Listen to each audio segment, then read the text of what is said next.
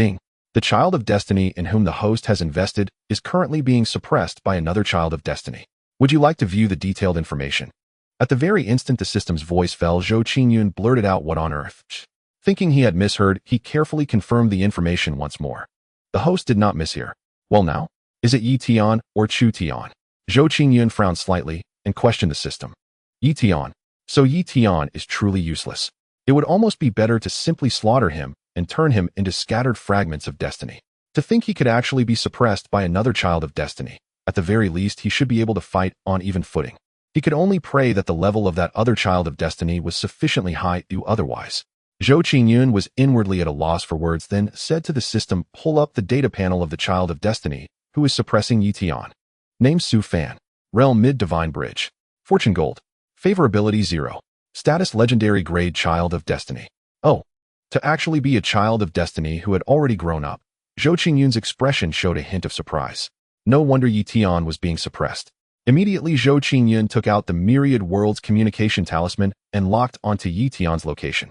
After a brief moment, Zhou Qingyun's brows knit slightly. Has he gone into some minor world or entered a secret realm space? Then he directly established contact with Yi Tian. "Where are you now?" Zhou Qingyun's tone was calm, betraying neither joy nor anger. After several breaths, the Myriad Worlds Communication Talisman responded. Yi Tian's somewhat hurried voice sounded, "Young Master I." Yet before he could finish, a sudden roar exploded from within the talisman, cutting Yi Tian off. Zhou Qingyun frowned and waited. In just a few breaths, Yi Tian's voice sounded again, somewhat hesitant. "Young Master, I was just now being chased down by a thief and could not respond at once. I hope young Master will not blame me. I am currently within the ruins tomb of the illusory spirit domain."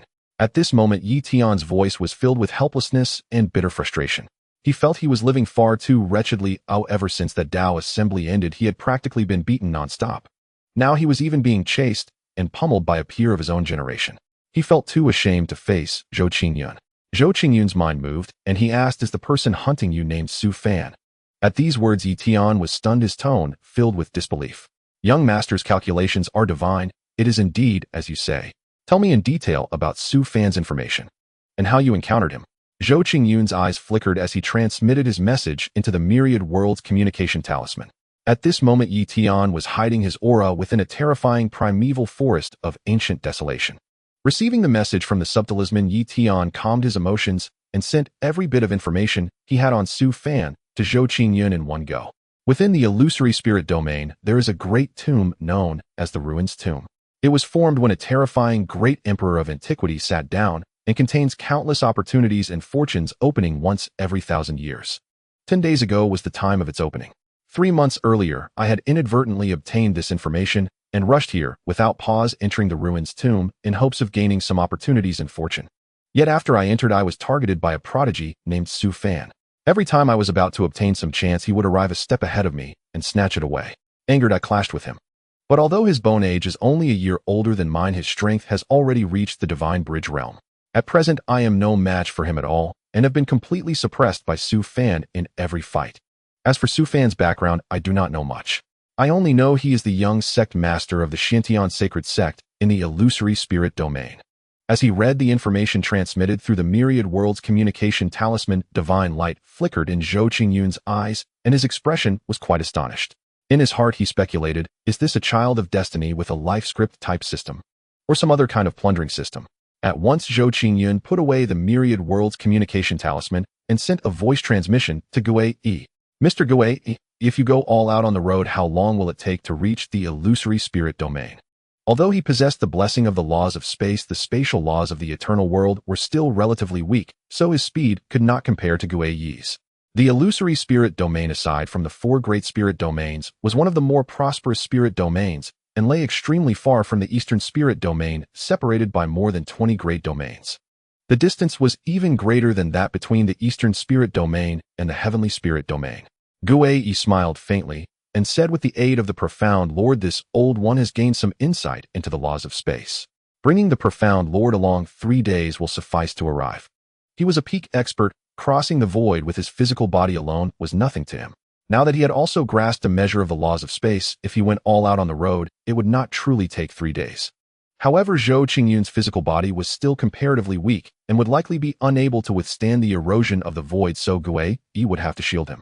Hearing this, Zhou Qingyun smiled, and said, "Then I must trouble Mr. Gui to exert himself." "It is no trouble. Profound Lord, unfold the cloud boat. This old one will take the helm. Profound Lord need only wait upon it." Gui nodded with a smile. Zhou Qingyun nodded and opened the floating cloud boat. With a wave of Gui Yi's hand, terrifying laws and Daorim transformed into a vast array of resplendent divine patterns that enveloped the floating cloud boat. Standing at the prow, he unleashed his aura, forcibly opening a portal in the void and drawing the floating cloud boat into it. A resonant hum shook the air. Space trembled. In less than the span of a single breath, the silhouette of the floating cloud boat vanished from where it had been. Lacking Gui Yi's power to sustain it, the void portal instantly returned to normal. Some people in the distance stared blankly at this scene. Opening the void. That should at least require a quasi-emperor realm expert, shouldn't it?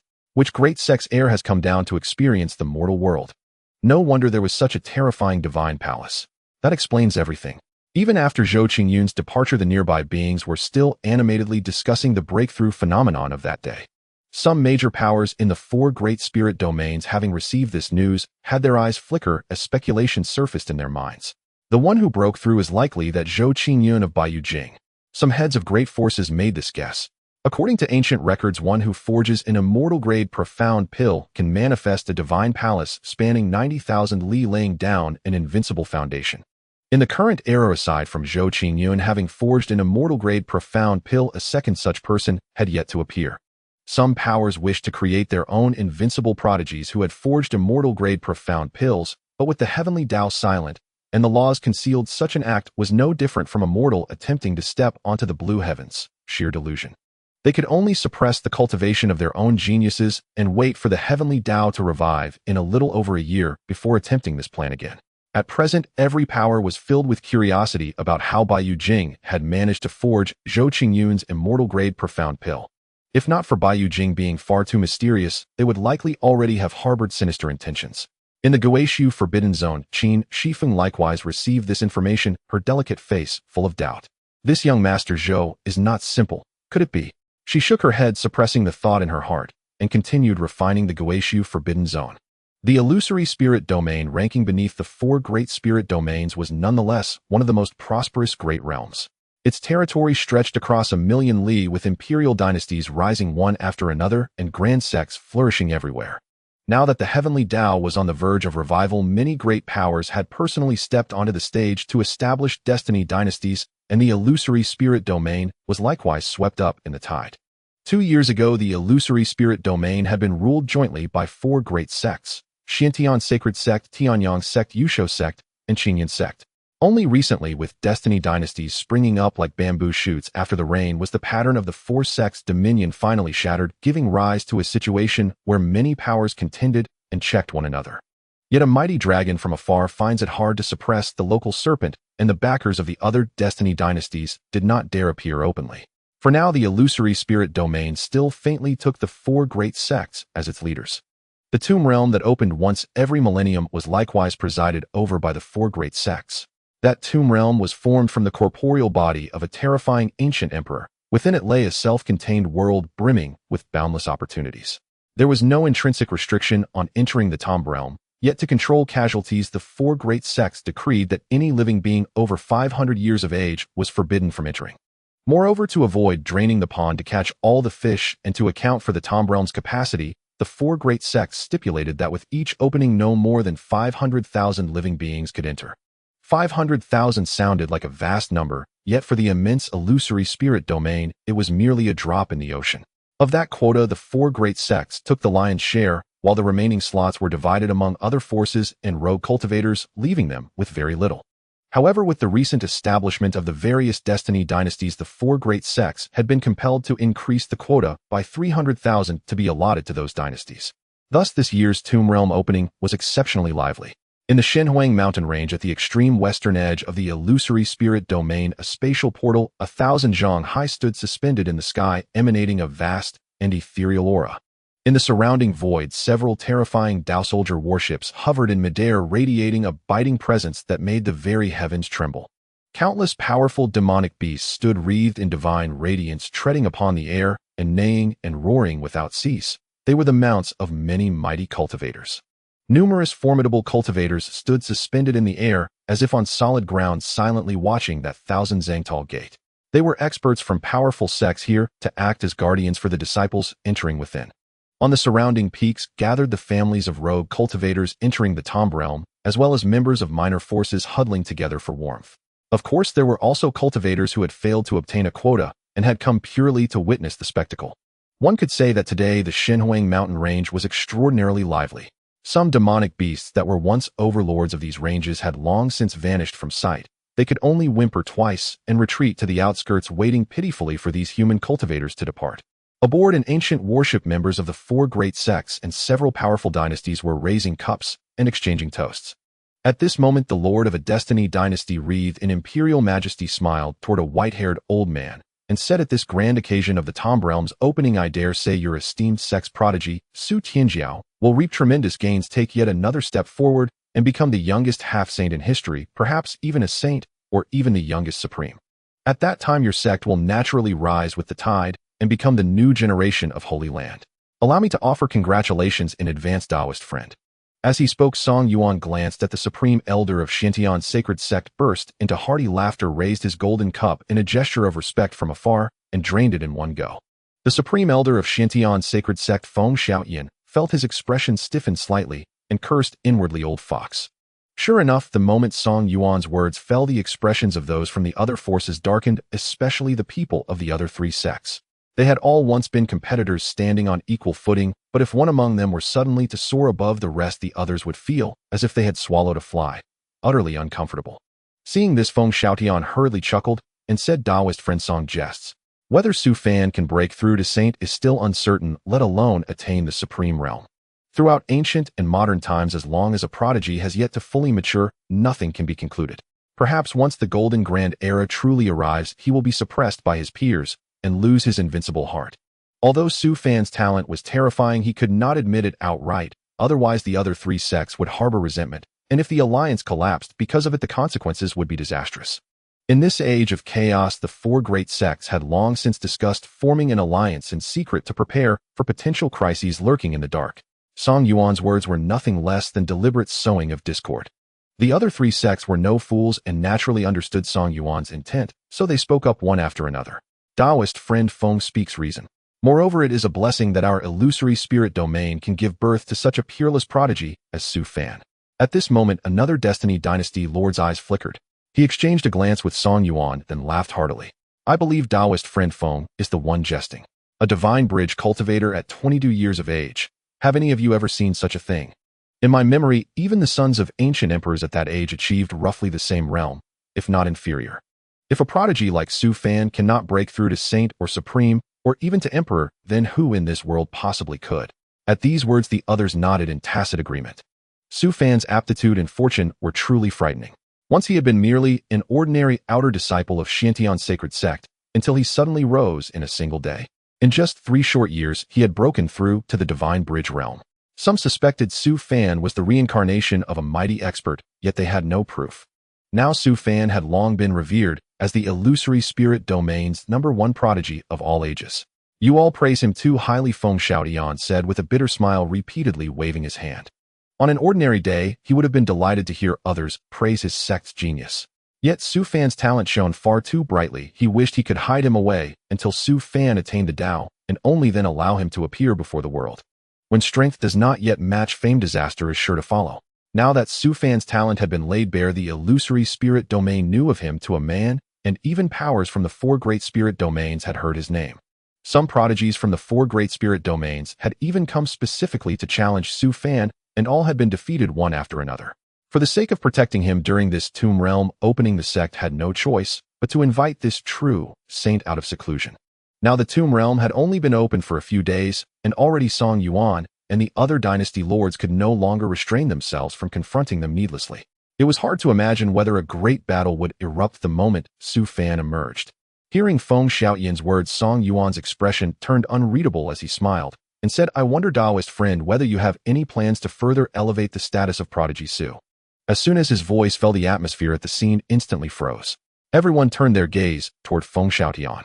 Was he trying to poach talent, or was the power behind Song Yuan attempting to win Xianxia's sacred sect over? If Xianxia's sacred sect were to defect, could the 4-sect alliance remain stable? For the destiny dynasties of the illusory spirit domain seeking to unify these rivers and mountains, the four great sects were unquestionably boulders obstructing their path. With a low boom, Feng Xiaoyan's expression chilled in an instant, and a terrifying aura surged forth enveloping Song Yuan, as he said impassively, "I do not know what Taoist friend Song means by these words." At such a sensitive time, if Su Fan were to join a certain holy land, it would mean submitting to that holy land and voluntarily withdrawing from the four-sect alliance.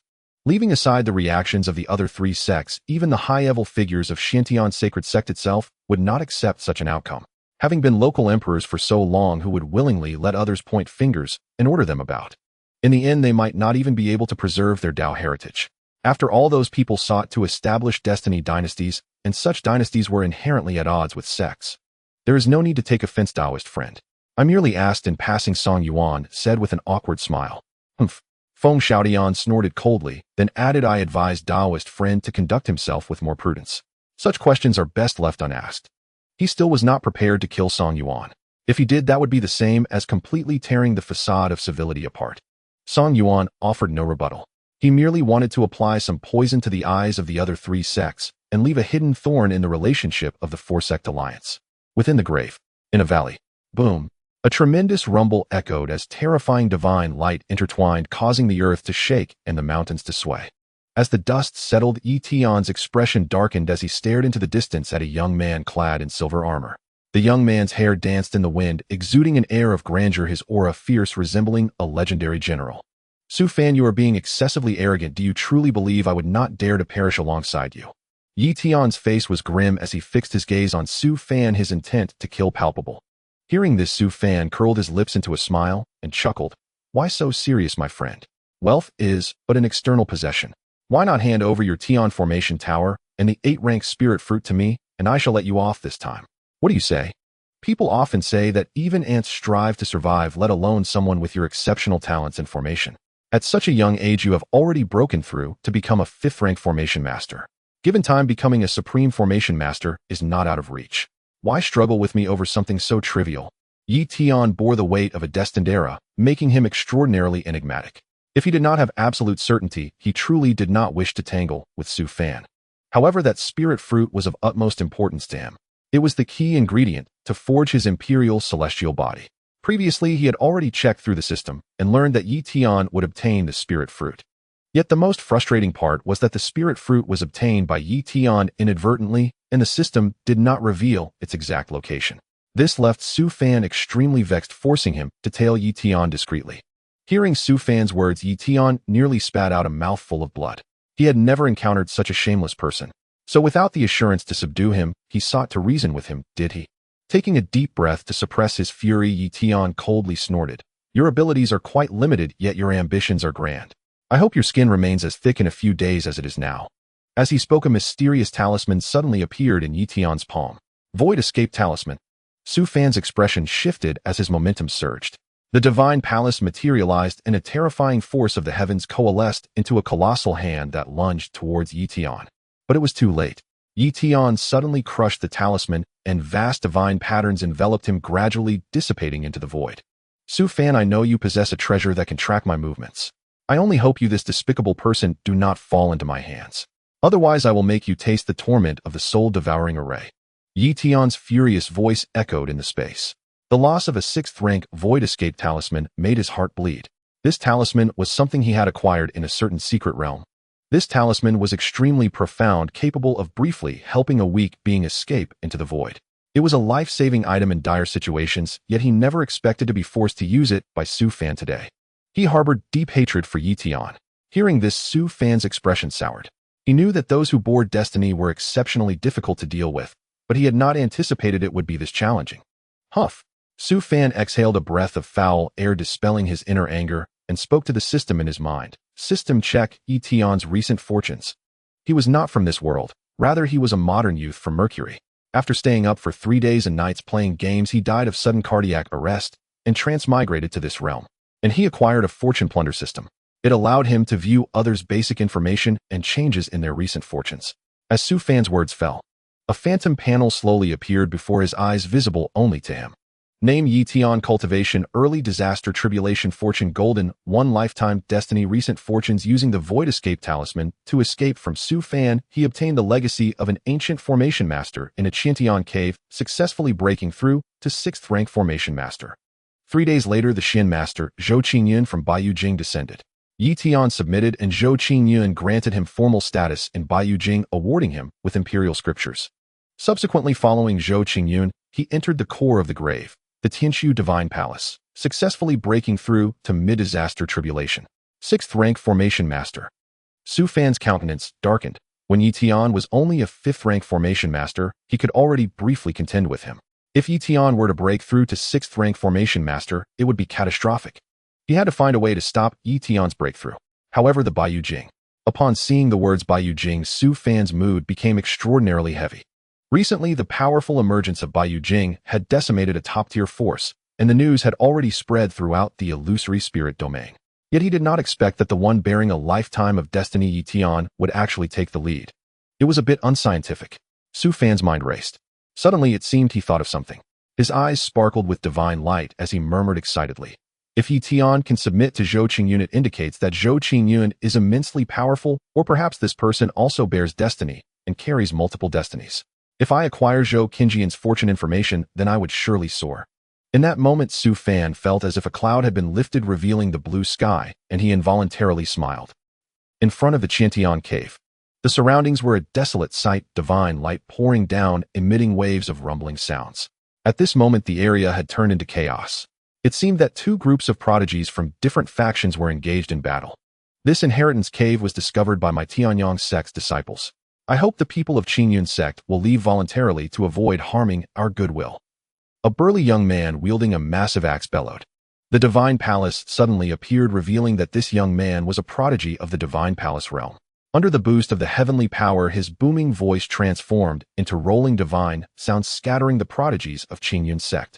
Only one young man dressed in green, tall and elegant, remained unmoved. He released a chilling divine aura, countering the aggressive intentions of the Qingyun sect prodigies.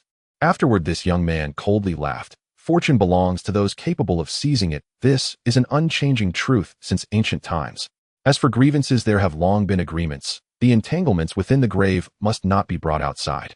Have you forgotten? I didn't expect the famous Yuding Tian to be so naive. Li Xuanxiu. Yuding Tian's expression changed as he coldly shouted. But before the words could leave his mouth, Li Xuanxiu suddenly drew a long knife and fiercely slashed at the Tianyang sect members. The rolling heavenly power transformed into countless sharp blades, attacking the prodigies of Tianyang sect. The blade's intent cut through the void, its sharpness apparent as if it could cleave the heavens. Boom! Yuding Tian's expression changed as he ruthlessly counterattacked his massive axe, blocking the strike and dissipating the blade's intent. Li Xuanxiu had anticipated this, remaining unchanged in expression as he charged towards Yuding Tian once more. The other prodigies from both sects also clashed again. Time passed. At this moment, the sky suddenly rippled, and Yi Tian's figure slowly emerged from the void. Is this a battlefield? Realizing the changes in this place, Yi Tian's expression shifted slightly. Swish! All those engaged in battle suddenly froze, turning in unison to look at Yi Tian. Yi Tian awkwardly smiled and said, "You all continue." As he spoke, Yi Tian's divine sense began to probe the Qiantian cave. Instantly, his thoughts became active.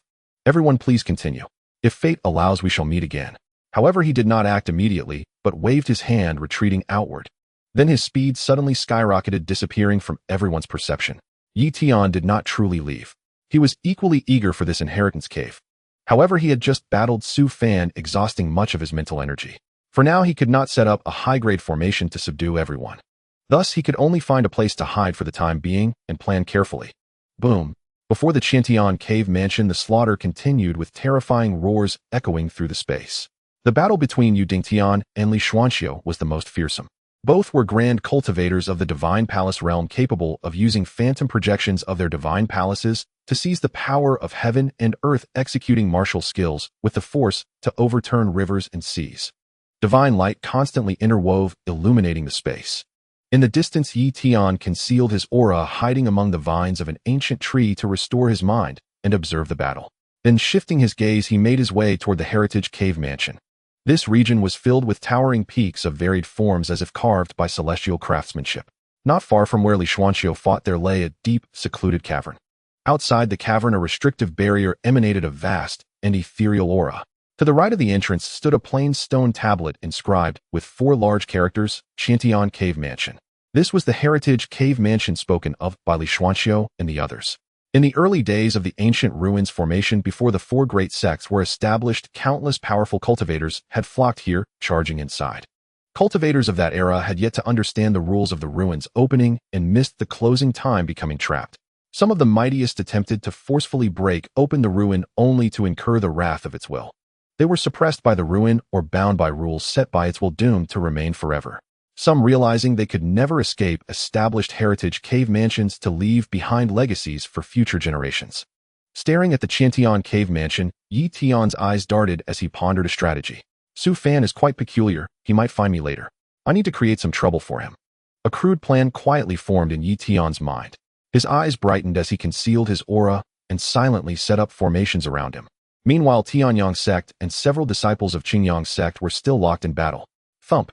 A sound like a mountain crashing down rang out as Li Xianxia's body suddenly erupted with brilliant radiance. A palm-sized imperial seal hurtled toward Yu Dingtian. An appalling surge of air like crashing waves exploded layer upon layer. Caught off guard, Yu Dingtian was overwhelmed by Li Xianxia's sudden outburst. He was directly struck down by the imperial seal, spitting a mouthful of blood. Divine Palace Perfection. You've been hiding your cultivation level. Yu Dingtian stared at Li Xianxia in shock, his eyes wide with disbelief. Both were originally at the late Divine Palace stage, with equal strength. He hadn't expected Li Xianxia to be so patient, concealing his true level all along. If not for the appearance of this heritage cave mansion today, he might never have discovered it. This was trouble. Qingyang sect already outnumbered Tianyang sect. Now that Li Xianxia had fully revealed his strength, Tianyang sect had lost all means to resist. Yu Dingtian and Li Xianxia were both renowned prodigies. Even a slight difference could alter the course of battle. Moreover, the gap between late Divine Palace and Divine Palace Perfection was an entire realm. Yu Dingtian would likely be defeated before long. At that point, few of the 50-plus Tianyang sect prodigies present would escape. Yu Dingtian and the surrounding Tianyang sect disciples felt their hearts sink. Brother Yu, I won't make things difficult for you, Li Xianxia said calmly. Just hand over everything you have and seal your spiritual seas. Once I obtain the heritage, I'll let you go. How about it? He hadn't planned to reveal his true strength, but this heritage cave mansion was likely left by a powerful figure, so he had to go all out to avoid attracting other prodigies' attention. Among all the prodigies who had entered the ruin, his strength was not top tier. For a moment, Yu Dingtian hesitated and asked, "How can we trust you?" Sealing one's spiritual sea was akin to cutting off one's own hands. If Li Xianxia had other intentions, the 50-plus Tianyang sect prodigies present would truly be doomed. Even if they fought with all their might, perhaps a few could escape. Hearing this, Li Xianxia smiled and said, "The alliance of the sects is imminent. I don't wish to cause too much trouble. Today, I only seek the heritage. I hope you'll cooperate. Otherwise, I'll have to find a way to silence you all permanently." The Tianyang sect disciples' faces paled as they looked to Yu Dingtian. Yu Dingtian's expression darkened. After a moment of thought, he said with difficulty, "I agree." As he spoke, he seemed to drain all his strength and slumped, then transmitted a message to the Tianyang sect disciples. The other Tianyang sect members breathed a sigh of relief, producing their storage rings and sealing their spiritual seas. After all, Yu Dingtian's reasoning made sense. They wouldn't risk their lives for a mere heritage. The higher they stood, the more they feared death. Yi Tian, watching from afar, showed surprise. "I didn't expect Li Xianxia to have such a dark heart." Then he changed his hand seals, and a faint fluctuation appeared, his face instantly transforming into Su Fan's likeness. His aura was also concealed, becoming unfathomable. This was a technique he had acquired by chance, allowing him to mimic others' auras.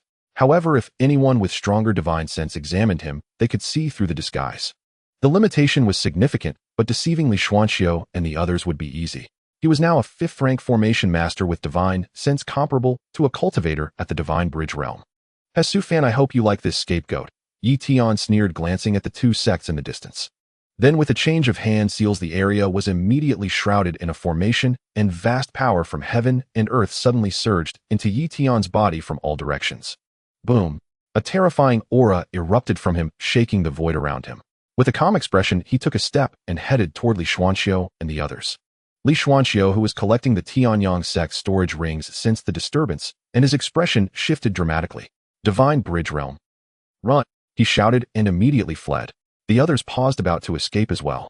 But Yi Tian arrived in an instant, his overwhelming pressure suppressing the entire space. Li Xuanxiu, who had just run a few miles, found his body frozen. He turned his head stiffly toward Yi Tian, his face filled with terror. Su Fan. Spare me, brother Su Fan. The Heritage Cave Mansion is yours. I swear we won't speak a word of this. Li Xianxia's mind raced as he begged for mercy. I've always believed that only the dead can keep secrets forever, Yi Tian said, shaking his head. Suppressing the kindness in his heart, he struck, without hesitation, obliterating Li Xuanxiu. In this world, one must be ruthless to stand firm. He could only apologize silently to these prodigies. Boom. With a look of terror, Li Xuanxiu turned into a mist of blood. The others, equally terrified, tried to beg for mercy, but were wiped out by Yi Tian.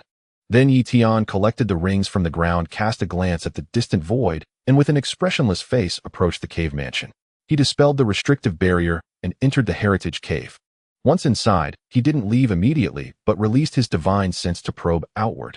At the spot where Li Xuanxiu had died, a remnant soul, resembling Li Xuanxiu, slowly materialized. If not for my soul-protecting treasure, I might have fallen victim to that despicable Su Fan today. Su Fan, just wait. This heritage won't be so easy to claim. Li Xianxia's remnant soul was extremely unstable. He cast a venomous glance at the heritage cave mansion before hastily departing. Inside the cave, Yi Tian smirked upon seeing this.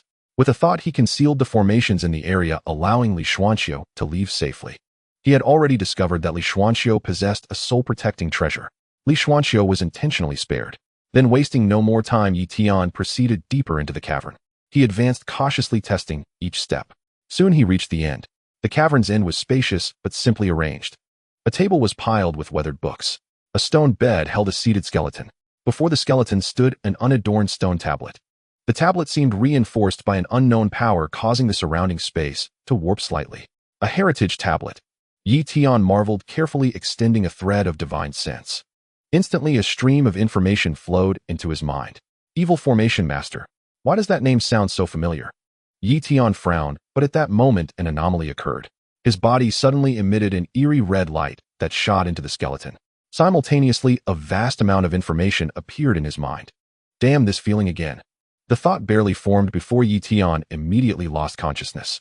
Outside the Xianxia cave, a young man with an impressive demeanor surged in from afar. The aura of the spiritual formation. Has Yi Tian entered? It seems I've arrived too late. Su Fan sensed the aura around him. His expression slightly changed as he quickly channeled the power of heaven and earth, hurling it towards the Xianxia cave. In an instant, a terrifying fist shadow suddenly formed. Buzz. However, just as the fist shadow surged about 10 miles away, a divine light erupted, and a barrier of pure heaven and earth energy suddenly appeared, blocking the fist shadow. This fate is somewhat unreasonable. Only a few hours have passed, and Yi Tian has already found the Xianxia cave, and even set up a 5th-grade Yutian formation in advance. Absurd. He had been rushing at great speed searching for Yi Tian's aura, but never expected Yi Tian to enter the Xianxia cave.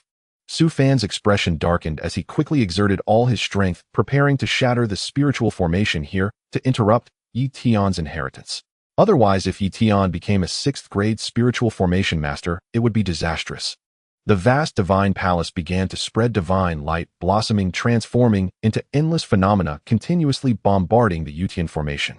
A day passed. Su Fan was still attacking the Yutian formation. Crack.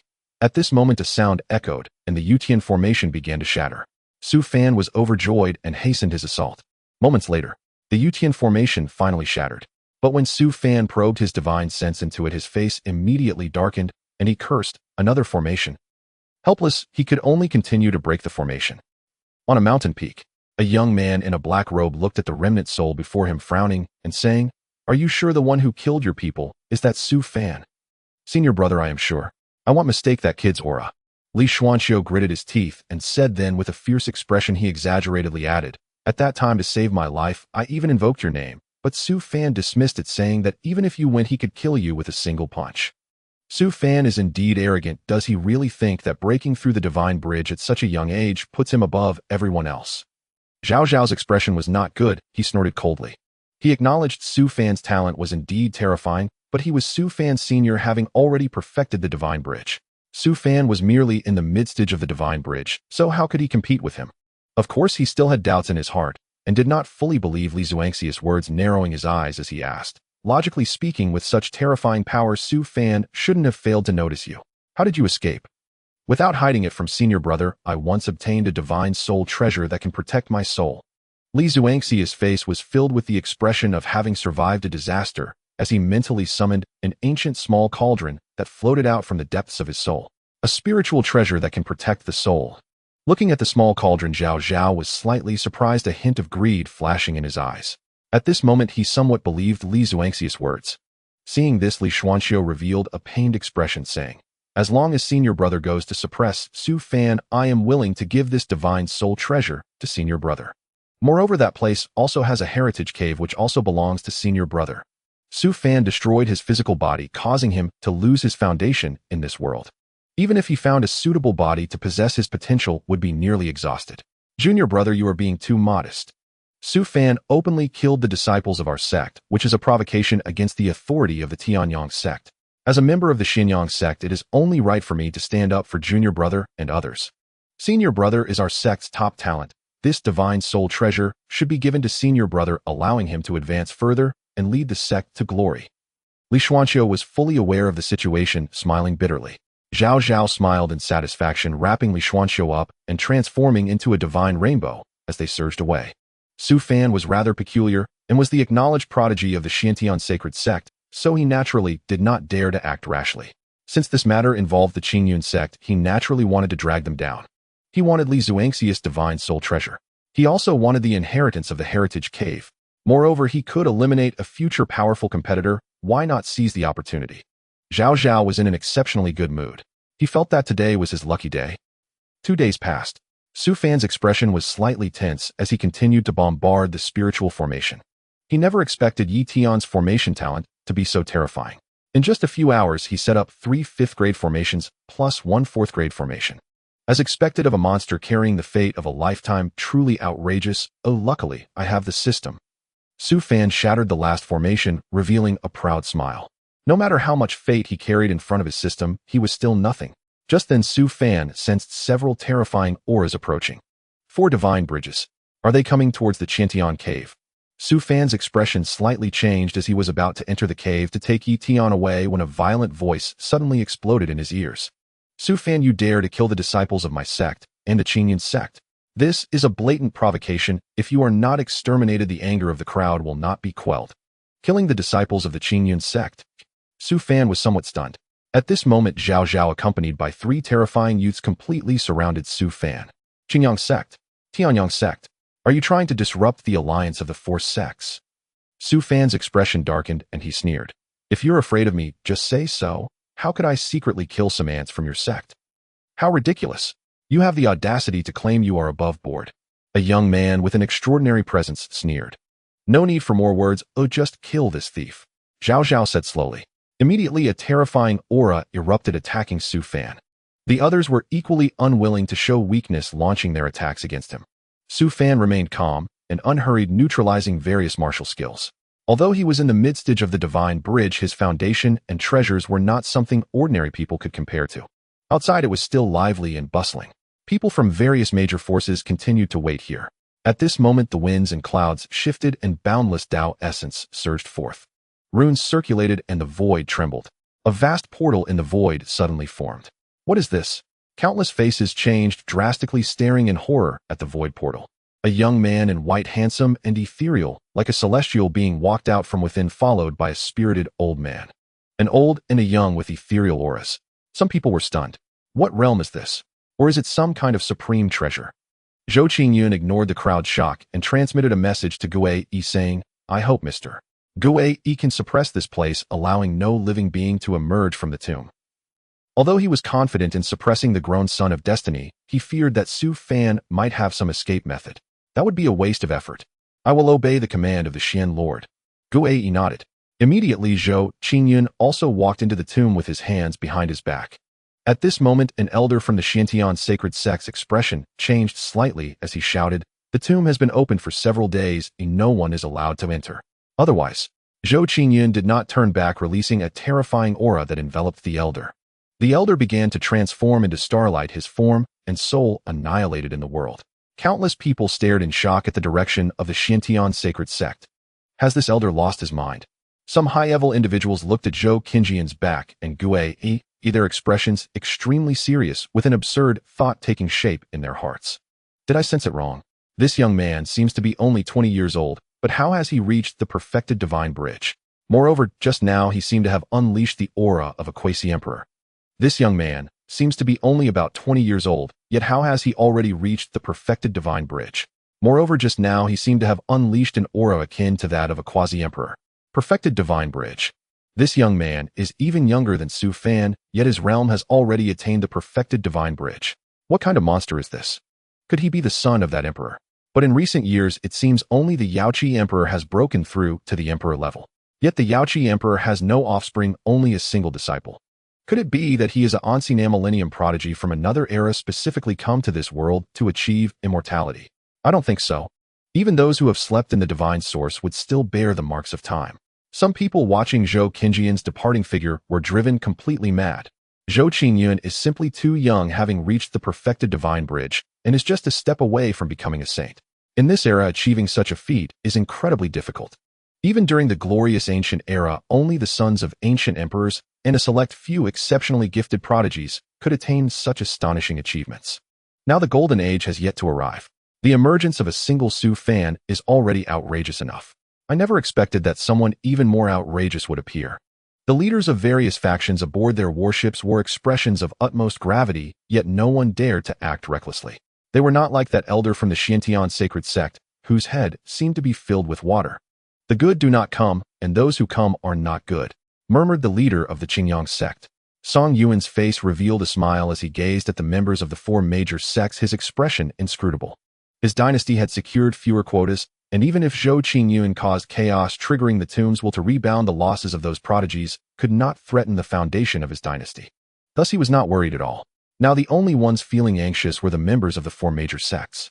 On the Xiantian sacred sect's warship, the expressions of Feng Xiaotian and the others were extremely grim, as a sense of foreboding lingered in their hearts.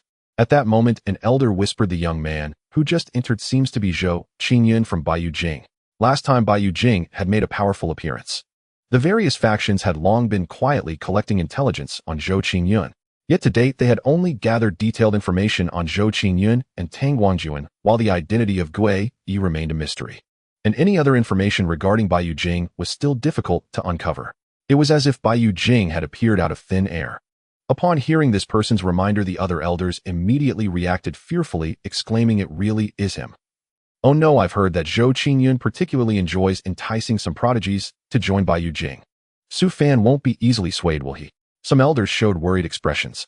Su Fan's will is remarkable. He won't be easily swayed, but Zhou Qinjian's strength, Feng Xiaotian said with a bitter smile, seemingly trying to convince both himself and the other elders. Inside the tomb, Zhou Qingyun stepped into the towering void portal. The moment he entered, a pungent fragrance assaulted his senses. Zhou Qingyun gazed ahead. Majestic mountains towered into the clouds with countless rare birds and mythical beasts frolicking among the countless peaks. On each perilous peak, there were 1,000-foot waterfalls cascading down, swirling mist rising, interweaving into a divine rainbow, resembling an ethereal paradise. Countless waterfalls converged into a clear lake flowing from the ancient woods toward the distance. In the lake, dragon fish leaped, creating a breathtaking spectacle. Merely the small world shaped by the physical body is so terrifying. The power of this ancient emperor is no simple matter. He must have reached an incredibly profound realm in his lifetime. Feeling the mysteries of the tomb, Zhou Qingyun was astonished. He then took out the universal communication talisman to send a message to Yi Tian, but there was no response. Is he dead? Zhou Qingyun frowned, opening the system. When he found that he could still view Yi Tian's data, he breathed a sigh of relief. If Yi Tian were dead, he wouldn't be able to check the data. The fact that he could view Yi Tian's data indicated that Yi Tian was still safe. He didn't particularly care about Yi Tian's life or death, but he had invested so many resources in the early stages, including a fragment of destiny. If someone else intercepted him, it would be a terrible loss. He then used the universal communication talisman to locate Yi Tian's position. After confirming the direction, Zhou Qingyun did not hesitate, activating the spatial laws of the eternal realm to swiftly rush toward him. Meanwhile, outside the Qiantian cave, Su Fan was still engaged in a fierce battle with Zhao Zhao and others. Various martial arts dazzled brilliantly, lighting up the entire sky. The perilous peaks shattered and the rocks trembled, creating a scene of utter terror. Su Fan faced 4 opponents, yet did not show the slightest sign of falling behind. Clang. Hee, I thought the prodigies of Tianyang sect and Qingyun sect were formidable. Is this all they have? Su Fan summoned a great sword, unleashing a terrifying sword energy that forced the four to retreat, mocking them. The sword energy flowed like a long river, its power undiminished, slicing a distant perilous peak in half. Boom! The mountaintop crashed to the ground, obliterating countless ancient trees and beasts. Hearing this, the faces of the four turned ashen. They never expected Su Fan to be so terrifying, able to contend against a late-stage divine bridge and 3 perfected divine bridge prodigies with his mid-stage divine bridge cultivation. Moreover, he did not seem to be at a disadvantage at all. This was simply outrageous. What on earth is Su Fan? They were powerful beings of the divine bridge realm, capable of holding the position of sect leader in some minor domain sects. At this moment, a mighty young man with a grim expression shouted, "Su Fan, what are you so arrogant about? Do you truly think you are invincible? Since I began my cultivation, I have always looked down on others, yet today I am mocked by Su Fan, who is beneath me in cultivation. What a great shame." He then transmitted to the other 3, saying, "Everyone, do not hold back. Su Fan is already standing over us. Why are you hesitating?" After saying that, the mighty young man unleashed an even more terrifying aura, his expression filled with anger, suddenly attacking Su Fan. At this moment, Zhao Zhao's expression was serious as he transmitted to the other 2, saying, "What you Daoist said makes sense. Since we have already offended Su Fan, if we do not eliminate him today, he will undoubtedly become a great disaster in the future. After all, you have also witnessed the strength Su Fan revealed today. As prodigies, we all have some hidden cards. If we do not bring out our cards today, it will be difficult to subdue Su Fan." The other 2 youths nodded in agreement, each drawing out their Dao weapons capable of seizing the world's creation from their rings, unleashing even greater strength as they advanced towards Su Fan. At this moment, the mighty young man charged fiercely toward Su Fan, his blood energy roaring like a dragon. With a slight grip of his palm, the power of heaven and earth from the divine palace seemed to gather toward his fist, as if it were life or death. At this moment, the young man radiated divine light, resembling a celestial array, his fist containing a world extremely terrifying, striking towards Su Fan with the force of 1,000 thunders. However, Su Fan did not dodge or evade. His eyes glimmered with golden light, and the mighty young man's speed, no matter how fast, was traceable in his eyes. Boom! Su Fan smiled slightly, casually grasping the mighty young man's fist, then pulling with force, shocking the young man. In an instant, the mighty young man's arm began to crack, divine radiance falling away until it vanished. The 2 young men who followed closely behind changed their expressions drastically, yet their assault did not cease. An imposing phantom of a divine mountain was conjured by one of the young men, pressing down towards Su Fan. Meanwhile, the mighty young man's complexion turned pale as he took the opportunity to leave the center of the battle. Your Qingyun sect's foundational martial arts are not properly trained. Su Fan calmly looked at the descending divine mountain phantom. Su Fan watched the phantom of the divine mountain descend, his expression calm. The terrifying divine palace spread once more, and his hand clenched slightly. Boom! In an instant, heaven and earth erupted. Before anyone could react, Su Fan's speed suddenly surged. He appeared behind another prodigy at the late divine bridge stage, seized his head, and crushed it into pulp. Seizing the opportunity, he snatched the Dao weapon from the fallen prodigy's hand. All of this happened so swiftly that the other 3 had no time to respond. "Hand over everything you possess, and perhaps I will grant you a dignified end." A smile played on Su Fan's lips as he gazed at the trio, his heart brimming with elation. To him, they were merely messengers bearing treasures. Did they truly believe he was an ordinary prodigy? He was a man blessed with a system destined to ascend to the pinnacle of the world. The notion that mere 4 divine bridge cultivators could vanquish him was nothing but a dream. "Su Fan, you have truly enraged me." Zhao Zhao's face darkened to an extreme. The one who had just perished was his follower, a potential asset for the future. Unexpectedly, Zhao Zhao produced a pill from his bosom, its appearance sudden. A realm-breaking pill. For the first time, Su Fan's expression shifted. The other 2 breathed a sigh of relief. A 7th-grade realm-breaking pill, exceedingly rare, could forcibly shatter a bottleneck for cultivators below the Saint Realm. Legend held that it was forged by an ancient imperial alchemist who seized the very essence of heaven and earth, making it priceless. Modern alchemists were utterly ignorant of its refining method. They never expected Zhao Zhao to still possess one. In truth, Zhao Zhao's heart bled. He had obtained this pill from an ancient secret realm, intending to use it at the half-saint stage to break through to saint. Yet today, Su Fan had forced his hand. He could not rest or eat until Su Fan was annihilated. Su Fan was simply too terrifying. Boom! Zhao Zhao's power instantly surged to the half-saint level, his aura erupting like a volcano, dominating the entire scene. A long spear thick with baleful aura materialized in Zhao Zhao's hand. He sneered at Su Fan. Since you seek death, I shall grant your wish. How absurd. Su Fan shook his head. Though the half-saint was formidable, its foundation remained in the divine bridge stage. He was still confident in suppressing it. Zhao Zhao's expression darkened as he attacked Su Fan without a word. The other two, emboldened by Zhao Zhao's breakthrough, rejoined the fray. The terrifying shockwaves of battle emitted piercing sounds echoing for thousands of miles. Brilliant divine light illuminated the region for thousands of miles, lingering without fading. Humming. The long spear in Zhao Zhao's hand was a top-grade Dao weapon. Each swing unleashed a dreadful, baleful aura, as if it could corrode the very void. A chilling aura swirled around Zhao Zhao.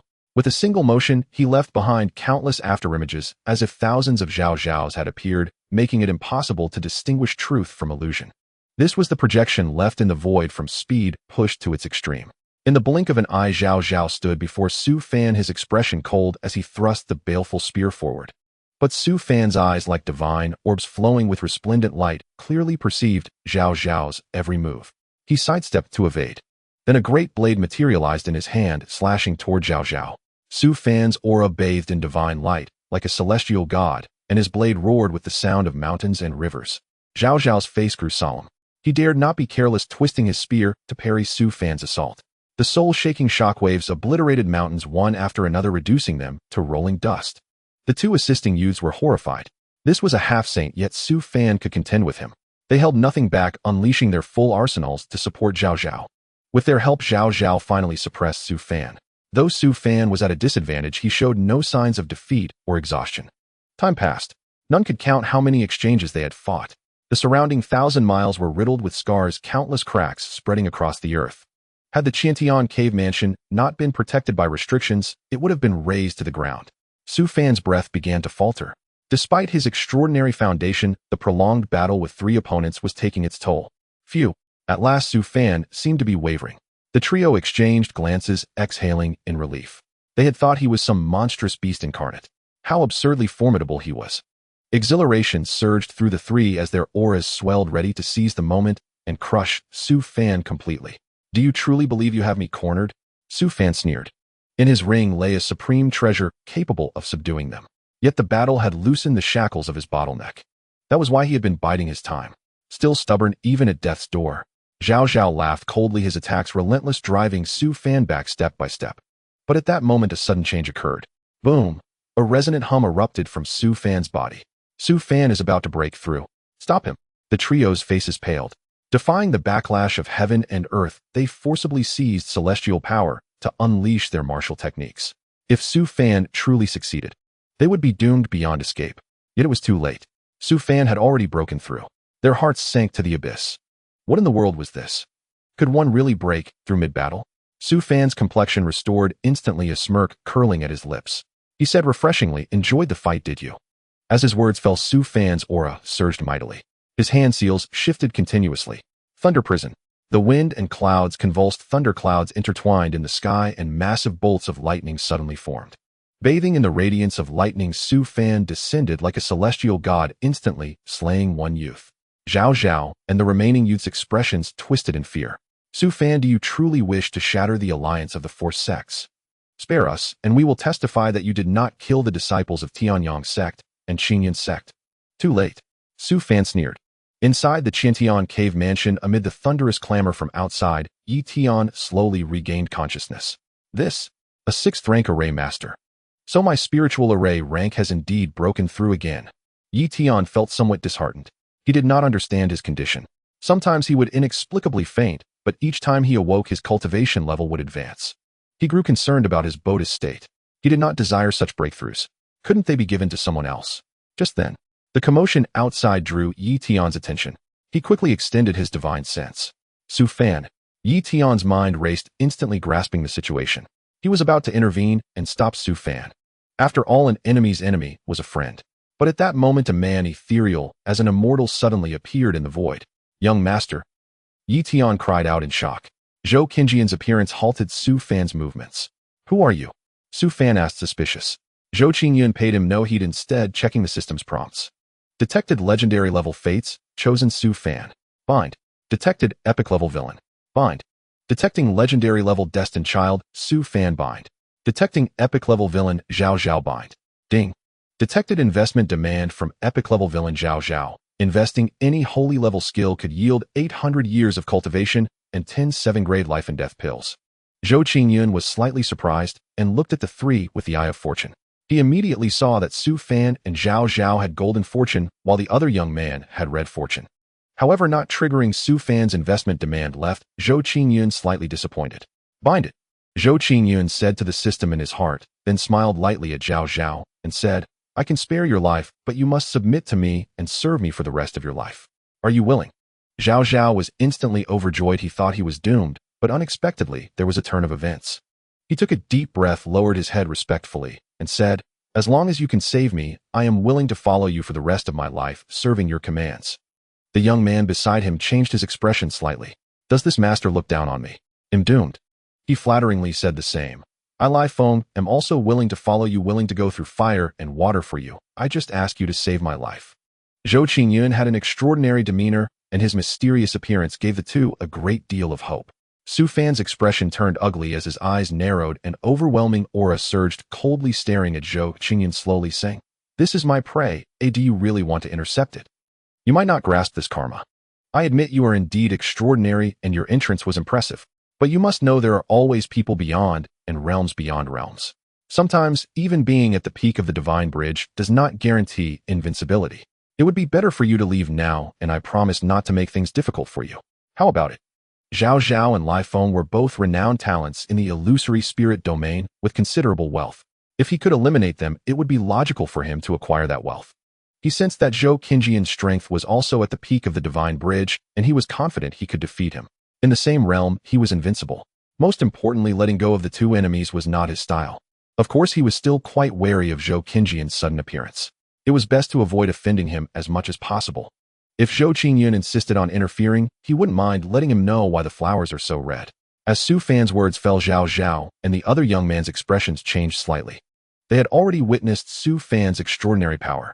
Could the peak of the divine bridge really contend with Su Fan? Their expressions were worried, fearing Zhou Qingyun would not be able to withstand. Seeing this, Su Fan sneered, deepened his mind settled, and he opened his system to check Zhou Qingyun's information.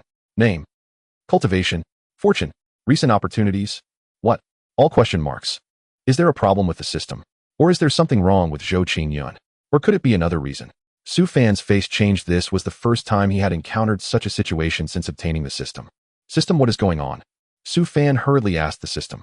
Unknown changes occurred, unable to detect. This person is extremely dangerous. Please escape quickly.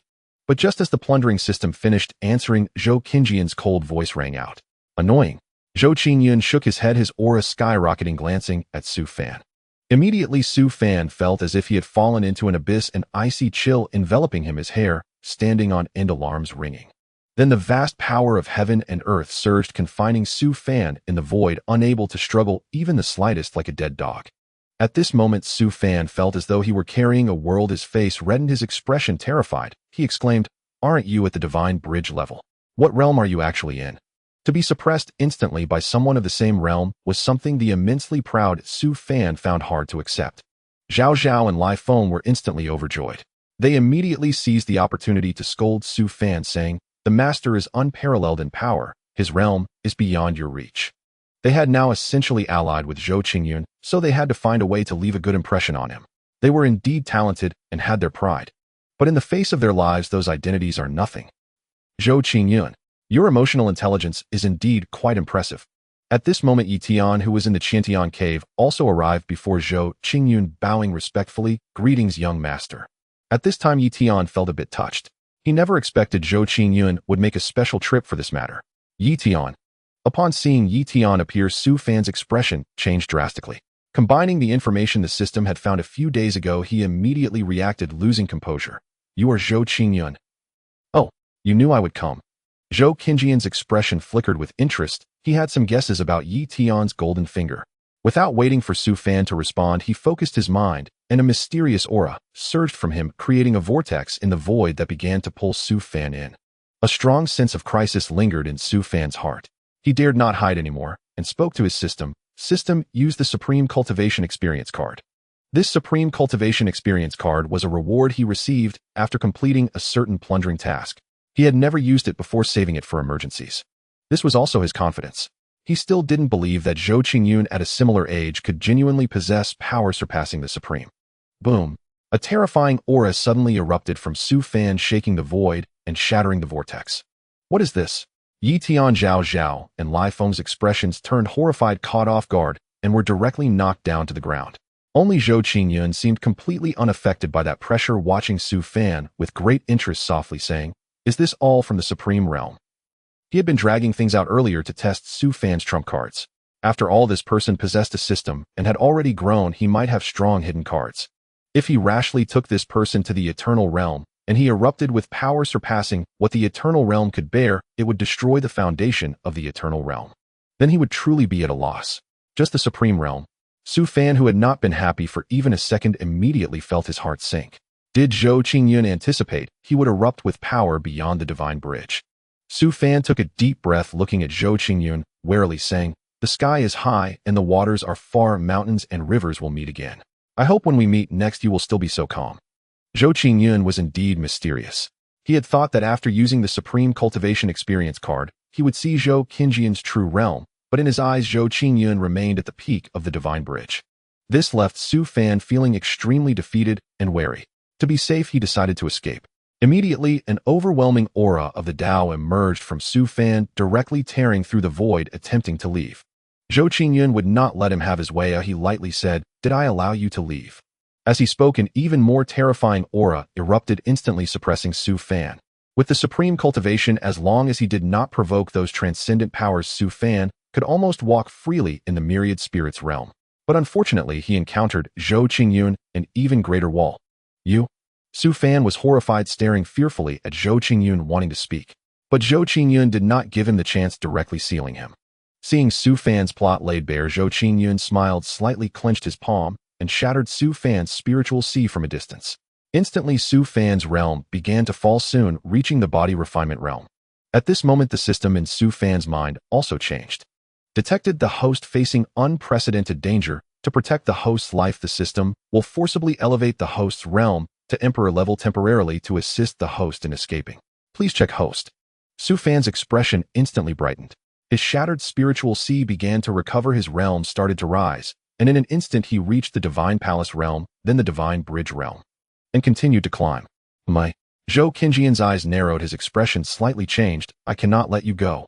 He bathed in divine light. The Tao surged and directly crushed Su Fan's body and soul, preventing Su Fan's advancement. Congratulations, host, for killing legendary level destined child. Congratulations, host, for obtaining 10 million villain points, 1 ancient immortal cord, 3 destiny fragments, and 1 revival opportunity for the fallen legendary level villain. Buzz. At the moment Su Fan died, a divine light that seemed to weave together the truths of the heavens fell from his soul. The moment the light appeared, there was an unspeakable, terrifying fluctuation. At this time the heavens darkened, as if extremely disgusted by the light. A weak wool of the heavens emerged, forming a towering vertical eye. The vertical eye opened and closed coldly, staring at the light. In an instant, thick lightning flashed, illusions of ancient emperors manifested, and the will of the emperor appeared. All this intertwined, forming a cage that suppressed the void, preventing the light from escaping. The grave seemed unable to withstand this fluctuation and began to tremble violently. Countless beings were pressed to the ground. The myriad beings in the myriad spirits realm all looked in that direction, their expressions shocked. Deep in the grave, a will slowly awakened. Is this the body of the system? Zhou Qingyun's expression changed, feeling a lingering fear, and quickly mobilized the authority of the eternal realm to resist the pressure. Damn it, is this what the grown destined child looks like? Fortunately, he did not recklessly attempt to eliminate it in the eternal realm. Otherwise, with the power of the eternal realm, he would likely be unable to suppress this system. At this moment, the system in his mind suddenly rang out. Detected the system of the destined child exposed to the heavens, awakening the faint will of the heavens, and being suppressed, the host can spend 10 million villain points to seize the source and upgrade the system. Ding. Host, would you like to spend 10 million villain points to seize? Ding. Does the host wish to spend 1 million villain points to seize it? System, this is a bit far-fetched, don't you think? I just obtained 1 million villain points, and you want to take that much. It makes me suspect you're trying to swindle my points. Zhou Qingyun's face darkened as he addressed the system. The system remained silent, realizing how misleading this appeared. The system hastily explained, "It's not a swindle. The heavenly will has taken notice of that system.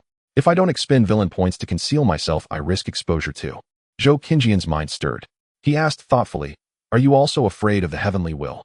After a moment of silence, the system replied, it's not fear of the heavenly will, but in this world its status is temporarily higher than mine. If discovered, it might cause some trouble. Just some trouble. Zhou Qingyun smiled cryptically. System, is your existence mechanism similar to that of the heavenly Dao? Yes and no. Zhou Qingyun understood and asked no further. Sometimes knowing too much was not a good thing. Being a bit oblivious was the wisest course for an intelligent person. He was not yet qualified to know these secrets. He then lifted his gaze to the sky. At that moment, the terrifying fluctuations continued unabated. Countless mysterious phantoms formed a cage of laws, imprisoning the sacred light orb and slowly contracting. With a mournful, indescribable cry, the orb burst forth with divine radiance, reflecting a certain order of rules, or perhaps a map of will resisting the heavens. The majestic vertical pupil seemed enraged, summoning more laws to suppress it. Has the heavenly Tao awakened a sliver of its will? What is happening? An ancient being awakened, frowning at the vertical pupil. Seeing this, Zhou Qingyun sighed and said to the system, spend the 1 million and seize it. As the host wishes. As the words fell, countless vast and profound laws emerged from the void, instantly coalescing into a colossal hand of rules that reached for the orb. What the hell is this? How dare it contend with the heavenly Tao? Numerous ancient beings watching widened their eyes in disbelief at the sudden giant hand. How could it be so audacious? Did it not fear retribution when the heavenly Tao fully awakened? The vertical pupil, radiating vast fluctuations, paused and gazed coldly at the giant hand. Then an ancient emperor's phantom manifested, commanding boundless laws to strike the hand. Boom! The sky shifted violently, thunder roared. Deep within the ruined tomb, the awakened tomb spirit appeared in an ethereal form. The tomb spirit, witnessing the scene outside, was utterly stunned. It had only slept for a few millennia. How had things come to this? Who could explain what was happening? The tomb spirit wanted to intervene, but sensing the terrifying fluctuations, cowered like a wilted plant. It lamented bitterly, can you two big shots take this fight elsewhere? This little place can't withstand your ravaging. Please give us a way to survive. Don't make me beg on my knees. It was a truly heart-wrenching sight. Yet the giant hand showed no sign of stopping, charging straight for the heavenly cage. The obstructing ancient emperor's phantom was casually crushed. The giant hand then reached the cage. Radiant immortal light bloomed upon it as it passed through the cage of laws. Thump! A soul-shaking sound echoed as the hand seized the orb, attempting to vanish into the void with its prize. But the vertical pupil would not yield, transforming the cage into countless mystical chains that bound the hand. The giant hand's movement faltered. In that fleeting moment, an ancient chain of laws also wound around the orb. The orb trembled in terror. It still could not comprehend how a simple expedition into the secret realm had led to its host's death. It had not even managed to glean any information about that being. What a colossal humiliation. Most critically, it now seemed destined to die and become nourishment for others. The moment the plunder system conceived this thought, the giant hand reacted, unleashing terrifying laws, once more tearing away roughly 2/3 of the orb. Having seized so much essence, the giant hand dared not linger. It diverted a portion of its power to envelop the 2/3 of the orb and vanished into the void. The remaining vast power transformed into endless laws, surging toward the vertical pupil. Enraged and alarmed, the pupil quickly stowed away the remaining third of the orb. Boom! A cataclysmic explosion erupted, and the vertical pupil was engulfed by the boundless laws, slowly dissipating. The ruined tomb began to tremble and shake on the verge of collapse. The tomb spirit was on the verge of tears. So this was what it meant when giants fought, the little ones suffered. It dared not delay, quickly stabilizing the tomb. As the vertical pupil faded, a cold, majestic voice resounded. Heretic, I have marked you. One day I shall settle the account. In an instant, an overwhelming divine might pervaded the world. Countless beings prostrated themselves, trembling in fear, gazing at the heavens above.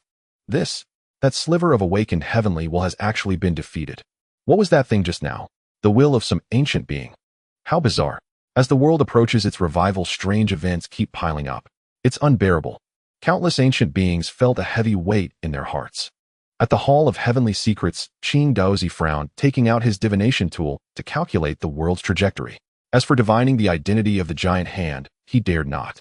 The death of Qing Fuzi was still fresh in his memory, and he had lost all reckless ambition. Though the heavens would backlash, the heavenly Tao was impartial, having set a price for everything. He could certainly bear it. After a moment, Qing Daozi's eyes widened in shock as he murmured, the heavenly Tao is going to awaken ahead of schedule. Could it be because of that mysterious orb? The hall fell into profound silence. No one had the answer, and no one could resolve Qing Daozi's doubts. Within the ruined tomb, hearing the cold voice of that wisp of heavenly, will a peculiar glint flickered in Zhou Qinjian's eyes. At that moment, the system's voice chimed in again. The system essence of the Child of Destiny has been successfully seized. The system now meets the conditions for an upgrade. Host, do you wish to upgrade immediately? The system's origin for the Child of Destiny has been successfully seized, and the system is now ready for an upgrade. Host, would you like to upgrade immediately? Zhou Qinjian's eyes narrowed, and after a moment of contemplation, he declined the system. Not yet. He still had some rewards to collect and 2 investments to manage. Once he had taken care of these matters, he would proceed with the upgrade. Immediately, Zhou Qingyun activated the spatial laws and headed towards Yi Tian and the others. With a hum, the space trembled, and Zhou Qinjian's figure suddenly vanished, reappearing right before the 3 of them. The trio's gazes sharpened, and they quickly bowed. We pay our respects, young master. We pay our respects, sir. We pay our respects, sir. The 3 felt a deep awe towards Zhou Qinjian's unfathomable methods. Especially Su Fan, who had erupted with the cultivation of a supreme being, but still couldn't harm Zhou Qingyun in the slightest. Su Fan was exceedingly strange, invincible among his peers, even unleashing the power of a supreme. Yet Zhou Qingyun was even more mysterious, especially when he effortlessly suppressed Su Fan's supreme cultivation with a mere snap of his fingers, stunning the 3. As for the massive hand that clashed with the will of the heavenly Tao, the trio suspected it was also Zhou Qinjian's doing, but lacked any evidence. They could only suppress their doubts. Zhou Qingyun nodded, and then looked at Zhao Zhao and the others calmly, saying, "From now on you will serve as the guardians of the Bai Yujing Flying Immortal Tower, holding the status of a 3rd-tier identity under the respect of Xianxia City. From now on address me as Xian Master, and remember, do not commit any acts detrimental to Bai Yujing. Otherwise, no matter where you are or what realm you achieve with a thought, the Immortal Master can obliterate your very existence." As he spoke, he silently infused a death talisman into the bodies of the 2. Today they submitted to him for survival, but in the future for their own lives they might very well betray Bai Yujing. Zhou Qingyun did not expect to rely solely on his personal charm to sway the 2. Such notions were utterly fanciful. Since ancient times, the fickleness of human hearts has been the most unpredictable. He could only first apply some pressure and introduce restrictions, slowly cultivating their sense of belonging and mutual interests. We pay our respects, Xian Master. Since we have joined Bai Yujing, how could we ever harbor thoughts of betrayal? From now on we shall be the vanguards of Bai Yujing, proclaiming its immortal name. Zhao Zhao and Lai Feng's spirits were lifted, and they quickly spoke respectfully. At the same time, an incredulous look appeared in their eyes. Bai Yujing. Could it be the Bai Yujing that recently annihilated a supreme force single-handedly? We have actually joined such a force. This is incredible. Realizing this, the 2 felt extremely excited. Betrayal. That's a thought only a fool would entertain. Having boarded such a grand vessel, they would surely do everything possible to stay. For a force of this caliber, even a trickle of its resources would be enough to elevate them to great heights. Hearing this, Zhou Qingyun smiled gently and said, "Indeed, you have the awareness. Here is a supreme-grade supreme technique and a mid-grade martial art of foundational benefit from Bai Yujing. A supreme-grade supreme technique, a mid-grade martial art." The 2 were invigorated, especially Zhao Zhao, who was particularly thrilled. Previously, he had only practiced a mid-grade heavenly technique and had always yearned for a supreme-grade technique. He never expected that upon joining Bai Yujing he would receive such rewards. How extravagant! Just how profound is Bai Yujing's foundation? Thank you, Xian Master. The 2 hurriedly expressed their gratitude, and then Zhao Zhao received the technique and martial art with both hands. Ding! Congratulations, host, on successful investment, obtaining 800 years of cultivation and 10 death elixirs of the 7th grade. After stowing away the technique and martial art, Zhao Zhao hesitated and asked, reporting to Xian Master, "Do we need to withdraw from our previous forces after joining Bai Yujing?" "There's no need to withdraw.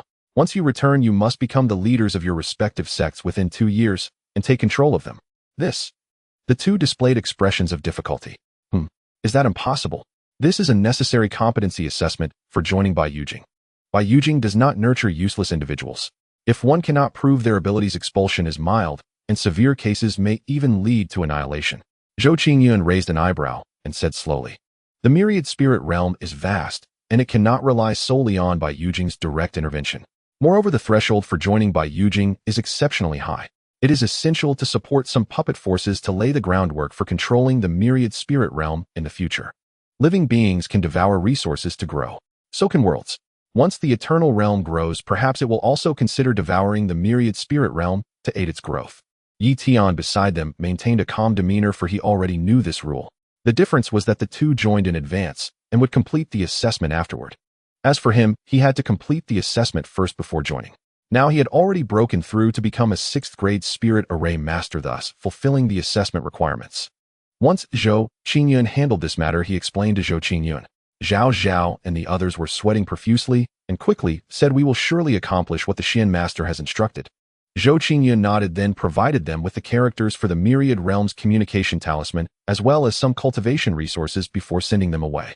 After the two left, Zhou Qingyun looked at Yi Tian, his eyes revealing a peculiar glint, and smiled. "You've broken through to a 6th grade spirit array master. Young master, your insight is remarkable. I have indeed broken through to a 6th grade spirit array master," Yi Tian said with a wry smile. He thought he had concealed it very well, but unexpectedly, Zhou Qingyun saw through it at a glance. This made him feel even more awe towards Zhou Qingyun. "Since you have completed the assessment, you will henceforth serve as the guardian of Xianxia City Inn by Yujing, holding a 4th-tier status."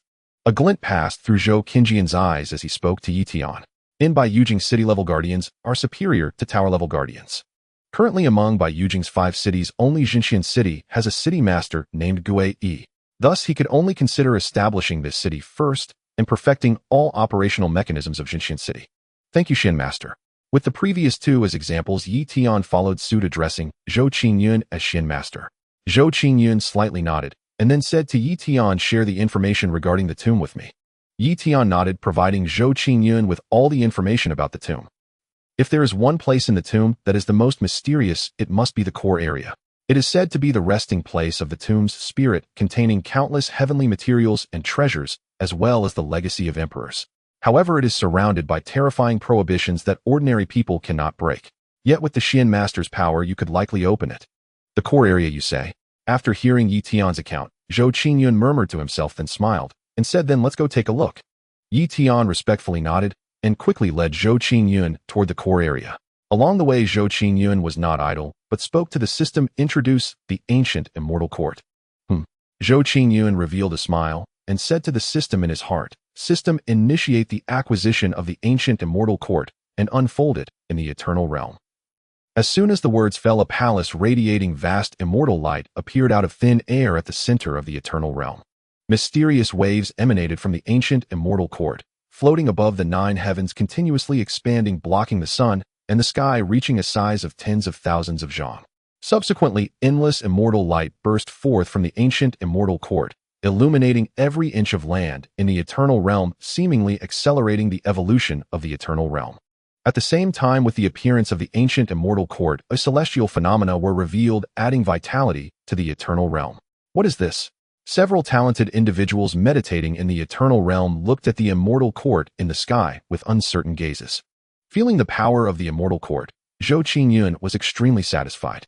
Immediately, he focused his mind and separated his divine sense to refine the ancient immortal court. "From now on, this shall be the main hall of the Xianxia city," Zhou Qingyun murmured to himself. After that, he also received the system's reward of 800 years of cultivation. Under the system's infusion, Zhou Qingyun's cultivation broke through to the mid-saint level. Zhou Qingyun was not disappointed by this. After all, his current realm was higher, and the cultivation rewarded by the system was only that of an ordinary person, the result of 800 years of cultivation without any resources. It was perfectly normal that it did not push him to the saint level. Just look at Jun Jing and others who had decent talents, but were still stuck at the complete God bridge, unable to break through. Zhou Qingyun did not dwell on this matter. He knew that once he went out and practiced for a while longer, he would be able to break through to the saint level. Thereafter, he solemnly said to the system, "Use the revival opportunity of the legendary villain." Ding. Extracting revival character for the host. Ding. Extraction successful. The revived character is the soul-devouring emperor from 500,000 years ago, whose true name is Hunmi. Hunmi's identity summary: born in the Soul Heaven sacred land of the demon spirit domain, he possessed astonishing talent, breaking through to the perfect quasi-emperor realm in just 3,000 years. However, he was born at the wrong time, and due to the silence of the heavenly Tao, his breakthrough to the emperor realm was extremely difficult. To break through to the emperor realm, Hunmi developed endless obsessions and created the soul-devouring great method, using the souls of cultivators as nourishment to cultivate his own emperor soul. However, he encountered a destined child of heaven, causing all his plans to fall apart. He was exterminated by the destined child, and his soul heaven sacred land was besieged by various major forces, dissipating into the void. Reviving. Please wait a moment for the host, soul-devouring emperor. Zhou Qingyun smiled inexplicably, then called up Hunmai's data panel. Name Hunmi. Realm, Early Emperor. Fortune Golden. Favorability, 95. Status Legendary Villain. Zhou Qingyun was somewhat puzzled. Now that the rules of heaven and earth were silent, didn't that limit the emergence of Emperor-level beings? System, why is Hunmi at the Emperor realm without being restricted? Zhou Qingyun asked with a frown. Hunmi has an alternative method of breaking through that does not adhere to the rules of heaven and earth, therefore, he is not restricted by them. Moreover, Hunmai's realm and life level are relatively low, making it easier to revive. Zhou Qingyun was momentarily unsure whether to feel happy or worried. After a moment, the system spoke again. Hunmi has successfully revived and is heading towards the host. Zhou Qingyun nodded, then turned his gaze to the eternal realm where Yuan Hong was absorbing resentment and awakening the 10,000 evil demon body. Seeing that there were no signs of awakening, Zhou Qingyun did not pay further attention and said to the system, proceed with the upgrade. Ding. This upgrade will bring about a qualitative change in the system, taking approximately 10 days. We hope the host will be patient. Seeing this, Zhou Qingyun did not pay further attention and continued to follow Yi Tian on their journey. Xian Master, this is the core of the tomb. Yi Tian brought Zhou Qingyun to a towering peak. The peak was so high that even spiritual birds could not fly over it, resembling the spine of the heavens. At the summit, there was a palace that appeared faintly, exuding an ancient and vast aura. Surrounding the peak was a vast pressure which intensified as one approached the palace. Even cultivators at the Saint Realm would find it difficult to approach halfway up the mountain, let alone the talented individuals who had entered. Zhou Qingyun nodded, then extended his vast divine sense towards the palace at the summit of the peak. Inside the palace, the spirit of the tomb was anxiously pacing, muttering, "I hope that plague god doesn't come, please don't come." At that moment, the spirit sensed a faint wave of divine sense. The spirit of the tomb suddenly stiffened and mechanically cast its gaze outside the palace. In the next moment, it exclaimed, "It's over, it's over. Why is this plague god here again? It's hopeless. I really have a mouth of a crow. Whatever I say happens. What should I do now? What should I do?" The spirit of the tomb was somewhat frantic and flew around the great hall. It had already sensed Zhou Qingyun's fluctuation of strength, which was at the mid-Quasi Emperor level. However, its own cultivation was only at the mid-Quasi Emperor level as well, and it was not good at combat. If Zhou Qingyun was coming for the core, it would be impossible for it to guard it. If Zhou Qingyun discovered the core's heavenly profound divine water and took it away, then, when its master returned, wouldn't it be doomed? This made the spirit of the tomb panic. At this moment, an immature idea was born in its mind, making its eyes shine. There's no other way out anyway, those things are of no use to the master. He probably won't blame me. Without hesitation, the spirit of the tomb activated the palace's authority, causing it to radiate brilliant divine light. The brilliant divine light seemed to rival the sun and moon, dispelling the mist surrounding the palace and illuminating the entire tomb. It was as if it was summoning all living beings to ascend. All the talented individuals in the tomb stared blankly at this scene, then their expressions turned excited as they rushed toward the source. Moi. Both Zhou Qingyun and Yi Tian were somewhat surprised. What kind of trick was the spirit of the tomb playing? But the commotion at the mountain peak had not stopped. The brilliant divine light began to intertwine and gather. In an instant, a staircase formed from pure divine light suddenly appeared, slowly extending and stopping at Zhou Qingyun's feet. At the same time, a majestic voice resounded in the ears of Zhou Qingyun and Yi Tian. "Fated One, we have been waiting for you for a long time. Are you willing, Fated One?" Yi Tian's lips twitched as he looked in astonishment at the palace atop the mountain. How dare this person? The method of the great emperor. The artifact of the great emperor. Surely they have heard of the illustrious name of Baiyu Jing.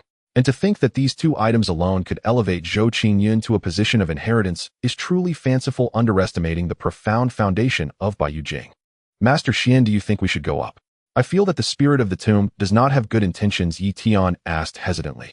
Although Zhou Qingyun's strength was indeed terrifying, this was after all their territory, and there might be some formations set up. As a 6th grade spirit formation master, he was well aware of the power of formations.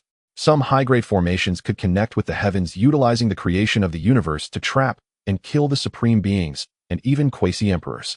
Go, why not go? Zhou Qingyun shook his head with a smile. He had already sensed some situations the spirit of the tomb was not as strong as he imagined. Moreover, within the palace, there was a faint aura of a supreme treasure swirling which was worth investigating.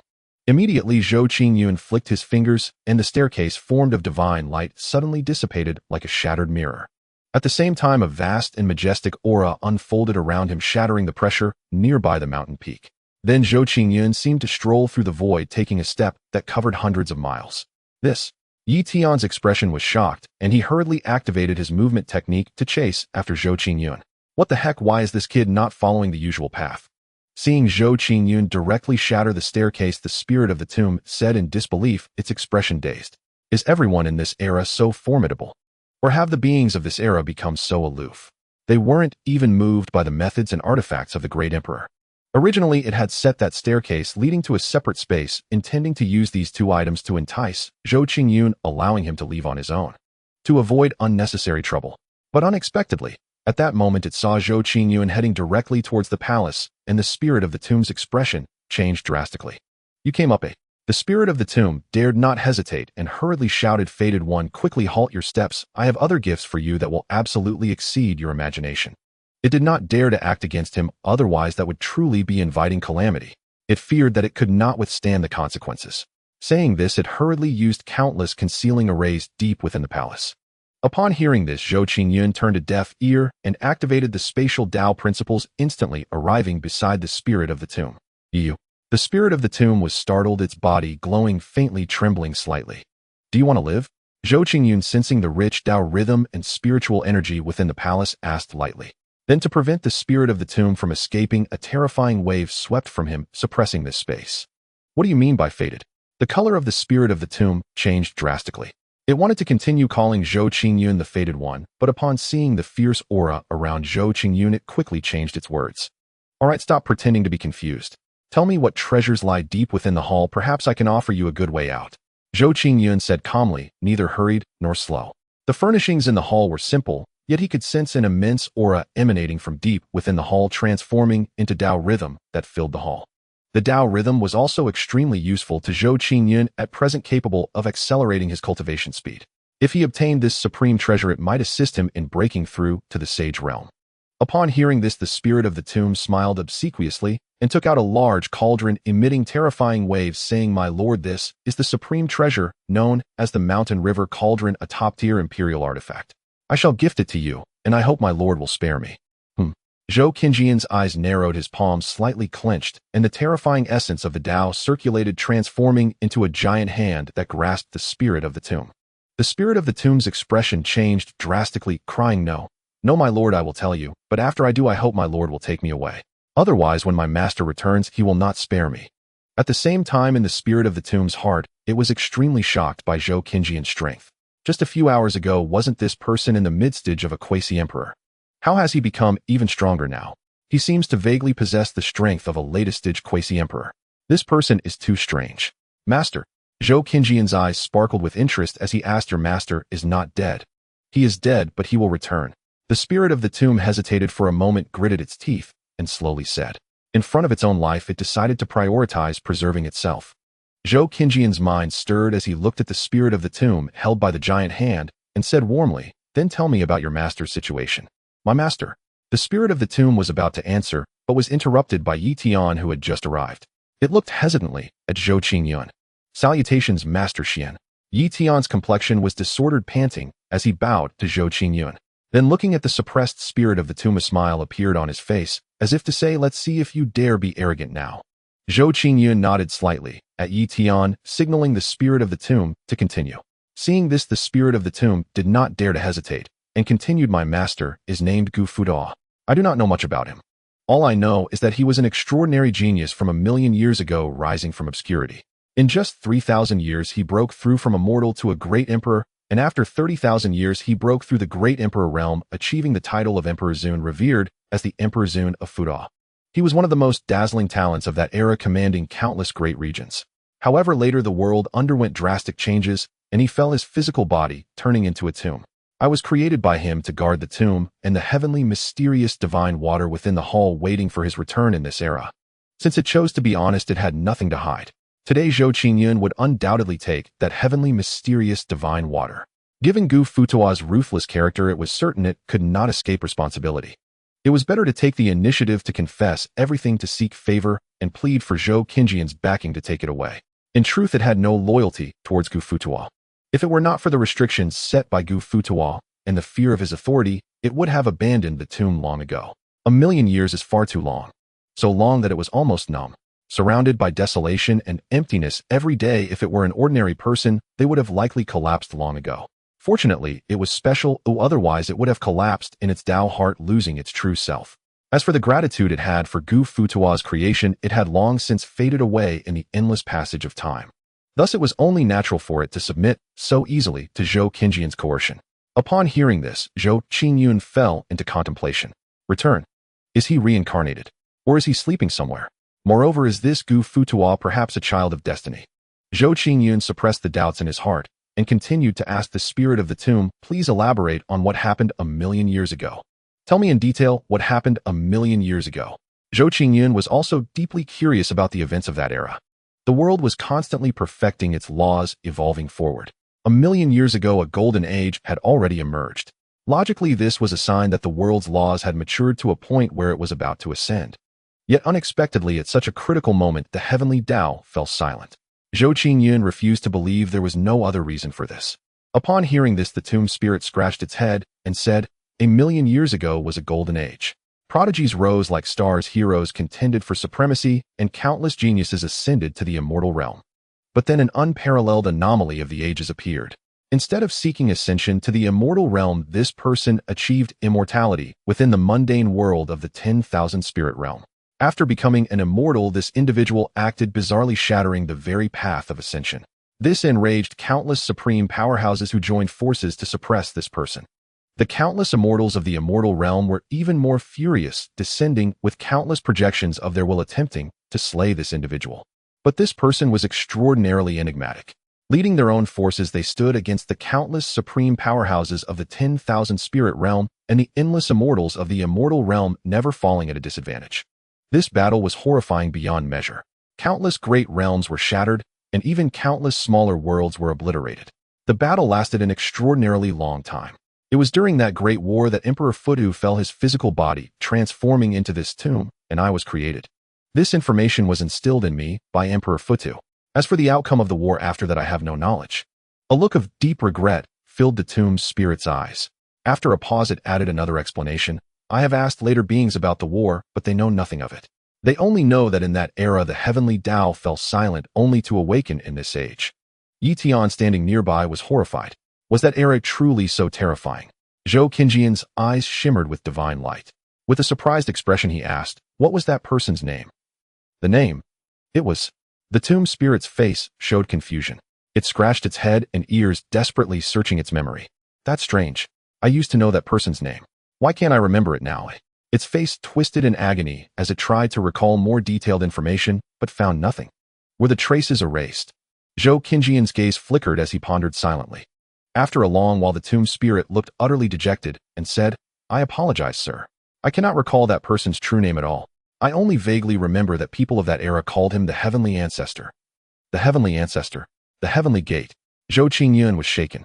He mused, could the Heavenly Gate be connected to the Heavenly Ancestor? And the figure that appeared in the Heavenly Gate when I broke through to the Divine Bridge the other day, was that the Heavenly Ancestor? I need to go out and ask Gui if the Heavenly Gate existed in his era. Then, suppressing his doubts, Zhou Qingyun asked with a hint of curiosity, aren't you the spirit of this tomb? Can you find the origin of the tomb's spirit? When he entered, he had explored the tomb and discovered that it was beginning to break free from the constraints of the 10,000 spirit realm's laws, evolving into a true world. Zhou Qingyun found this incredible. He speculated that this was likely a scheme by Emperor Futu intended to evolve the tomb into a genuine world. Origin. May I ask what you mean by origin, sir? The tomb spirit asked with a bewildered look. Seeing that the tomb spirit's expression did not seem false, Zhou Qingyun shook his head and did not press further.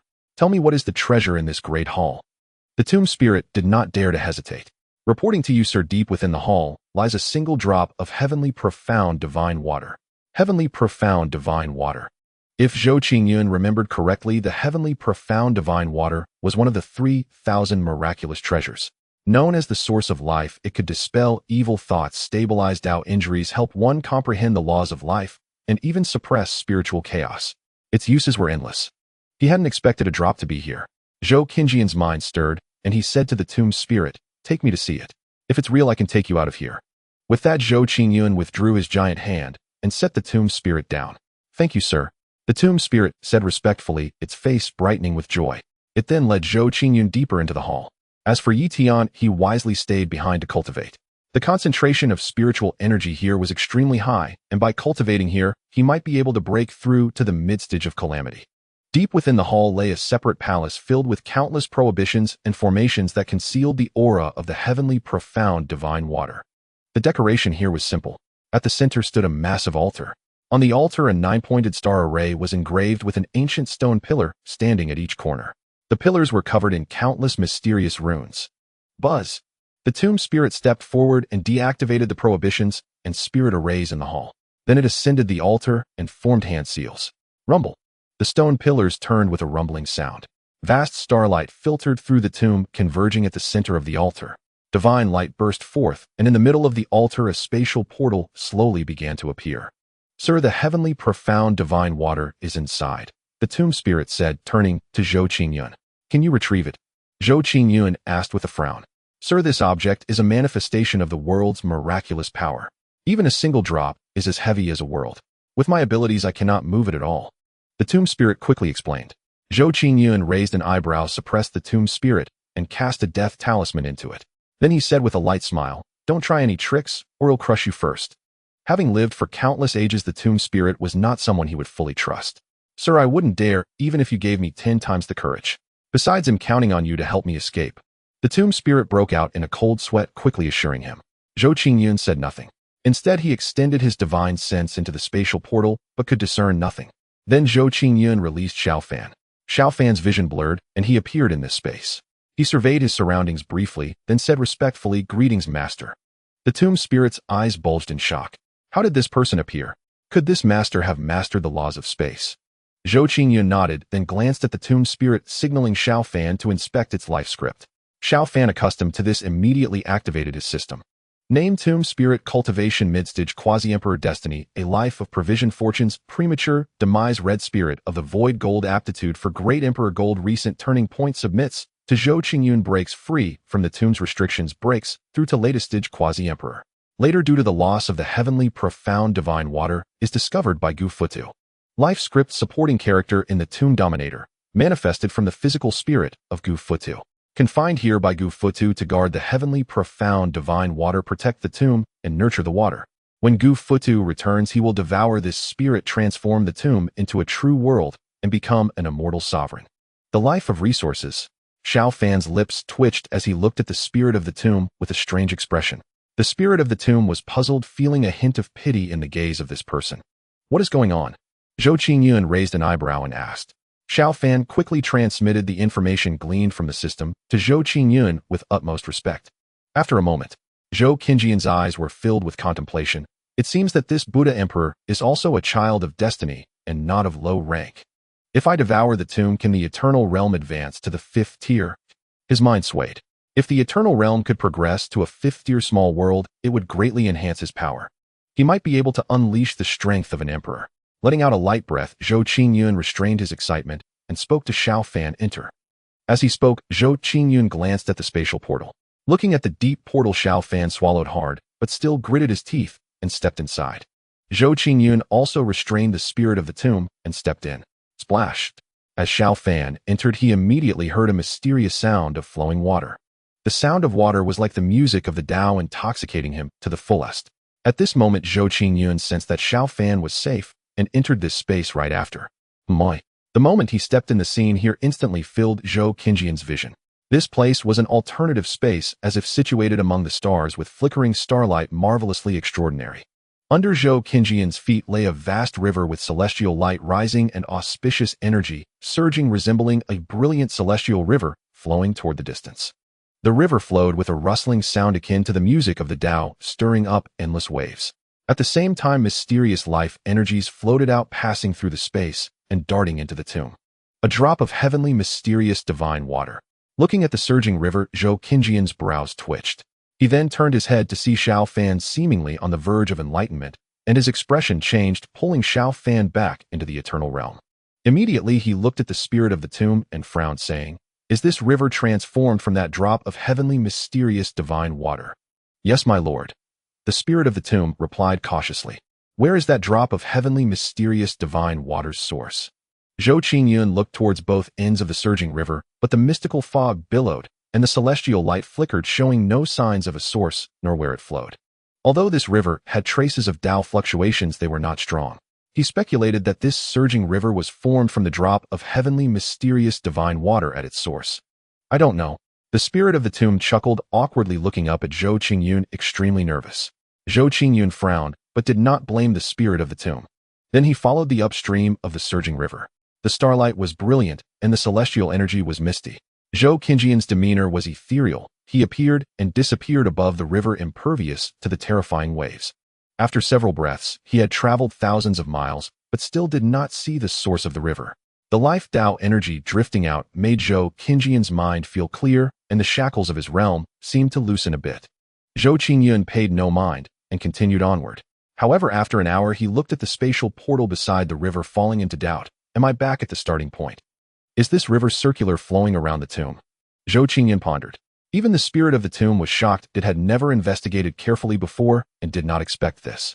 After a moment of contemplation, Zhou Qingyun flew directly into the sky. Soon the full view of the river slowly came into Zhou Qingyun's sight. As Zhou Qingyun had guessed, the river emitted brilliant celestial light, forming a closed loop flowing around the tomb. The tomb radiated a mysterious aura akin to a planet from Zhou Qingyun's past life. However, part of the tomb was connected to the Underling realm, which Zhou Qingyun could not see in its entirety, only a corner. The tomb seemed like a speck of dust connected to the Underling realm, yet it also showed signs of wanting to break free. This scene resembled a king about to fly away with a grain of dust. Looking at all this, and combining the information obtained from Xiao Fan, countless speculations emerged in his mind. After a moment, he had 7 or 8 guesses regarding the ancient floating pagoda scheme. 1,000,000 years ago, the ancient floating pagoda likely cultivated several rules, and at the time of its death, it used its flesh to carry these rules, transforming into a small world.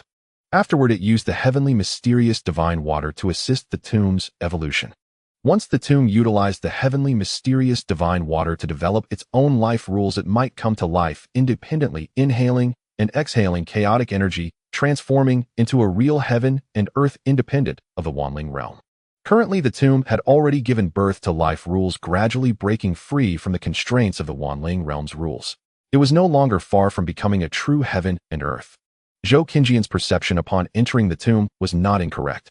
As for the so-called once every 1,000 years opening, it was likely because the tomb could not yet exhale chaotic energy and needed to replenish energy once every 1,000 years. The arrangement of this ancient floating pagoda is truly exquisite. Zhou Qingyun exclaimed then with a peculiar expression. He thought, that drop of heavenly, mysterious, divine water must be the origin of the tomb. This speculation made him excited inside. He then slowly descended and directly stepped into the river, bathing in the divine light and severing the river. He prepared to drain this river and find that drop of heavenly, mysterious, divine water. Boom! At the moment Zhou Qingyun stepped in, a shadow of a man wearing a crown and divine robes suddenly condensed from the river, emanating terrifying fluctuations that distorted the space. He looked at Zhou Qingyun with a shocked and angry expression, coldly snorting, "You seek death." As he spoke, the man boldly attacked. Terrifying rule fluctuations manifested, and runes circulated into a hand that covered the heavens, striking towards Zhou Qingyun.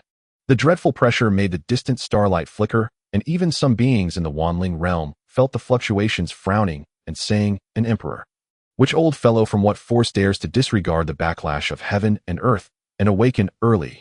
The projection of the master. A feeling of fear spread in the spirit of the tomb's heart, causing it to involuntarily exclaim. Zhou Qingyun's eyes narrowed, drawing upon 70% of the power of the eternal realm to empower himself. Then with a thought, he summoned the god-slaying banner. The ghostly E outside the tomb was about to act, but seeing that Zhou Qingyun could handle it, he abandoned his idea. Buzz! Vast divine sense flowed into it, reviving 30% of the god-slaying banner's power. The god-slaying banner's celestial light fluctuated, divine patterns circulated, swelling against the wind in an instant, reaching a height of 10,000 zhang, instantly obliterating the hand that covered the heavens, and then suppressing the projection of the ancient floating pagoda. The might of the towering flag was truly terrifying, as if a real celestial being had descended, causing this space to freeze, as if the pause button had been pressed. Even the river stopped flowing. The god-slaying banner was indeed a true celestial artifact, specifically effective against soul-type beings, and the suppression on the ancient floating pagoda's projection was even stronger. If it were a true emperor, Zhou Qingyun would have directly fled. A celestial artifact. Feeling the astonishing fluctuations of the god-slaying banner, the ancient floating pagoda was extremely shocked, and hastily shouted, "Kid, think carefully. Once you destroy the tomb when I return, can you bear the immense karma? Leave quickly, and I will not pursue the matter." Zhou Qingyun shook his head and chuckled. "Are you naive, or am I naive?" As he spoke, Zhou Qingyun continued to activate the god-slaying banner, erasing the projection of the ancient floating pagoda. "You?" The ancient floating pagoda was enraged and wanted to self-destruct, but the suppression from the god-slaying banner was too strong, making it difficult to even operate the Tao fluctuations, let alone mobilize the laws of heaven and earth. Helpless, he could only warn, "Those who dare to destroy the tomb when I return from the highest heavens to the depths of the Yellow Springs, I will surely erase your true spirit." Zhou Qingyun curled his lips. When the ancient floating pagoda returns, who erases whom is still uncertain. He was very curious about this child of destiny. After a moment, the projection of the ancient floating pagoda was completely obliterated by Zhou Qingyun. Zhou Qingyun let out a sigh of relief, and then continued to sever the river, drawing the water into the eternal realm to search for the heavenly, mysterious, divine water. In a certain corner of the myriad spirits realm within a dilapidated temple, an old Taoist clad in tattered robes lay sprawled across a broken chair, snoring loudly. His face was so caked with grime that his features were indiscernible. Suddenly, as if in a somnambulant trance, the old Taoist's eyes snapped open. He gazed into the distance, his brows furrowed tightly. Courting death, his eyes blazed with brilliance, his aura sharp and imposing, a stark contrast to his disheveled appearance. Yet in an instant, the old Taoist's imposing aura faded, reverting to its former slovenly state. His eyes clouded over once more, and he slumped back into the broken chair, drifting off to sleep. Within the Guishu forbidden zone, in a palace enshrouded by runes, Qin Shifeng stood with an elegant bearing. Clad in a flowing white dress, she bathed in the vast and profound essence of the Tao, her temperament ethereal. At this moment, she was cultivating with her eyes closed an oppressive aura radiating from her form. Suddenly, as if sensing something, her eyelashes fluttered. She opened her clear, cold eyes, gazing toward the palace gates. Her vermilion lips parted slightly as she spoke softly, "What is it?" As her voice faded, an old crone materialized from the void beyond the palace doors. A look of surprise crossed her face as she hurriedly pushed the door open and entered.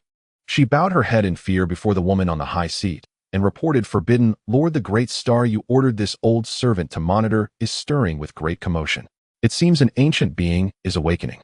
I have come specially to report this to you." "Oh, is the Yinyang sacred land still unwilling to give up?"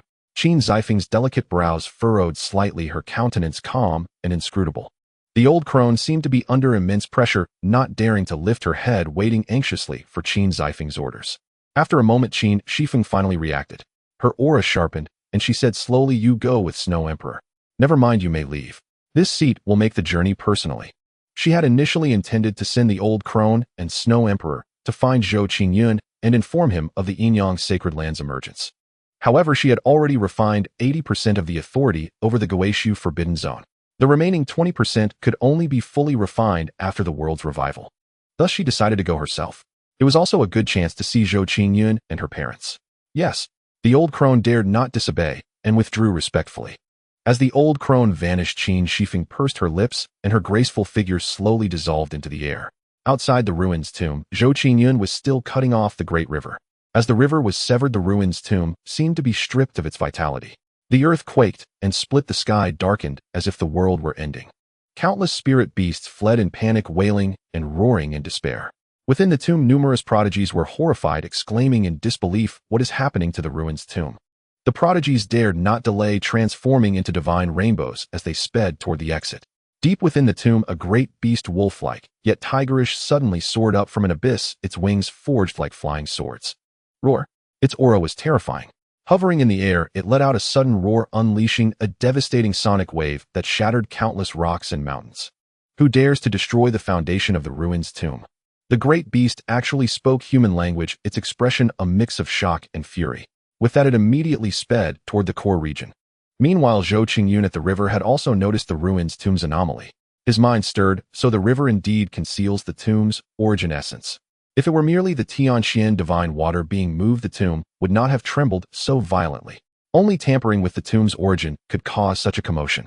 This discovery thrilled Zhou Qingyun, and he intensified his extraction of the river.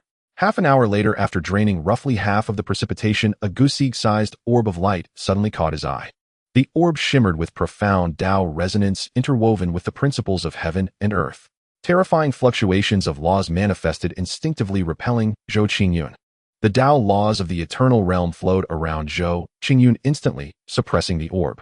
Divine light glimmered in his eyes, and he was greatly surprised. The origin of the ruin's tomb. Know the Xianxia divine water is also within the orb. He extended his divine sense into it, and perceived a single droplet of water radiating resplendent life Tao laws. The droplet seemed eternal and unchanging, appearing even more mystical under the orb's illumination. At that moment, the eternal realm seemed to sense the orb as well, and the authority vested in Zhou Qingyun grew active. Zhou Qingyun's mind stirred, and he tried to pick up the orb. Yet the orb was extraordinarily anomalous. Even with his power, he could not move it an inch. Zhou Qingyun frowned. Is it because of the Tianxian divine water? He recalled the legends surrounding the Tianxian divine water. Then right before the orb, he opened a vortex, fully utilizing the authority of the eternal realm to draw it in. The moment the orb vanished, the great river surrounding that space suddenly disintegrated, devoured by the void. Simultaneously, the ruin's tomb, as if losing its support, had its life force completely extinguished and began to collapse. Within the eternal realm, the moment the orb entered the realm, seemed to rejoice. Radiant light enveloped the orb as if welcoming its arrival. The nascent Tao laws of time and space suddenly appeared, wrapping around the orb. The orb began to dissolve into specks of starlight, merging into every corner of the eternal realm. At the same time, laws manifested and were absorbed by the eternal realm. The realm trembled violently, auspicious vapors rising as if undergoing a transformation. The moment the ruin's tomb's origin vanished, the Tianxian divine water was exposed. The instant it appeared, the authority of the eternal realm enveloped it. The Tianxian divine water burst forth with dazzling immortal light, and a great river suddenly materialized, encircling the eternal realm.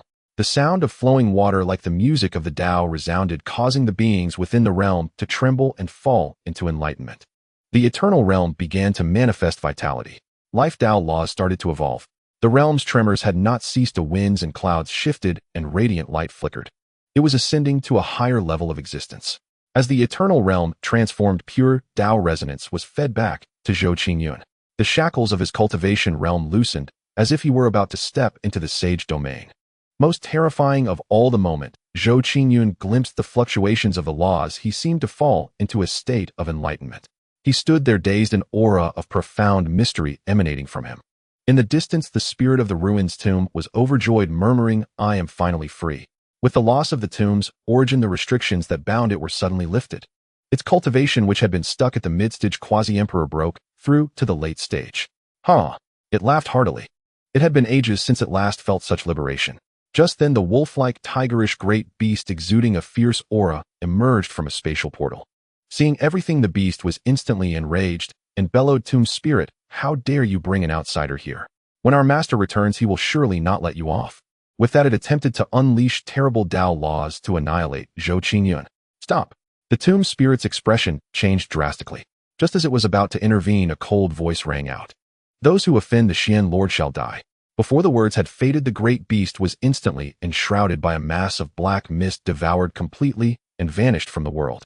It could not even let out a scream. "Is this an emperor?" The ruined spirit's eyes bulged, its expression one of sheer terror. What kind of identity did this lord possess to have an emperor as his protector? Even the heirs of those transcendent powers did not enjoy such treatment. An incredulous emotion spread through the heart of the ruin's tomb spirit. It stared at Zhou Qingyun, murmuring, "The power behind this lord is likely extraordinary. No wonder he dares to covet my master's possessions." The great name of the floating pagoda emperor was known more or less to many of the top powers in the myriad spirit realm. Thus, they still dared not set their sights on the ruin's tomb. Outside the ruin's tomb, the thousand-zhang spatial gate that stood between heaven and earth now flickered in and out of existence with the tomb's collapse, as if on the verge of dissipating at any moment. Countless prodigies were fleeing from the spatial gate. What exactly happened inside the ruin's tomb? Why is it collapsing? This old man feels that the white jade capital is behind this. Countless onlookers stared in astonishment as the prodigies streamed out of the spatial gate in a panicked exodus. The members of the four great sects and other powers had grim expressions, but recalling the terror of the white jade capital, they could only slink away, gathering their own prodigies and returning to their sects. High in the heavens, the Tao that you cultivate, young friend, is truly peculiar. Even as the heavenly laws recede, you manage to maintain your emperor cultivation. Gue with a spirited demeanor stood in the void, gazing with a smile at a man draped in a black cloak beside him, speaking with approval. Logically, with the heavenly Tao silent and the laws dormant, an emperor would find it difficult to sustain their realm. They would typically suppress their cultivation to the quasi-emperor level or even fall to that stage. There were only two reasons for this outcome. First, what an emperor cultivates is the Tao of law. With the laws currently inactive, if an emperor walks the world, the Tao essence they cultivate would dissipate into heaven and earth, depleting their own foundation, a loss not worth the gain. Thus, many powerful emperors, when they must emerge, would actively suppress their cultivation to avoid having their laws assimilated by the world. Second, with the heavenly Tao silent, if an emperor were to emerge and engage in battle, the current world's fabric would be utterly incapable of withstanding it. Therefore, before its silence, the heavenly Tao set rules to restrict the emergence of emperors. The man was cloaked and shrouded in eerie black mist, making it impossible for ordinary eyes to discern his true visage. This man was the legendary villain resurrected by Zhou Qingyun, Soul Annihilator. The location of Soul Annihilator's resurrection was separated from this place by only a dozen great domains.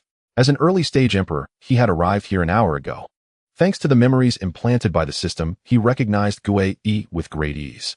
Hearing Gui's praise, Soul Annihilator let out a hearty laugh and said modestly, "You flatter me, City Lord. My path is but a minor art. It is the path you cultivate that is the true method leading to immortality."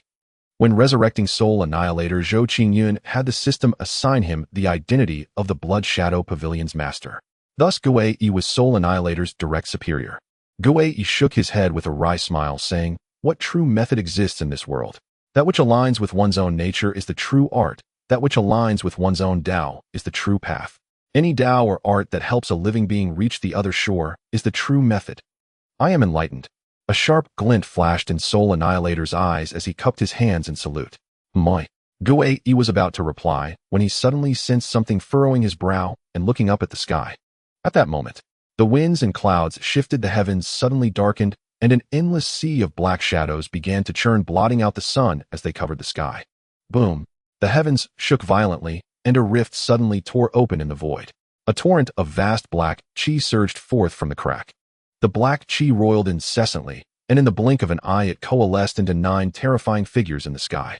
Shrouded in black chi, these 9 figures exuded a dreadful, sinister aura, as if they bore the weight of the Yellow Springs. Their terrifying pressure stretched across a million li, striking fear into billions of living beings. Some weaker creatures were crushed outright. They could not even let out a scream. The Yin-Yang Sacred Land has emerged, and it seems the 9 Yin Elders have been resurrected. The cultivation method of the Yin-Yang Sacred Lord is unique. It requires a being who has forged an immortal-grade mystic pill to be resurrected. The only one currently capable of forging such a pill is Zhou Qingyun, and he has come to the Phantom Spirit domain. The Yin-Yang Sacred Land's move is likely targeting Zhou Qingyun. Has the Yin-Yang Sacred Land gone mad? The world has not yet recovered, yet they dare let an emperor walk the earth. Are they not afraid that when the heavenly Tao returns it will settle accounts? If they are truly after Zhou Qingyun, and the White Jade Capital sends out an emperor, the Phantom Spirit domain is as good as gone. Countless powerful beings' faces changed in alarm as they cried out. Of course, the vast majority of beings wore expressions of deep worry. At the same time, countless beings cursed under their breath, wondering why Zhou Qingyun had not gone to another domain. Once the White Jade Capital also dispatched an emperor, and a great battle erupted here, the Phantom Spirit domain would surely be reduced to a scene of utter devastation. Don't be too nervous. The 9 Yin Elders have sealed their own fundamental laws. They are not true emperors, now only pseudo-emperors. An old quasi-emperor monster explained. What difference does that make? Death was still inevitable.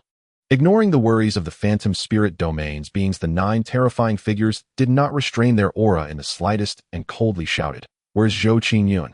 Come with us. Our sacred lord requests your presence." As they spoke, their vast divine sense immediately invaded the ruins tomb. "You seek death." Soul Annihilator's expression turned icy as he activated his Tao essence, severing the 9 Yin Elders' divine sense. Then his terrifying pressure erupted violently, like a cascading Milky Way standing in opposition to the 9. Instantly, countless beings let out wails of agony. "An emperor, you are not afraid of the heavenly Taoist restrictions." The 9 were startled, staring at Soul Annihilator in disbelief. An ancient withered elder with death chi swirling in his eyes squinted at Soul Annihilator and asked, "Are you from the White Jade Capital?" The White Jade Capital, master of the Blood Shadow Pavilion. The black mist around Soul Annihilator roiled as he spoke coldly, his voice echoing like thunderclaps across a million li of space. Before his words had faded, Soul Annihilator struck without warning. His magnificent Tao essence laced with chilling intent transformed into a colossal hand phantom that sent one of the 9 flying, obliterating 10,000 li of mountains and rivers. Soul Annihilator was at the Emperor realm, while the 9 affected by restrictions were only pseudo-emperors and could not react in time. That man was sent flying. You seek death. The remaining 8's expressions turned utterly dark as they glared coldly at Soul Annihilator. Without holding back, they struck directly. Before their arrival, Nian Jingchuan had briefed them on Zhou Qinjian's intelligence, so they were not surprised by the appearance of Soul Annihilator and Emperor. Thump, thump, the path of the Yellow Springs. The 9 surrounded Soul Annihilator, their laws swirling as massive Yellow Springs chains lashed out at him. The essence of Yin Yang tore through the void, causing all beings to wail in agony. No laws swirled around Soul Annihilator. Only the eerie black mist surged violently. He watched the incoming laws with a placid expression, neither dodging nor evading. The 9 frowned perplexed as Soul Annihilator stood as unmoving as a boulder. But in the next moment, Soul Annihilator gave them their answer. Just as the terrifying law attacks were about to touch Soul Annihilator, his form suddenly dissolved into eerie black mist, devouring the fragments of the incoming laws entirely. Seeing Soul Annihilator's bizarre form, a sense of familiarity washed over the 9. A surge of familiar memories burst forth from the depths of their minds, causing their expressions to shift dramatically as they exclaimed in disbelief. You are Soul Annihilator. Didn't you die? Aren't you dead? The appearance of Hunmi completely overturned their perception. They found it difficult to understand by Yujing. Whether I am Hunmi or not is no longer important, but now that you dare to plot against the Xian Master, you shall not be spared. Moreover, I have long found you displeasing. Today, I will slay you to vent my grievances from past days. The voice of Hunmi echoed from the eerie black mist, laughing heartily. Suddenly, the terrifying black mist expanded, enveloping the vast space. Hee. The horrifying laughter of mixed genders emerged from the black mist. Countless weak beings heard this laughter and immediately bled from their 7 orifices, their souls returning to the black mist, enhancing its power. Countless tendrils extended from the black mist, encroaching upon the Jiao-yin Elder. At this moment, the 9 individuals felt an immense gravity, their brilliant divine light erupting to counter the black mist. Buzz! 9 yellow spring rules exuding a sinister aura suddenly manifested in the void wrapping around Hunmi. The Yin Yang Holy Land cultivates the methods of Yin Yang, yet the Yin Yang rules are supreme laws difficult to comprehend, far beyond the capabilities of the 9. To date, only the Yin Yang Saint Master in the Yin Yang Holy Land has comprehended the Yin Yang rules. Others only practice the derivatives of the Yin Yang rules. What the 9 cultivated was merely the Huangquan rules. Die! Channeling the Huangquan rules, the 9 shouted in unison, as if their words manifested the law and overwhelming death intent enveloping Hunmi. The once vibrant mountains and rivers immediately had their vitality stripped away, filled with desolation and death. The lush ancient trees withered instantly. The frantically fleeing beings turned to bones. This expanse of land transformed into a wasteland. Countless powerful beings observing this scene looked on in horror, murmuring, when great beings battle, it is always us small fry who suffer. In the face of such an assault, the black mist transformed by Hunmi finally ceased its encroachment, allowing the 9 to breathe a sigh of relief. The oppressive feeling Hunmi imparted was simply overwhelming. If it were an ordinary emperor, they would still have confidence in suppressing him in a short time. However, they never expected Bai Yujing to actually send Hunmi. Moreover, it was a person who had been dead for countless years. This completely defied the fundamental laws of heaven and earth, overturning their perception. Back in the day, Hunmi's battle against that figure was astonishing, having long awakened them. Thus, they could be considered eyewitnesses to Hunmi's demise. Boom! Just as the 9 thought they had completely restricted Hunmi, a brilliant black light suddenly erupted from the black mist, engulfing the 9. This was an indestructible, forbidden light capable of breaking through all things, as if it aimed to destroy heaven and earth. The vast space began to twist and tremble, with cracks appearing in the void, revealing the void. Heaven and earth attempted to repair the cracks in space, but were thwarted by this black light. The 9 let out cries of agony. The Huangquan rules that surrounded them along with their figures were instantly consumed by the black light, turning into nothingness. The Jiao-yin Elder is dead. No way. Is Hunmi really this terrifying? No wonder he is a figure that suppressed an era. Countless beings had just recovered from the shock of Hunmi's emergence when they were immediately stunned by this scene. The Jiao-yin Elder's fame is not all that impressive. The black mist slowly coalesced into Hunmi's form, his gaze calm as he looked at the dark clouds in the sky, speaking indifferently. Junior Hun, your strength is indeed formidable. In my era, you would have surely been an unparalleled prodigy. Guei stood with his hands behind his back, While simultaneously channeling his own Dao laws to protect Zhou Qingyun, he looked at Hunmi, who was gazing down upon all, and praised him. At the moment Hunmi's words fell, the heavens trembled, a cold voice echoed. Hunmi, do you truly believe you are invincible? Hunmi, you have successfully angered us 9 brothers. Today we shall let you know what the true Jiuyin elder is. Countless ancient beings watching this battle had their pupils constrict, muttering, are the Jiuyin elders really going to disregard the restrictions of heaven and earth and forcibly unleash their emperor-level strength? Hunmi, however, remained extremely calm. How could 9 emperor-level figures be easily extinguished by him? He glanced at Zhou Qingyun, who was still comprehending, then said lightly, just a bunch of decayed beings. If I were born in your era, I would have long sent you to meet the true Huangquan. Sharp-tongued. Boom. The void trembled and countless beings suddenly collapsed in various places of the myriad realms, and then strands of black lines suddenly emerged from their bodies, piercing through the void and merging into the black clouds.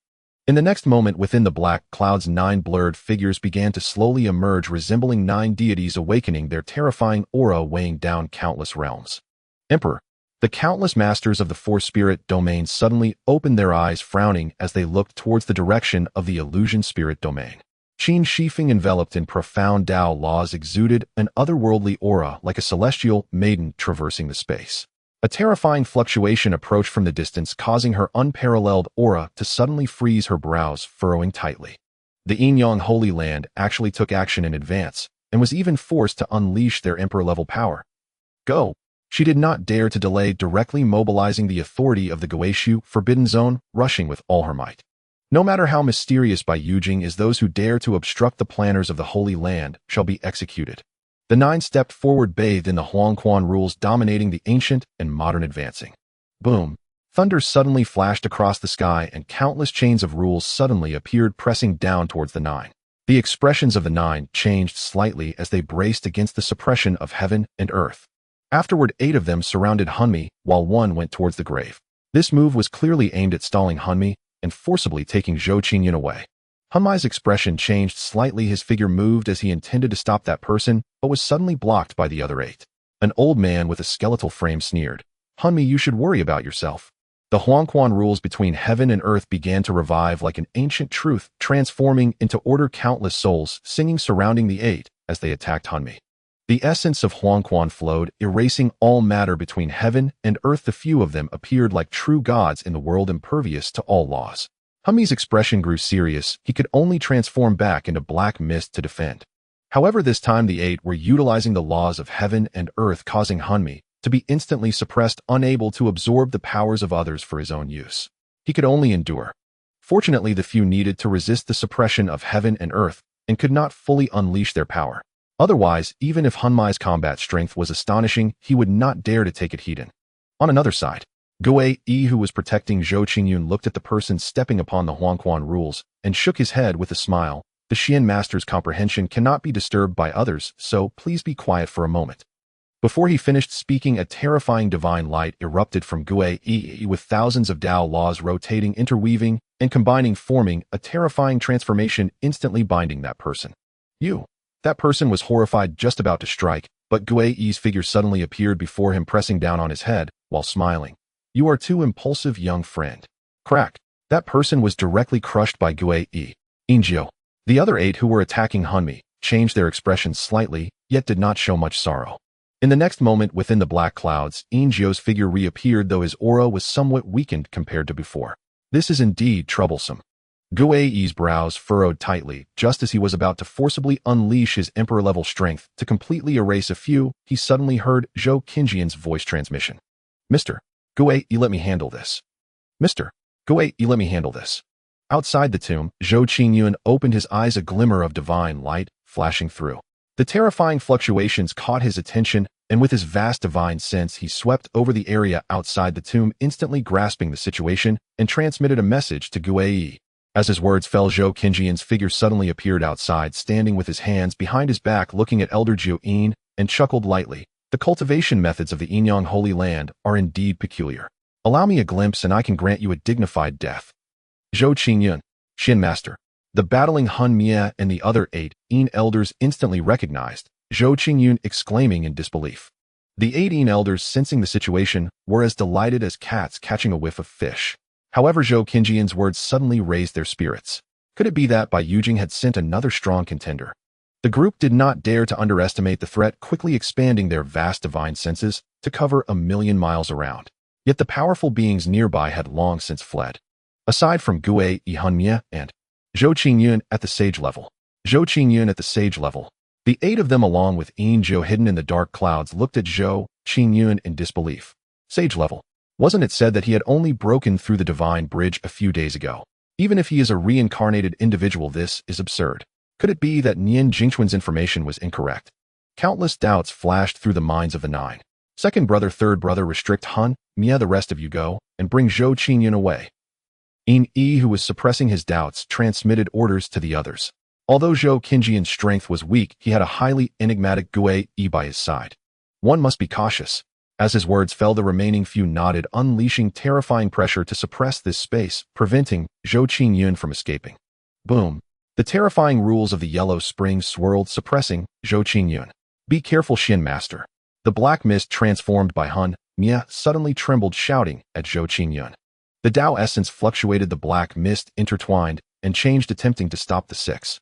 But Yin Air and Yin Sand disregarded the backlash of heaven and earth, unleashing even stronger power to suppress Han Mia. Han Mia, you should worry about yourself. Enduring the backlash of heaven and earth, Yin Yi's aura became somewhat chaotic as he coldly laughed at Han Mia. On the other side, facing the terrifying aura and the suppressing rules of the yellow spring, Zhou Qingyun remained unperturbed, calmly watching the 6. Then he pointed as if touching the surface of water, and the space rippled with mysterious waves, causing the deathly aura of the yellow spring to slow down. The 6 who were stepping through the void suddenly changed their expressions. This is the aura of the time Tao. Is it possible that Bai Yujing has bestowed Zhou with a time treasure? Yin Wu, an old man with silver hair, was the first to arrive before Zhou Qingyun, reaching out towards him while coldly sneering, Zhou Qingyun, I must admit your talent is indeed extraordinary. But thinking that a sage level could shake the emperor level is nothing but a fool's dream. Oh, is that so? Zhou Qingyun replied with a half-smile, then with a thought his figure instantly vanished, reappearing 10,000 miles away. Spatial laws. Watching Zhou Qinjian's bizarre disappearance, everyone's eyes widened. Even Gue Yi was taken aback. He knew that Zhou Qinjian's sudden epiphany yielded remarkable results, but he never expected it to be this remarkable. He had directly comprehended the laws of space. To comprehend the laws of space at the sage level, who would believe it if told? Yin Wu and the other SIX's expressions grew extremely grave. The boundless rules of the yellow spring were fully revived by them, spanning the heavens and earth, completely sealing off this space and restricting Zhou Qinjian's use of spatial laws. Why bother? Zhou Qingyun shook his head with a smile. Having absorbed the essence of the tomb, the eternal realm evolved the laws of life and space along with several fundamental Tao laws, successfully advancing to a Tier 5 minor world. He initially wanted to utilize the others to test the might of the spatial laws. But since they offered him no chance, he would have to send them to the true yellow spring to comprehend the true yellow spring Tao. With a thought, Zhou Qingyun directly summoned the authority of the eternal realm to empower himself. In the next moment, crack. The sound of shattering chains echoed as brilliant immortal light erupted from Zhou Qingyun, intertwining Tao laws with the sacred and extraordinary laws of space and life, wrapping around him, honoring him as the sovereign. A trembling aura erupted from Zhou Qingyun, shattering the incoming yellow spring force. The deathly aura enveloping this space was dissolved by the laws of life, rejuvenating with vitality. In the sky amidst the dark clouds, Zhou Qinjian's solemn and majestic appearance resembled that of an immortal descending to the mortal realm. What kind of monster is this? A sage comprehending so many laws and Tao. Damn it, I would believe you if you said he was an invincible emperor. Countless powerful beings watching this scene, as well as everyone present, were struck dumb with astonishment. The eternal realm, elevated to a Tier 5 minor world, underwent a qualitative change, and the forces he could summon exceeded his expectations. The most terrifying part was that it had now evolved several paths of law, making it even more formidable. Drawing upon these laws and powers, Zhou Qingyun now possessed the strength of an invincible emperor. As the dark clouds dispersed, the expressions of Yin Jiu and the others drastically changed. The black mist was the source of their power. If it was dissolved, they would undoubtedly perish. They hastily launched another attack against Zhou Qingyun, trying to stop him. The rules of the yellow spring rolled, seemingly representing the desolation of the world surrounding the 9, like a sovereign overseeing the 9 nether. The group, disregarding the backlash of heaven and earth, erupted with Tao essence, extracting all the vitality from the surrounding space, transforming it into countless terrifying imperial-grade martial arts infused with the rules of the Yellow Spring, evolving into a deathly creation attacking Zhou Qingyun. 9 strands of Yellow Spring rules intertwined and changed divine light dazzling flowing through the void, drowning towards Zhou Qingyun. Boom!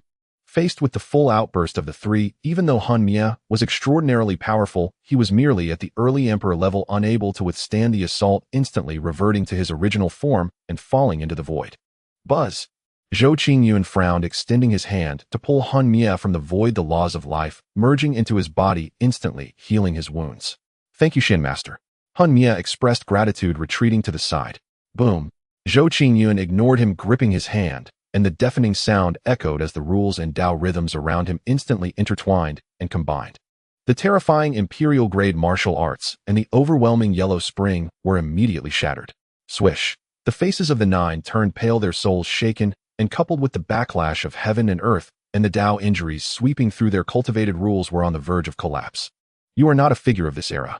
The 9 struggled to suppress their true spirit's discomfort, looking at Zhou Qingyun in fear. But Zhou Qingyun, now uninterested in answering them, smiled faintly and glanced at the group. In an instant, the heavens trembled, a crystalline hand formed from laws and Tao principles covered the sky, and in an instant it struck towards the group. The expressions of the group changed wildly, but their bodies had already been confined by Zhou Qingyun, unable to move an inch. Under their fearful gazes, Yin Jiao and the others were directly obliterated by Zhou Qingyun. Yet from the remnants of the not fully dissolved black clouds, 9 figures re-emerged. Yin Yi's face was filled with horror as he shouted, "Run!" As his words fell, the group abandoned the black clouds, darting into the void, attempting to escape. Zhou Qingyun smiled gently and said, "Can you escape? Can you escape, eh?" Zhou Qingyun's voice was not loud, yet it resonated in the minds of every living being like the voice of the heavens. As the words fell, boom, boom, the vast domain suddenly unfolded, enveloping a space of 90,000 miles. A domain, eh? Some mighty beings looked at Zhou Qingyun in confusion, not understanding why he would unleash a domain. Although Zhou Qingyun's domain was equally terrifying, being several times larger than that of others at the same realm, it posed no threat to the emperors, not to mention attempting to intercept the seasoned emperor who was intent on fleeing. But in the next moment, Zhou Qingyun provided them with an answer. Rumble! Wherever the domain enveloped the land, various lights intertwined, and a terrifying Tao rhythm permeated, as if it were recreating the heavens and earth, reconstructing the order of the universe. It seemed as if a brand new world had descended. Zhou Qingyun, standing with his hands behind his back in the center of the void, appeared as the supreme deity, the master of the world. Every move he made contained the essence of the Tao. An endless chant resonated, as if celebrating the arrival of Zhou Qingyun. A terrifying pressure emanated from Zhou Qingyun, causing all matter in the heavens and earth to recoil. With a wave of his hand, all laws within this space stirred, echoing with rumbling sounds. Immortal light intertwined, and a vast aura spread as various golden chains suddenly appeared, piercing through the void and directly capturing the fleeing Jiuyin and others, pulling them out of the void. What the hell? This is a domain. Whose domain looks like this? This is not a domain at all. It resembles a world descending. Many beings were shaken, staring in horror at everything before them, utterly bewildered. They had never seen anything like this. A sage suppressing 9 emperors was unprecedented. The most bizarre aspect was Zhou Qingyun's domain. They simply could not comprehend it. When Zhou Qingyun's domain opened, he stood within it, as if he were the sovereign of the world, controlling all laws and all Taos. Zhou Qingyun remained calm. His domain was certainly not just a simple domain. It was a product of his domain combined with the projection of the Eternal Realm. When the Eternal Realm advanced to a 5th-tier world, he could summon the Eternal Projection to merge with his domain, allowing him to exert even more formidable power. What surprised Zhou Qingyun the most was that after the advancement of the Eternal Realm, he could actually enter it. This undoubtedly made him even safer, and from now on he could enjoy the time flow enhancement of the Eternal Realm. In an instant, Jiuyin and the others had not reacted yet, and they appeared once again before Zhou Qingyun. Their eyes bulged, staring at Zhou Qingyun in horror, as if they were gazing at a monster. Zhou Qingyun, we admit we underestimated you. I hope when the heavens revive you will still be so powerful. Yin looked at Zhou Qingyun solemnly, then attempted to self-destruct. Self-destruct? Do you really think the methods of the Yinyang sacred land are invincible? Zhou Qingyun shook his head, divine light flickering in his eyes as he looked at the 9 with immortal light intertwining. Instantly, the chaotic laws of the 9 immediately calmed down, completely imprisoning them. The methods of the Yin-Yang Sacred Land were special. They could revive using a puppet body, but each use would diminish their life potential. Moreover, the number of revivals was limited. If used excessively, the true spirit risked collapsing. The reason the few did not self-destruct immediately was precisely due to this. Zhou Qinjian's eyes narrowed slightly, and he said pointedly, "I know you can revive using a puppet, but if I shatter your true spirits, do you think you will have another chance to revive?" "What a—" The expressions of the nine changed, and they said weakly, "Zhou Qingyun, you underestimate the methods of the Yin-Yang Sacred Land. This technique is—" However, Zhou Qingyun did not waste words with them. Taking advantage of their shaken minds, he directly pulled the few into the eternal realm. Then his vast divine sense, like a storm, forcefully invaded the sea of consciousness of the few, acquiring the cultivation methods of the Yin-Yang Sacred Land. As Jiuyin and others vanished, the outside world fell into dead silence. Countless powerful beings were left in a daze. After a moment, they erupted into an uproar. "No way, where did Jiuyin and the others go? These are 9 emperors, how could they just disappear?"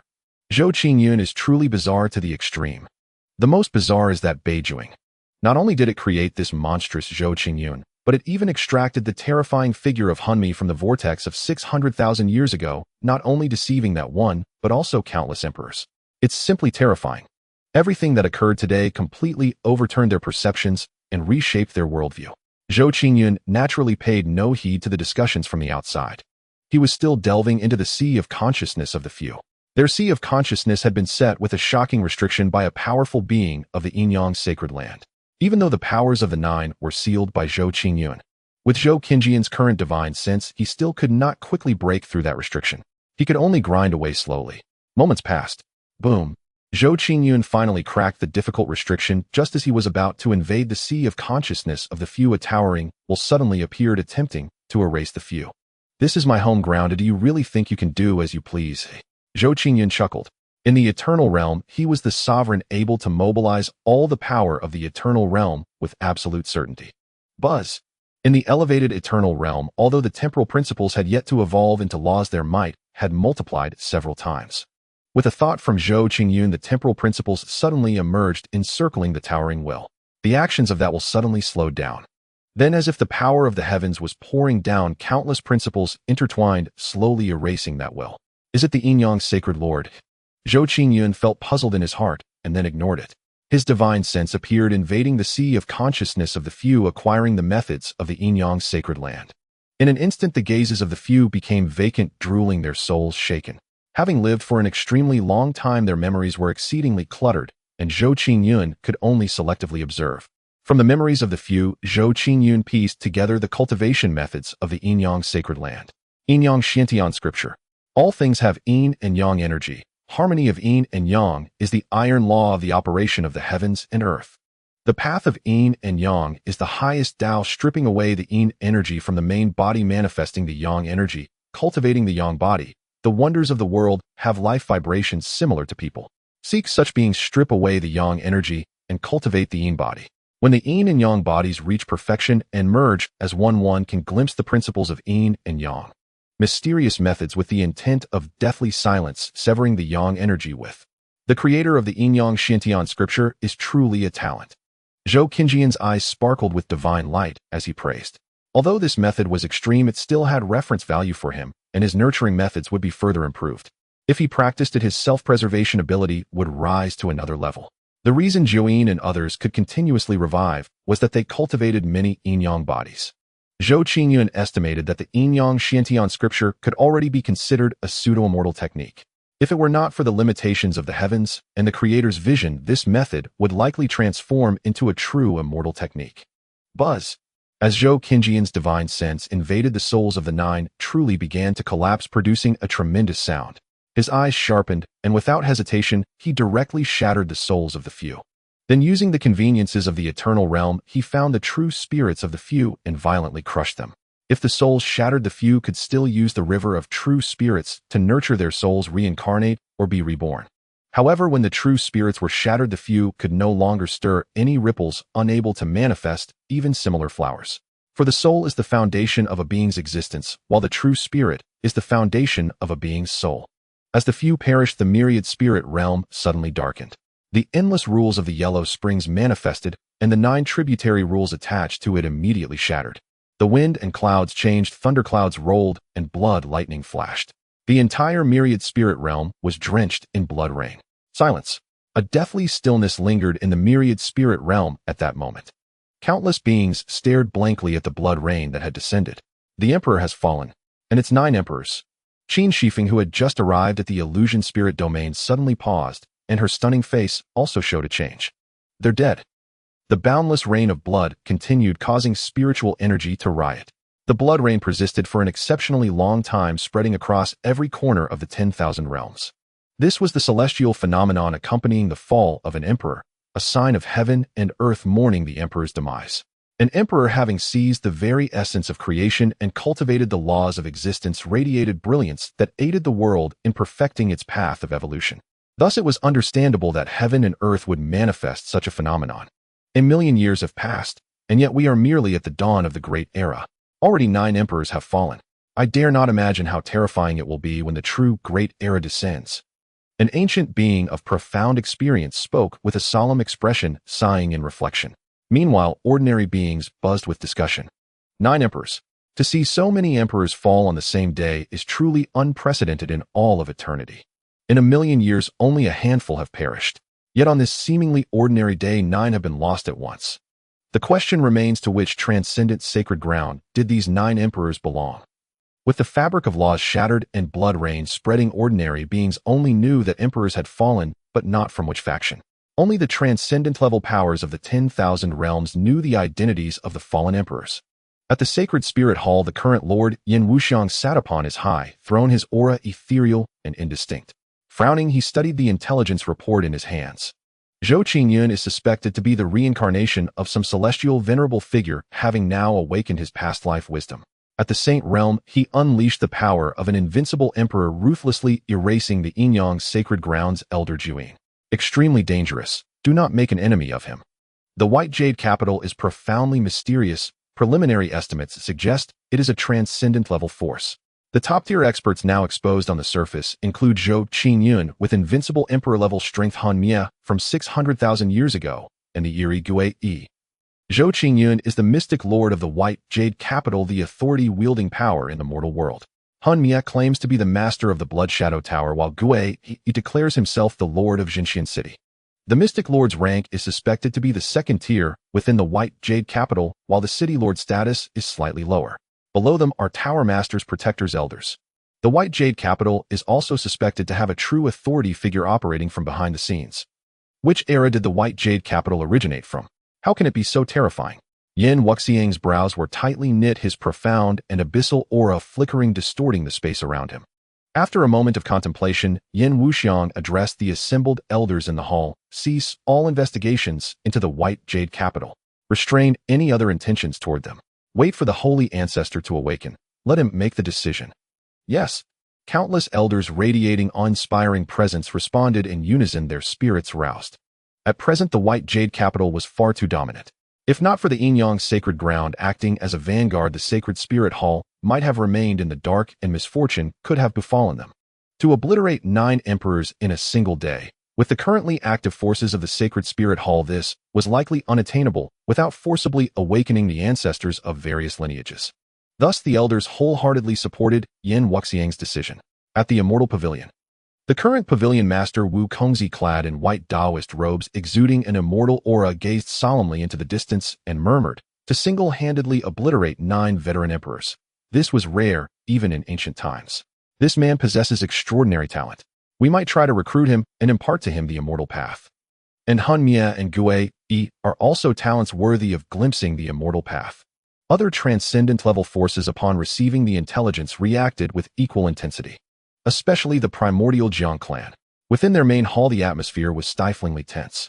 Clan leader Jiang Huachen scanned everyone in the hall with a grim expression and said in a deep voice, "Everyone, I trust you are all aware of today's events. Regarding the White Jade capital, what do you have to say?" As his words fell, the hall fell into dead silence. After a moment, a burly elder stepped forward and said, "The White Jade capital is profoundly mysterious and currently at its peak. The Jiang clan should avoid crossing it." However, the dynasty supported by the young clan leader has now advanced to an imperial dynasty and is not far from the great Zhou imperial dynasty. Conflict between them is likely inevitable before long.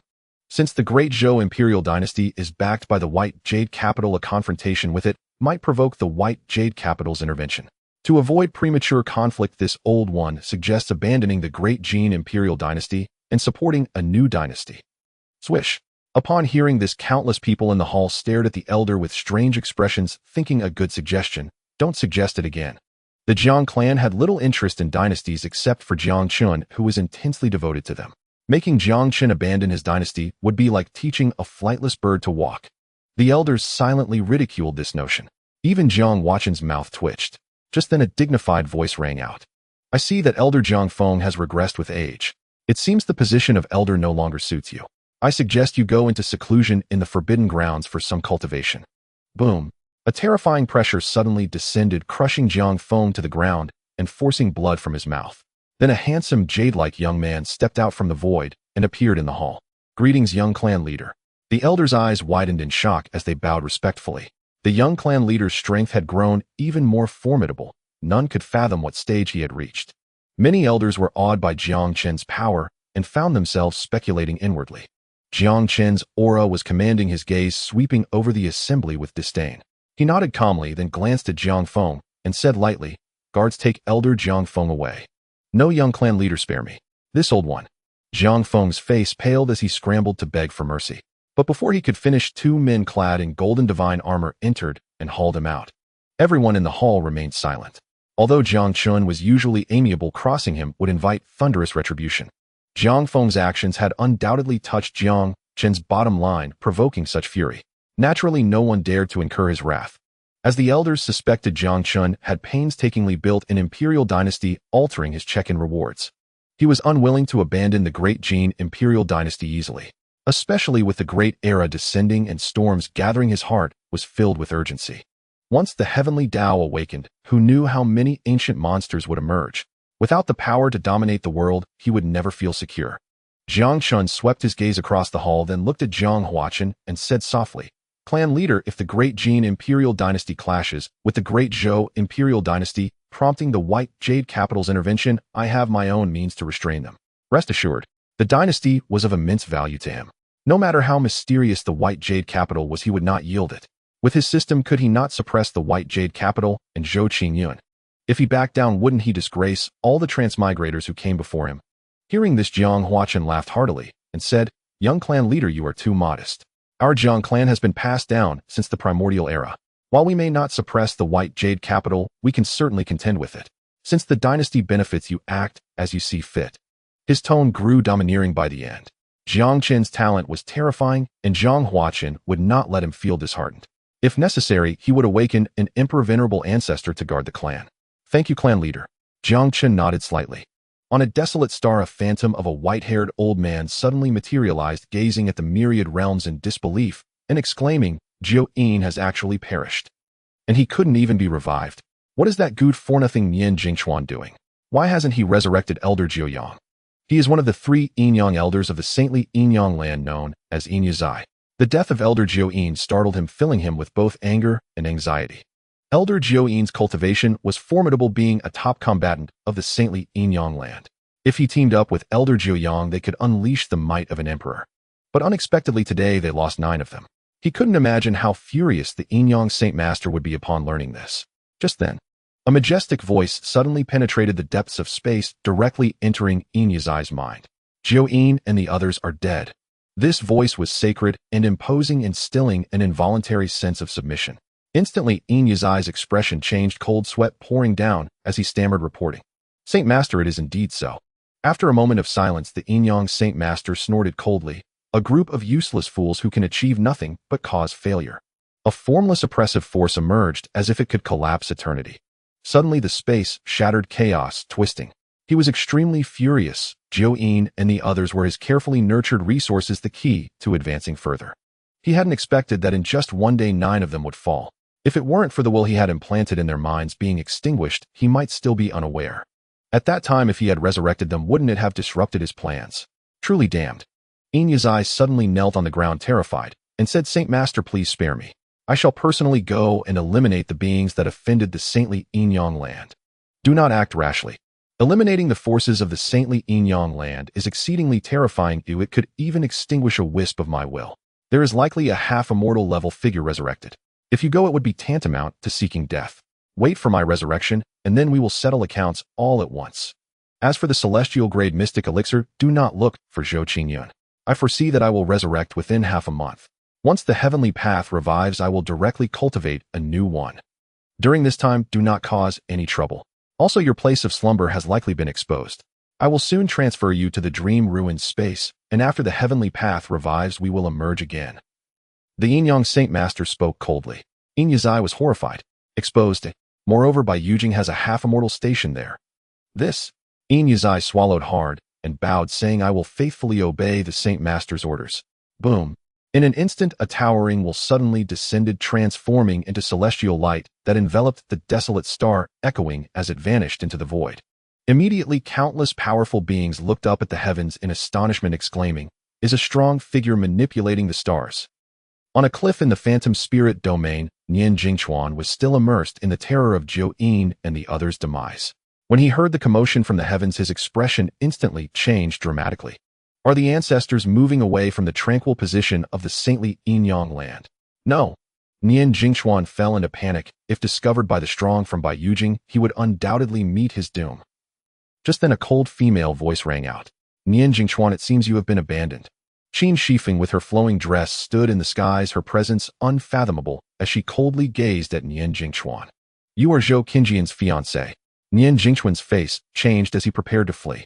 However, an incomparably terrifying force surged from Qin Shifeng, pressing down on him. In an instant, Nian Jingchuan, like a sponge, was immediately restrained. The Emperor? How is this possible? Why have you become so strong as well? Nian Jingchuan's expression was horrified, nearly going mad. Zhou Qinjian's rapid power increase was somewhat understandable. But why was this woman also so powerful? Could it be that this family is filled with monsters? Qin Shifeng ignored him, continuing to restrain Nian Jingchuan, heading towards Zhou Qingyun.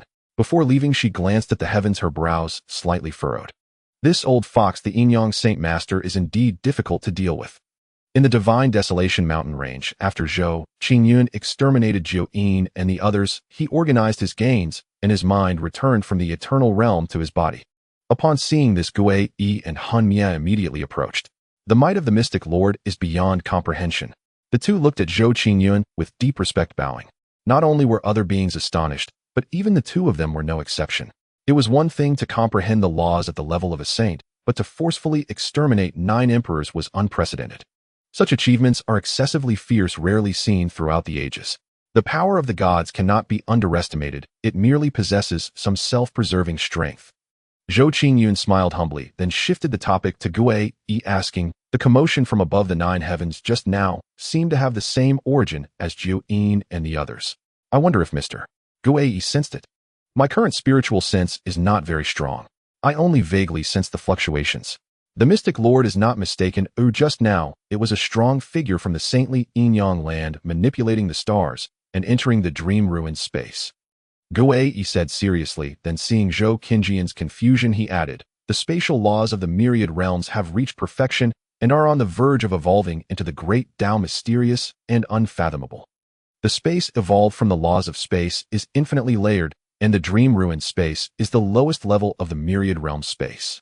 Its internal changes are unpredictable, ethereal, and boundless, terrifyingly unpredictable. Even an emperor entering it risks getting lost. If the saintly Yin-Yang land moves there, it will likely be difficult to find. Zhou Qinjian's brow furrowed, lightly chuckling. The fact that the saintly Yin-Yang land can exist for so long truly has its reasons. As a transcendent power, their ability to adapt to the times is something other forces cannot match. Mystic Lord, do not worry, I foresee that I will revive in half a month. By then my strength will also recover to a substantial level. I am confident I can suppress the saintly Yin-Yang land by my own power. Gue Yi's eyes revealed immense confidence. As Zhou Qinjian's mind stirred, wanting to respond, he suddenly sensed a wave of spatial fluctuation. Then a graceful and stunning woman walked out from within, looking at Zhou Qingyun with a smile, saying, it has been months since we last met. Young Master Zhou's strength is truly admirable. Miss Qin is also a remarkable figure. In just a few days of separation, you have become an emperor. Zhou Qingyun sensed Qin Zifeng's presence, a glint of brilliance flickering in his eyes. Truly a legendary antagonist returned from the dead. The two exchanged smiles without further questioning. Gue Yi and Han Mie watched the two, their hearts filled with uncertainty. An emperor at such a young age. Qin Shifeng slightly nodded to Gue Yi and Han Mie, then directly pulled the restrained Nian Jingchuan from the void, saying, "This person is the surveillance spy of the saintly Yinyang land in the world. I will leave him to you to deal with." Zhou Qingyun smiled gently, saying, "Then I thank Miss Qin." He was just about to probe into the communication methods of the saintly Yinyang land. Then under Nian Jingchuan's terrified gaze, he absorbed him into the eternal realm to search his soul.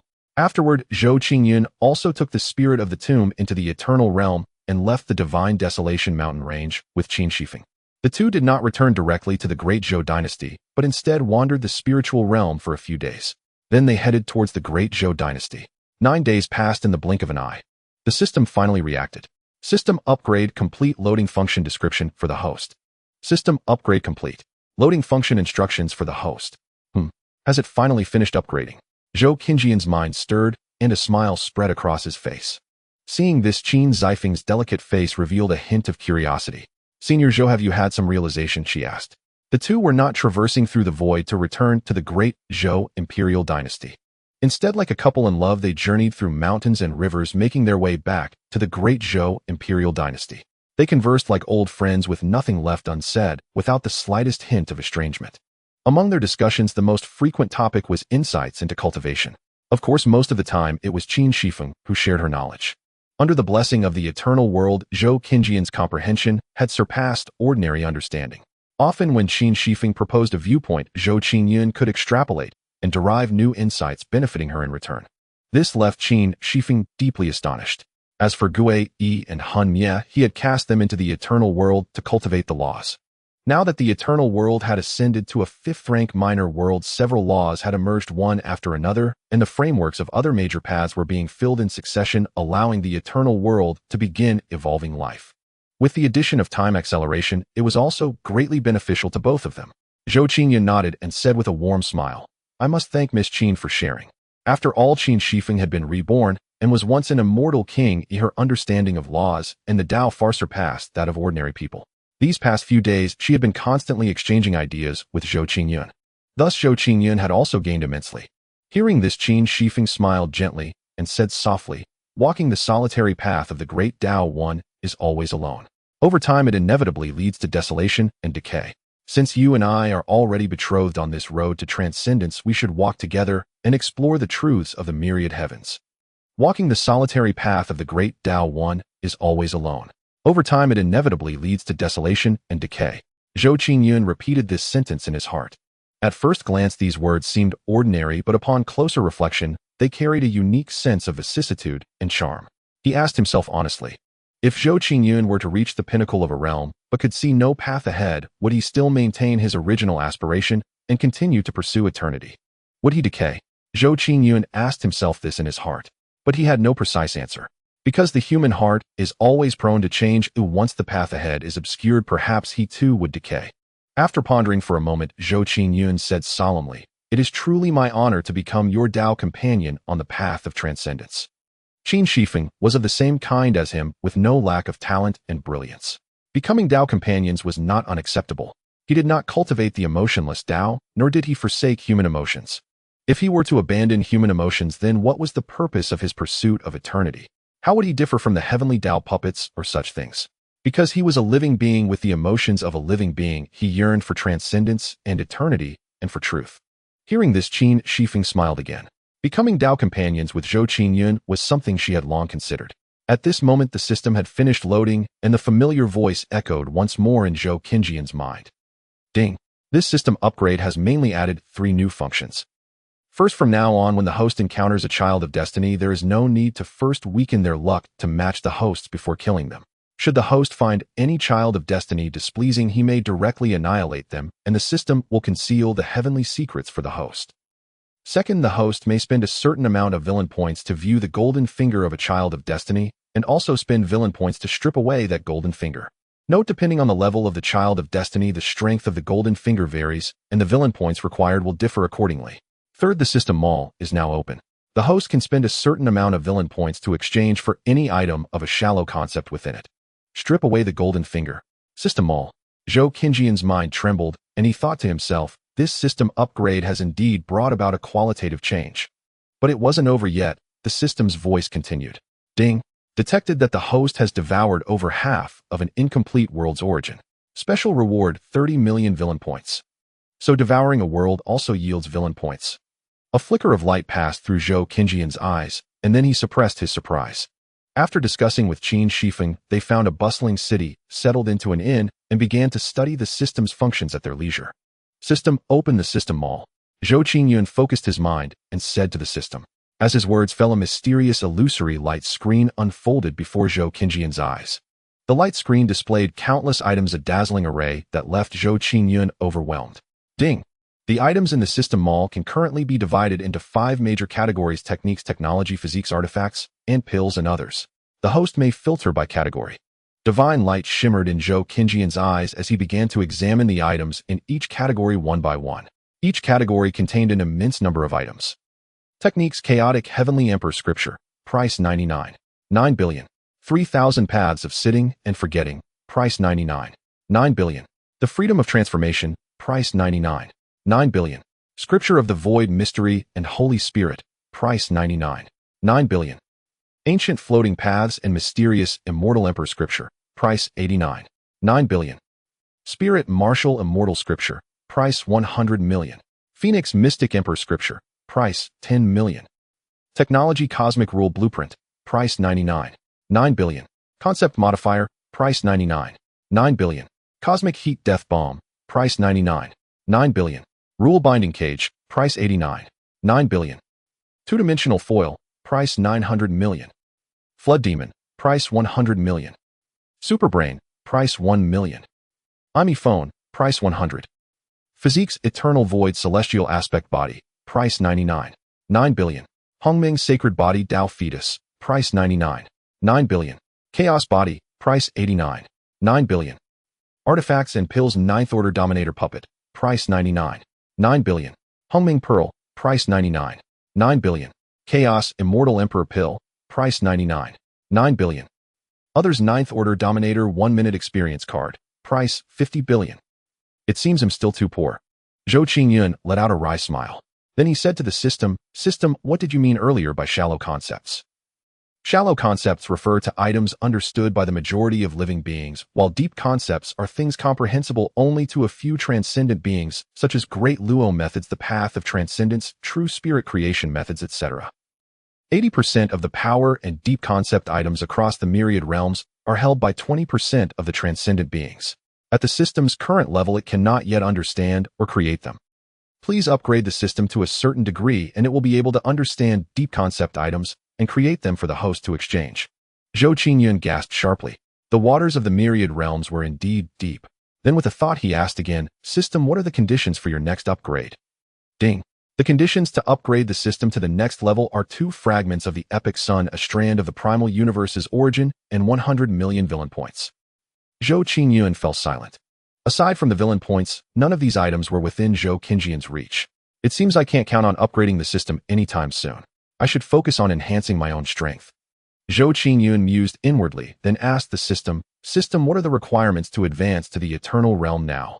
1 fragment of the mythical chosen, 1 system origin, and 100 million villain points. System origin. Zhou Qinjian's eyes flickered. Can the system origin be exchanged in the system shop?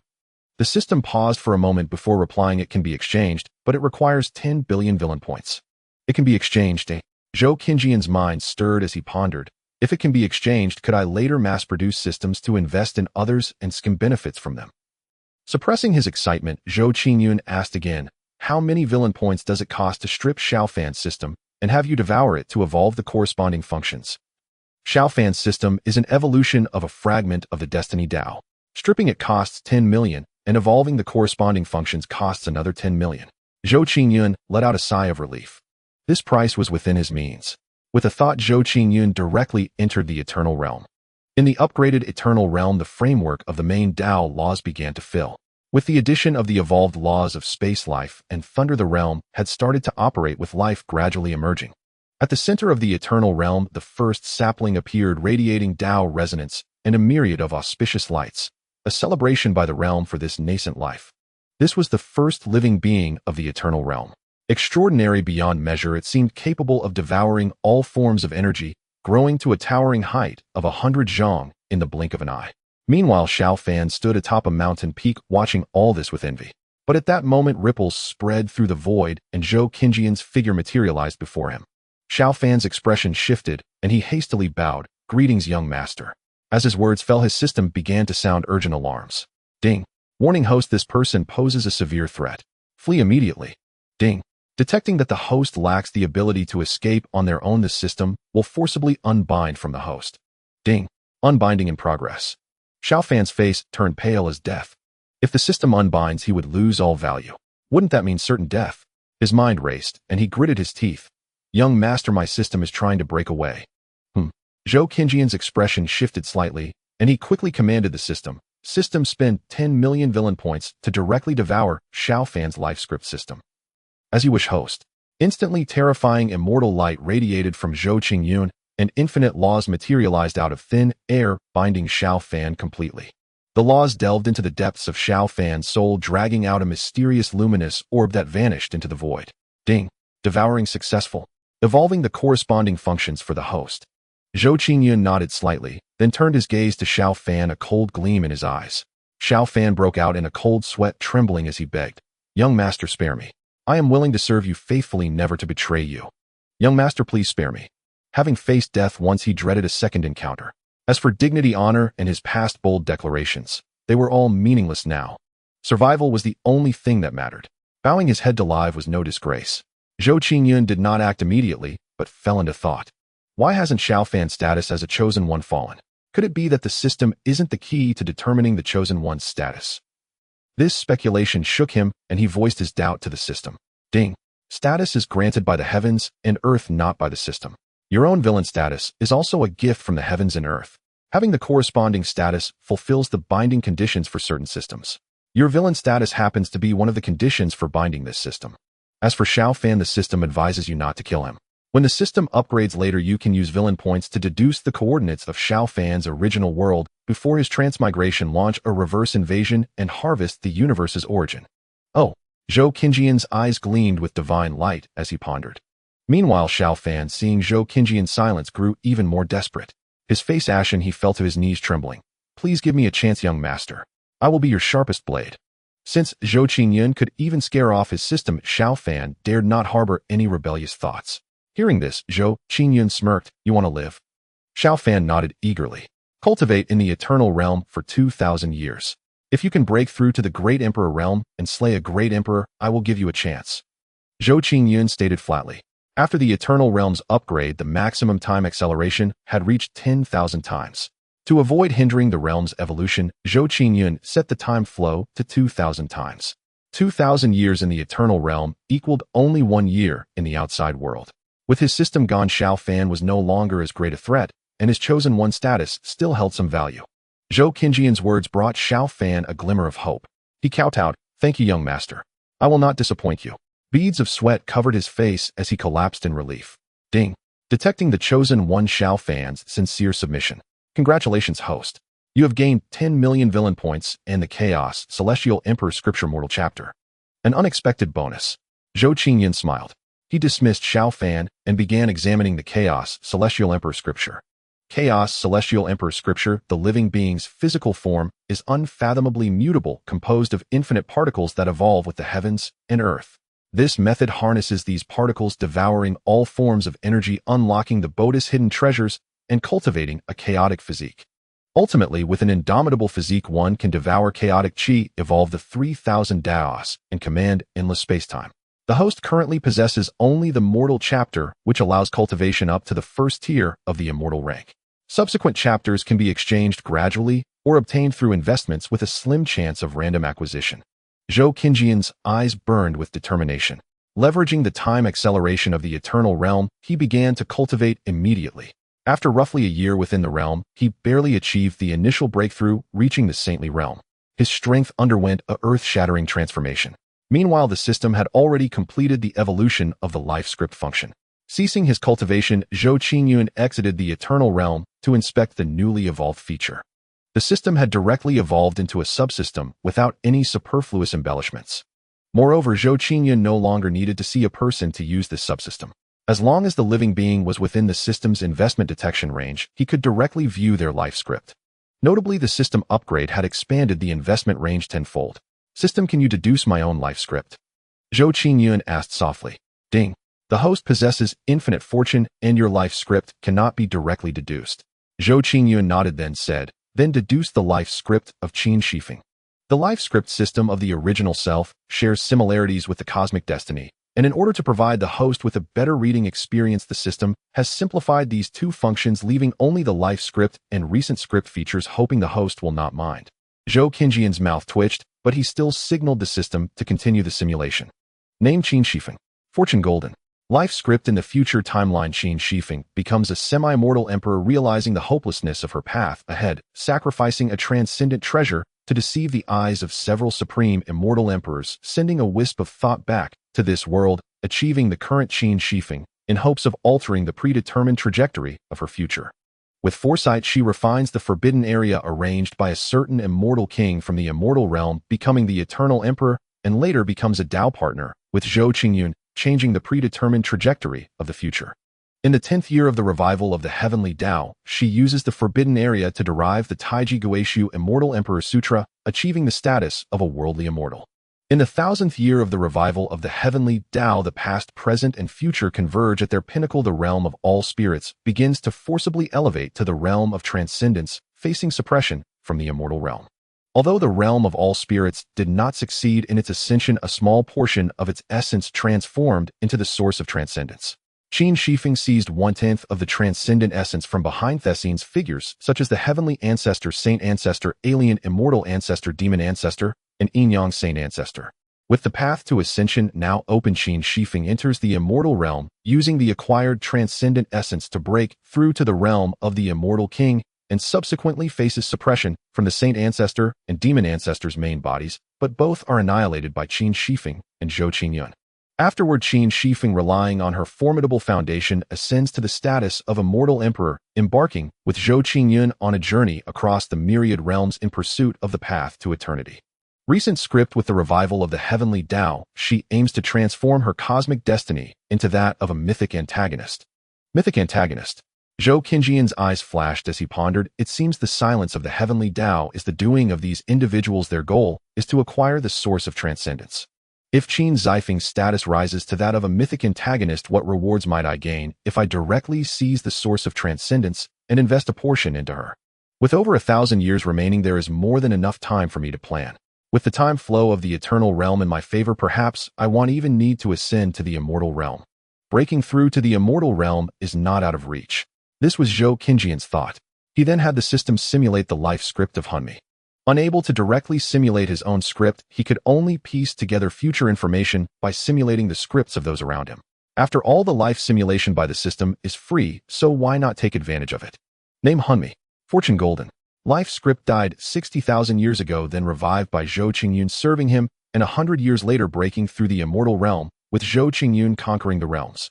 Later breaking through to become a transcendent ruler, calling himself the Master of Souls, overseeing the rise and fall of the myriad realms. Recent script: during his rigorous training in Zhou Qingyun's eternal realm, 6 days later the heavenly Dao revives, and he breaks through to the mid-stage of the emperor level. 4 months later, a conflict arises between the Great Zhou Empire and the Great Jin Empire, and Zhou Qingyun sends him to subdue the Great Jin Empire, attracting the destined one Jiang Chun, who suppresses him, but is then rescued by Zhou Qingyun. Afterward, in the 30th year of the revival of the heavenly Dao, he breaks through to the emperor's respect and is sent by Zhou Qingyun to the immortal realm to investigate the situation. Jiang Chun. Is he from the ancient Jiang family? Zhou Qingyun's eyes flickered, and he directly summoned Hunmi. Just appearing in the myriad realms, Hunmi looked a bit dazed. Within the eternal realm, 2 supreme rules are fully presented before him for his comprehension, and he is currently delving into the depths of these insights. Unexpectedly, he found himself appearing directly in the outside world. However, he quickly reacted, and with a slight change in expression, Hunmi bowed and said, "I greet the master of the mysterious." Zhou Qingyun nodded slightly and said, "Go gather information about Jiang Chun in the Holy Spirit domain, and while you are at it, test the waters of the Great Jin. Eliminate him if possible. Since I know there is such a potential enemy, I must eliminate him." However, the ancient Jiang clan is formidable, harboring ancient beings. If I forcefully kill Jiang Chun, leading to the revival of ancient beings from the Jiang clan, and if I cannot suppress them strongly enough, then the reputation Zhou Qingyun has built over the past few days will be utterly destroyed. This is something Zhou Qingyun does not wish to see. He is counting on the revival of the heavenly Dao to open the mountain gates, attracting talents to join and fulfill his ambitions. He must wait a few more days for the heavenly Dao to revive, for Gue Yi's strength to recover, and then he can strongly suppress Jiang Chun and the ancient Jiang clan. I will faithfully obey the master's orders. Hunmai's eyes gleamed respectfully, stating. After saying this, Hunmai's figure began to slowly dissipate. Zhou Qingyun then had the system check Hunmai's life script. The life script was not much different from before, but the recent script had changed significantly. However, it was still roughly in line with Zhou Qingyun's plans, so he did not pay much attention. The morning light was faint.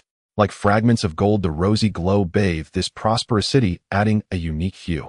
Qin Shifeng, dressed in a red gown, looked even more radiant under the morning glow. Zhou Qingyun's demeanor was equally remarkable, warm and refined. The two walked through the streets like a golden boy and jade girl, incredibly beautiful, astonishing passers-by. They strolled through the city for the entire morning, heading straight to the great Zhou Empire without pause. During this time, Zhou Qingyun also made several investments. As evening approached, the two returned to the great Zhou Empire, each going back to their own family. The clouds drifted in the sky. 6 days passed, and Zhou Qingyun and Gue Yi stood on the stargazing platform of the imperial city, gazing at the vast skies. Boom! Suddenly, a cold, indifferent eye phantom emerged from the heavens, bursting forth with brilliant rays, illuminating endless mountains and rivers. Soon the realm of all spirits shook violently, beginning to expand and extend. The silent celestial phenomena also started to revive, emitting bright lights that radiated throughout the realm of all spirits. Gue Yi's gaze was profoundly deep as he smiled faintly, saying, "Master, the heavenly Dao is truly about to begin its revival, and this old man can finally stretch his limbs." At this moment, the space next to Zhou Qingyun rippled, and Qin Zifeng's figure slowly emerged. She smiled and turned to Zhou Qingyun, asking, "Young master, how much do you know about the silence of the heavenly Dao? Young master, how much do you know about the silence of the heavenly Dao?" A glint of light flashed in Zhou Qingyun's eyes as he pondered. In order for this world to ascend, there are ambitious individuals, even celestial beings, who descend to seize the world's source, aiming for transcendence. Yet in the end, it seems the world failed to ascend. The heavenly Dao fell silent, and countless powerful beings extracted the past's foundation to propel the myriad realms forward. Hearing this, Qin Shifeng was somewhat taken aback, but upon considering the forces behind Zhou Qingyun, she understood and softly said, "The situation is roughly as you guessed, but the myriad realms did not fail to ascend, rather they succeeded. However, there are those in the celestial realm who do not wish for the myriad realms to ascend." At the moment of impending success, celestial beings spanning infinite dimensions directly plundered the source of transcendence from the myriad realms, resulting in failure. As a result of the failed ascension, the myriad realms, having suffered damage to their source, began to crumble, heading towards destruction. Qin Zifeng's gaze was distant as she looked at the ever-changing myriad realms, a hint of regret appearing on her fair face as she continued. Fortunately, during that era, a prodigious talent emerged, unwilling to see the myriad realms destroyed. He displayed immense power to sever the path of ascension, erasing the connection between the celestial realm and the myriad realms.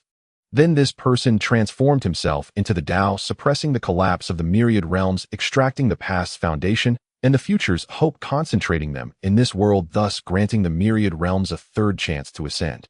However, some ambitious individuals and the malignancy of the celestial realm have long been eyeing it. This ascension will also end in failure. Although this ascension has failed, it will still give rise to a source of transcendence. The source of transcendence is a rare treasure that can help beings ascend to the position of celestial emperor in the celestial realm. Therefore, I wish to invite you to join me in seizing the source of transcendence. Qin Zifeng's eyes shone brightly as she sincerely invited Zhou Qingyun. In her past life, despite possessing the cultivation of a great emperor, she had been inconspicuous during that great battle and could only ascend to the celestial realm ahead of time when the celestial gates opened to avoid being affected. Having returned from rebirth, she naturally did not wish to ascend to the celestial realm so easily. A third ascension. Zhou Qingyun and Gue Yi beside her both displayed surprised expressions. Especially Gue Yi, who furrowed his brow, desperately searching for information in his mind. Zhou Qingyun nodded, indicating his agreement, and then softly asked, "The myriad realms have 3 ascensions. Does Miss Qin know when the first ascension of the myriad realms occurred?" Seeing this, Qin Shifeng was not surprised.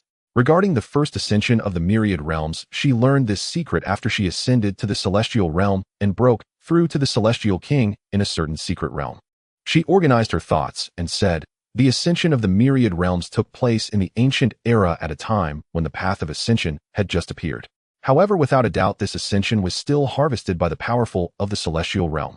In fact, the celestial realm is merely a world of higher dimensions than the myriad realms, continuously receiving ascenders, which weakens the foundation of the myriad realms.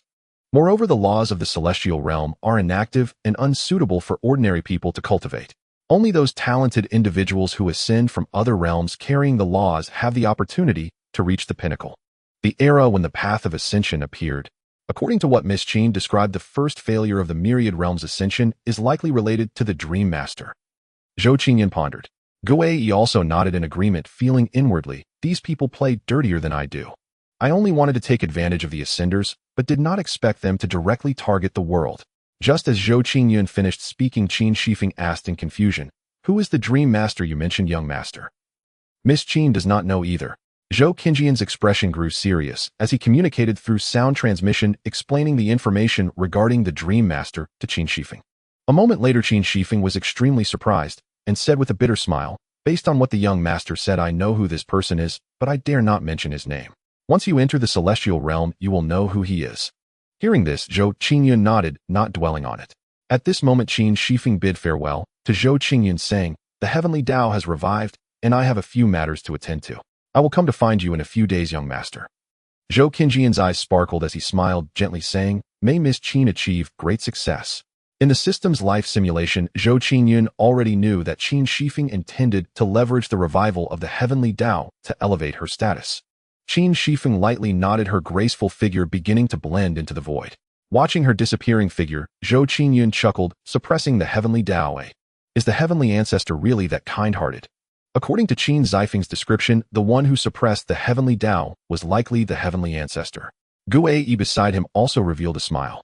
In this chaotic world, all are driven by profit, especially those supreme beings who have reached the pinnacle. Soon after, the two stopped pondering and continued to observe the changes in the world. Boom! The changes in heaven and earth continued. Vast spiritual energy surged from the void, spreading across all mountains and rivers of the myriad realms. Grass and trees grew wildly. Ancient trees swayed. The fearless breath of nature swept over mountains, causing countless peaks to tremble and rise until they stood tall in the clouds. Great demons continued to awaken their intelligence, roaring at the mountains and rivers. The limits of the myriad realms were rising and space became more solid. At this moment, boundless purple energy enveloped the entire myriad realms. Buzz! The phantoms of time and fate suddenly appeared in the eyes of every cultivator above the divine bridges. Following this, one after another, the phantoms of ancient beings carrying countless laws merged into the void. At the future ends of the two supreme rivers of time, it seemed that countless supreme giants surged from the future, carrying boundless brilliance, merging into the present time and space. The billions of lifeless stars in the heavenly dome erupted with dazzling starlight, forming the array of the surrounding heavens, illuminating the entire myriad realms. Command! The world was in great turmoil, and the indifferent eyes in the heavenly dome turned, forming the character command in the void. In an instant, countless laws of the world began to manifest.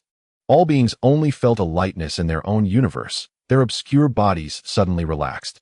The realms of countless beings began to break through. Some ancient beings who had been stuck at a certain level for 100 years directly connected with the laws, breaking through to the great emperor level, exerting pressure over numerous domains. Some beings on the brink of death, due to their lifespan, breaking through shackles. Some mortals directly crossed the body-tempering realm, breaking through to the spirit-gathering realm. Countless beings called out in excitement. "I have broken through. I have finally broken through. Woo, I have finally been lucky enough to be born in a good era." The elevation of heaven and earth continued, and the rich Tao rhythm intertwined with spiritual energy, transforming into raindrops that fell upon the earth, renewing all things. Boom! A mysterious and unfathomable aura emerged from Guei, his realm recovering. Early Great Emperor, Mid Great Emperor, Late Great Emperor, Emperor Venerable. Zhou Qingyun sensed the changes, revealing a smile as he opened the system's data panel. Name: Guei, realm half immortal, currently recovering fortune, golden favorability, 98 status, mythical antagonist, half immortal. Was his past realm a worldly immortal? Zhou Qingyun nodded in satisfaction. At this moment, the system's voice echoed again. Ding. The destined child, cultivated by the host Su Chun, is currently suppressing the mythical destined child. Congratulations, host, for obtaining 1,000 villain points. Ding. The destined child, nurtured by the host Su Chun, is currently suppressing the mythical destined child. Congratulations to the host for obtaining 1,000 villain points. Mythical destined child. Zhou Qingyun revealed an unusual expression and asked the system, "Can I view the data panel of this mythical destined child?" Not within the system's detection range, unable to investigate. Zhou Qingyun frowned, pondering for a moment, then said, "Then surely I can locate Su Qin's position." Yes. Zhou Qingyun nodded. Instantly a message appeared in Zhou Qingyun's mind. Tianhuang Domain Spirit Emperor Mountain Range. How did Su Qin run so far? Zhou Qingyun frowned. The Myriad Spirits realm is vast and boundless with 3,000 major domains, and Tianhuang Domain is probably billions of miles away from Dongling Domain. At this moment, Gue Yi, with an ethereal demeanor, stood atop the towering palace, gazing at the changes in the world. Sensing Zhou Qingyun's emotional shift, he softly inquired, "Is there something troubling you, master? I can assist you with it." Zhou Qingyun smiled lightly and replied, "There is indeed a bit of worry, but I need to go personally. I would trouble Mr. Gue Yi to stay in charge of the great Zhou dynasty. Gue Yi doesn't possess a system. If he rashly went to Tianhuang Domain, he might alert the snake and let that mythical destined child escape. After all, he is a mythical being, so caution is necessary." Gue Yi frowned and slowly said, "Master, you absolutely cannot do that. If I do not accompany you and you encounter danger, I may not be able to provide timely assistance. Now that the world has revived, all sorts of strange beings can emerge. This is what he is worried about. Rest assured, Mr. Gue Yi, I possess the eternal realm, and I can go anywhere in this vast world." Zhou Qingyun smiled confidently. A few days ago, he had utilized the time acceleration of the eternal realm to achieve a breakthrough to the supreme fulfillment. Combined with the cultivation of the chaotic emperor scripture, his own safety is no longer a concern. Gue Yi nodded. Zhou Qingyun then simply instructed a few things. "After I leave, I hope Mr. Gue Yi will pay more attention to the movements of the Yinyang Sacred Land and the Great Jin Empire. If the Yinyang Sacred Land emerges, and if the strength of the Yinyang Sacred Lord is weak, then suppress it directly. No need to consult me. As for the Great Jin Empire, I'll decide after assessing the strength of the ancient Jiang family." Understood. Gue Yi nodded. Immediately, Zhou Qingyun summoned Blood God Clothing and Tang Guangjuan from the Eternal Realm to assist Gue Yi. With the 2,000 times time flow rate of the Eternal Realm, Blood God Clothing broke through to the Emperor level, while Tang Guangjuan reached the Supreme level. Though the Heavenly Tao has revived, Emperors and Quasi-Emperors still represent top-tier combat power. Subsequently, Zhou Qingyun no longer delayed manipulating the laws of space and vanishing into the void. "Farewell, Master," the three said in unison. Tianhuang Domain Spirit Emperor Mountain Range. The Heavenly Tao is reviving. Countless demonic beasts are breaking through, roaring across the mountains and rivers, fighting for resources and blood.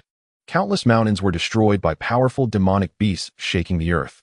However, on the eastern side of the Spirit Emperor Mountain Range, not a single demonic beast dared to approach.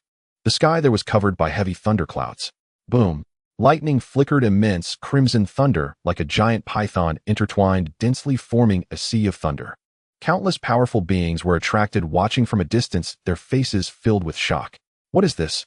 Is this a tribulation? But it doesn't seem like it. Could it be that a supreme treasure has appeared? Countless powerful beings' eyes lit up with greed, but no one dared to act rashly. The sea of thunder was simply too terrifying, and no one dared to approach. Even a saint entering would likely be instantly devoured.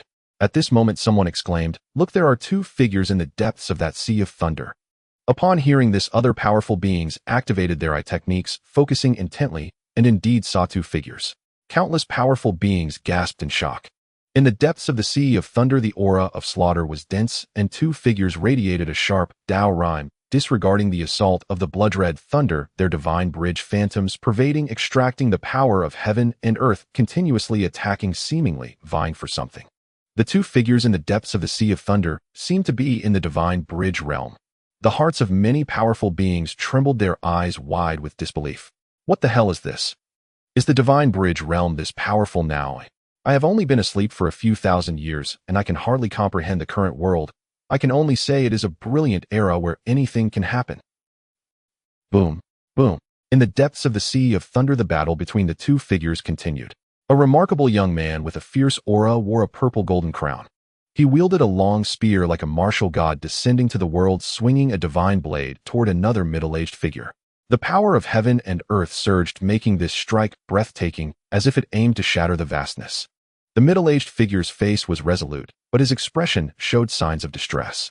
Seeing the incoming strike, his pupils constricted, his expression darkened, blood surged, and a vortex formed within his body, drawing in the myriad thunders, forcibly refining them into his own power. He swung a punch towards the divine blade. His fist was filled with overwhelming power, as if he were a ruler of the world unmatched. Dong! The divine blade and the fist collided, emitting a piercing sound that resonated across the mountains and rivers, and the terrifying aftermath spread in all directions. Several towering peaks turned to dust, and even some beings watching from afar were affected. Countless beings were filled with uncertainty. Is this really the divine bridge? It looks more like the reincarnation of an ancient celestial seed. I have never seen such a terrifying divine bridge. If the two are not ordinary, they must be the most terrifying talents of this generation. Within the sea of thunder, the middle-aged figure looked at the young man, his expression grave, and said, "Su Chun, are you truly going to stop me? If you withdraw, I can treat this as if nothing happened. I can even offer you an imperial weapon as compensation. Now the commotion is too great. If other powerful beings arrive, it would be troublesome." He could only tentatively negotiate. Su Chun scoffed, "If you want me to leave, it's simple. Just give me the Chaos Thunder Seed, and I will depart." Su Chun, don't push your luck. This item is my path to enlightenment.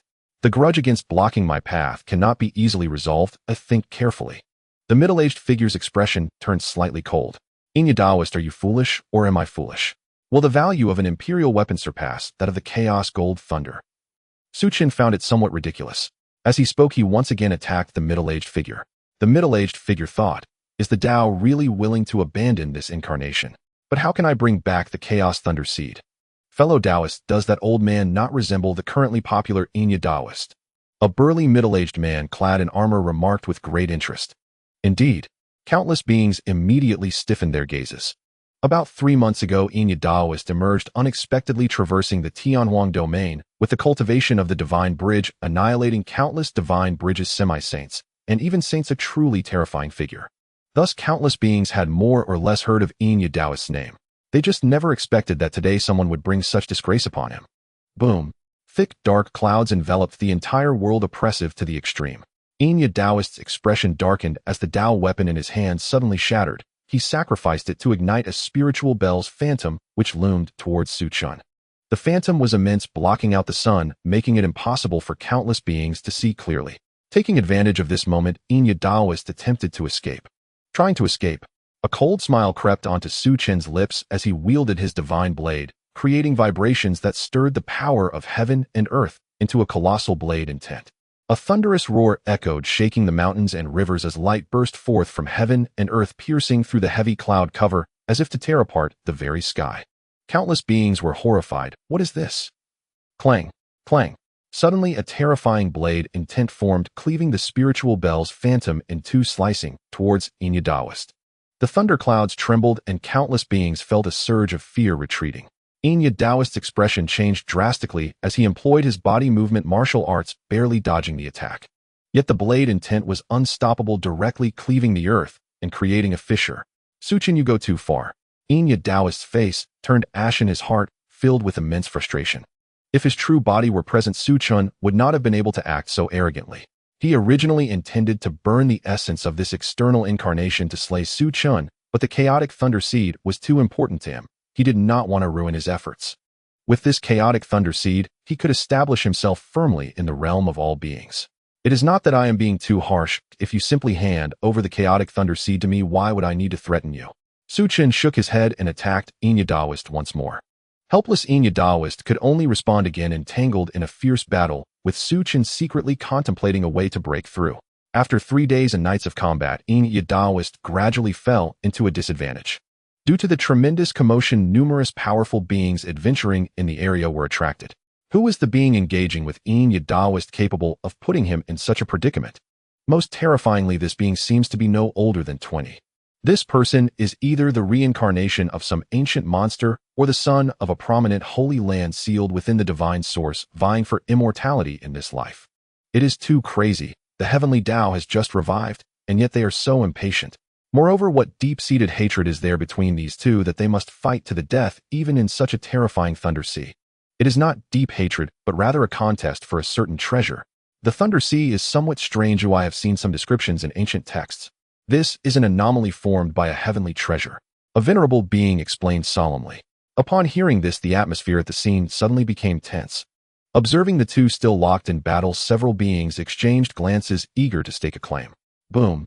At that moment, a striking figure with wings suddenly flew towards the Thunder Sea. A member of the celestial race. The other eager beings were startled, suppressing their thoughts and watching the developments. This being was extraordinarily remarkable, exuding a powerful aura as numerous runes flowed around him, arcs of lightning coiling around him, resembling a thunder god descending upon the world. The aura from the Thunder Sea intoxicated him, urging him to seize the treasure. It was the instinct of life evolution. After searching everywhere without success, I unexpectedly found the heavenly treasure, the chaotic Thunder Seed, right here. In this world, my celestial race will undoubtedly rise under my leadership. His heart surged with excitement. Others were unclear about the nature of the Thunder Sea, but he understood very well that it was formed due to the appearance of the chaotic Thunder Seed.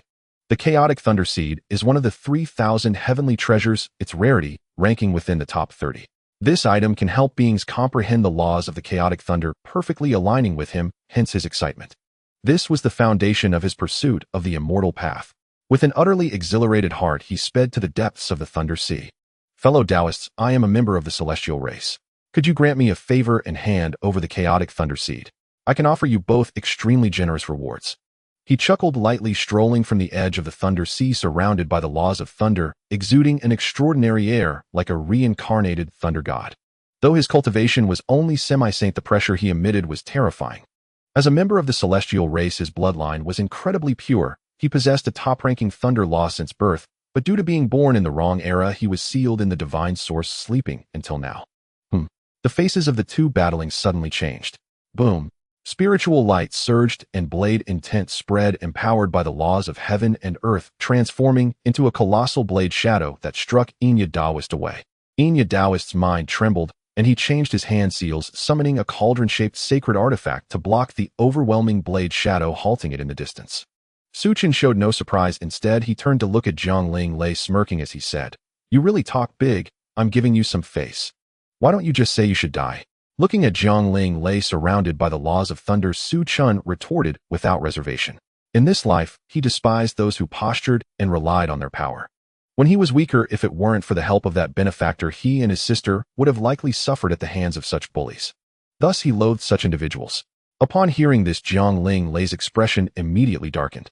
Seeing this, Xianxia Taoist's eyes flickered and he smiled. "I won't hide it from you, fellow Taoist. The chaotic Thunder Seed is in my possession. If you can kill this person, I will give it to you." Su Chen's expression darkened, realizing something was amiss. Jiang Lei focused and said, "As long as you hand over the chaotic Thunder Seed to me, I will immediately kill this person." He was not foolish. If afterward this person did not give it to him, wouldn't he be toyed with? Fellow Taoist, rest assured, I am willing to make a vow to attain the Tao. Xianxia Taoist chuckled as a vow to attain the Tao posed no restrictions on him. He was indifferent to making more. Saying this, he made the vow. Fellow Taoist is straightforward. Jiang Lei laughed heartily, then turned to Su Chen, sneering, "Kid, I admit you are not bad, but in this realm Jiang Lei is invincible. You can only face defeat." As he spoke, his wings flapped within the Thunder Sea. It was as if heaven aided him, countless thunders converging towards him, his spirit and energy surging explosively, emanating a suffocating aura. Crack! All the 10,000 thunders of heaven and earth are at my disposal. The Thunder Sea churned, transforming into countless colossal thunder serpents, submitting to Jiang Lei. Countless thunder serpents seemed to receive some command, crazily rushing towards Su Chen. Hiss! Su Chen's expression changed dramatically as the power of heaven and earth erupted from his meridians, employing body movement martial arts to evade the thunder serpents. He continued his actions, striking down one thunder serpent after another. But it was not over. Jiang Lei's eyes opened and closed, lightning flashing as a trident formed from thunder suddenly appeared, striking towards Su Chen. Good opportunity. Xianxia Taoist's eyes lit up, his expression stern. Seizing the moment when the two were distracted, he ignited all the power in his dantian, his speed skyrocketing as he fled outward. In an instant, he escaped the Thunder Sea. What audacity! You seek death. The expressions of both changed as they ceased fighting and pursued Xianxia Taoist. But it was too late. Some beings tried to stop him, but Xianxia Daoist was ruthless, once again igniting his only sacred artifact, slaying numerous greedy beings. Ha ha, you are still too young to challenge me. Xianxia Daoist laughed wildly. Yet before he could finish laughing, the surrounding winds, spiritual energy, and the power of heaven and earth, along with the churning thunder sea, suddenly came to a halt. Everything around slowed down, even affecting Xianxia Daoist's speed. Xianxia Daoist's expression changed. He exerted all his true essence, but it was futile. The heavy clouds suddenly shattered, and a colossal hand appeared, unleashing a spiritual energy storm, capturing Xianxia Daoist. In the astonished gazes of the crowd, a slender figure in white resembling an otherworldly being appeared from the void. This person was Zhou Qingyun. Ignoring Xianxia Daoist's horror, he fixed his gaze on him as a white panel suddenly appeared. Name: Xianxia Chun Woody's Incarnation Realm, Semi-Saint Fortune, Golden Favorability, 0 Position, Child of Mythical Destiny, Golden Finger, Invincible Domain System. Invincible Domain System. Zhou Qingyun's eyes narrowed. This mythical destined child is a bit tricky, isn't he? Who are you? Why are you blocking my path? Xianxia suppressed the unease in his heart and said in a deep voice. This was also a question posed by the spiritual thunder and countless onlookers, as Zhou Qingyun's temperament was too ethereal. Although no realm aura could be perceived, Zhou Qingyun's sudden appearance instantly imprisoned Xianxia, frightening everyone present. Beside him, Su Qin's mouth dropped open. Benefactor. He suppressed the joy and excitement in his heart and quickly stepped forward, cupping his hands in respect. Greetings, Benefactor. Countless beings immediately became extremely serious. These two actually have a connection. Xianxia's expression also darkened, cursing internally. Damn it, why is this promotion task so difficult? He almost cursed out loud. Zhou Qingyun slightly nodded, then looked at Xianxia and chuckled, saying, I am Zhou Qingyun, the walker of Baiyu Jing in this world. You may address me as Xian Master.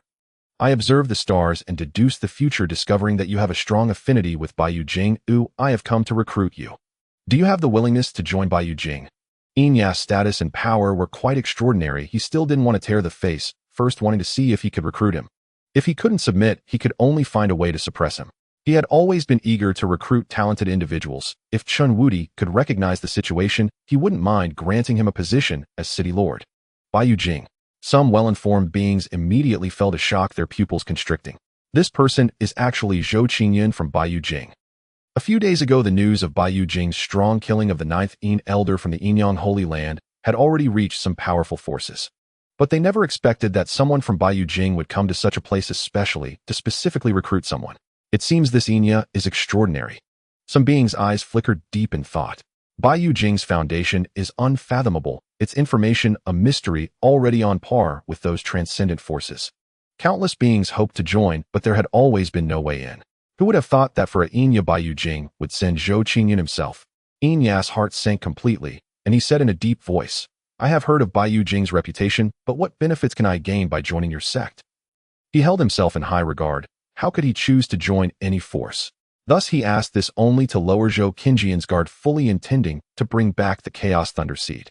As soon as Xianxia finished speaking, countless beings secretly cursed him for being ungrateful. Zhou Qingyun stared at Xianxia and said warmly with a smile, As long as you sincerely join Baiyu Jing, the Xian Master promises you the position of City Lord, steering Baiyu Jing together, and I can ensure you safely take away the Chaos Thunder Seed. In Baiyu Jing, except for the Xian Master, the City Lord holds the highest status. Are you interested? Xian Master. Countless beings were immediately startled with a thought arising in unison. Isn't Baiyu Jing a bit terrifying? Just a mere walker in this world possesses such strength. What kind of power does the Xian Master of Baiyu Jing have? Could it be that the strength currently displayed before the world is just the tip of the iceberg of Baiyu Jing? Once this thought emerged, countless beings felt a chill run down their spines. Xianxia pretended to ponder for a moment, then said, I am willing to join Baiyu Jing. Can you let me leave now? Zhou Qingyun raised the corner of his mouth, slightly smiling. Without smiling, words alone are not enough. I hope you can truly meet me once before I can trust you. I treat you with sincerity. I hope you can also treat me sincerely. This Xianxia is just the avatar of Chun Wudi, and now he doesn't know where he is hiding. He needs to confirm Chun Wudi's location. In this way, whether suppressing or subduing, he could make far-reaching plans. Otherwise, even if he controlled this avatar, it would be useless. As soon as these words were spoken, countless beings were in an uproar. What does Xian Master mean? Could it be that this Xianxia is just the avatar of some old monster? No wonder this person attracted Baiyu Jing's attention. Su Chun was also trembling, looking at Xianxia with a serious expression, pondering. These old monsters are too cunning. How did this person see through me? Xianxia's expression changed slightly, and he said in a deep voice, "I don't know what you mean. If you don't want me to join Bai Jing, just say it, or why humiliate me?" His heart was heavy. He had been lurking in the Wanling world for so many years. It was the first time he encountered someone who could see through his avatar. Facing Zhou Qingyun, he felt as if he had been completely exposed, which made him extremely uncomfortable. The current situation had already slipped from his control. He could only choose to give up the Chaos Thunder Seed. After Xianxia finished speaking, he glanced at Zhou Qingyun, and then his eyes instantly lost their luster. His lifespan and soul quickly withered. This bizarre action surprised countless beings. Even Zhou Qingyun couldn't catch how Xianxia died. In an instant, Xianxia's body turned to dust. A seed shrouded in chaotic mist heavy with the principles of thunder appeared in the air. The rich aura of the laws stirred up greed in countless beings, but no one dared to act. The one who reacted most strongly was Jiang Linglei. At the moment the Chaos Thunder Seed appeared the Thunder Path, he practiced instantly wilted, his eyes blood red, looking at the Chaos Thunder Seed with extreme desire. The pulse of his origin trembled greatly, urging Jiang Linglei to seize the Chaos Thunder Seed, but after glancing at Zhou Qingyun, who stood with his hands behind his back, he ultimately let reason conquer greed. Looking at the dissipated body of Xianxia, Zhou Qingyun frowned slightly, his thoughts stirring. This Chen Wudi is indeed a ruthless character. Seeing the situation turn unfavorable, he directly self-destructs. No wonder he is a mythical destined child. He was already at the supreme fulfillment stage, empowered by the eternal realm, possessing the power of the emperor fulfillment stage, yet he still couldn't sense how this avatar returned to the void. However, Zhou Qingyun was not too disappointed. At the moment Chen Wudi's avatar self-destructed, losing the Chaos Thunder Seed, the script of Chen Wudi's life also underwent another change. Named Chen Wudi Fortune Golden Life script, the protagonist of Master of Transcendence, a fragment of the imperial soul source of the Buddha Emperor of the immortal realm, drifting in chaos for countless years, entered the Blue Star universe, guided by the former Emperor's source, entered the Wanling world, and under the cultivation of the Emperor's source devoured the Wanling world, stepping into the immortal realm, pursuing transcendence. After entering the immortal realm, his aura exposed, he encountered beings from the floating world eyeing the flesh of the Buddha Emperor, and after several life and death situations, Chen Wudi became the Buddha Emperor. Thereafter, he killed the floating world and resumed the pursuit of transcendence, clarifying the principles of cosmic operation, achieving the state of transcendence, helping the immortal realm ascend to the great universe, and gaining the position of Master of Transcendence. Recent script robbed of the Chaos Thunder Seed by Zhou Qingyun, resulting in the failure of the task issued by the Invincible Domain System, then reactivating the task, and a month later obtaining the Chaos Fire Spirit Seed on the Heavenly Demon Mountain in the ancient wilderness, completing the system task, and upgrading the Invincible Domain. With the specific information about Chen Wudi, Zhou Qingyun could make further arrangements and plans. This was also an information gap. He had spent so much effort just now hoping to extract some concrete information. Furthermore, because Chen Wudi's panel was too luxurious, he still had to be cautious. After all, Chen Wudi was the first mythical destined child he had encountered. Shaking his head, Zhou Qingyun no longer thought much and reached out to draw the Chaos Thunder Seed into his hand, but just as it touched his palm, the system's voice sounded. Ding! Triggered the golden investment demand for Jiang Linglei. Investing the Chaos Thunder Seed can obtain a portion of the origin of the Chaos Thunder Path. Would you like to bind the investment? Zhou Qingyun was taken aback, then looked at Jiang Linglei and said casually, "You want the Chaos Thunder Seed?" As Zhou Qingyun spoke, he silently communicated with the system. Under Zhou Qingyun's gaze, Jiang Linglei felt immense pressure akin to standing before an ancient relic of his clan. It was the first time Jiang Linglei felt such significant pressure from a peer. Upon hearing Zhou Qingyun's words, Linglei's eyes narrowed, unable to decipher Zhou Qingyun's intentions. However, he quickly replied respectfully, "To not conceal from the Xian Master, the Chaos Thunder Seed is of great use to me, capable of altering my life's essence and enhancing my foundation and depth. But since it is obtained by the Xian Master, I dare not act rashly." He forcibly suppressed the greed and desire within his heart, refraining from showing even the slightest hint of longing. In this world, strength is ultimately revered. Bai Yujing boasts extraordinary depth and stands as a transcendent force, while his Tianren clan is somewhat inferior in comparison. With unparalleled talent, Jiang Linglei was ambitious, yet he understood the importance of timing. One must be humble when necessary and bold when required. A glimmer of appreciation shone in Zhou Qingyun's eyes as he said with a faint smile, "Loyalty to me, and this item shall be yours." As he spoke, he opened Jiang Linglei's life script. Name: Jiang Linglei. Fortune: Golden. Life script: born 200,000 years ago in the Tianren clan with exceptional talent. Upon awakening, he was destined for the path of thunder. However, due to the lack of visible rules in that era, it was difficult to attain enlightenment. He was sealed within the divine source by the elders of the Tianren clan awakening during the resurgence of the heavenly Tao and thereafter submitted to Zhou Qingyun, waging war across the heavens, becoming the master of the Thunder Path. Recent script obtained the Chaos Thunder Seed, and with the assistance of the clan elders successfully transformed the Path of Thunder into the Law of Thunder, breaking through to the supreme level. Upon hearing this, the beings around were all astonished, gazing at Jiang Linglei with envy. Jiang Linglei exhibited a contemplative expression, weighing the pros and cons before solemnly stating, "As long as the Xian Master does not command me to oppose the Tianren clan, I am willing to follow you. Now that the heavenly Tao is revitalized and storms are brewing, this is an unprecedented era. Establishing a connection with a force like Bai Yujing would be immensely beneficial both for the Tianren clan and for him." Zhou Qingyun nodded slightly, discreetly marking a death symbol for Jiang Linglei before granting him the Chaos Thunder Seed. Congratulations, host, for a successful investment, gaining a source of the Chaos Thunder Law. Chaos Thunder Law source. After use, it can help the host comprehend the Chaos Thunder Law or be utilized in the Eternal Realm to evolve the Chaos Thunder Law. Thank you, Xian Master. I vow with my Tao heart that I shall follow you faithfully in this life, never betraying you. Should I violate this vow, my Tao heart will shatter, and I shall have no hope of attaining enlightenment. Jiang Linglei respectfully accepted the Chaos Thunder Seed and solemnly pledged. Zhou Qingyun smiled slightly, waving his hand, and communicated, "I know your clan possesses secret methods that can maximize the value of the Chaos Thunder Seed. Go back and refine it. Once successful, come find me in the Dongling domain." Thank you, Xian Master. Jiang Linglei displayed a grateful expression, cupping his hands. His wings behind him trembled, transforming into a streak of light under the cover of thunder as he sped towards the ancestral grounds of the Tianren clan. At the same time, Jiang Linglei did not dare to be careless. As soon as he left, he employed secret methods to contact the strong ones in his clan for support. Seeing Jiang Linglei depart, Su Chenying displayed a grateful expression, clasping his fists and saying, "Thank you for the life-saving grace a few days ago. I have no way to repay you in this lifetime.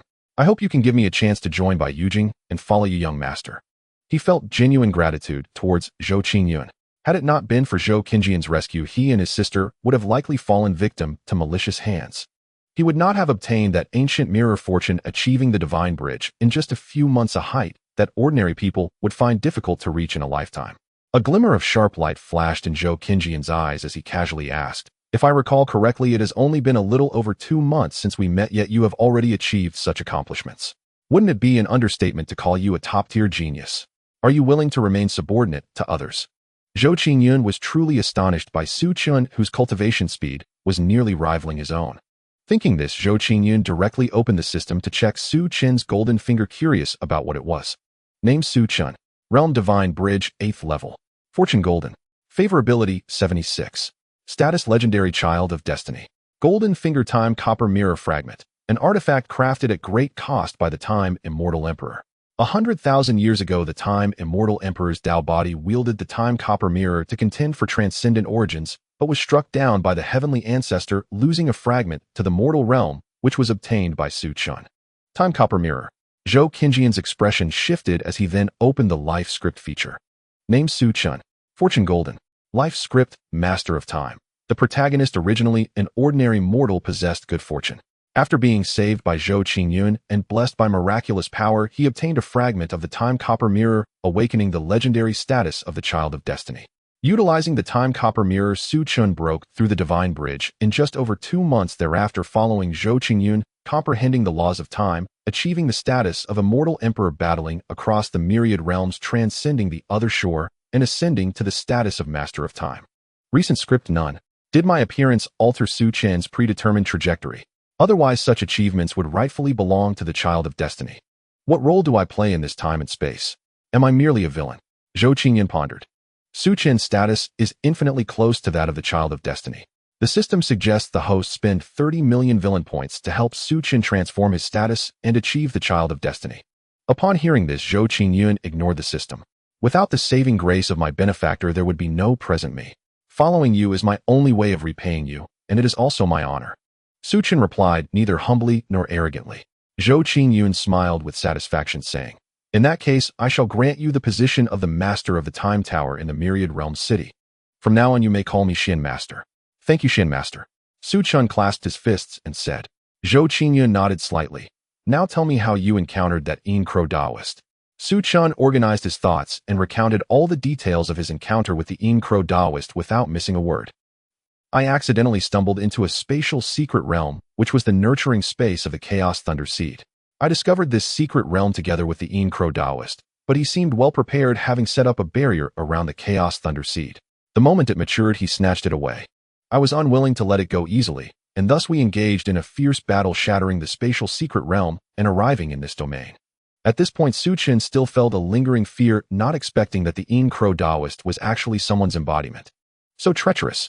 Zhou Qingyun nodded, and then led Su Chun towards the surrounding empires to inquire about the specific information regarding the Yin Crow Taoist.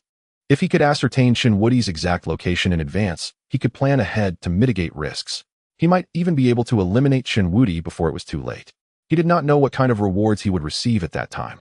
Of course, without absolute certainty, he would not act recklessly. The Snow God domain adjacent to the Tianhuang domain is vast and boundless. However, due to its distance from the four major domains, the spiritual energy is thin and the density of living beings is not as great as in the Eastern Spirit domain. Its highest combat power barely reaches the Divine Palace realm, with only a handful of individuals achieving the Divine Bridge. In the Longyuan dynasty in the Sanha province, two powerful beings of the Divine Bridge and a woman in white flew swiftly through the void. As they approached a mountain peak, they reined in, their aura stopped, and landed at the base of the mountain. The mountain peak loomed majestically, covered in snow, shining with a silver sheen under the dim sunlight. The group gazed at the mountain, their expressions filled with excitement. One of the red-haired old men among the Divine Bridge powers said with great excitement, "Senior, your strength is unfathomable. With the revival of the heavenly Tao, you must have already entered an extraordinary realm. If we can win your favor and learn even a technique or two, it would be enough to elevate our family further.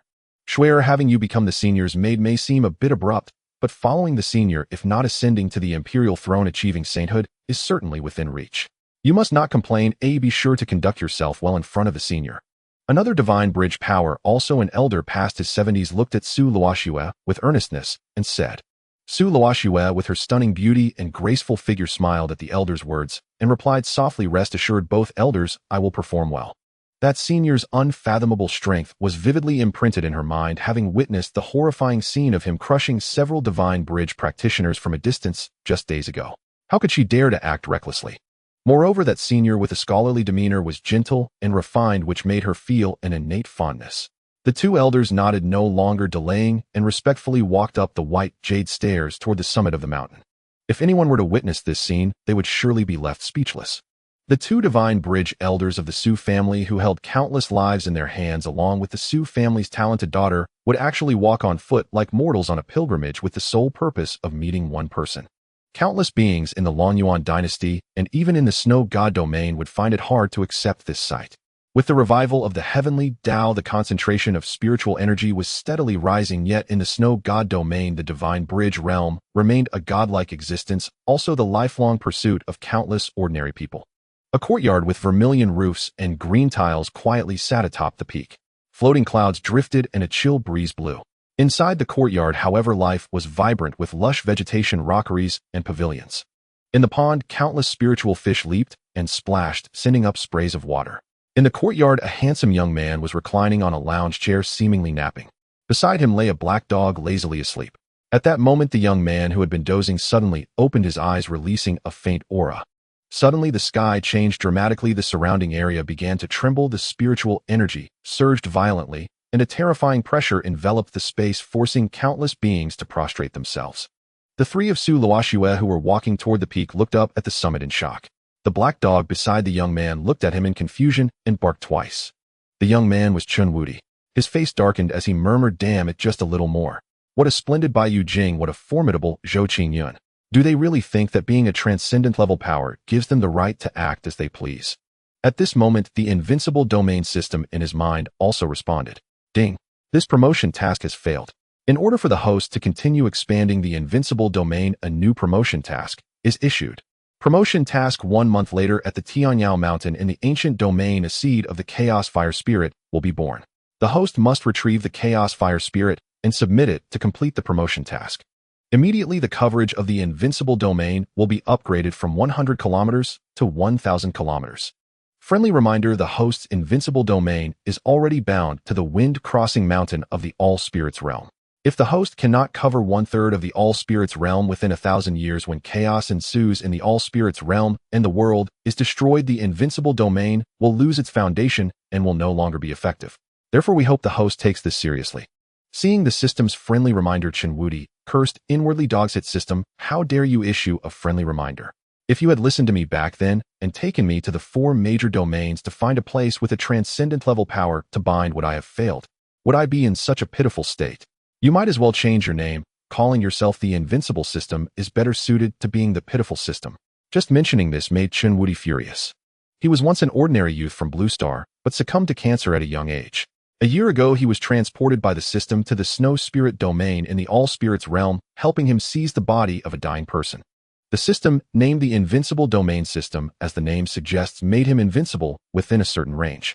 Moreover, this range could be expanded by completing specific system tasks. Though this system's functions could not compare to those of the extraordinary systems for him, it was still a treasure from the heavens. Assisting him in reaching the peak was certainly not out of reach. Just as Chen Wudi was feeling excited, the system dealt him a harsh blow. The invincible domain needed to bind to a specific region to take effect, and there was a time limit for binding. At that time, he wanted the system to take him to the 4 major spirit domains to find a region with a transcendent level power to bind. With his invincible strength, he could suppress that transcendent level power and have it assist him in completing tasks, thus rapidly expanding the range of his invincible domain. But this pitiful system actually refused.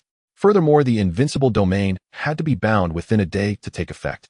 Plus, due to being harmed by enemies, his body was left in this desolate wilderness, and he faced the covetous gaze of demon beasts right after crossing over. Helpless, he had no choice but to bind to this wind-crossing mountain. If the system had granted his request back, then would he be in such a dire situation? Would he still be at the Quasi-Saint level? Would he be in such a pitiful state? Thinking of this, Chen Wudi felt extremely frustrated. After calming his emotions, he began to ponder. How did Zhou Qingyun discover me? Could it be that the Baiyu Jing old monster deduced it? But that can't be possible. The incarnation technique was given by the system, and the system shields heavenly secrets. The strongest combat power of Baiyu Jing is merely at the immortal level. How could they possibly see through that the shadowy crow was just an incarnation? This incarnation technique is a secret method at the immortal king level. How could there be anyone in the mortal realm who can see through it at a glance? Chen Wudi furrowed his brows, contemplating all possible scenarios. He was naturally cautious and did not believe this was mere coincidence. Zhou Qinjian's aggressive approach was highly likely aimed at him, though it could not be ruled out that this person was aware of the emergence of the Chaos Thunder Seed. Moreover, Zhou Qinjian's final scrutinizing gaze sent chills down his spine, as if he knew everything about him. This was a feeling he had never encountered before. Furthermore, Zhou Qinjian's strength was terrifying. Even a simple strike could influence the surrounding space. That kind of invincible, indifferent aura felt strangely similar to the sensation of being within the invincible domain. Suddenly, a thought flashed through his mind. He narrowed his eyes and asked in his heart system, "Do you think Zhou Qingyun could be someone who has been reborn? Or could he be someone reborn from the immortal realm? System, could Zhou Qingyun be a person who has been reborn? Or perhaps someone reborn from the immortal realm?" Chen Wudi speculated thus because the heavenly Tao was now reviving, ushering in a golden age of prosperity where geniuses emerged in droves, and those favored by destiny would appear one after another. He himself had traversed into this world and obtained a system, so it was not impossible for there to be reincarnators. He did not believe he was unique. Miracles, schemes, plots, prodigies, and loopholes all could occur in such a world. The greatest blindness of living beings was self-satisfaction and arrogance. Ding. The host's speculation is incomplete. The system cannot provide a definitive answer. The host can approach Zhou Qingyun, and then the system can probe detailed information to give the host a definite answer. Approach Zhou Qingyun. System, are you a mole sent by someone else? Isn't this pushing me into a pit of fire? Are you trying to send me to my death? Chen Wudi's face darkened as he cursed inwardly. He was only a subsage now, and Zhou Qingyun was actively searching for him. If he dared to approach Zhou Qingyun, he was certain he would either die or be severely injured. However, not going out didn't mean he couldn't devise a way to lure Zhou Qingyun into the range of his invincible domain. That way, no matter how strong Zhou Qingyun was, he had 100% certainty of suppressing him. He was not a magnanimous person. Zhou Qinjian's disruption of his advancement mission had indeed displeased him. He had to find a way to exact some interest from Zhou Qingyun. Most importantly, he needed to determine how much information Zhou Qingyun had grasped about him. If Zhou Qingyun knew the secret of the invincible domain, his situation would be dire, and he would have to find a way to eliminate Zhou Qingyun and Baiyu Jing. Chen Wudi's expression hardened, but he soon frowned again. If Zhou Qingyun is truly a reincarnator from the future and knows much about me, then he probably won't take the bait. This vast information gap gave Chen Wudi a splitting headache. All calculations and schemes stemmed from information. Asymmetric information inevitably led to many uncontrollable factors. This was what Chen Wudi wanted to avoid. It was also why he dared not easily set foot in other great domains and only walked in his avatar form. With his invincible domain, his rise was inevitable, so why take risks? This was a genuine vast cultivation world concealing countless ancient monsters and relics. Thus, he had always adhered to the principle of staying low-key whenever possible. But now the secret of his invincible domain was likely to be exposed, and the domain currently had flaws. Once his range of activity was restricted, he could forget about his advancement mission. It seems I have to take a risk this time. Chen Wudi pondered for a moment, his eyes flickering. Then, as if he spotted the people at the foot of the mountain, he revealed a smile. What a timely arrival. Chen Wudi pretended to doze off again, waiting for the arrival of Su Luoxue and her companions. About half an hour later, a soft knock sounded at the courtyard gate. Come in. Chen Wudi opened his eyes and said softly, creak. The three pushed the door open and immediately saw Chen Wudi lying on a lounge chair. He was simply dressed with an impressive appearance, and though his cultivation level was unreadable, the aura that made the very laws of this region bow down invigorated their spirits. The three quickly lowered their heads, cupping their fists in salute. Su Yun of the Su family pays respects to the senior. Su Bin of the Su family pays respects to the senior. Su Luoxue of the Su family pays respects to the senior. The ancient elder was Su Yun, the third supreme ancestor of the Su family. The red-haired elder was Su Bin, the fourth supreme ancestor. Chen Wudi raised his hand, signaling them to rise, and then asked with a smile, what brings you three here? A few days ago, the senior acted righteously and saved the life of the Su family's prodigy. Today, we have come specially to express our gratitude. This is a small token from the Su family for the senior. We hope it pleases you. Su Yun said hurriedly, taking out a storage ring and presenting it with both hands before Chen Wudi. A few days prior, a divine bridge ancestor of the Su family, along with several family prodigies, had obtained a top-grade Dao weapon in a secret realm and were pursued by two divine bridge realm cultivators. They happened to stumble into Chen Wudi's domain. At that time, driven by his past life mindset, he casually annihilated the two divine bridge cultivators. This allowed the Su family's prodigies and the divine bridge ancestor to escape. Among them was Su Luoxue. At this moment, Su Luoxue also suppressed her emotions, bit her crimson lips, and said gratefully, "Thank you, senior, for your righteous intervention a few days ago, which saved us from peril. To repay the life-saving grace, I am willing to serve you tea and water. I hope the senior will permit it." Chen Wudi did not take the storage ring. He simply glanced at Su Luoxue briefly before looking away and said indifferently, "It was merely crushing 2 ants, no need for repayment. However, I do have a matter that requires your assistance." He had to admit that Su Luoxue was indeed stunning, but now was not the time for romantic affairs. His priority was to extricate himself from this passive situation as soon as possible. Su Yun's eyes sharpened, and he said solemnly, "Senior, please speak without hesitation. Can you relay messages to the 4 great domains?" Chen Wudi inquired. Reporting to the senior, although the Su family is merely a third-rate clan, we can still transmit some information to the 4 great domains. Su Yun replied with certainty. Chen Wudi smiled with satisfaction and said, "Spread a message to the 4 great domains that an immortal artifact has appeared in this place." Upon hearing this, the three were stunned and exchanged bewildered glances. Su Yun hesitated. "Senior, if people find out the news is false, it might bring harm to you. An immortal artifact was a legendary item, far more precious than an imperial artifact. This was but a tiny speck of land. How could an immortal artifact appear here?" All three felt that the news Chen Wudi spoke of was false. If powerful experts from the 4 great domains took it seriously and came here only to discover it was a lie, it could not only bring death upon Chen Wudi, but also spell disaster for the Su family. Thus, they could not fathom why Chen Wudi would do this. Who said the news is false? Just do as I say. I have my own plans. As for the safety of the Su family, I will naturally take care of it. Chen Wudi smiled faintly. Not long ago, he had obtained an immortal artifact from completing a mission, and he intended to use it to lure the powerful experts of the 4 great domains into the range of his invincible domain. Within the domain, he could control some experts, build his own forces, and deal with by Yujing and Zhou Qingyun. Extraordinary times called for extraordinary measures. This was the solution he had conceived to break the deadlock. Then he added, "If the results satisfy me, I will certainly not treat you poorly. We will surely fulfill the senior's orders." The three of them stiffened their gazes, clasped their fists, and replied. In Tianhuang domain, inside an inn, Zhou Qingyun was waiting for the system to finish analyzing the information on Chen Wudi's golden finger. Chun Woody's golden finger was more complex than Su Chin's, requiring the system's analysis before its details could be viewed. After leaving the Spirit Emperor mountain range, Zhou Qingyun had been waiting for the system's analysis. As for gathering information on the Yin Crow Taoist, he had tasked Su Chun and several prodigies from the Eternal Realm with collecting it. Invincible domain system manifested by the Immortal Slaughter Emperor through his Immortal Emperor's origin and a sliver of the Immortal Realm's origin. It is a contingency plan left by the Immortal Slaughter Emperor to aid his reincarnated self in eroding the authority of the Myriad Spirits realm and refining it into his own world.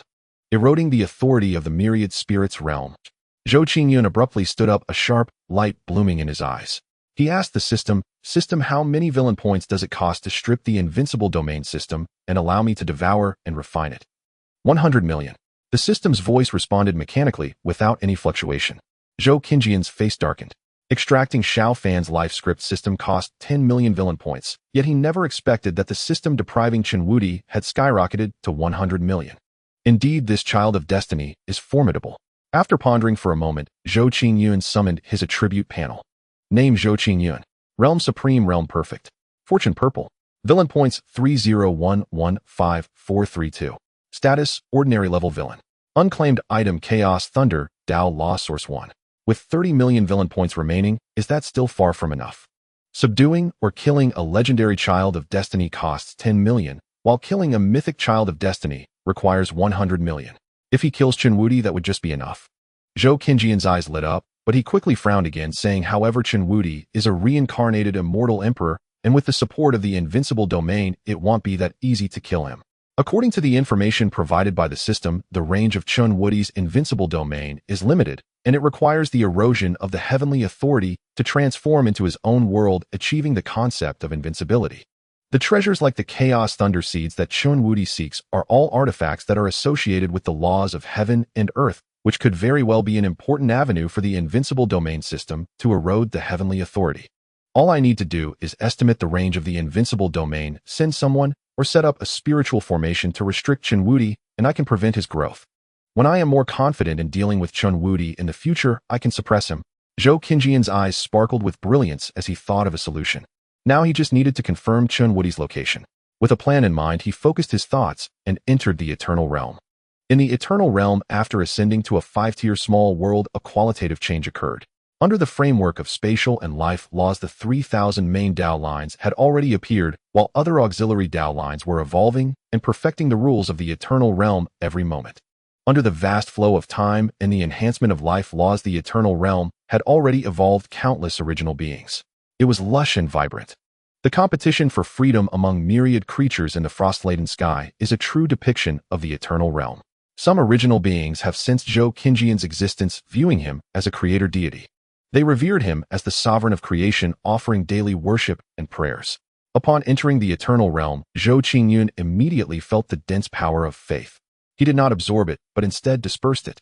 Meanwhile, some original beings, guided by beings from the myriad spirit realms, had already learned the methods of cultivation.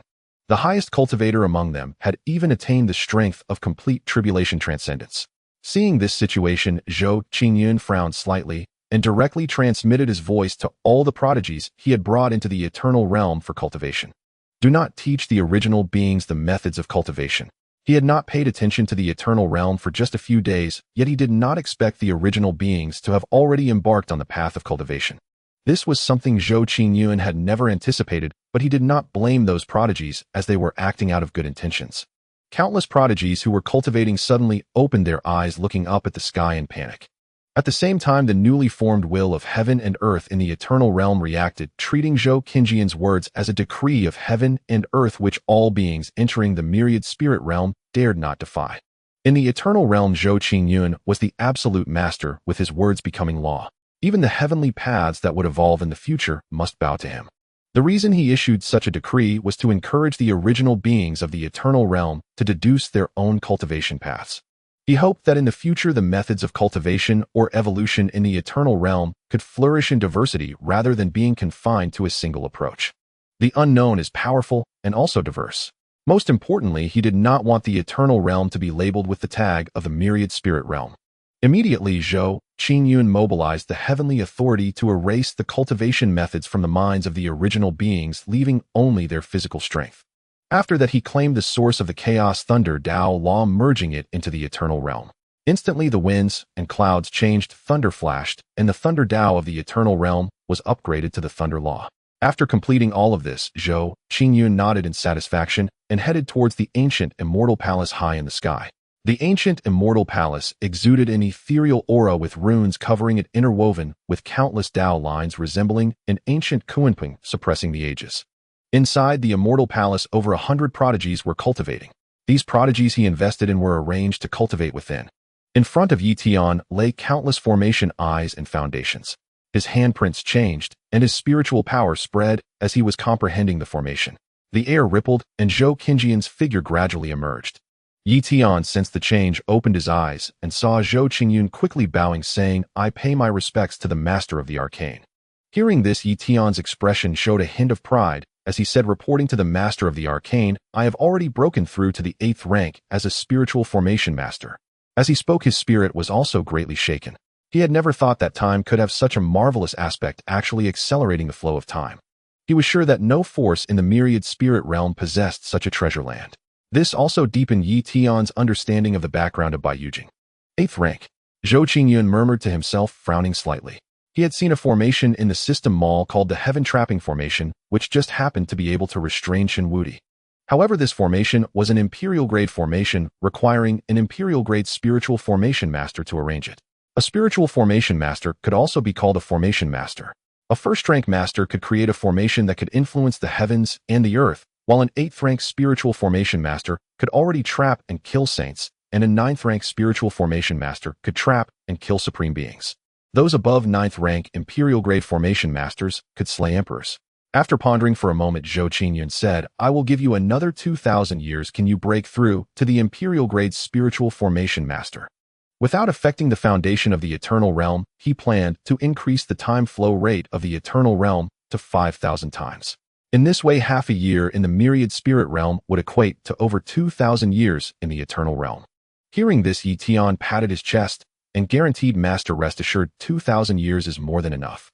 Deep in his spiritual sea, he had sealed a remnant soul of an imperial evil formation master. With its help, breaking through to an imperial-grade spiritual formation master in 2,000 years would be a piece of cake. Zhou Qingyun nodded, then exited the eternal realm, waiting for news from Su Chun and others. About 2 hours later, Su Chun and others returned, leading more than 10 prodigies, all of whom were at the level of divine palaces and divine bridges. They respectfully bowed to Zhou Qingyun, saying, "We pay our respects to the master of the arcane." Zhou Qingyun slightly nodded, then, with a thought, moved the other prodigies back to the eternal realm to continue cultivating, leaving only Su Chun. Seeing this, Su Chun did not delay and reported the gathered intelligence to Zhou Qingyun, reporting to the master of the arcane that Yin Crow Taoist has been suddenly active in the Heaven Desolation domain for 3 months and has crossed borders to kill a Kwasa saint. He is closely associated with the Shinta dynasty, which is supported by this person. He seems to have come from the Snow God domain. Snow God domain. Shinta dynasty. Zhou Qinjian's gaze flickered slightly, then he stood up and smiled, saying, "Then let's pay a visit to the Shinta dynasty." In the Tianhuang region, the Shinta Empire has a profound history existing for 5,000 years. It employs a feudal system to suppress the world, possessing ample military strength, allowing its citizens to live in peace, and is considered one of the more powerful and prosperous empires in the vicinity. Nanrong City is the capital of the Shinta Empire, well connected and surrounded by the deep river. The towering city walls span 1,000 miles, resembling an ancient giant beast lying in repose, attentively listening to the world, exuding an air of ancient simplicity. Inside the imperial palace, Emperor Shinta Danming, standing 8 feet tall, with a dignified demeanor, was reviewing memorials. At that moment, faint ripples appeared in the air, and Zhou Qingyun along with Su Chun suddenly materialized within the palace. Danming paused his actions, his expression slightly changing. However, as a ruler of billions of beings, he had long cultivated the composure of a mountain that does not waver in the face of danger, quickly calming the surprise and anger within him. He asked in a deep voice, "What brings the two of you to breach the gates of the Shinto imperial court?" He did not summon the guards. With the resurgence of the heavenly Tao and the foundation of the Shinto Empire, he had successfully broken through to the semi-holy realm. Thus, the moment Zhou Qingyun and the others appeared, he sensed that Su Chun's realm was that of the divine bridge. At less than 20 years of age, Su Chun had reached the divine bridge realm, a feat he had never heard of before. What shook Danming's heart the most was that such a once-in-a-lifetime talent would show the utmost respect to another young man. Moreover, he was unable to perceive any fluctuations of realm from the young man in white. This situation indicated either that Zhou Qinjian's realm was several levels higher than his own, making it undetectable, or that Zhou Qingyun had no cultivation at all. However, since the two had traversed the void to arrive here, it was evident that the first scenario was the case. Upon hearing this, Zhou Qingyun smiled, looking down at Danming, and said warmly, "There is no need for your majesty to be anxious. I have merely come to inquire about some information." Zhou Qingyun stood with his hands behind his back, tall and slender, his white robes billowing, resembling a refined gentleman, bringing a sense of spring breeze. Danming let out a sigh of relief and said, "Your Excellency may speak without reservation. I shall certainly share everything I know. Please provide details about the information on the Xianxia Taoist." Danming's heart sank, but he maintained his composure and replied, "I do not know who the Xianxia Taoist is." Zhou Qinjian's smile did not wane. With a thought, Danming was immediately restrained and lifted into the air. Why bother being clever? Zhou Qingyun shook his head, unleashing a vast force of divine soul power that surged towards Danming's mind. Danming's face changed dramatically as he struggled and pleaded, "Your Excellency, spare my life. I truly have some information about the Xianxia Taoist." "Speak then." Zhou Qingyun lowered Danming back down. Danming did not dare to delay, organizing his thoughts and saying, "The ancestor of the Shinta Empire has been afflicted by a Tao injury and requires a sacred spirit pill for healing. He once offered a substantial reward throughout the land for the pill. Half a year ago, a young man appeared out of nowhere bringing the sacred spirit pill, but he demanded an inconspicuous treasure from the Empire's treasury in exchange.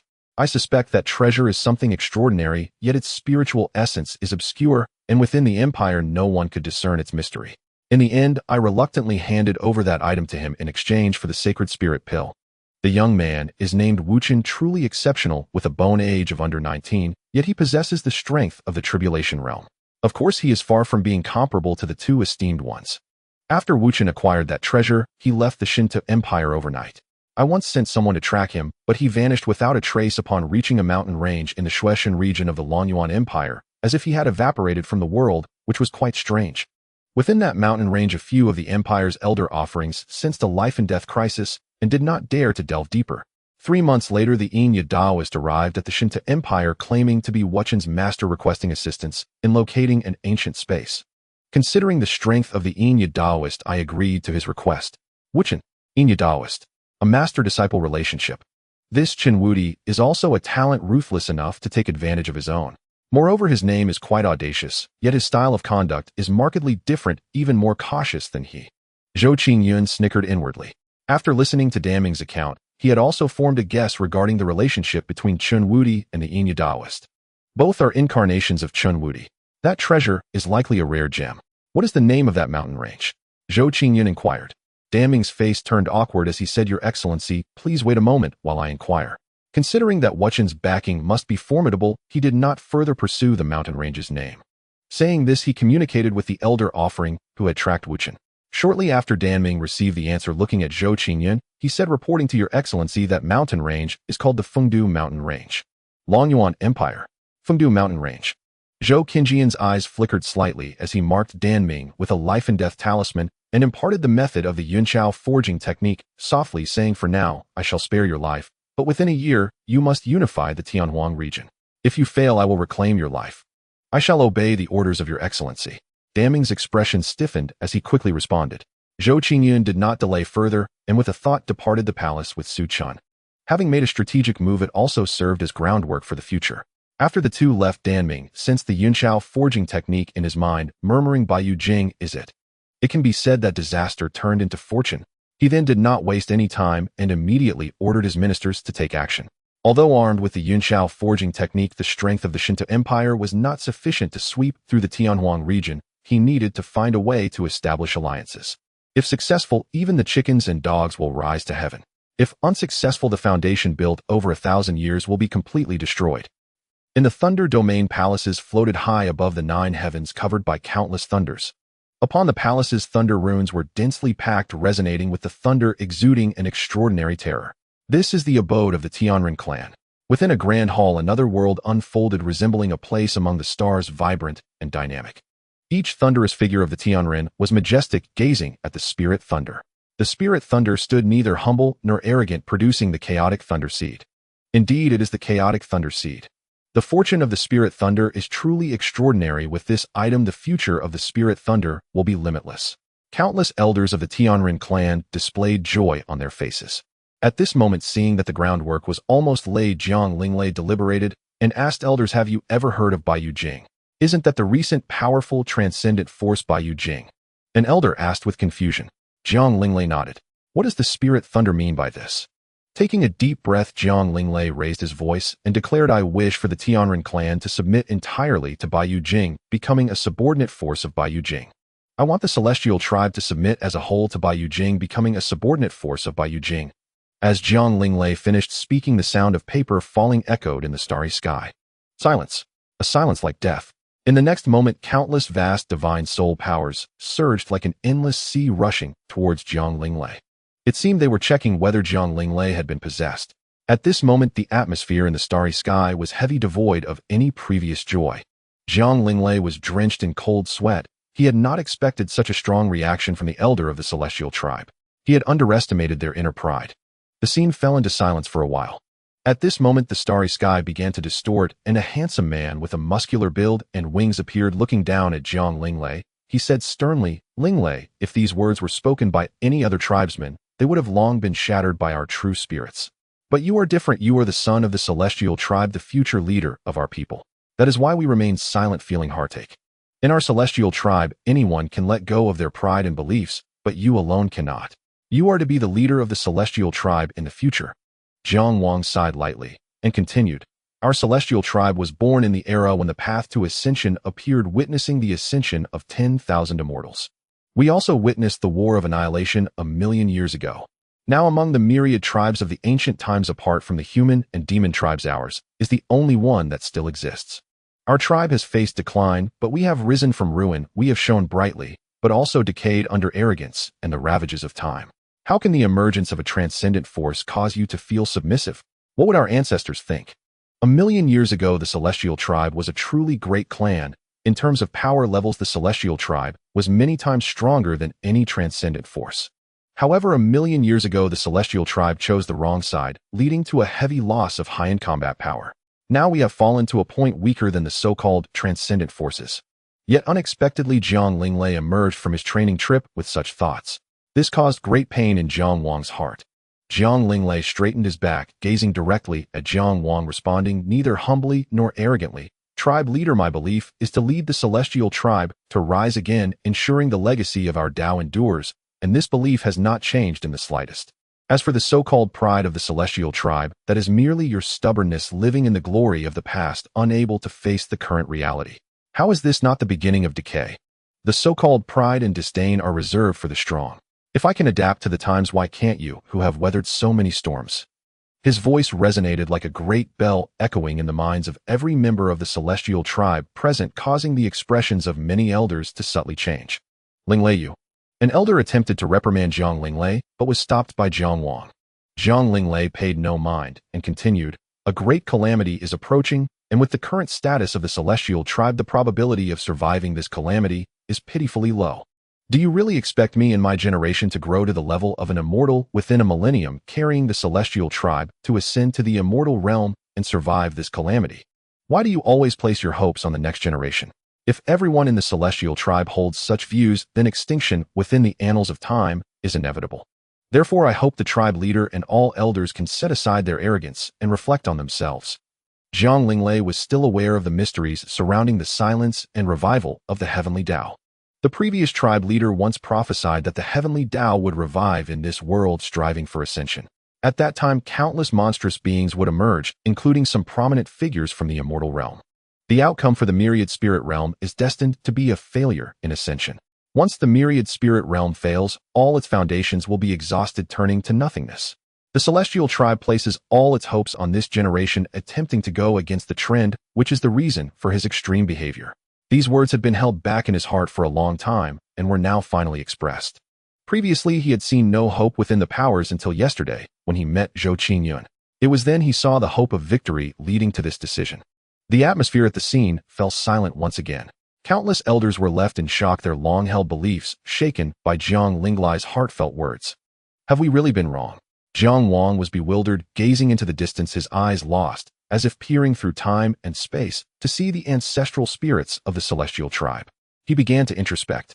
At this moment, Jiang Linglei earnestly continued, "Tribe leader, the pride of the celestial tribe is the glory of the past, but it is not meant for us to live in the past.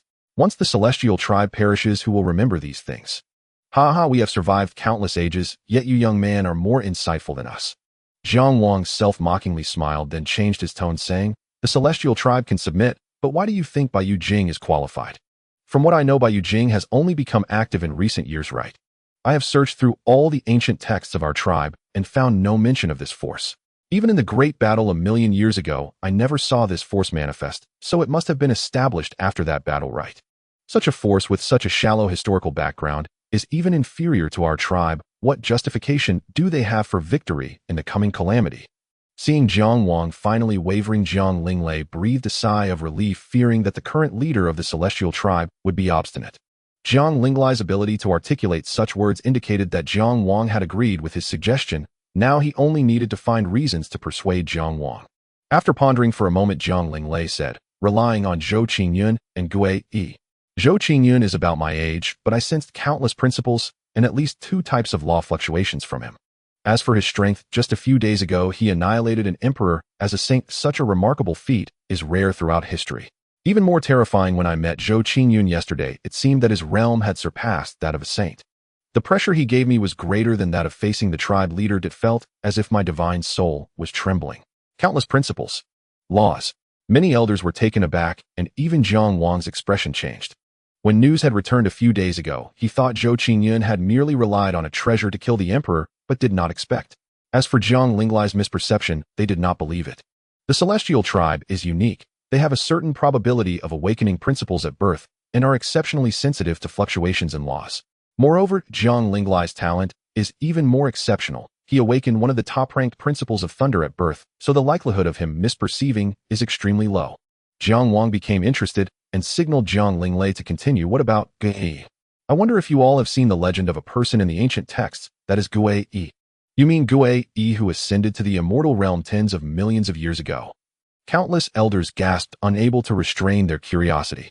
"Exactly." Jiang Linglei nodded and continued, "I suspect that the Gue Yi in Bai Jing today is the same Gue Yi from tens of millions of years ago. When he first awakened from the divine source and heard the information about Gue Yi, he had no doubts. Until he met Zhou Qingyun yesterday, he returned and searched through the ancient texts of the celestial tribe overnight. Hiss. If it is indeed that person, then it is too terrifying. Could it be that Bai Jing truly exists outside of time?" Some elders recalled the information and rumors about Gue Yi and the annihilation of souls, their minds suddenly shaken, giving them a chill. A sense of absurdity spread within the hearts of some elders. If it were indeed that person from tens of millions of years ago, the foundation of Bai Jing would be unimaginable. Jiang Wang was silent for a moment, gazing at Jiang Linglei, saying, "We are old after all. We will follow what the sun says. Once you refine this chaos thunder seed, I will accompany you to visit Bai Jing and discuss the matter of submission." Jiang Linglei finally revealed a smile. The other elders also did not voice any objections. The azure sky was as brilliant as a sapphire. The blazing sun hung high, illuminating the wind-crossing mountain range, adding a touch of radiance. Unlike other mountain ranges that echoed with the roars of beasts, the wind-crossing mountain was peaceful and serene. Several hundred kilometers away from the wind-crossing mountain, where ancient trees had not yet taken root and the beasts were relatively weak, a group of cultivators who lived by hunting had established a small town named Wind Crossing Town. In Wind Crossing Town, a tea house bustled with business, with customers frequently coming and going. I don't know who spread the rumor claiming that a celestial artifact has emerged from the Wind Crossing Mountain. Are they out of their minds? How could such an absurd rumor exist? I hope those big shots don't believe it, or else we ordinary cultivators will be in trouble. A group of 4 or 5 strong men sat together, sighing. Regardless of whether the rumor was true or false, once it spread, they would inevitably suffer the consequences. If a powerful figure came to investigate and found no celestial artifact, it was possible they would vent their anger by flattening this place. At that time, they would have nowhere to reason their case. "Damn rumor mongers," someone cursed angrily. In a corner of the tea house by the window, Zhou Qingyun sat facing Su Chun. Both of them possessed profound cultivation, and the conversations of those around them clearly reached their ears. A celestial artifact has emerged. Is it the work of Chun Wudi? Zhou Qingyun's gaze shifted slightly, with thoughts swirling in his mind. Is he guessing that I've discovered him trying to take a desperate gamble and set this trap to attract other powerful cultivators to wind Crossing Mountain for control? Or is it to acquire resources? I wonder if Chen Wudi is willing to bring out the real celestial artifact. His mind raced, piecing together the information provided by the system, and he began to infer Chen Wudi's intentions. What a pity. In the face of absolute information disparity, all plans are riddled with flaws. Zhou Qingyun gently shook his head. Su Chen was a clever man. Without needing Zhou Qingyun's instruction, he understood and said, "Master, I will investigate further." Zhou Qingyun nodded. Su Chen approached a few people, gave them some low-grade spirit stones, and they revealed all the information they knew. Master, the news of the celestial artifact's emergence spread last evening and has already circulated within the Longyuan dynasty. Moreover, the most absurd part is that the celestial artifact is said to emerge from Wind Crossing Mountain. I feel this is a setup. Someone deliberately arranged this. I suspect it is the work of the Yin Crow Taoist. Su Chen returned to his seat, his expression grave, and communicated with Zhou Qingyun. Zhou Qingyun's emotions were relatively stable as he smiled and asked, "Did they mention when the celestial artifact will appear?" "They say it's 3 days from now." Su Chen couldn't assess the truth of it at the moment and could only relay the information to Zhou Qingyun. 3 days. Zhou Qingyun looked towards the direction of Wind Crossing Mountain, murmuring to himself, "Then I must prepare a grand gift for Chen Wudi." Zhou Qingyun smiled warmly. Su Chen beside him noticed this smile and instinctively recoiled. He felt that someone was about to be in trouble again. With a thought, Zhou Qingyun and Su Chen's figures suddenly vanished, leaving countless pairs of eyes wide open in disbelief. They disappeared, vanished into thin air. Some people, disbelieving, rubbed their eyes to confirm once more. It's over. A powerful figure has already arrived here. It seems the news of the celestial artifact's emergence is true. We can't stay in this Wind Crossing town any longer. Fellow Taoists, the mountains are high and waters are deep. May we meet again by fate. Some people had realized the gravity of the situation and decided to leave. This is the tragedy of the small fry. If they don't act smart, they won't even know how they died. The Wind Crossing Mountain range is vast, and the so-called Wind Crossing Mountain is named so because it is the highest peak in the range, hence the nearby beings named it Wind Crossing. Wind Crossing Mountain is located on the eastern outskirts of the Wind Crossing Mountain range, its terrain extremely perilous, standing majestically on the earth, piercing the clouds. On the western side of the Wind Crossing Mountain range, Zhou Qingyun's figure appeared atop a cliff. As for Su Chen, he was assigned by Zhou Qingyun to investigate which faction was assisting Chen Wudi. Zhou Qingyun still did not know the effective range of the Wudi domain and dared not approach the area of Wind Crossing Mountain recklessly. The term Wudi is not to be taken lightly. Of course, Chen Wudi cannot be considered truly invincible at present. He merely relies on the Wudi domain system to continuously erode the authority of the Wanling realm, gradually refining the Wanling realm into his own world, thus achieving invincibility. Once he loses the Wanling realm support, Chen Wudi's Wudi domain would be rendered useless. Let me first test the range of the Wudi domain. Zhou Qingyun pondered for a moment, then waved his hand, releasing a group of elite cultivators from the Wanling realm. There were about 110 of them. The highest cultivation among them was at the late stage of the Supreme, while the lowest was at the Divine Palace level. These individuals were all talented cultivators Zhou Qingyun had recruited into by Yujing, arranged to cultivate in the Eternal Realm, utilizing the time acceleration for their training. Once he dealt with this matter, he would arrange for Bai Yujing to truly appear and recruit various talents. Greetings, Master. Over 100 talented cultivators knelt on one knee, greeting in unison. Their loud voices echoed, startling numerous flying beasts. They all looked at Zhou Qingyun with respect, as their achievements today were all thanks to him. Yuan Hong and Feng Tianhuang, you two lead the charge. Gather the beasts within this mountain range to form a beast tide, attacking Wind Crossing Mountain from all directions. Zhou Qingyun looked at the two and pointed towards Wind Crossing Mountain. Yuan Hong's 10,000 demons' divine body had already awakened, having cultivated for several hundred years in the Eternal Realm, reaching the initial stage of the Supreme. Among the 100 elite cultivators, he ranked second. Ranked first was Feng Tianhuang. This monkey had diligently cultivated since emerging from the sacred land of heavenly manifestation, coupled with a trace of the bloodline of the sacred martial immortal ape. His realm skyrocketed, already breaking through to the late stage of the Supreme. Rest assured, Master. I will handle it properly. Yuan Hong replied respectfully. Feng Tianhuang boisterously said, Master, don't worry. It's just about commanding the beasts, and I'm good at that. He was almost going crazy from being cooped up, and now that he finally had the chance to go out, he was overjoyed. Feng Tianhuang, you are being disrespectful to the Master. Yuan Hong furiously glared at Feng Tianhuang. Had it not been for Zhou Qingyun, he would have already taken action. After Zhou Qingyun helped him avenge his family and granted him methods for cultivation, he had regarded Zhou Qingyun as a divine figure, someone no one could disrespect. All right, hurry up and get to work. I do not wish for any mistakes. Zhou Qingyun chuckled helplessly, stopping the two, then his expression turned cold as he warned. Yes. Everyone's expressions became serious as they nodded solemnly, then under the distribution of Yuan Hong and the others they scattered in all directions. Zhou Qingyun looked down at the wind-crossing mountain range, seemingly pondering something, his gaze mysterious. Futu Emperor. Futu Immortal Emperor. Is it a coincidence? Or is it? The bright moon hung in the sky like a disk, as if one could see the intricate veins upon it. The soft, luminous moonlight gently fell upon the earth, draping the realm of myriad beings in a layer of silver frost. The wind through the mountains tonight is anything but calm. In the depths of the dense ancient woods, terrifying tremors reverberate as countless towering ancient trees sway, crack, and fall. In the remote ancient forest, fearsome roars resound like a mountain torrent erupting, shaking the very mountains and rivers. Countless demonic beasts with their crimson eyes wildly raced towards wind-crossing mountain. Their massive bodies smashed through swathes of ancient trees, obliterating countless mountain bodies. Some weaker demonic beasts were trampled underfoot, transforming into pools of blood, the thick stench of blood driving the beasts behind into a frenzy. The thick aura of bloodshed began to spread across wind-crossing mountain, gradually ascending as if to shroud the moon. If ordinary cultivators were to mistakenly enter this blood aura, they would likely lose their sanity in an instant. This horrifying scene was enough to send chills down one's spine. In various directions of wind-crossing mountain, the prodigies dispatched by the Zhou Qingyun sect soared through the air, emanating a terrifying might as they urged the demonic beasts towards wind-crossing mountain.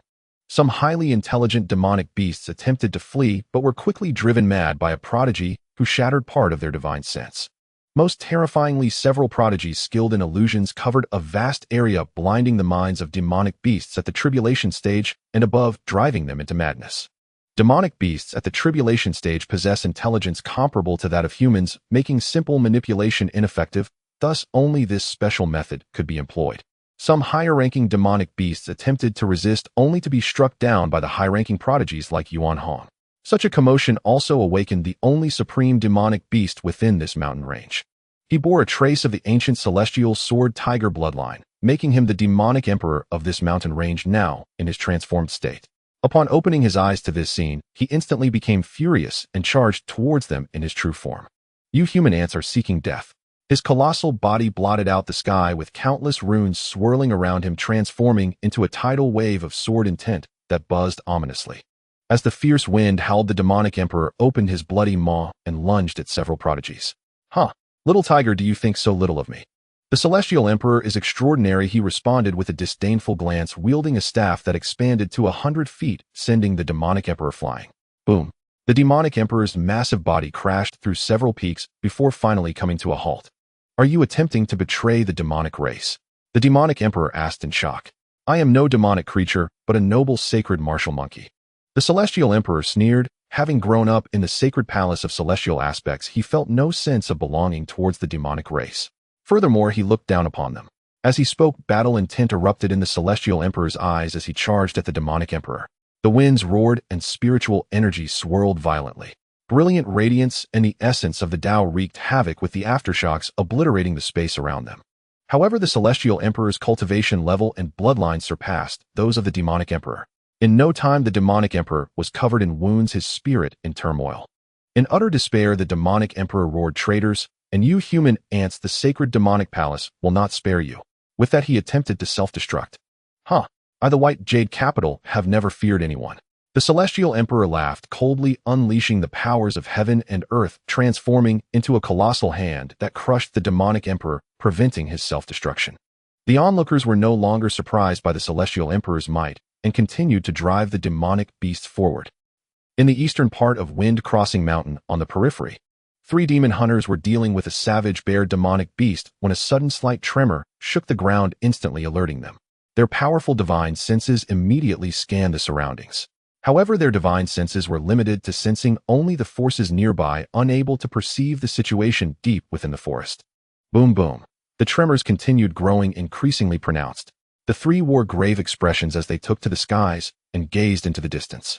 In an instant, they saw large swathes of ancient trees in the depths of wind-crossing mountain swaying and collapsing. Most terrifyingly, this trend was occurring in all directions of Wind Crossing Mountain, seemingly drawing closer to Fengdu Mountain. Are the demonic beasts getting restless? Something's amiss. This is about to form a beast tide. The three exclaimed in shock. But as soon as their words fell, pairs of lantern-sized crimson beast eyes appeared in the distance. The three felt their minds tremble, their faces pale, and hurriedly fled backwards. At that moment, a man dressed in animal skins shouted to Wind Crossing Mountain, "There are powerful beings there." They weren't very powerful, and escaping Wind Crossing Mountain was not realistic. Furthermore, those demonic beasts were coming from all sides surrounding Wind Crossing Mountain in great numbers. Given their capabilities, it would be difficult to escape. They could only head towards the hidden place of that elder for a glimmer of hope. Swish! The remaining two also reacted quickly and turned towards Wind Crossing Mountain. The three moved at incredible speed, the sound of sonic booms echoing as they left behind trails of afterimages. In no time, the three approached the vicinity of Wind Crossing Mountain. Looking at the peaceful and serene Wind Crossing Mountain, they all breathed a sigh of relief. But just then, a demonic beast resembling a crow the size of a small mountain caught up with them, letting out a nightmarish roar, stretching out its claws towards the three. Its claws were covered in scales and shockingly enormous. The three's faces changed drastically as they used all their strength to evade. But one of them, due to lower cultivation and lack of true essence, was directly crushed by the beast. No second brother. Second bro. The remaining two were heartbroken, their eyes wide as Copperbell's bloodshot, wanting to rush up and fight. But their remaining rationality stopped them. They dared not delay and continued to flee. "Elder, save us!" they shouted while escaping. On Wind Crossing Mountain, in a small courtyard, Chen Wudi was in meditation. As the two entered his invincible domain, he opened his eyes. Demon hunters. Giant spirit crows. These demonic beasts just never learn. He frowned slightly and pointed into the void. A fierce wind rose, spiritual energy surged, and a terrifying pressure manifested directly, turning the giant spirit crow into a mist of blood. "Thank you, Elder." The two were instantly overjoyed, expressing their gratitude to Chen Wudi. But in the next moment, their faces turned pale again. Even Chen Wudi's expression changed. Boom. The earth trembled as countless demonic beasts surged into his perception range from all directions. Some flying demonic beasts with crimson eyes, their massive bodies like locusts blotted out the moonlight, leaving an endless shadow as they swept towards Wind Crossing Mountain. A beast tide. Chen Wudi's expression changed drastically. With a thought, the powers of heaven and earth poured forth, annihilating the demonic beasts that intruded into his invincible realm. Then he moved and instantly appeared high in the sky, overlooking Wind Crossing Mountain. Hiss! Chen Wudi's eyes narrowed. An overwhelming aura of blood surged into the sky, forming a dense fog that obscured the moonlight and spread from all directions towards Wind Crossing Mountain. Beneath the blood fog, countless demonic beasts like ants flattened countless peaks and ancient trees surrounding Wind Crossing Mountain. Most terrifyingly, the front line consisted of ordinary demonic beasts, while behind them were demonic beasts at the Tribulation Divine Palace and even Godbridge stages. This scene was so horrifying that even with Chen Wudi's invincible domain power, he couldn't help but feel his scalp tingle. He dared not hesitate, quickly exterminating the demonic beasts that charged into his invincible domain. But there were too many demonic beasts, like an army pressing down. He had slain one batch, yet another batch followed. The bodies and flesh of the demonic beasts had already piled up like small mountains. The horrifying blood water turned into rivers, the vengeful aura rising to the heavens, alarming countless cultivators. Yet the demonic beast's assault had not ceased. In desperation, Chen Wudi had to mobilize the laws and the powers of heaven and earth to construct an invisible barrier around Wind Crossing Mountain. Yet the demonic beasts still recklessly battered against the barrier. This bizarre scene made Chen Wudi's expression grave. Is someone controlling them? Suddenly, he seemed to realize something, his expression darkening as murderous intent surged. Someone is intentionally testing the limits of the invincible domain. Damn it. This speculation shook Chen Wudi's mind. The invincible domain was his greatest trump card, and its exposure would lead to unimaginable consequences. He had never anticipated that this secret would be revealed, yet today someone had dared to test his invincible domain. This was the outcome Chen Wudi could least accept. At this moment, he felt like prey while the hunter lurked behind the scenes, probing his limits step by step, ultimately preparing a fatal strike. Yet he knew nothing about the information of the hunter behind the scenes. A wave of panic and powerlessness surged from the depths of his heart, leaving him trembling uncontrollably. Having arrived in this world for over a year, it was the first time he had experienced such feelings. Immediately, he withdrew the barrier, reducing its range to protect Fengdu Mountain.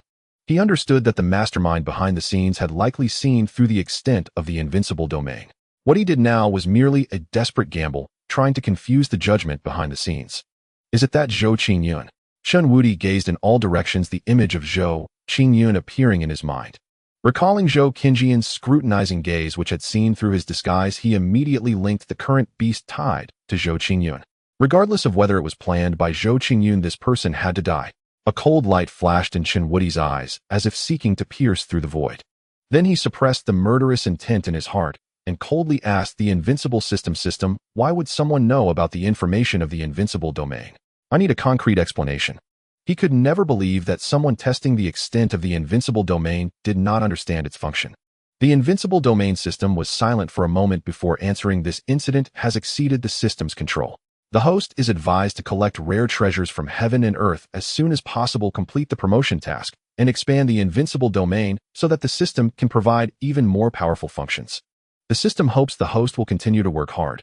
It also wanted to help Chen Wudi, but the powers it had stolen were simply insufficient for disguise. If it acted forcefully, it would surely attract the attention of the heavenly Tao.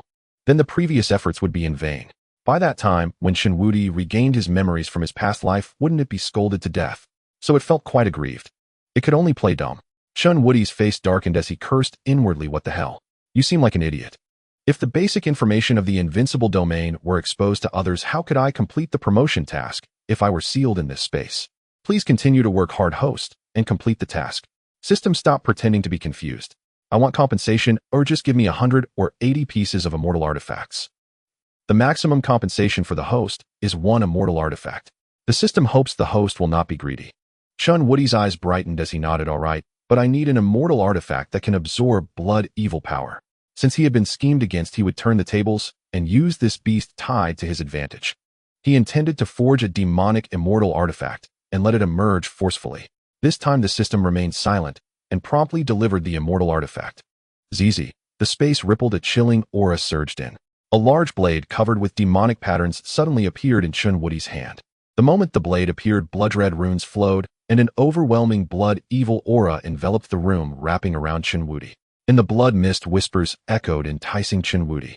Chi-Chi. The large blade was shrouded in black gas. Countless vengeful spirits surfaced, shaking the space, roaring, and spreading toward the sky under the reflection of the torrential blood mist, as if to devour the world. Endless murderous intent erupted, turning into a tangible force, shooting toward the sky, as if seeking to pierce through the void. Ha, in my domain you still wish to devour your master. Chen Wudi sneered, his palm, moving, a terrifying barrier suddenly materializing to restrain the blade. Lu Xian Tian Mo Dao, a demonic artifact forged from the spirit stone of external evil coupled with the essence of living beings, devouring millions of lives. At this moment, information about the large blade also surfaced in Chen Wudi's mind. Holding the Lu Xian Tian Mo Dao, the panic within him dissipated and confidence returned. With this blade, his subsequent plans would receive immense assistance. He gazed at the swirling blood mist softly, saying, no matter how prophetic you are, no matter how many schemes you devise, some things are beyond your prediction. Any being that obstructs my rise will be eradicated by me. As the words fell, he restored the invisible barrier to its original state, causing more beasts to perish. The more beasts that died, the more advantageous it was for him. On a peak in the far west of the Fengdu mountain range, Zhou Qingyun's hair was as dark as ink, his face as handsome as jade. His white robe fluttered in the breeze, and with his extraordinary demeanor, he appeared like a celestial being descended to the mortal realm. He gazed at everything happening in the Fengdu mountain range, having roughly estimated the effective range of the invincible domain. Centered on Fengdu mountain, a space with a radius of 100 miles. Zhou Qingyun smiled. Just then a torrent of murderous intent accompanied by vengeful spirits appeared, stirring the sea of clouds, but vanished in an instant as if it had never existed. Although this aura was fleeting, Zhou Qingyun still caught it, causing his eyes to narrow slightly. An immortal artifact. Tisk, Chen Wudi is truly generous. I hope you can hold on when the time comes. Zhou Qingyun then communicated with all the prodigies. You all did well, you can return. 100 prodigies received the message, simultaneously stopping their pursuit and moving toward Zhou Qingyun. Without the drives of Feng Tianhuang and others, the remaining furious beasts regained clarity and scattered in retreat. Zhou Qingyun's assault on Fengdu Mountain with the beast tide was undoubtedly very successful, but it was extremely tragic for the beasts of Fengdu Mountain, with around 80% perishing due to this strike. It would take a terrifying 10,000 years to restore its former splendor. Regarding this, Zhou Qingyun felt no shred of compassion. At this moment, the Wanjie communication talisman reacted, conveying a message from Su Chun. Reporting to Xuanzhu, those rumors were spread by the Su family of the Longyuan dynasty. The Su family. Zhou Qinjian's eyes flickered as he softly said, "Do not alert the enemy just yet.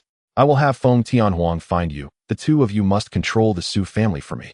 The acrid smell of blood spread from the wind-crossing mountain range, inducing nausea. The sky was shrouded in a blood mist filled with resentment mixed with spiritual energy, creating an eerie atmosphere. The once magnificent roar of tigers and howls of wolves was absent today. There was only oppression and bloodshed. The wind-crossing mountain and its surroundings were enveloped in eerie silence. Only 1 in 10 demon beasts remained, and the cultivators who came to hunt them had long since fled. Those who were too slow had turned into blood food. Even some powerful beings from the Divine Bridge dared only to observe from a distance, their faces pale and their minds shaken. A beast tide that occurs once in a millennium, how could it appear so abruptly? Moreover, these demon beasts seemed to have gone mad, constantly charging at the wind-crossing mountain only to die inexplicably. This scene is truly too bizarre. In an era of great prosperity, there must be great calamities. Could it be that this flourishing age is merely a reflection of the heavens? A man in a white robe, a powerful being of the Divine Bridge, gazed solemnly at the wind-crossing mountain shrouded in blood mist, murmuring to himself. Other powerful beings were equally perplexed by the emergence of this beast tide. Especially the manner of the demon beasts' deaths was horrifying. Millions of demon beasts charged fiercely at the wind-crossing mountain, yet it seemed a mysterious, powerful being was stationed there whose presence alone dissipated the tide of demon beasts. Though many were extremely curious, they dared not rush into Wind-Crossing Mountain to investigate. The commotion from Wind-Crossing Mountain was so great that just a few hours later it spread throughout the Longyuan dynasty and quickly reached neighboring dynasties and regions. Countless people were shaken, raising their heads as if they could see the blood mist soaring into the sky. Is it true that the beast tide described in ancient texts would actually occur in the Longyuan dynasty today? Fortunately, the target of those demon beasts is Wind-Crossing Mountain. If they charged into the Longyuan dynasty, wouldn't it be disastrous? Heavens, does that mean I have one foot in the gates of hell? Some ordinary people were filled with lingering fears. Although the Tao of Heaven had revived and spiritual energy had surged, they had made decent progress in their cultivation, yet they were still no match for the physically dominant demon beasts. Meanwhile, the leaders of certain factions frowned and speculated. A rumor spread the day before that a celestial artifact would emerge from Wind-Crossing Mountain. Now this incident has occurred. Could there really be a celestial artifact emerging? But isn't this too much of a coincidence? Longyuan Dynasty. In a royal palace adorned with carvings of dragons and phoenixes, the ruler of the dynasty, with an imposing aura and a grave expression, looked at a projection before him, recounting all that had transpired that night. The figure in the projection wore a cloak obscuring his features, one could only deduce from his height and build that he was a man. Upon hearing the account, the man fell silent for a moment before slowly saying, "Beast tide. Celestial artifact. Mysterious, powerful being. No wonder there have been rumors circulating in the 4 great regions these past few days. The matter concerning Wind Crossing is of great magnitude. It is likely that a significant figure is plotting something. I will report this truthfully to the sect. Longyuan dynasty should refrain from getting involved in this matter and quickly consolidate its power. A major change may occur in a few days. As for the Su family, there is no need to worry about them for now. They are merely pawns of others. Remember the words of the ancestor." The ruler of Longyuan's expression turned stern as he spoke earnestly. The figure nodded slightly and then vanished from sight. Su family. Su Chan, wearing a purple jade crown and exuding an extraordinary presence, restrained his aura as he stood above the sea of clouds looking down at the Su family. At that moment, a magnificent and otherworldly monkey clad in golden armor suddenly appeared before Su Chan. "I pay my respects to the protector." Su Chen's expression tightened as he clasped his fists. In the white jade capital positions included 1 celestial, 1 mysterious, 5 city masters, 12 tower masters, 36 protectors, 108 elders, and numerous disciples. Considering Su Chen's current low strength, Zhou Qingyun had temporarily not assigned him a position. Thus, he currently held a status inferior to that of the protector, requiring him to pay his respects. The protector, feeling displeased, said, "You little brat, your strength is too weak. You actually need me to help you."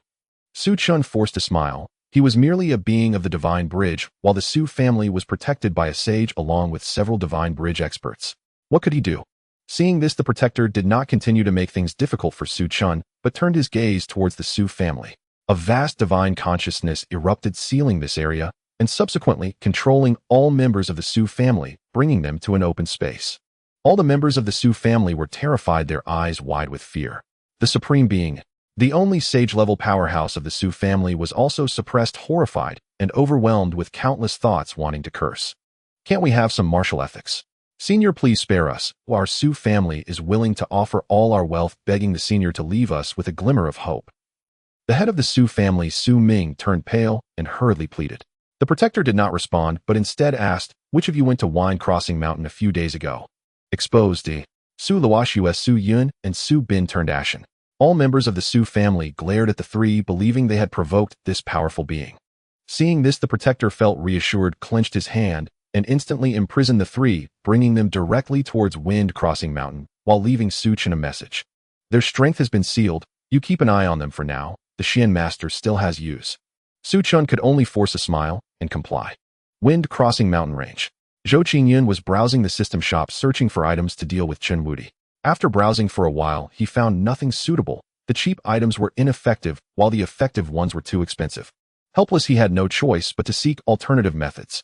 Zhou Qingyun's thoughts were racing, countless ideas flashing through his mind.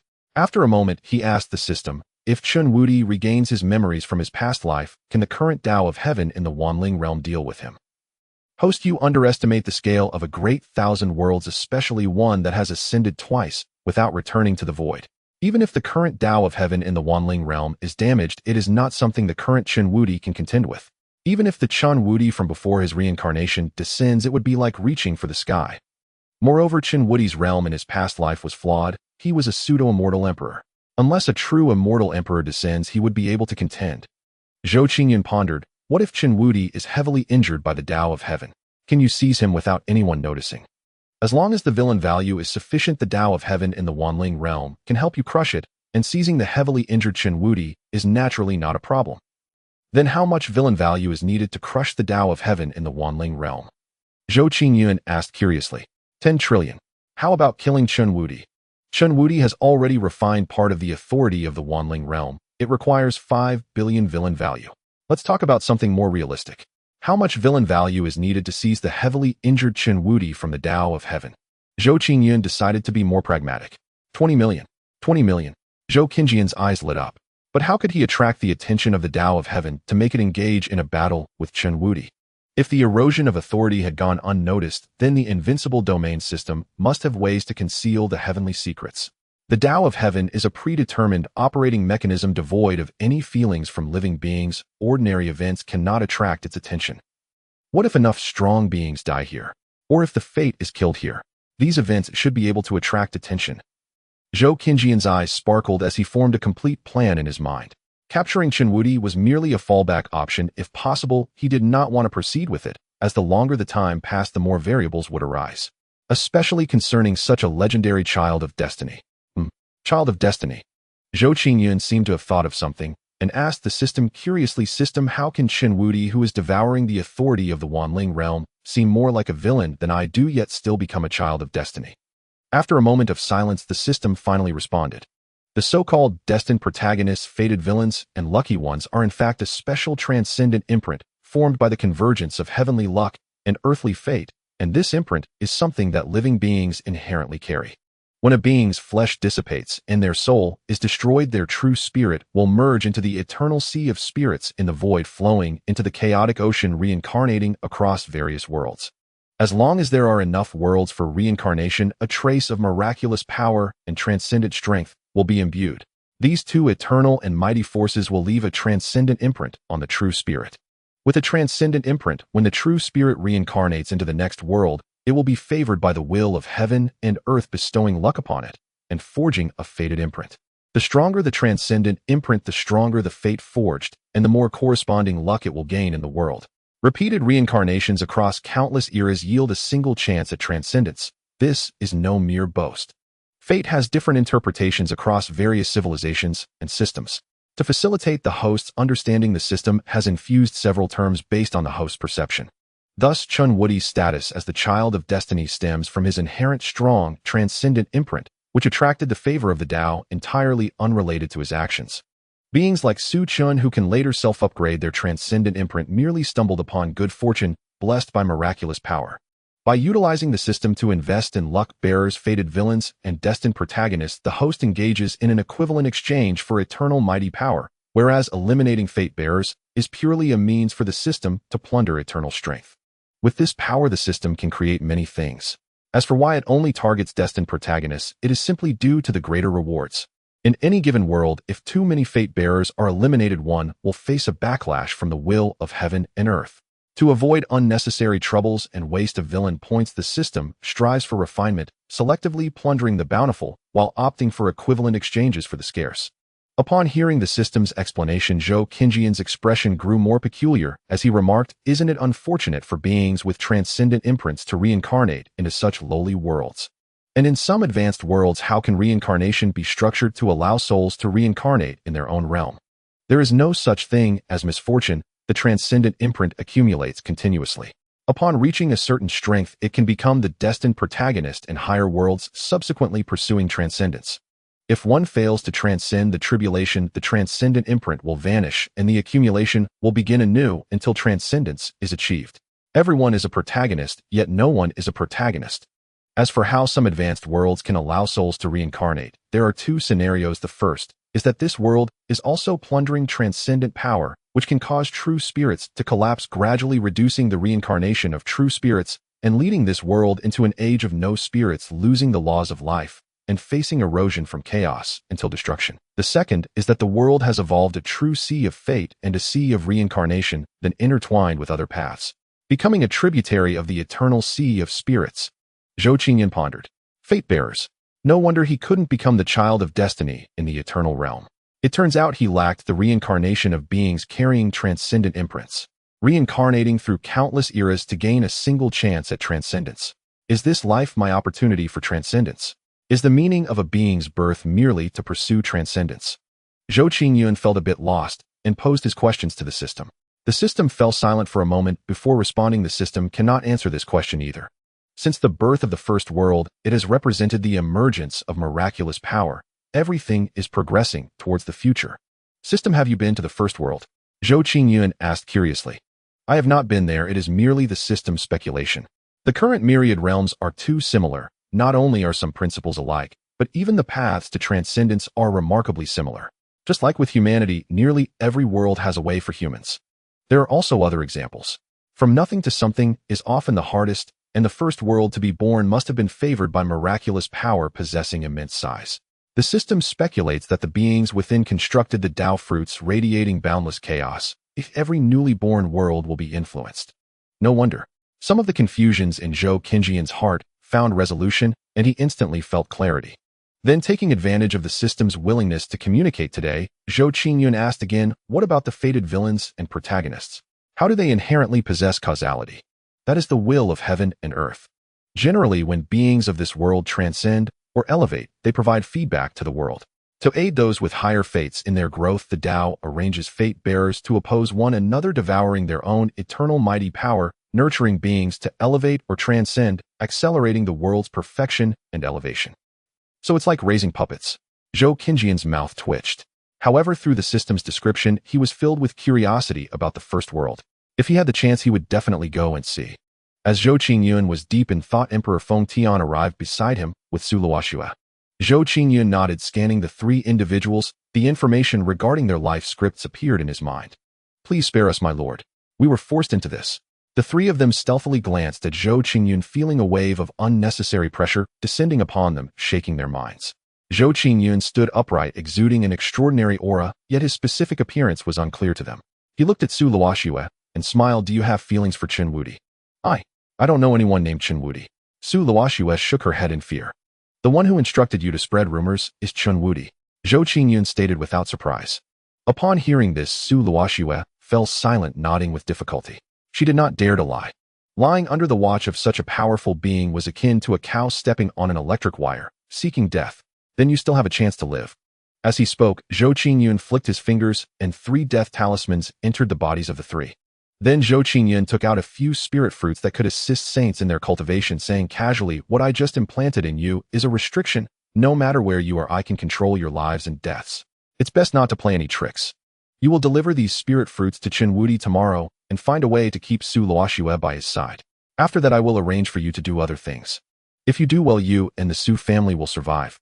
The spirit fruits contained death talismans, and he wanted to test if they would take effect, as there was no loss involved. As for arranging Su Luoxue, it was merely an idle move on his part. The three of them trembled as they accepted the spirit fruits, bowing their heads, "Thank you, my lord." Zhou Qingyun waved his hand, indicating Emperor Feng Tian to take the three back. But just a moment later, Han Mie used the communication talisman to send him a message. "Xian Master, this is intel from the ancient Jiang family." Zhou Qingyun read the information, and intel regarding the ancient Jiang family immediately surfaced in his mind. A thunderous boom rolled across the Fengshan mountain range like a great bell. Vast celestial radiance braided with countless threads of Tao essence, and the force of cosmic law surged toward the firmament and lit up the entire night. A wondrous celestial court materialized like a mirage, ancient spirit species. Golden dragons, phoenixes, lawn birds, divine tigers, peacocks, manifested and circled its precincts, exuding an overwhelming air of auspice and sanctity. The grand, vast apparition of the celestial court slowly unfurled, veiling star seas above several great domains. Violet mists coiled, dawn glows rose, and the phantasms of emperors intoned, commanding heaven and earth and issuing decrees across the realms.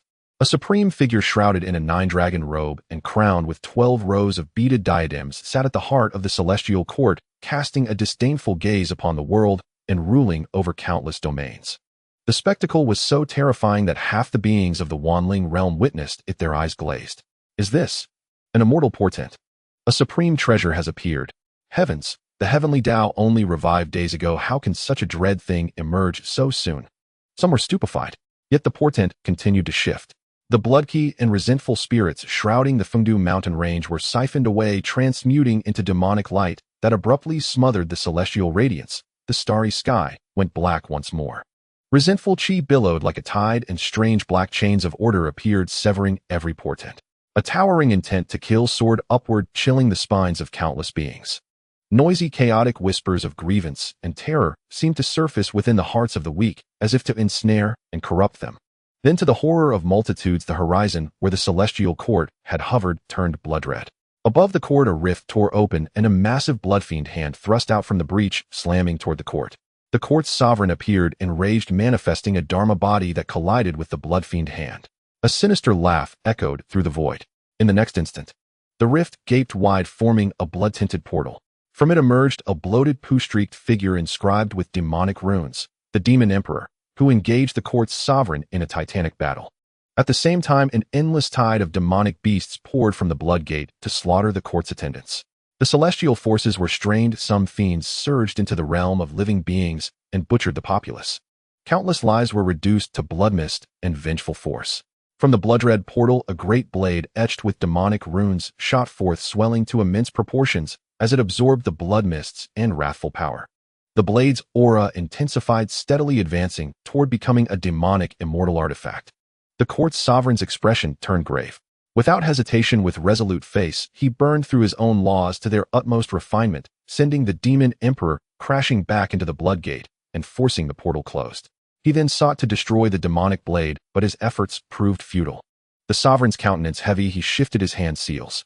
The court behind him trembled as innumerable dazzling lights and Tao essences erupted and coalesced into a supreme treasure.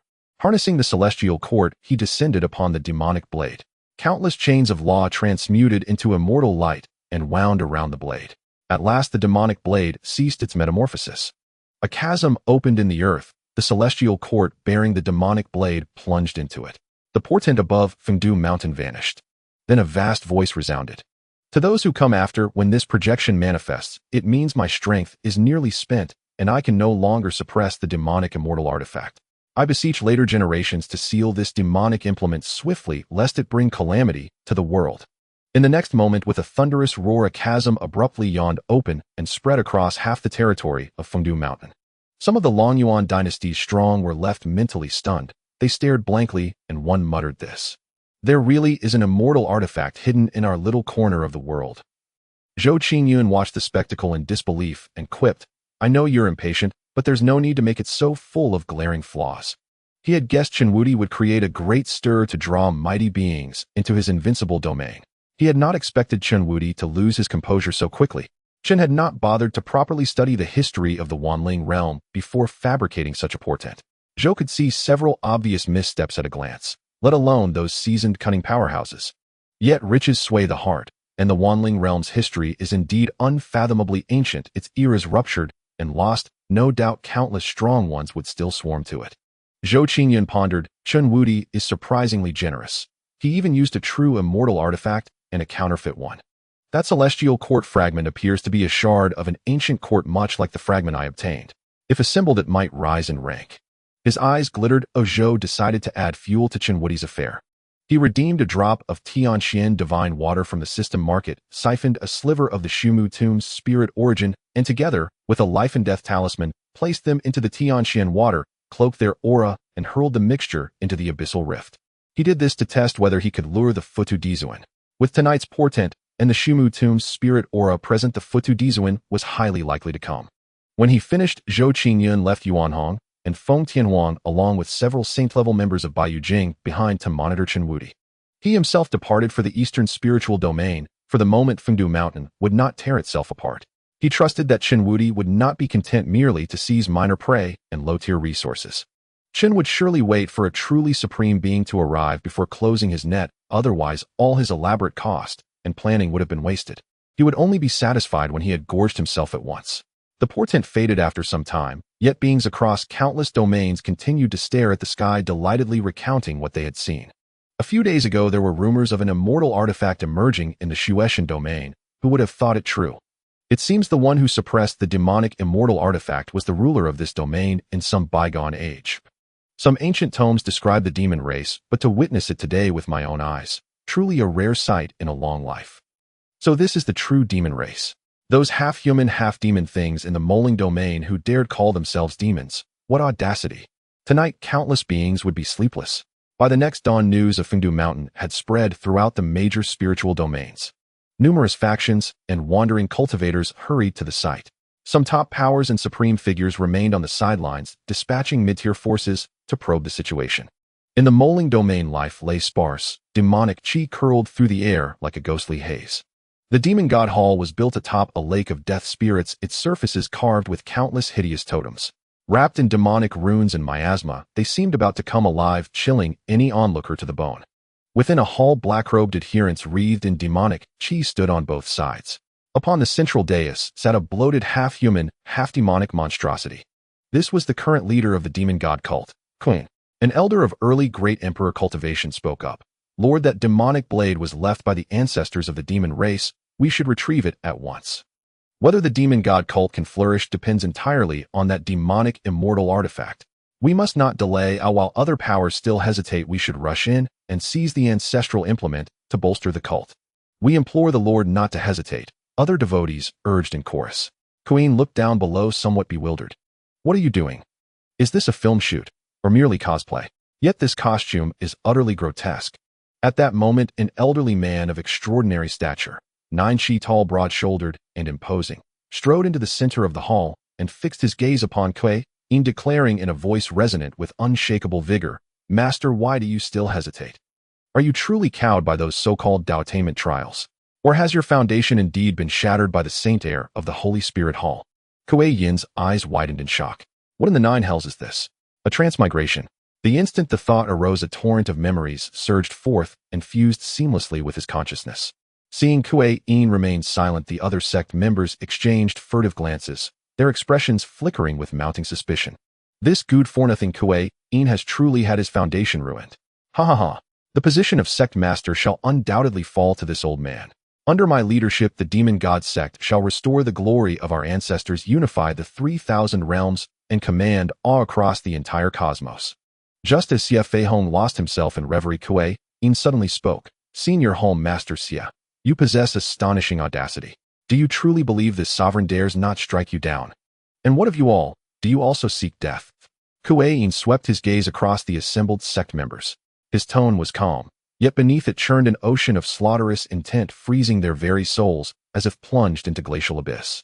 With a thunderous roar, an overwhelming aura erupted, engulfing every soul within the hall. Fierce light blazed within Kuei Yin's pupils, dark demonic energy roiled and writhed about him, surging like a breached river, flooding the entire hall in ceaseless churning torrents. The Tao principles of the demonic path manifested visibly, coalescing into black chains of fundamental law boiling fiercely behind him. Thud. Emperor's Sovereign Realm. When did he break through to Emperor's Sovereign Realm? Xia Feihong stood stunned. cold sweat drenching his brow. As he collapsed to his knees, face drained of all color, pleading desperately, "Mercy, master.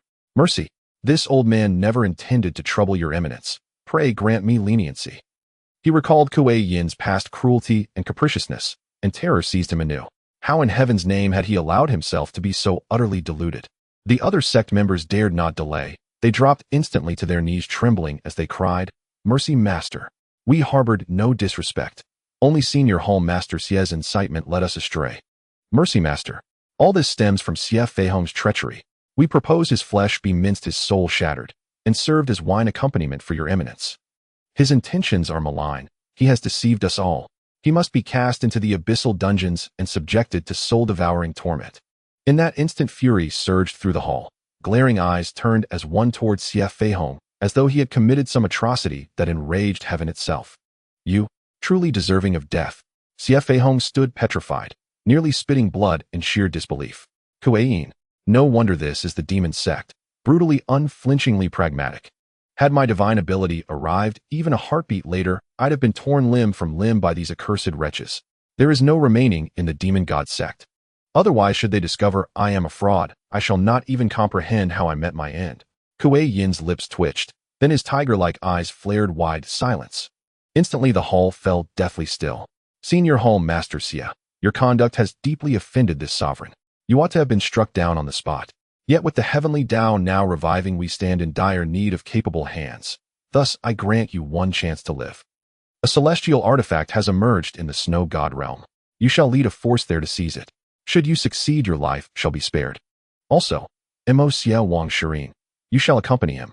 Suppressing his inner dread, Kuei Yin carefully mimicked his predecessor's cadence and timbre. He named over a dozen individuals, all among those who had just radiated the strongest hostility. Such a celestial artifact's emergence would inevitably ignite boundless slaughter. To call this a suicide mission would not be inaccurate. Do these fools truly believe they'll reap any spoils? He had originally intended to send them all to their graves. Yet such overt cruelty would raise immediate suspicion. Among them were shrewd minds. Some might even move against him, exposing his utter loss of cultivation. Moreover, numerous ancient cultivators remained in seclusion deep within the demon god sect. He dared not push too far. "Many thanks, master." Xie Feihong exhaled in relief that Kuei Yin had not slain him outright. Yet his heart sank anew at the prospect of seizing the celestial artifact. And when, pray tell, did this dog grow so composed and even merciful? In days past, word of a celestial artifact would have sent him charging forth personally. Doubt flickered once more within Xie Feihong's mind. But cowed by Kuei Yin's earlier aura, he dared not probe further. "We obey the master's decree." The others, thus named, offered bitter smiles and replied in solemn unison. "Then withdraw." Kuei Yin waved dismissively.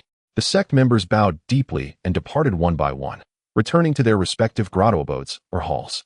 Only after the last had vanished did Kuei Yin's taut expression finally relax. "Damn. Fortunate I'm a stunt actor with passable acting chops, otherwise this transmigration would have ended before it began. What a wretched system. Why must I transmigrate? Not just anywhere, but into the body of a demon sect master whose cultivation has utterly collapsed due to demonic backlash." Kuei Yin muttered bitterly in silence. He had been but an ordinary stunt performer from the Blue Star, killed when machinery failed during a location shoot, sending him plummeting from a cliff. Thereafter he transmigrated into the world of Wanling realm, taking possession of Kuei Yin's body, and binding himself to a supreme antagonist effect system. As its name implied, this system allowed him to purchase various visual and sensory effects from its store. To activate them, however, required only one condition: belief. Anyone who genuinely believed in the effect granted him effect points. Should he successfully deceive the world's destined protagonist, his gains would multiply exponentially. With effect points, he could acquire ever more potent effects, cultivation arts, and martial techniques. The overwhelming aura and celestial phenomena he had just manifested were in truth drawn from a trial card, Demon God Emergence, a reward granted by the system enabling his narrow escape. Lost in thought, he returned to his own hall. Now utterly devoid of cultivation, he was nothing but a hollow shell, relying entirely upon the system's concealment. One misstep, one exposed flaw, and the scheming elders would crush him without hesitation. Not a single soul in the demon god sect was virtuous. Each worshipped power alone as the sole, immutable truth. On the very first day the heavenly Tao revived, his predecessor had ventured into a secret realm to retrieve treasures, and suffered foundational devastation at the hands of the former Saint Heir of the Holy Spirit Hall. Damn it all, This body is hideously ugly. Back in his hall, Kuei Yin caught sight of his reflection in the mirror and froze in stunned disbelief. Were it not for the isolation formation shielding the chamber, his shock would have drawn immediate attention. Good heavens! How can one possibly hold one's head high with such a visage? Despair flooded Kuei Yin's face. Do not grieve, host. This vessel was deliberately selected by the system. It harmonizes perfectly with you, possessing terrifyingly oppressive resonance, ideal for your effect-based performance. Naturally, with diligent role-playing and resource acquisition, you may cultivate to sagehood, and thereafter freely reshape your form. Hearing this, Kuei Yin's hope rekindled, yet he retorted skeptically, your title sounds impressive, system, but your functionality leaves much to be desired. What if while performing an effect I encounter some reckless hothead determined to attack me on sight? Won't I perish instantly? Especially protagonists who draw swords at the slightest provocation. That is the host's failing, not the system's. Kuei Yin was thoroughly speechless. To avoid apoplexy, he swiftly changed the subject. How many effect points did my performance just earn? 60,000. Kuei Yin's expression brightened. How many points does Demon God Dissension cost? 1 million. However, you may purchase a 1-hour trial card for 50,000. Ruthless profiteer. Kuei Yin cursed, but proceeded to redeem the trial card nonetheless. His foremost priority now was fleeing the Demon God sect. He could not remain perpetually vigilant. Sooner or later, an inconsistency with his predecessor's temperament would betray him, inviting soul-searching interrogation by the sect's ancient elders. After all, the Demon God sect had long endured persecution. Its paranoia ran bone deep. The Demon Saint Palace. A steep cliff of 100,000 zhang layered and overlapping the sheer cliffs, shimmering with vitality and spiritual essence. Gazing downward, one could not see the abyss bottom, only the lush green trees covering the entire cliff. Misty clouds drifted faint and indistinct, veiling the exquisitely carved palace complex. This was the most mysterious Demon Saint Palace of the demon race. By a secluded, deep spiritual pool, an old man with a cane and a snow-white beard materialized. Sovereign, a mysterious powerhouse in the snow god domain, has slaughtered billions of our kin, leading to the emergence of an unknown relic. It may contain a demonic celestial artifact. Should we send forces to contend for it? The old man spoke respectfully. A colossal shadow stirred within the water. Upon closer inspection, it was a creature with the antlers of a divine deer, the sharp claws of a rock, and the tail of a spirit fish. This creature was none other than the profoundly mysterious flood dragon of the myriad realms. From within the water, a deep voice resounded. I have a premonition that this relic is a place of great calamity, with surging blood energy, an extreme, ill omen, likely a sign of celestial slaughter.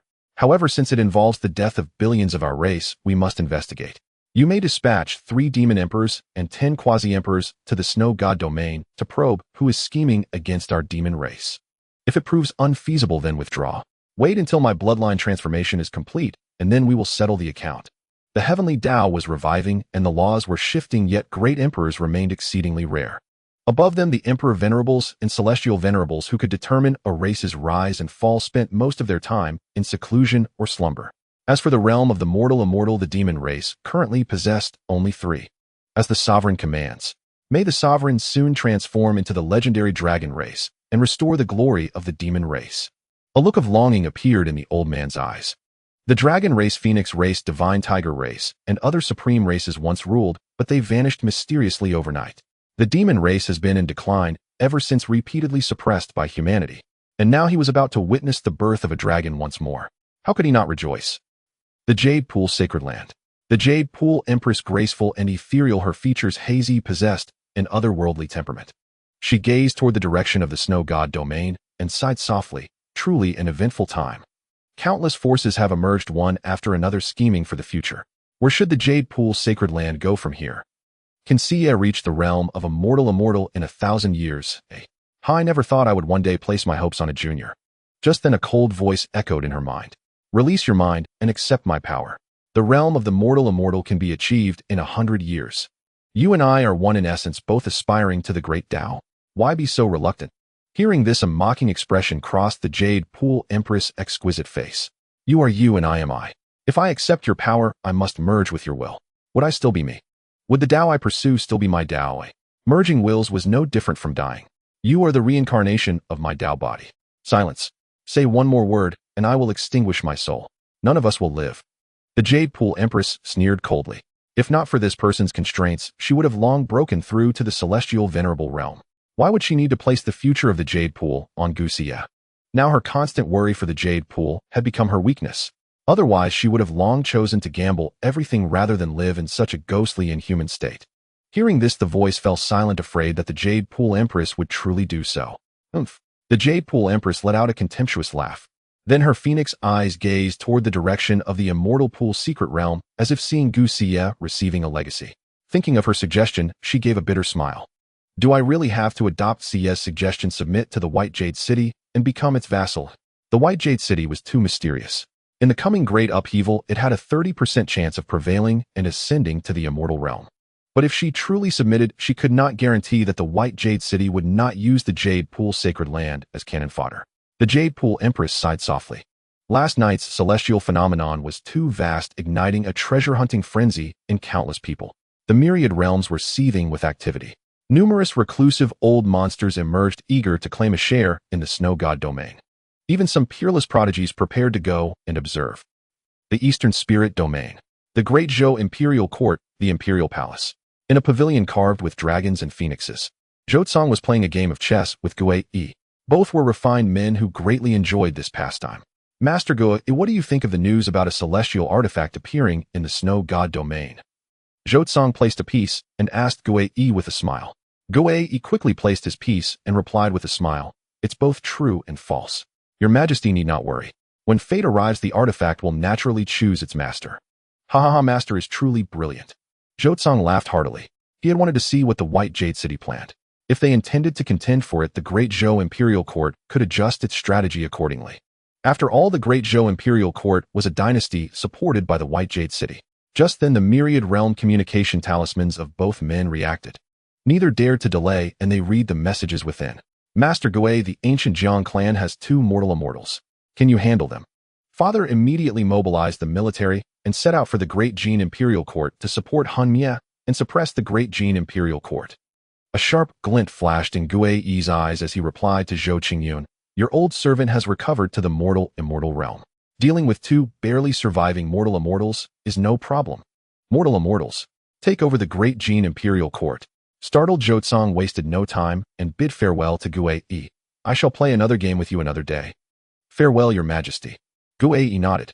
Zhou Qingyun spoke again. "Then I trouble master to take the blood god robe and head to the Jiang clan. Wait for my arrival before making a move, as the mystic lord commands." The capital of the Great Jin Imperial Court, Xianxia. The once clear sky suddenly churned with wind and clouds. Eerie black mist roiled, shrouding the heavens, plunging the capital of the Great Jin Imperial Court into darkness in an instant. Countless faces changed color, their eyes filled with terror as they stared at the sky. Boom! The black mist surged, and a black figure suddenly appeared. The figure stood in the void, releasing an overwhelming pressure like an ancient demonic spirit devouring the Tao principles and subduing the ambient power of heaven and earth. Black light rippled and spiritual energy reversed. The black mist billowed behind the figure as if bearing an abyss. "Great Emperor, why do you release your pressure wantonly over the Great Jin Imperial Court?" The Grand Preceptor of Great Jin flew out of his mansion and asked with restraint. A cold gleam erupted in the figure's eyes, killing intent surging, as he said indifferently, "A soldier of our Great Zhou Imperial Court has gone missing within your borders. This emperor has come to demand an explanation. A soldier of our Great Zhou Imperial Dynasty has gone missing within your territory. I have come to seek an explanation." The moment his voice fell, boom, were these words spoken by a human. A soldier missing. Was this a jest? A wave of absurdity surged through countless minds. The Great Jin Imperial Lord, who had been utterly composed, instantly darkened his countenance. "Sir, do you truly believe that with your high cultivation you can act tyrannically and unreasonably?" The Grand Preceptor of the Great Jin Imperial Dynasty erupted in fury. The fate of the Great Jin Imperial Dynasty was channeled through him. Though his cultivation was initially only at the latest stage, sovereign, with the support of the dynasty's authority, it instantly reached the perfection of the quasi-emperor realm. Within the dynasty's territory, temporarily contending with a mid-stage great emperor was still feasible. No. A soldier of my Great Zhou Imperial Dynasty has gone missing. I suspect he has been detained by you. I have come specifically to reason." Xianxia shook his head, speaking leisurely as he regarded the Grand Preceptor, whose cultivation had surged dramatically. The Grand Preceptor of Great Jin stood like a wrathful Vajra, his body wreathed in purple aura, his divine radiance blazing, his gaze piercing. "By the laws of the Imperial Dynasty, those who bring calamity to Great Jin shall be executed." The Grand Preceptor, like a deity, uttered true words. 10 characters materialized instantly. Within the borders of the Great Jin Imperial Dynasty, these words echoed in the minds of all citizens. In an instant, the entire dynasty seemed to awaken, intertwining with the laws of heaven and earth, frantically repelling and oppressing Xianxia. The laws around Xianxia were stripped away as if he had been forsaken by heaven and earth. The 10 characters descended like enforcers, pressing down upon Xianxia. The power of the laws erupted as though judging the sins of Xianxia. Such was the might of a dynastic fate. Within its domain, destiny took form, authority interwove, and laws shone clear. Ordinary men could not tread there. To draw one's blade against a stronger foe in the face of a mighty adversary is not unbefitting the title of Imperial Preceptor. However, sometimes the disparity in power is too vast, and external forces alone cannot bridge the gap. Xianxia stood in the void, offering a word of praise. Then, with a flick of his finger, the 10 true word characters instantly shattered. Whoosh! The Grand Preceptor's face shifted in shock and terror. But this was not the end. Before the Grand Preceptor could react, the black mist in the sky surged and instantly enveloped him. Trapped within the black mist, the Grand Preceptor's eyes were filled with dread. His flesh and soul were suddenly disintegrated, unable even to utter a scream. Countless citizens turned pale, trembling in fear. This was a man whose power was infinitely close to that of an imperial lord, and he had been slain in an instant. And it seemed the attacker had not even used his full strength. How dare you! Countless generals, imperial guards, court ministers, and royal elders appeared simultaneously, encircling Xianxia. A spiritual formation quietly rose, shrouding the capital. The Great Jin Imperial Lord could no longer remain seated. His expression grim, he appeared before Xianxia. Great Emperor, one must know when to forbear. If you will but leave now, the Great Jin Imperial Dynasty is willing to compensate the Great Zhou Imperial Dynasty for its losses. If you insist on humiliating the dynasty, I will not hesitate to burn the dynasty's fate and perish together with you. The Great Jin Imperial Lord was filled with utmost humiliation, but for the future of his dynasty, he had no choice but to compromise. He had originally thought that with the Grand Preceptor's abilities, he could temporarily hold off Xianxia, allowing him to secretly strike using the nation's fate, catching Xianxia off guard and driving him back. Yet to his surprise, the Grand Preceptor of Great Jin was instantly killed by Xianxia, leaving him no time to react. Now he could only stall for time, delaying until the Jiang clan's experts arrived. Swear an oath of fealty to the Great Zhou Imperial Dynasty, and I will withdraw. Xianxia smiled calmly. The path of a dynastic fate was bizarre and could not be judged by common sense. If the Great Jin Imperial Lord truly burned the fate of Great Jin, he might indeed be able to fight him. But even then, it would only grant him the power to contend. As for dying together, the probability of that was terrifyingly low. Moreover, if the Great Jin Imperial Lord were to do so, the fate of the Great Jin Imperial Dynasty would be severely depleted, a loss for the Great Zhou Imperial Dynasty, which intended to take over. Thus he did not mind talking. Whoosh! Fealty. For a single missing soldier, they demanded the submission of the entire Great Jin Imperial Dynasty. Was that reasonable? Or had he simply stopped pretending? The citizens of Great Jin changed expressions, wildly cursing Xianxia's shamelessness. A terrifying aura erupted violently, crushing the space. The Great Jin Imperial Lord's expression turned icy as he shouted coldly, "Sir, you go too far. Then let it be annihilation." Xianxia lost his patience and struck without warning. The black mist surged, forming a massive hand that covered the entire capital. An intangible wave emanated from Xianxia. A ghostly whisper echoed in the minds of countless people, causing them unbearable agony. Those with weaker cultivations were directly bewitched, turning their blades against Great Jin's army. Worse still, some citizens had their souls separated from their bodies, turning to dust. Boom! The massive heavenly hand trembled violently, descending upon the capital in an instant. "You deserve to die." The Great Jin Imperial Lord breathed heavily, his eyes wide with fury. Boundless fate suddenly converged upon him. Divine light blazed and countless strands of fate burned. His aura surged step by step, reaching the latest stage Great Emperor realm, in an instant matching Xianxia's. "Awaken!" he snorted coldly, rousing the bewitched citizens. Then a terrifying imperial aura erupted from him, forming a phantom of the human sovereign that shattered the heavenly hand. Buzz! The shockwaves exploded, reducing countless weaklings to ashes. Yet Xianxia showed no mercy.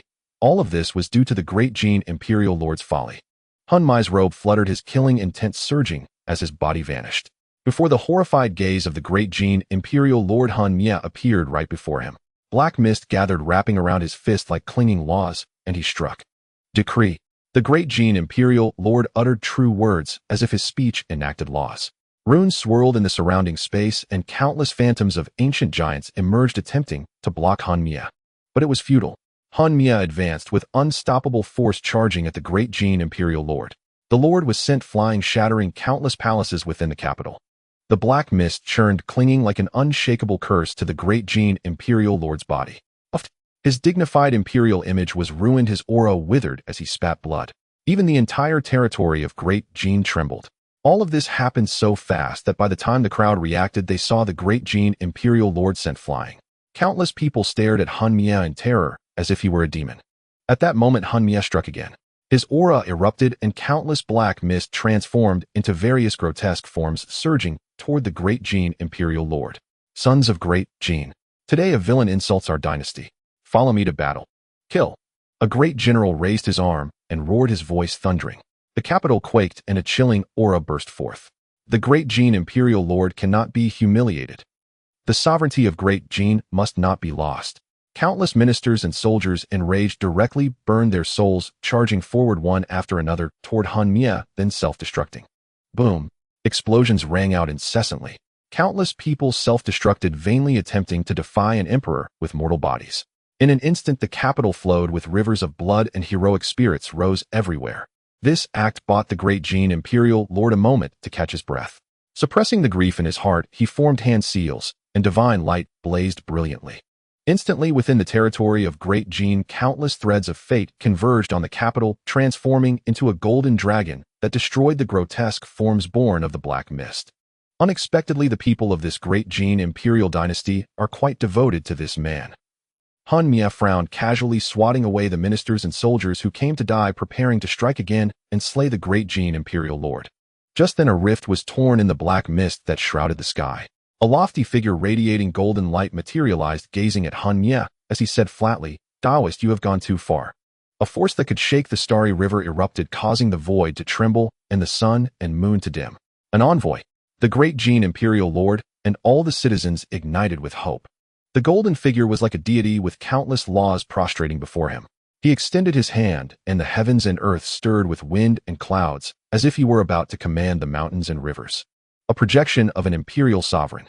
Great emperors cultivated laws, while the imperial sovereigns above them governed laws, incorporating them into their bodies stationed within their mysterious apertures, uniting soul and flesh to achieve immortality. Trouble. Xianxia's expression shifted slightly. Just as he was about to strike, he suddenly saw the projection dissipate, as if it had never existed. This? Countless people were dumbfounded. Even Xianxia wore a puzzled expression. Has Xianxia and the others made their move? What the heck? The Great Zhou Empire is being too overbearing. They actually used such an absurd reason to trouble the Great Jin Empire. If I'm not mistaken, this old man is the soul extinction of Bai Yujing. In the past, Bai Yujing held back a bit. But who would have thought that just a few days after the revival of the heavenly Tao, Bai Yujing couldn't hold back anymore and directly targeted the Great Jin. The fortune and laws of the Great Jin Empire are incredibly vibrant, having already attracted countless powerful beings. When they saw that it was soul extinction taking action against the Great Jin, they were all horrified. Soul extinction. The soul extinction from 600,000 years ago. What kind of power does Bai Yujing possess to be able to subdue someone like soul extinction? In a hidden paradise, several powerful beings gathered, watching the battle of the Great Jin Empire. An ancient figure that had just emerged asked gravely, "Fellow Taoist, you have emerged late and are unaware of the recent events. The current landscape of the myriad realms has already changed. Before the revival of the heavenly Tao, Bai Yujing made a strong move, annihilating the Nangong imperial clan, and the next day exterminated the Ninein elder of the Yinyang Holy Land, joining the ranks of the transcendent powers. If we are to speak of the most mysterious force now, it must be Bai Yujing. Other forces at least have some fragmentary records in ancient texts, but there is not a single record about Bai Yujing. If it weren't for Bai Yujing taking the initiative to emerge, the world might still be unaware of such a terrifying force. Now there is a saying circulating in the myriad realms, better to provoke the emperor than to provoke Bai Yu." This? The ancient figure who had just asked was shocked, and then he inquired again, "Does Bai Yujing accept disciples?" "This I have not heard." Just then someone exclaimed in horror, "The Great Jin Emperor has been defeated." Countless ancient figures focused their gaze, and indeed it was true, their faces filled with disbelief. The battle power of soul extinction is too formidable. With the enhancement of the empire's fortune, the Great Jin Emperor probably had the strength of a latest-stage great emperor, yet he couldn't even hold on for half a moment. One person suppressing an empire is truly rare throughout history. It seems the Great Jin Empire is doomed. One person sighed. Wait, there's a supreme being projecting from afar, trying to counter soul extinction. Is this the projection of the emperor? Hey wait, why has this projection disappeared again? Countless people were dumbfounded.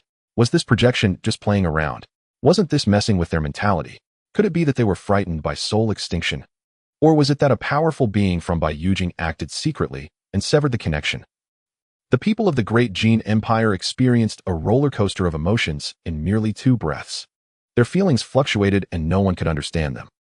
So this is the transcendent power that our Great Jin Empire follows. How ridiculous. The Great Jin Emperor smiled bitterly. The Jiang clan had provided the method for the Great Jin Empire to rise, and he had always been very grateful, diligently governing the empire so that the Jiang clan could see the value of the Great Jin. He intended to secure a glimmer of hope for the Great Jin in the future. During this time, the Great Jin had never harbored any thoughts of rebellion.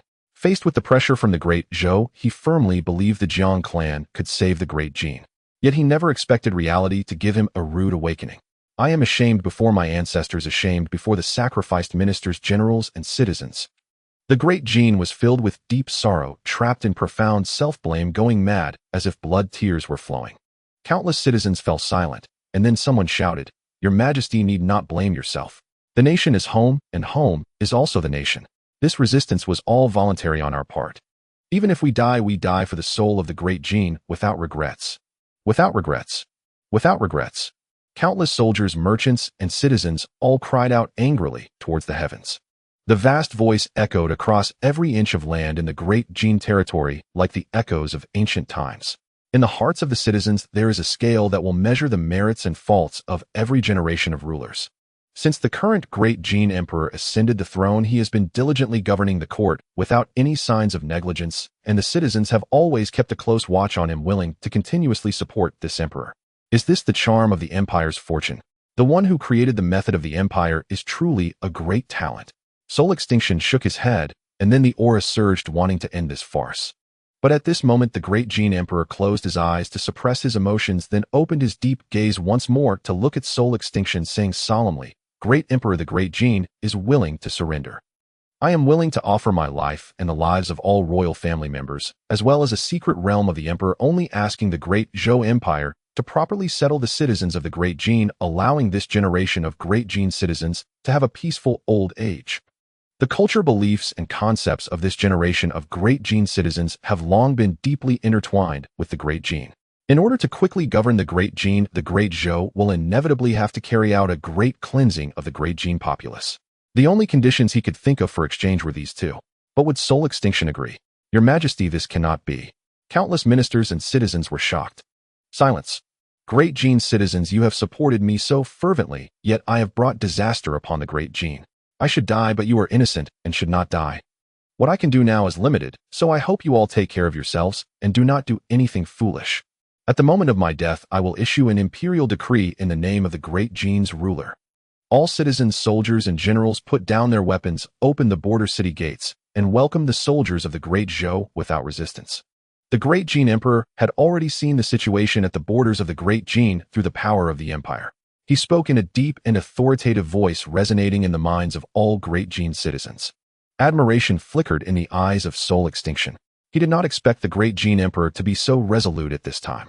But the words of the Great Jin Emperor exceeded the scope of his negotiation. Even if he wanted to agree to this condition, he did not have the right to do so. Shaking his head, Soul Extinction said, "It is too late to discuss terms now." The Great Jin Empire could only smile bitterly, closing his eyes and waiting for death to arrive. At that moment, a majestic voice echoed. Soul Master agreed to his request. In the sky, the figure of Zhou Tsang appeared, exuding a scholarly demeanor, yet revealing an air of authority. "Thank you, Great Zhou Emperor." The Great Jin Emperor opened his eyes, saw the newcomer, and smiled gratefully. Then the last vestiges of his fortune exploded. Within the territory of the Great Jin, all those related to the bloodline of the Great Jin royal family were reduced to dust.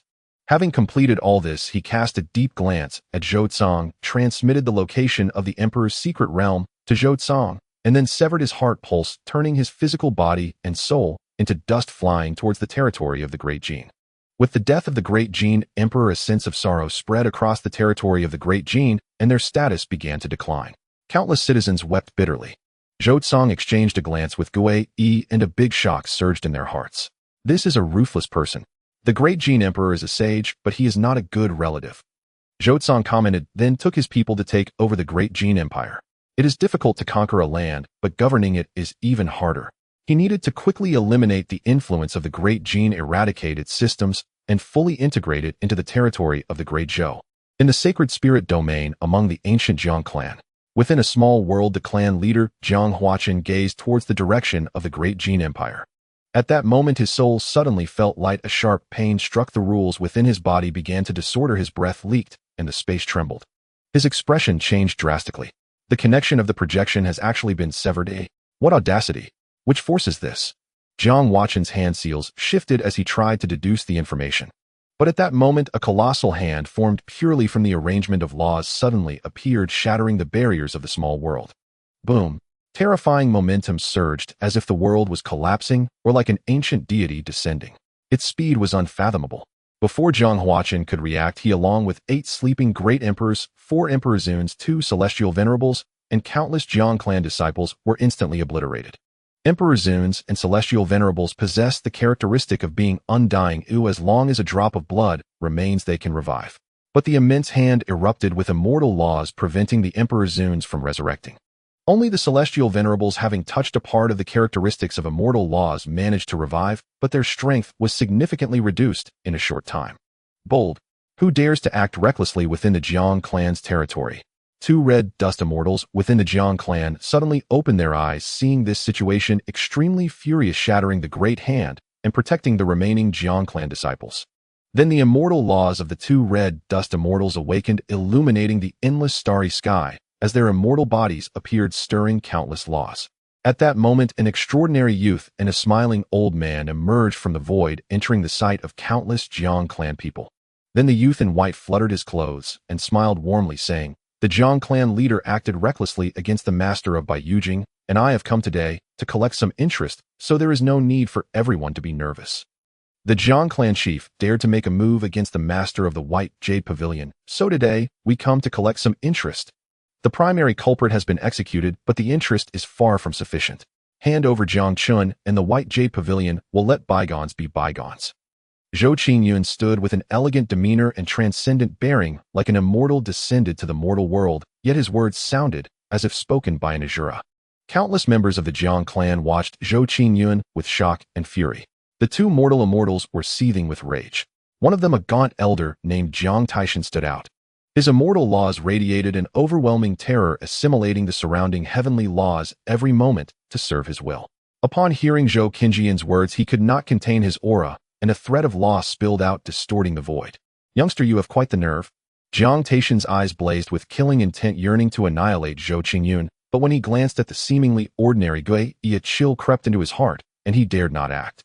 It felt as if a great terror would descend the moment he moved. Having survived the Great War of 1,000,000 years ago, he had only ever felt such trepidation from the few supremes who descended from the immortal realm and from the heavenly ancestor, never from any other being. Yet just a few days after the heavenly Tao had awakened, he sensed this fluctuation in Gui Yi. This shook Jiang Taishan's Tao heart profoundly. He was at the immortal realm with several laws guarding his mysterious apertures, one of which had even transformed into an immortal law, rendering his soul indestructible, his body imperishable, and all laws subservient. Such a life-and-death crisis could not be mistaken. The other mortal immortal, named Jiang Yang, shared the same feeling as Jiang Taishan, holding deep wariness toward Gui Yi. The Jiang clan boasted 2 mortal immortals, 3 heavenly venerables, 6 emperor venerables, and 11 great emperors. Except for the great emperors and emperor venerables who had been slain by Gui Yi, the rest surged with aura, encircling Zhou Qingyun and Gui Yi. One of the heavenly venerables, a direct ancestor of Jiang Chun, had not been sleeping in this region, and thus escaped Gui Yi's assault, remaining at his peak strength. Upon hearing Zhou Qingyun's words, his eyes blazed with fury, and he attempted to strike at Zhou Qingyun. The moment the thought arose, Gui Yi turned his gaze toward him, his eyes blazing with divine light, like an ancient god, descending, inspiring a desire to prostrate. Boom! The space and time around that heavenly venerable began to collapse, and countless laws emerged from it, imprisoning him. The 2 mortal immortals' expressions shifted dramatically, and they bellowed, "Stop!" Their immortal laws surged toward Gui Yi in an attempt to intervene, but it was too late. That heavenly venerable was crushed into a mist of blood by Gui Yi.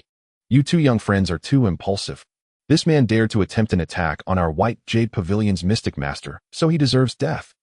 What do you two young friends truly wish to see the Jiang clan utterly annihilated, reduced to dust of history? Guei smiled, extending a hand and waving it gently. The incoming torrent of laws froze in an instant, then shattered into fragments. Then he clenched his hand in the void.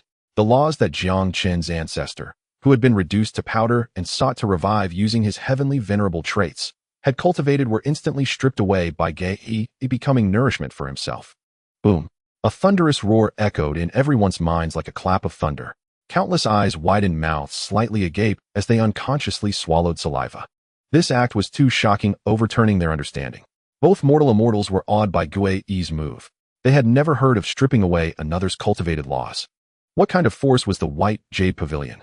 Why was it so eerie? With just one person possessing such overwhelming power, one could scarcely imagine what other beings existed within the White Jade Pavilion. And who was this young man? Why would such a earth-shattering figure be so respectful to this mystic master? A shadow of dread fell over the hearts of countless Jiang clan members as fear dominated them, and they trembled uncontrollably. Zhou Qingyun remained calm and composed, looking at Jiang Taishan and Jiang Yang with a smile. Will you hand over Jiang Chun to preserve the Jiang clan? If you truly wish to fight, you two as mortal immortals might have some chance of survival, but I cannot guarantee the same for the rest of the Jiang clan.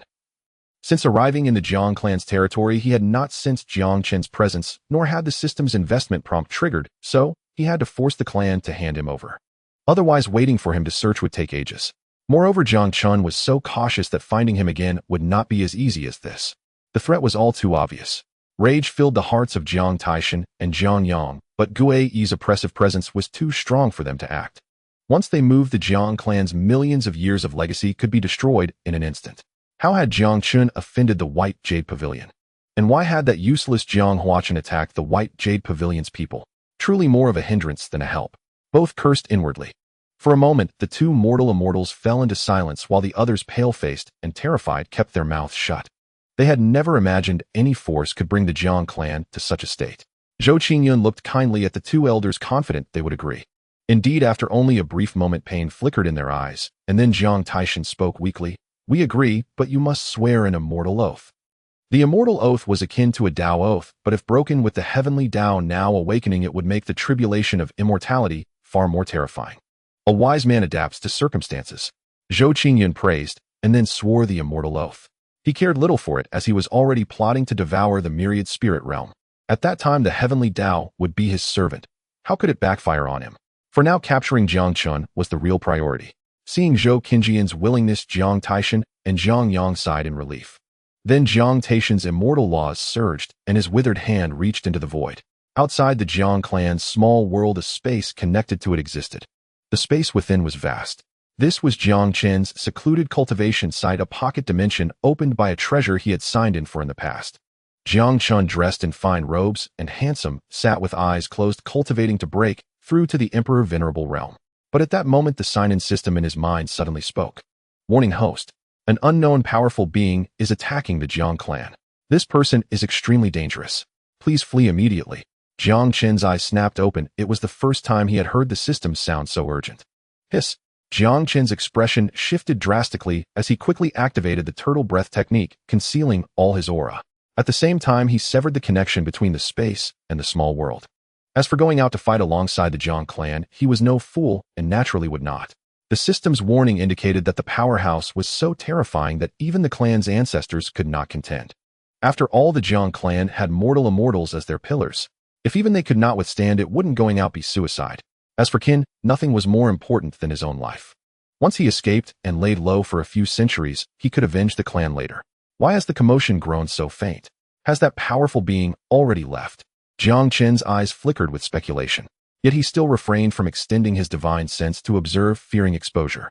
Misfortunes never come singly. The sign-in system's voice rang out again. A mortal immortal has descended. Host, please flee immediately. As the system's voice faded, a withered hand suddenly emerged from the void, reaching to seize Jiang Chun. What? Jiang Qin's face darkened as he tried to mobilize his laws to resist. But the spatial laws were instantly sealed, and he could not summon even a fraction. In the next moment, Jiang Chun was instantly apprehended, unable to use any power. Before he could react, his vision blurred. When he came to, he was already in the Jiang clan's small world. He fixed his gaze and immediately saw the grim-faced Jiang clan members along the extraordinary Zhou Qingyun and Gui Yi. Ancestor Yu. Jiang Chen seemed to guess Jiang Taishan's intention, his eyes turning bloodshot, his expression grim to the extreme, and his body began to tremble. He wanted to speak in protest, but was immediately restrained. Jiang Taishan's face was filled with grief, but he had no choice but to hand Jiang Chen over to Zhou Qingyun. In an instant, Jiang Chen flew before Zhou Qingyun. Without wasting words, Zhou Qingyun set restrictions within Jiang Chen's body and soul, implanted a life-and-death talisman, and stored him in the eternal realm. Then he looked at Jiang Taishan and the others, smiling faintly. Thank you all for your cooperation. To show my gratitude, I offer you two paths. Cold light flashed in Zhou Qingyun's eyes as he gazed indifferently at the two mortal immortals. Submit or die. Submit or die. Zhou Qingyun's words were like icy spikes, chilling everyone to the bone. Bang! The expressions of the Jiang family drastically changed as if struck by frost. You? Despicable. You have already sworn an oath. Are you not afraid of the backlash from the tribulation when you ascend to immortality? Jiang Taishan and Jiang Yang's faces turned extremely ugly. Even with their composure, they were provoked by Zhou Qingyun and questioned him harshly. Having lived for so many years, they had encountered shameless individuals before. But it was their first time meeting someone like Zhou Qingyun, who broke an oath sworn for immortality. Indeed, as times change, so do people's moral boundaries. The other Jiang clan members also cursed Zhou Qingyun inwardly. Despicable wretch. Shameless. Zhou Qingyun's face remained calm, indifferent to their strange looks. He smiled as he gazed at Jiang Taishan and the others, implying he would act if they disagreed. Killing was never the most profitable approach. Maximizing surplus value was the ultimate form of exploitation. Gui Yi maintained a composed demeanor, wearing a kind smile, showing no surprise. 3,000 Dao principles swirled around Gui Yi, with 1,800 laws clustering around 5 immortal Dao laws sealing the small world. Buzz buzzed. Gui Yi stood there as if atop the pinnacle of all beings, commanding myriad laws and ruling over existence. Space began to tremble as an aura that suppressed the ages pressed down on the Jiang clan. Thud. Countless ordinary Jiang clan members instantly fell to their knees, beads of sweat dripping from their foreheads onto the white jade slabs. Jiang Taishan and Jiang Yang also showed terror, looking at Gui Yi as if he were a monster. The fifth transformation of the red dust immortal. Their throats went dry, unable to speak. Gui Yi's strength had not yet fully recovered. If they knew his peak was the 9th transformation of the red dust immortal, they would be even more astonished. The red dust immortal realm was not divided into 9 levels, but 9 transformations. Unlike other realms, it lacked minor stage bottlenecks. This realm was the maximum this world could bear, with no further advancement possible. Yet to enhance power, prodigies and great figures forged new paths, choosing to transform laws into immortal Dao laws. Each transformation counted as one change. Consequently, their life essence underwent earth-shattering changes, and combat power multiplied. However, transforming the laws within the mysterious apertures into immortal Dao laws was harder than ascending to heaven. Even after millions of years of arduous cultivation, both were only at the first transformation of the red dust immortal, with their second immortal Dao law 90% complete, a hair's breadth from the second transformation. Yet even that hair's breadth without opportunity or insight might take tens of thousands of years to achieve through sheer time. No wonder they sensed a fatal crisis from Gui Yi. Which era did the White Jade capital establish its forces? Could it be a power founded by the heavenly ancestors' people? Jiang Taishan and Jiang Yang's eyes sharpened. They dared not think further, lowering their heads in defeat.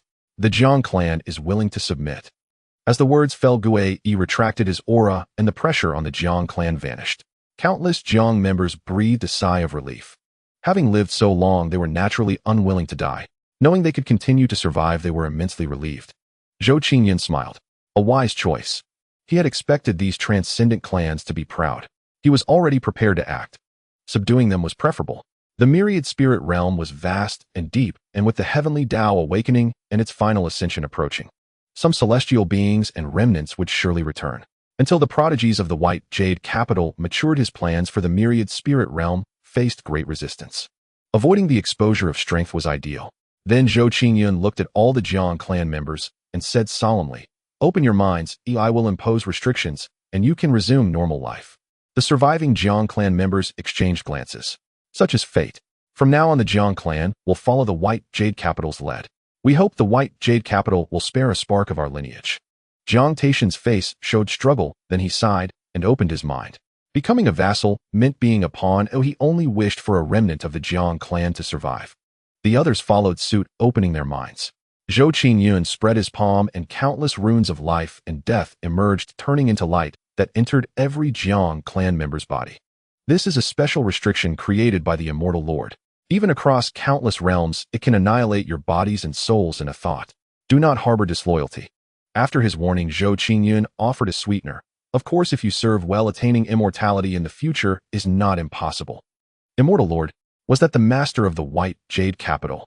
Jiang Taishan, Jiang Yang, and the others were all shaken. Then Zhou Qingyun continued, the White Jade Capital has 5 cities and 12 towers with protectors below. Jiang Taishan and Jiang Yang will be city-level protectors ranked 4th, leading the Jiang clan. Both possessed golden fortune, but were not of villainous or destined status. City-level protectors suited them best. 5 cities, 12 towers protectors. Even a red dust immortal could only serve as a protector. Everyone's eyes were filled with disbelief.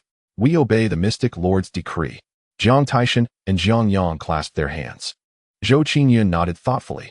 The Jiang clan will maintain its current state for now. When the White Jade Capital summons you, you will move to its headquarters. Yes, Jiang Taishan and the other replied, then transmitted to Zhou Qingyun, Mystic Lord, should the lineage of Jiang Chun and Jiang Huaqun be eliminated. Having chosen submission, they naturally had to show loyalty to improve the Jiang clan's position. Approval glinted in Zhou Qingyun's eyes as he transmitted, eliminate them. He had been about to order this. The two were perceptive. After arranging everything, Zhou Qingyun and Gue Yi headed for the Snow God domain.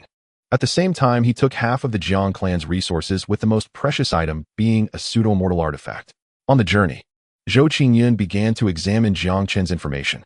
System opened Jiang Chen's data panel and life script.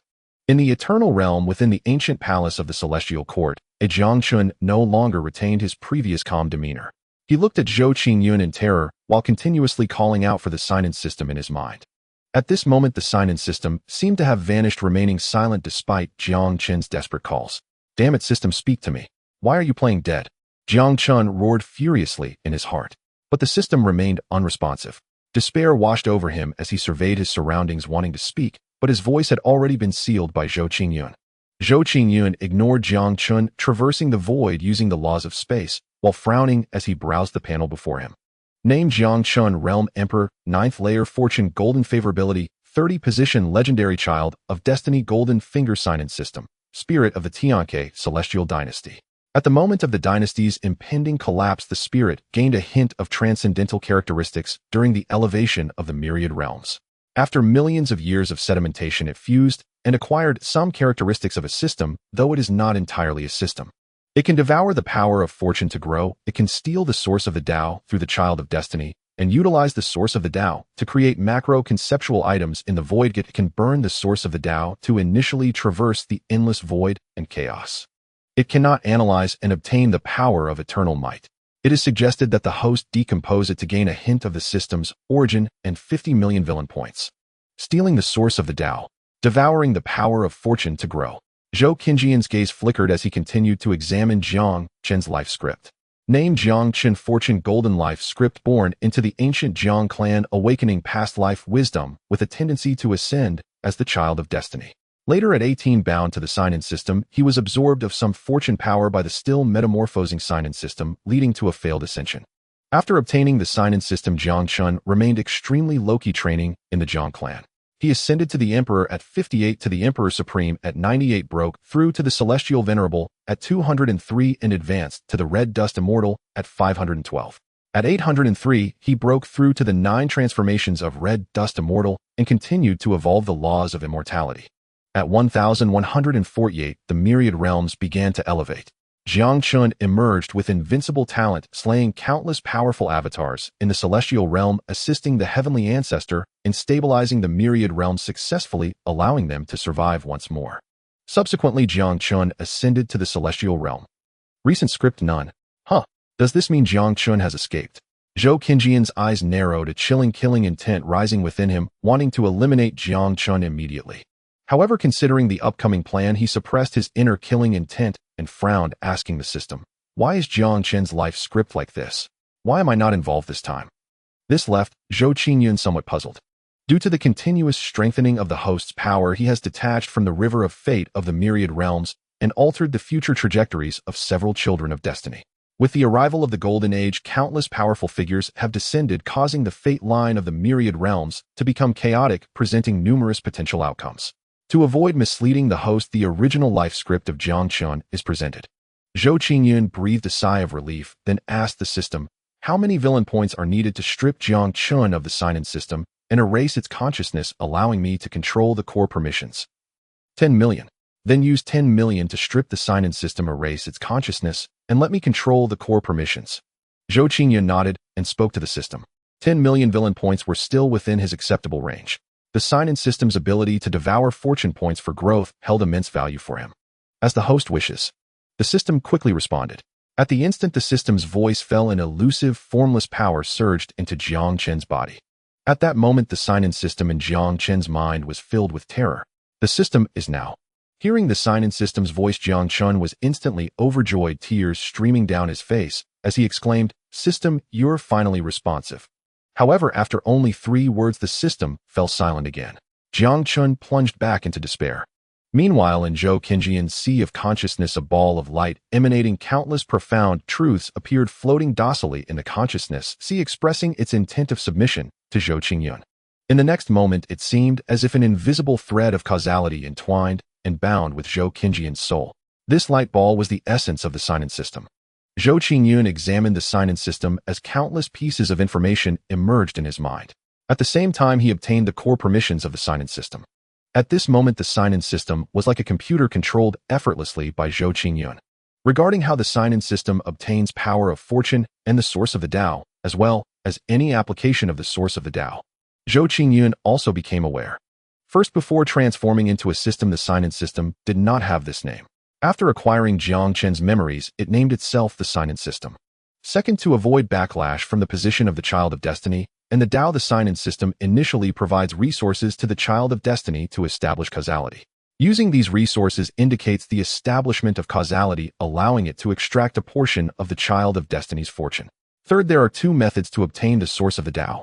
One, to slowly refine it in the world, but it requires an immense amount of time. The second, to bind with the child of destiny and perform significant events that impact the trajectory of the world, causing the Tao to tremble, allowing it to extract the source of the Tao without drawing too much attention, or it will be discovered by the Tao. As of now, the sign-in system has only acquired 103 threads of the source of the Tao. Originally, you feared the Tao, but now that you are with me, you need not fear anymore. Zhou Qingyun's eyes flickered, revealing a smile. After all, he has the investment system as a cover. Even if the Tao discovers it, the investment system would bear the brunt. System. Host, you truly are stealthy.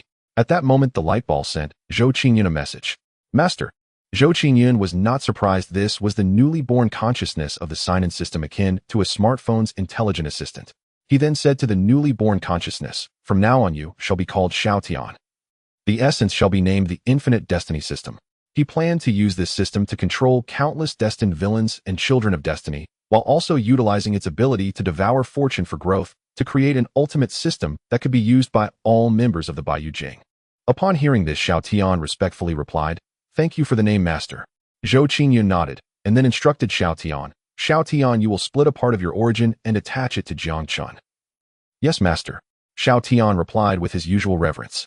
Splitting the origin would weaken its authority and make it highly susceptible to exposure, something it generally avoided. However, Zhou Qingyun was the core authority controller, and it had to obey unconditionally. The moment Xiaotian's words fell, a small ball of light the size of a fist was split off. With a flicker of Zhou Qingyun's mind, the small light vanished from his sea of consciousness, appeared within the eternal realm, and merged into Xianxia's body. Then Zhou Qingyun instructed Xiaotian, "Control this subsystem you just split off and drain Xianxia's luck with full force. As for the heavenly Tao, you need not fear, I will shield you." He wanted to see if the subsystem split from Xiaotian still possessed the characteristic of growing by devouring luck. As for Xianxia's life or death, he cared little. In a few days, he would be slain by Chun Woody's invincible domain, thereby summoning the heavenly Tao. Adhering to the principle of not wasting, Zhou Qingyun decided to strip him of his luck first. At that moment, a cold mechanical voice echoed in Xianxia's mind. Ding! Detected host facing a formidable enemy. System upgrade successful. Would you like to check in? The system split by Xiaotian was also weak, unable to ignore the backlash of fate, and still needed to establish a karmic connection. System, you're alive again. Xianxia was overjoyed and quickly said, "Check in." Ding. Congratulations, host. You have obtained the pseudo-immortal artifact, Kylan Blazing Sun Bao. Kylan Bao. Why does that name sound so familiar? It seemed to be the family's pseudo-immortal artifact. Jiang Chun was puzzled, his mind racing with thoughts. Please, host, receive it. No. Jiang Chen's expression changed as he tried to stop it, but it was too late. A large bao covered in red runes and radiating a sovereign aura appeared in his hands. But as soon as it appeared, Zhou Qinjian's figure materialized, taking the bao and the storage ring on his hand, and said with a smile, "Young Master Jiang is indeed generous." This was the karma Zhou Qingyun had established for the subsystem, so he naturally had to reclaim it. Jiang Chen's eyes blazed with fury, his expression turning grim. Unable to speak, he could only glare at Zhou Qingyun with muffled sobs. But at that moment, Zhou Qingyun paid him no mind, instead focusing on Jiang Chen's luck. The instant Jiang Chen picked up the Blazing Sun Bao, the subsystem in his mind began devouring his luck. Through Zhou Qinjian's eyes, Jiang Chen's once golden luck rapidly faded, descending toward red. Simultaneously, the subsystem within Jiang Chen's mind grew swiftly in size. It settled. Zhou Qingyun had anticipated this and was not overly surprised. Then he examined Jiang Chen's storage ring. It must be said, after years of development, Jiang Chen's resources were still quite abundant. There were 4 pseudo-immortal techniques, 11 emperor-grade weapons, 5 emperor-grade pills, and various other resources. After taking stock, Zhou Qinjian's projection formed from his soul slowly dissipated. Fengdu Mountain Range. Today, the Fengdu Mountain Range had lost its former prosperity and tranquility. Countless towering trees lay fallen and dried blood stained the earth, stretching out in a scene of utter devastation. The people within 6,000 li of the Fengdu Mountain Range had been evacuated by the Dragon Abyss dynasty. The sparse traces of smoke and fire vanished, leaving only the cold mountain rocks brushed by the wind. Fortunately, due to the news of an immortal artifact's emergence, countless prodigies and mighty experts flocked here, bringing life to this place. At the center of the Fengdu Mountain Range, a chasm stretched from east to west, cutting across the entire range. Numerous powerful experts radiating formidable auras surrounded the chasm, with grave expressions, too wary to enter, only prowling and investigating nearby. From the chasm emanated a chilling, sinister aura like the breath of vengeful spirits, causing discomfort even under the blazing sun. A mighty expert at the Saint Realm, emboldened by his skill, plunged his vast divine sense into it, but it vanished without a trace, seemingly devoured by an unknown force. There's something in this chasm that can devour divine sense. The man cried out in agony, drawing the attention of countless onlookers. Many powerful experts turned solemn, probing with a sliver of their own divine sense. Instantly, their divine sense disappeared, just as the man had said. This discovery sent chills down everyone's spines. Some, refusing to believe, soared into the sky and activated a powerful eye technique to peer into the chasm from above.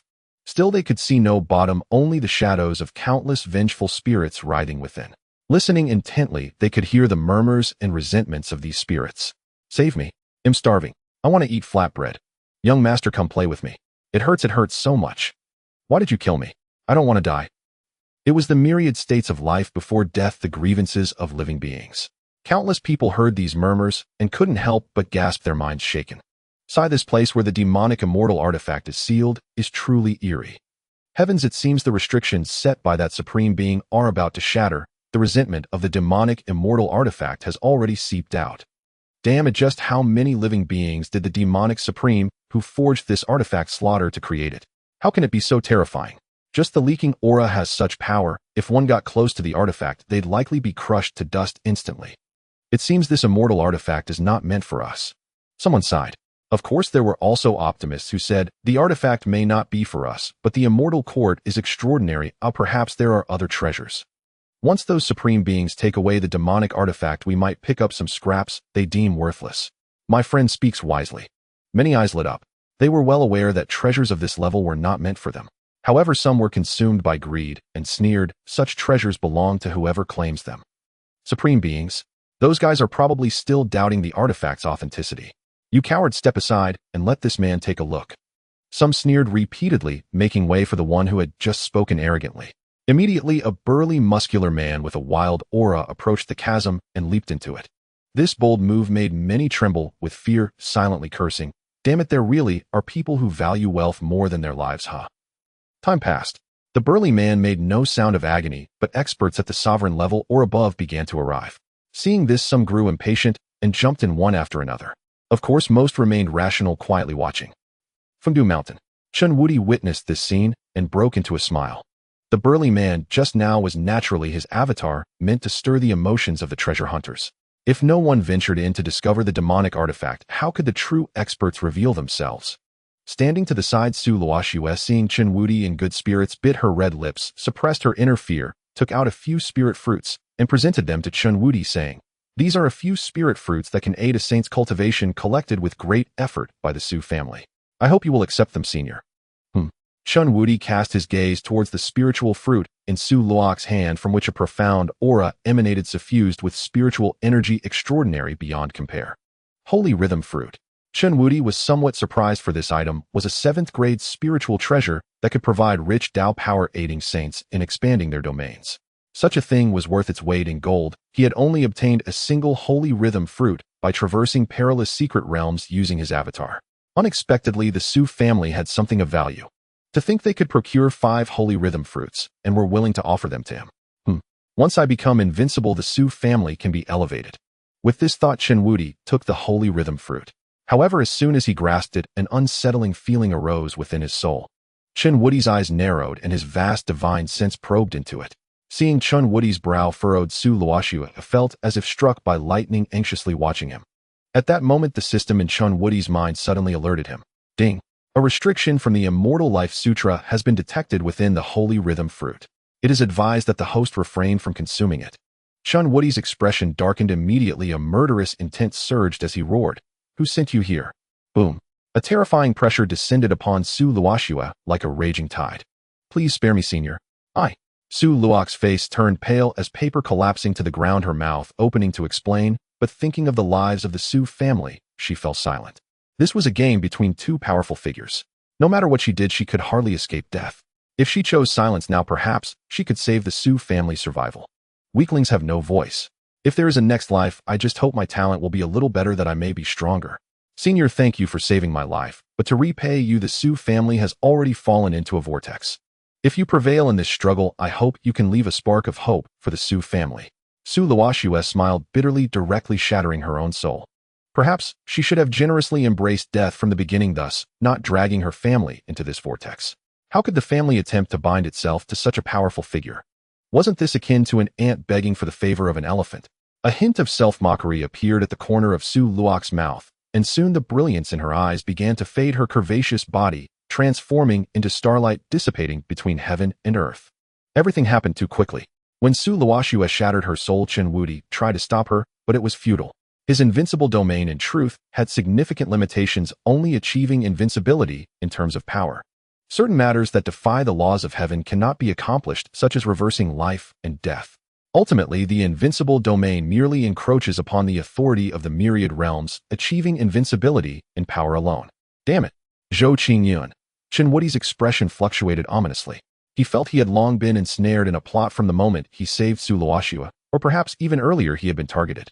In an instant, Chen Wudi became suspicious and wary. He pondered whether to proceed with the next plan. But with no turning back, Chen Wudi decided to execute the plan. At worst, he would be limited within the invincible domain, living a carefree life for 1,000 years. Compared to the 100 years of withered bones in his past life, he had already gained much, hadn't he? At this moment, a roar of a beast suddenly echoed from the horizon, interrupting Chen Wudi's thoughts. Roar. The beast's roar reverberated through heaven and earth. Countless people turned their gazes towards the sound. In the distant sky, a beast covered in golden armor, resembling a bull, yet not quite, with 3 eyes atop its head, rapidly flew towards the wind-crossing mountain range, its massive body gradually enlarging in the eyes of the crowd, like a mountain casting a vast shadow over the land. On its back stood an elderly man. The old man had silvery hair, a vigorous spirit, and sharp eyes like those of a hawk, gazing down at the fissures in wind-crossing mountain. His aura was primitive, surrounded by countless Dao laws. Many people were immediately startled. That beast is the 3-eyed imperial armored rhinoceros, a quasi-imperial level beast. This, most terrifying of all, there is actually an old man atop the 3-eyed imperial armored rhinoceros. Driving a quasi-imperial beast, only an emperor could possess such audacity. Unexpectedly, an emperor has descended so soon. Is that Ning Futian from the Beast Control Holy Sect? Someone exclaimed. Beast Control Holy Sect. Countless people were utterly astonished. This was a top-tier force, second only to those transcendent powers. They had never imagined that a top-tier force would dispatch someone so quickly. Ning Futian paid no heed to the crowd's astonishment, instead leaping off the back of the three-eyed imperial armored rhinoceros, beginning to survey the enormous abyss. How could there be an immortal artifact emerging in this place? Most immortal artifacts in the myriad spirit realm originate from the immortal realm, yet the vast majority have already been grasped by those transcendent forces. Aside from those forbidden areas, most have not been thoroughly plundered. Could it be that there are remnants of immortal artifacts here? Is it truly an artifact left behind by some era's fracture? Ning Futian pondered, utterly perplexed. The historical fractures of the myriad spirit realm were severe, with some histories inexplicably disappearing. For example, the greatest historical mystery today is that 100 million years ago the dragon race, phoenix race, and other supreme races vanished overnight, leaving no trace of information. After contemplating for a moment, Ning Futian did not immediately enter, but released a supreme-level beast, sending it into the abyss to scout. Seeing this, a crowd of people also began to look forward eagerly. Chun Wudi, observing from afar, had bright eyes, and then manipulated the remnants of the celestial court beneath the ground, releasing the aura of the slaughter, immortal demon blade. Instantly, some cultivators of lesser cultivation were directly stunned, their minds dazed. Is this the restriction about to shatter? Some supreme-level powers, their eyes flickering, entered the abyss directly. Boom. Another supreme being descended, shaking the void. White clouds and flowing skies. 2 days passed, and some had already discerned information from within the abyss. Inside, beneath wind-crossing mountain, stood a grand door exuding an ancient aura, radiating faint, immortal light, seemingly the portal of an immortal court and projection. This discovery invigorated the spirits of countless people as some powerful beings under the command of various forces rushed into the abyss, bombarding the door, attempting to force it open in advance. In the wind-crossing mountain range, figures were bustling. An old Taoist with a profound aura mingled among the crowd, frowning as he gazed at the abyss. How can there be traces of the tomb spirit and heavenly, mysterious divine water in here? Moreover, why does the wind-crossing mountain feel so familiar? Is this an intentional lure for me? Or is the emergence of this immortal artifact a conspiracy? But why such a grand scheme? These sneaky little rodents better not let this old Taoist catch you. Some things are not for you to meddle in. Do you truly think an emperor is invincible? The old Taoist appeared calm on the surface, yet his heart was thick with murderous intent as he constantly scanned his surroundings. In the distant void, Zhou Qinjian's eyes suddenly narrowed. The Buddha Emperor. He really has come. Name Gufutu. Realm late heavenly sovereign. Fortune golden. Affinity 40. Position legendary child of destiny. Special ability, the reincarnation of the ancient Tianxin Dao body from the immortal realm, possessing extraordinary talents and part of the inheritance from the floating pagoda, immortal emperor. Gufutu. Gu Tianxin. Is Gu Tianxin a being born from the physical body of the invincible immortal emperor Chun, or is he a pawn left by Chun in his past life? Zhou Qingyun pondered for a moment, then opened the life script of Gufutu. Name Gufutu. Life script, the Dao body reincarnation of the immortal King Tianxin achieved enlightenment 100,000 years ago, later became an emperor sovereign after 50,000 years, faked his death during the Transcendence War, and descended to the mortal realm to experience worldly life, ultimately achieving heavenly sovereign. After the revival of the heavenly Dao, Gufutu will refine a portion of the grave of the world, returning with great power to become a 3 transformation, mortal immortal, subsequently utilizing his fortune to gradually usurp some authority in the mortal realm, transforming the grave into a true small world named the Floating Pagoda Realm. At the same time, the strength of the Floating Pagoda Sovereign will also break through the 9 transformations of mortal immortal, and with the support of the Floating Pagoda Realm, he will be able to contend against the 13 transformations of mortal immortal. As the mortal realm ascends, the will of Gu Tianxin is forceful, attempting to seize Gu Futus' body, but Gu Futus' will is astonishing, and with the covert assistance of the heavenly ancestor, Gu Tianxin fails. Afterward, cooperating with the heavenly ancestor during the ascension of the mortal realm, he obtained part of the transcendence source, flying to the immortal realm to achieve a half-step transcendence, but was violently killed by Chun due to possessing a trace of Chen's source. Recent script none. Gu Tianxin is indeed a being born from the physical body of the invincible immortal Emperor Chun. It seems Gu Tianxin is a mythic antagonist, having offended 2 children of destiny. Quite the tragedy. Zhou Qingyun couldn't help but smile wryly. Gufutu is the reincarnation of Gu Tianxin's Dao body. Aside from the being born from Chen's physical body, hardly anyone possesses Chen's source anymore. This isn't too hard to understand. He then glanced at the section regarding the heavenly ancestor, his expression grave. And this heavenly ancestor is rather terrifying. He had already discovered information about the heavenly ancestor in several scripts. Shaking his head, Zhou Qingyun stopped pondering further and transmitted a message to Gue Yi. Mr. Guei, please bring that person here. Guei glanced at Gu Futu, smiling as he nodded. Immediately his figure slowly vanished from Zhou Qinjian's sight. When he reappeared, he was already beside Gu Futu. In an instant, the surrounding noise began to diminish, and the spatial laws started to slow, as if the space had been paused. Gu Futu's expression changed slightly as he looked at Guei, warily asking, "What business do you have, friend?" Gu Futu's heart was filled with terror. He was already in the late stage of Heavenly Sovereign, and even the presence of an early-stage mortal immortal could be sensed by him. Yet Guei appeared next to him in such a ghostly manner. Could it be a mid-stage mortal immortal, or even a latest-stage mortal immortal? But the ascension of the mortal realm is still far off. How could such a powerful being appear so early? This made him question his strength and judgment for the first time.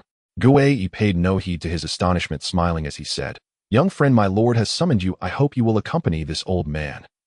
As he spoke, one of Guei's hands rested on Gu Futu's shoulder, suppressing the laws within Gu Futu that sought to activate. This. Gu Futu's expression turned to one of utter shock, his body stiffening as if plunged into a freezing winter. In an instant, Guei and Gu Futu's figures blurred and vanished, and the surroundings returned to normal. The few people beside Gu Futu stared blankly at the empty space. A bald monk scratched his head, muttering, "Damn it, did I just run into a ghost? I clearly remember there was someone here. Why did he disappear the moment I turned my head? Did I remember wrong?" A sage beside him nodded in agreement, saying, "Did you also see that person?" The bald man solemnly nodded. The surrounding people suddenly became alert. They had encountered a powerful being. At that moment, a thunderous roar suddenly echoed from the abyss, snapping everyone's thoughts back. Boom! Under the gaze of countless eyes, a soaring pillar of light suddenly erupted, shooting skyward. Immediately after, a black pillar of light, unwilling to lag behind, also erupted from the abyss, intertwining with the white pillar in the sky. A terrifying pressure descended as if it could turn the tide. Then a towering figure emerged along with a weapon covered in vengeful spirits and filled with demonic energy, battling with all its might. "Heretic, with me here you shall not escape," shouted the towering figure. Seeing this scene, countless people were extremely excited. The restrictions of the immortal court have opened. Countless people roared with excitement, braving the pressure of the light pillar rushing into the abyss. Boom! In the sky, demonic energy rolled, and countless terrifying demonic beasts suddenly appeared from the void. There are despicable villains slaughtering my demonic clan's billions of souls, leading to the emergence of demonic artifacts. This is evidence, and it must be judged by the demonic sacred hall. No one is allowed to intervene. The voice of a fully realized bear-shaped demonic beast echoed furiously. A terrifying sound wave formed, reverberating for thousands of miles, causing some beings with lower cultivation than sages to perish. Countless people were filled with anger and fear, extinguishing their inner greed, retreating thousands of miles. In the face of their lives, nothing else mattered. A group of people regained their senses. "Why doesn't this demonic artifact destroy the demonic sacred hall?" as someone muttered. The three terrifying demonic emperors had no interest in the crowd directly rushing into the abyss. Though the demon lord only instructed them to investigate the culprit, this was an immortal artifact. They had to take a chance. Otherwise, if they returned empty-handed, they would probably feel miserable for years. This demonic artifact was forged by my demonic clan's ancestors, and slaughtering the demonic clan is a sign of respect for you, a cold voice emerged. As demonic energy surged and the heavens changed, the figure of Xia Feihong materialized, accompanied by several demonic emperors charging into the abyss. Demonic god cult. These transcendent forces are truly insidious. This demonic artifact has caused countless atrocities and blood sacrifices. To prevent it from continuing to wreak havoc, the Sacred Spirit Hall, as the leader of the righteous path, should eliminate it. I hope all fellow Taoists do not interfere. An old man in a white robe, accompanied by 4 great emperors, descended. Numerous forces appeared, including some hidden forces. Terrifying fluctuations spread for thousands of miles, and frightening divine light illuminated countless great regions. Of course, numerous forces very tacitly did not send out emperor-level or higher combat power to participate in the battle. Firstly, emperor-level or higher combat powers are exceptionally terrifying, with astonishing destructive capabilities, being the core fighting force of a top-tier power. Once they participate, it signifies that this power is declaring war on another power. Secondly, the emergence of this immortal artifact reveals oddities. Countless leaders would not allow their emperors to take risks. Although great emperors are also precious in the upcoming great change, they are not decisive combat forces, so they can still be afforded. Eternal Realm. Gu Futu looked at Zhou Qingyun in terror, unable to help but say, "Are you the junior who seeks to seize my grave? How could such a person be by your side?" He felt disbelief. How could such a person pledge loyalty to a junior? Beside him, Xianxia sensed Gu Futu's realm, equally astonished. Zhou Qingyun did not respond, channeling the power of the eternal realm to press down on Gu Futu, and Xianxia casually asking, "Do you want to live? Do you wish to live?" Zhou Qingyun's expression remained utterly impassive as he stared at the two figures. At this moment his countenance was like polished jade, his bearing transcendent, akin to an ancient celestial god bathed in divine radiance, scrutinizing them both. Tao principles thronged around him, myriad laws bowed in submission, and an oppressive aura as terrifying as a falling star weighed down upon the two. Their minds quaked, and they gazed at Zhou Qingyun in sheer terror. How could a mere cultivator at the consummate paragon stage exude such overwhelming might? It was as if he bore the weight of an entire world upon his shoulders. Gu Futu in particular considered himself fairly talented, yet even he had never possessed such a formidable aura at the consummate paragon stage. An absurd notion began to stir within their hearts. Suppressing the ludicrous thought, Gu Futu spoke calmly, "Friend, if you grant us a path to survival, I am willing to pay any price." A true man knows when to bend and when to stand tall. Having achieved his current status, he had endured countless humiliations. In his youth, he had even been betrayed, yet he had still reclaimed his honor. Once he weathered this tribulation, he would rise again as a stalwart hero. When he reached the pinnacle, he could settle the score later. Beside him, Xianxia hastily added, "I too am willing to pay any price." Zhou Qingyun nodded with a smile. "I am a magnanimous man. Though you both sought my demise, I can still offer you a path to survival. You need only agree to one small condition, and it shall be done. What say you?" He had no intention of letting them live. His words were merely a ploy to lure them willingly into the trap set by Chen Wudi. This would prevent them from causing trouble and forcing him to slay them prematurely. As Zhou Qingyun finished speaking, both men shuddered, a wave of relief washing over them. Their greatest fear was encountering a cultivator of heretical arts who would stop at nothing to destroy them. As long as negotiation was possible, there remained a glimmer of hope for survival. Xianxia in particular still possessed his system such a tremendous advantage and had yet to taste true invincibility. Would it not be a great loss to die so soon? "Friend, speak freely," both men asked in a low voice. "The condition is very simple.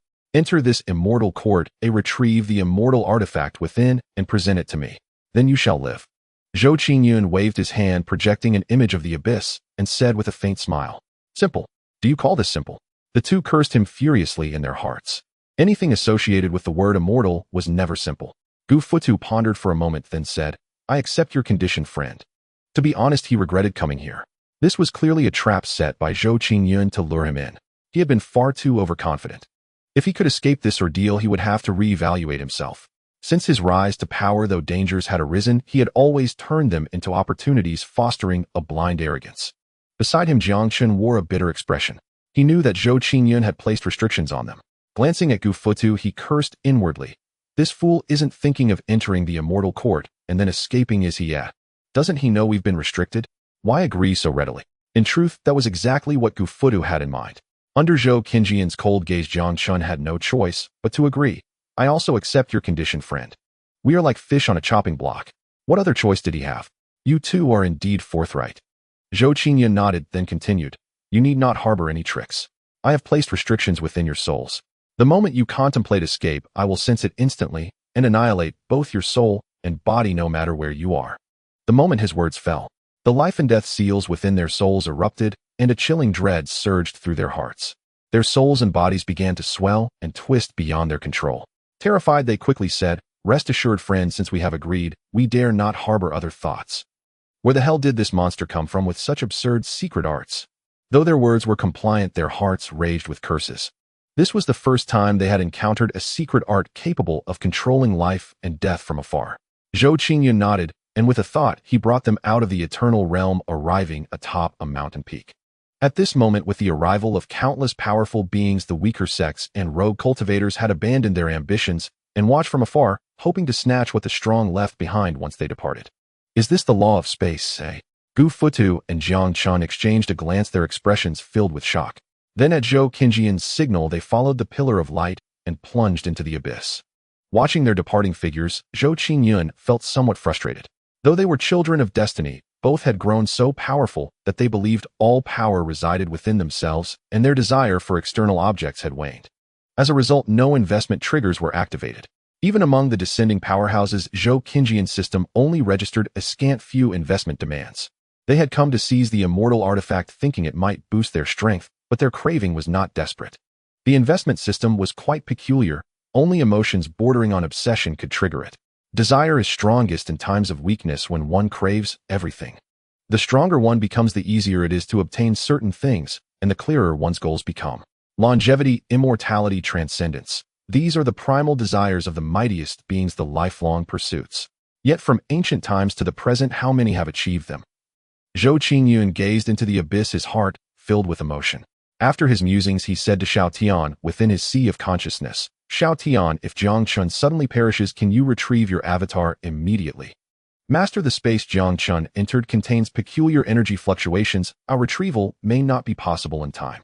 Then retrieve it if you can, if not, detonate it directly. Zhou Qingyun said softly. Understood, Master. Gu Futu and Jiang Chun flew into the immortal court with heavy hearts.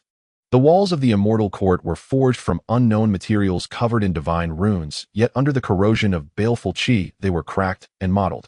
Within the court was a world unto itself, vast beyond measure, with countless palaces interconnected like a small universe. At a glance, one could see misty spiritual energy mingling with demonic qi. Half immortal, half demon, eerily strange. An ordinary person entering would likely lose all sense of direction and even their sanity. Even the two formidable cultivators seemed to be suppressed. From the depths of the immortal court came terrifying roars as laws of power poured out recklessly. The energies were chaotic. There were laws of the sword, laws of ice, laws of the spear. Clearly an emperor-level battle was underway. Their eyes sharpened, and they hurried deeper into the immortal court. The immortal artifact within held the key to their lives. They could not afford to be careless. This demonic immortal artifact must be theirs. Whoever takes it dies, no matter which faction they belong to. Above the immortal court lay Fengdu Mountain. At this moment, Chen Wudi was concealed in the void, frowning as he observed everything within the immortal court. Suddenly his eyes opened wide, blazing with divine light. Have two big fish taken the bait? Is there a big fish on the hook? Chen Wudi's eyes flickered. He was contemplating whether to reel it in now. One emperor and one celestial. This kind of power is enough to uphold the facade of a top-tier force. Stepping into the realm beyond emperor, one can gradually integrate the comprehended laws into the mysterious apertures, connecting the power of the soul with the strength of the body, merging into every trillion particles, achieving the characteristic of blood rebirth. As long as one does not suffer a dimensional blow from an overwhelmingly powerful force, the emperor realm possesses countless lives, making it nearly impossible to kill. If the emperor cannot be restrained, some forces would not dare to act lightly against such powers. Moreover, the celestial is even more formidable. Therefore, if Chen reels in now, he is very likely to possess two supreme combat powers. In the future, his success rate in seeking heavenly treasures will greatly increase. But human greed knows no bounds. Chen Wudi still wanted to wait a bit longer, to see if he could lure out more powerful beings. The celestial court is vast, interconnected by numerous palaces covering hundreds of miles beneath the earth. A fierce aura, the booming voice resonated in every palace. These beings, aware they could not seize the celestial artifacts, fought over treasures within each hall. Some beings even directly struck the walls and floors of the celestial court with brute force, attempting to take them away. As for those at the emperor level, they were searching for demonic energy, rushing towards its source. Other emperors were constantly interfering with the people of other forces, trying to buy time for their own emperors. In the center of the celestial court stood the main hall, pierced by a demonic blade adorned with runes measuring several tens of feet in length. The blade trembled incessantly, emitting an overwhelming aura of slaughter and bloodthirst, forming endless shadows of demonic gods, destroying the surrounding space and creating a chaotic spatial flow. Under the influence of the lethal killing intent, the laws of heaven and earth were unable to repair the spatial vortex. This blade was the Lixian Tianma Dao that Chen Wudi set as bait. Inside the main hall, influenced by the demonic blade, the place was already in ruins, and the pillars carved with auspicious beasts were also eroded, emanating a terrifying demonic aura. Above the main hall, a high seat made of divine materials held a skeletal figure. The skeleton was covered in mysterious golden runes connecting with the celestial court, emitting divine light and suppressing the great blade. But as time passed, the power of the skeleton waned, while the trembling of the demonic blade grew stronger, as if it could break free at any moment. At this moment, a sound of breaking air rang out. Whoosh! Whoosh! An emperor who comprehended the laws of speed rushed into the main hall first. Upon entering, he saw the Lixian Tianma Dao piercing through the hall. Is this the demonic artifact? Feeling the surging demonic laws and energy of the Lixian Tianma Dao, the emperor's eyes were filled with greed. The Lixian Tianma Dao seemed to sense the arrival of this person, trembling even more violently, demonic runes sprouting, demonic light overflowing. Countless enticing voices continuously filled his mind. Do you want power? Take me up and you can gain everything you desire. Help me break free and you will obtain supreme power. Hurry, take me. You can crush the sect master you hate into dust and reclaim your beloved junior sister. Countless alluring voices echoed in his mind, while the demonic energy silently wrapped around the man, stirring up his most primal desires and resentments. The man's eyes turned blood red in an instant. He was horrified and quickly circulated his power to expel the thoughts from his mind, then closed off his 5 senses. Damn, truly worthy of being a demonic artifact. I almost fell for its temptations. He looked warily at the Lixian Tiamat Dao. Then with a slight grip of his palm the laws flowed, reaching out to capture the Lixian Tiamat Dao from afar. But just then a thunderous shout suddenly erupted. Hypocrite of the Holy Spirit Palace, stop, right there. This item was left by our demonic ancestors, and you shall not lay a finger on it. Xia Hongfei's expression was cold as he struck with a great hand, demonic energy surging directly aiming at the man. Boom. The demonic laws surged as if aided by heaven. A terrifying pressure suddenly formed in this space. Xia Hongfei's killing intent was as dense as an ocean, his palm thin as a twig, glowing with demonic light, exuding an infinite chill, as if it could sink mountains and rivers. He held no favor for the Holy Spirit Palace. Moreover, this celestial artifact concerned his life and death. Thus he spared no effort in his attack. The man's expression changed slightly as he attempted to dodge, but it was too late. Xia Hongfei was a fully realized emperor already at a higher realm than this man. Plus, Xia Hongfei had struck first. This person could not evade at all. Hit deeply by Xia Hongfei's palm, he was sent flying backward, crashing into the wall, his chest collapsing inward, a clear handprint appearing, and the terrifying power of the demonic laws instantly invading his internal organs. PFF. A mouthful of imperial blood spurted out, falling to the ground, but was instantly absorbed by the Lixian Tiamat Dao. Devouring the blood of countless emperors, the power of the Lixian Tiamat Dao accelerated, its revival unleashing an even more terrifying pressure. Xia Hongfei's gaze sharpened, and he moved to completely obliterate this man. Demonic clan, do you wish to wage war against my Holy Spirit Palace? At this moment, a strong person from the Holy Spirit Palace arrived, the laws flowing, rescuing that man. Heling Fengzi, it has been countless years, yet you are still so ridiculous. Xia Hongfei's overwhelming pressure emerged, confronting Ling Fengzi. At this time, several demonic emperors also appeared, standing against the Holy Spirit Palace. Next, people from several other major forces arrived. For a moment, the scene fell into an eerie silence. It was a stalemate. At this time, the members of the demon god cult and 3 demonic emperors exchanged glances and suddenly attacked the people of the Holy Spirit Palace. Ling Fengzi and the others' expressions changed drastically as they hurried to defend, but were still caught off guard. The other forces, seeing this, had their eyes flicker and rushed towards the Lixian Tiamat Dao. But they were quickly stopped by others. In an instant, a great melee erupted here. As time passed, more powerful beings occasionally joined the battle. Friends, why not let the celestial artifact be given to my divine emperor palace?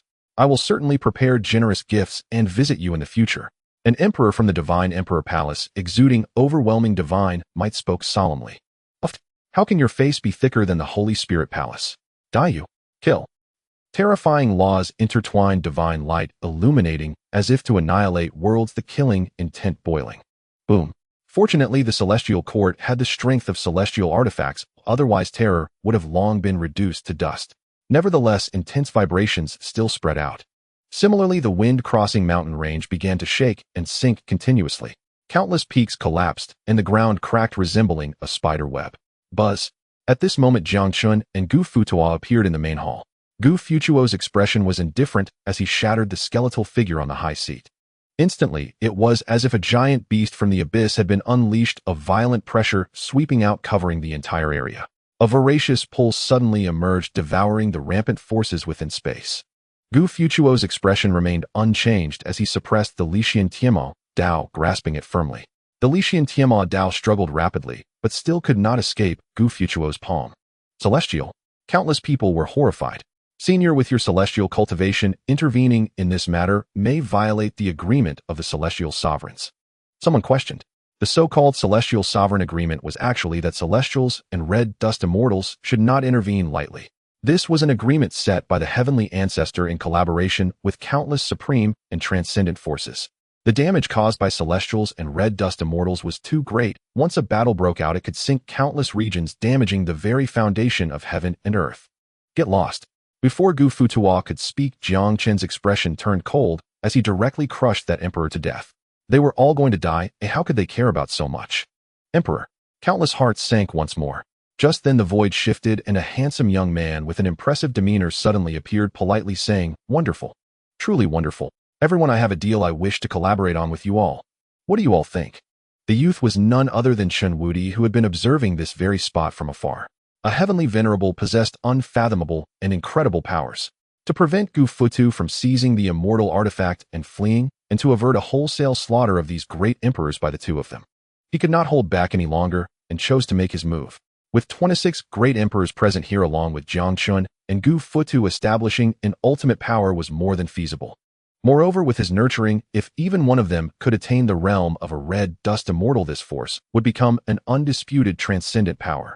Thus he had no desire to let Gu Futu and his companion slaughter all these great emperors. These were all to be his foundation. As he spoke, Chen Wudi quietly observed the assembled crowd, seeking death. Gu Futu, burning with fury, his eyes turning icy cold, erupted with a blazing aura that seemed to reverse the very course of the starry river. He extended his hand, unleashing billions of divine rays of light as he reached out to seize Chen Wudi. Being outwitted by Zhou Qingyun was one thing. After all, Zhou Qingyun at least had a true immortal in his service. But how dare you, a mere sage, presume to negotiate with them? The other great emperors watched coldly from the sidelines, gloating over Chen Wudi's predicament. They could already envision the scene of Chen Wudi being crushed into dust. A resonant hum filled the air as vast, profound laws revolved behind Gu Futu. Some of these laws radiated boundless immortal light, surging towards Chen Wudi. Subsequently, a crystalline, translucent giant hand materialized and swept down towards Chen Wudi. With a sharp crack, the very fabric of the void was torn asunder in an instant. Chen Wudi's expression remained utterly placid, his eyes shining brightly.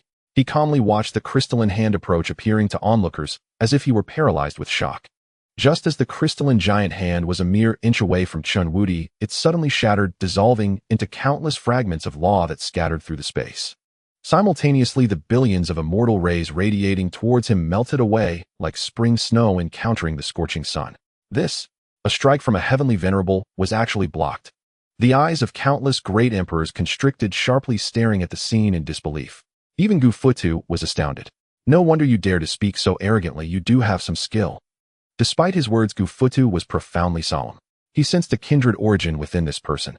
The moment this man revealed his aura, Gu Futu felt a surge of fear, his very soul trembling. Furthermore, a voice within him drove him on, compelling him to devour this man's origin to advance further. This contradictory sensation was utterly unprecedented for him. Gu Futu suppressed the turmoil within, preparing to strike again. But just then Chen Wudi let out a soft laugh. "Submit to me, and I can help you all ascend to immortality." A profound, wondrous sensation descended as a terrifying, majestic pressure suddenly manifested, as if an ancient overlord had appeared, dominating the universe. The gates of the immortal court were abruptly sealed shut. Cultivators searching for treasures in other halls were crushed to the ground, their expressions one of sheer terror. The 23 great emperors present were also forced to their knees, their faces dark as if splashed with ink. Jiangchun was no exception. Although Gu Futu did not kneel, his power was completely restrained, his body stiff. The immortal slaying demonic heaven blade slipped from his grasp, suspended in the void. He stared at Chen Wudi in horror, roaring inwardly, "What the hell is this? That youth this morning was terrifying enough. Oh, why does another one have to appear? Is this the sign of the world's final resurgence?" His perception was exceptionally keen. He could tell at a glance that both Zhou Qingyun and Chen Wudi were extremely young in bone age. This made it all the harder for him to accept. A profound sense of defeat welled up within him. At the same time, he vaguely sensed that the emergence of this immortal artifact was no simple matter. It was a trap, one set by the youth before him. The other great emperors also discerned the truth. Ling Fengzi roared in fury, "Villain, your ambition knows no bounds. You would use an immortal artifact as bait to lure us here. Do you not fear the wrath of all the transcendent powers in the myriad spirit realm?" The great emperors present represented 2/3 of the ultimate and transcendent powers of the myriad spirit realm. If they united in a common hatred, it would be enough to shake the very foundations of the myriad spirit realm. The thought was terrifying. "Villain, I advise you to release us and let us leave safely. We can let bygones be bygones. Junior, the demon god sex patriarch, has suppressed countless ages. Have you truly considered the consequences?" Although Xie Feihong was trapped, he still tried to incite hatred towards Qin. The assembled great emperors were all proud and defiant spirits, not fools. They would not submit so easily. Countless great emperors glared at Chen Wudi with burning hatred. On a mountain peak in the wind-crossing mountain range, Zhou Qingyun, through Xiaotian's subsystem, had a full view of the situation. A smile curled at the corner of his mouth. Invincible. Through the ages, who has ever truly been invincible? As he spoke, Zhou Qingyun moved his mind, directly triggering the life-death talismans implanted within Gu Futu and Jiang Chun. Within the immortal court. Enough noise. Seeing the hostility of the crowd, Chun Woody's expression turned slightly cold. Just as he was about to make an example of someone, he suddenly sensed a terrifying fluctuation erupting nearby. He instinctively turned his head. He saw the bodies of Jiang Chun and Gu Futu begin to swell abruptly. No. Terror filled their eyes.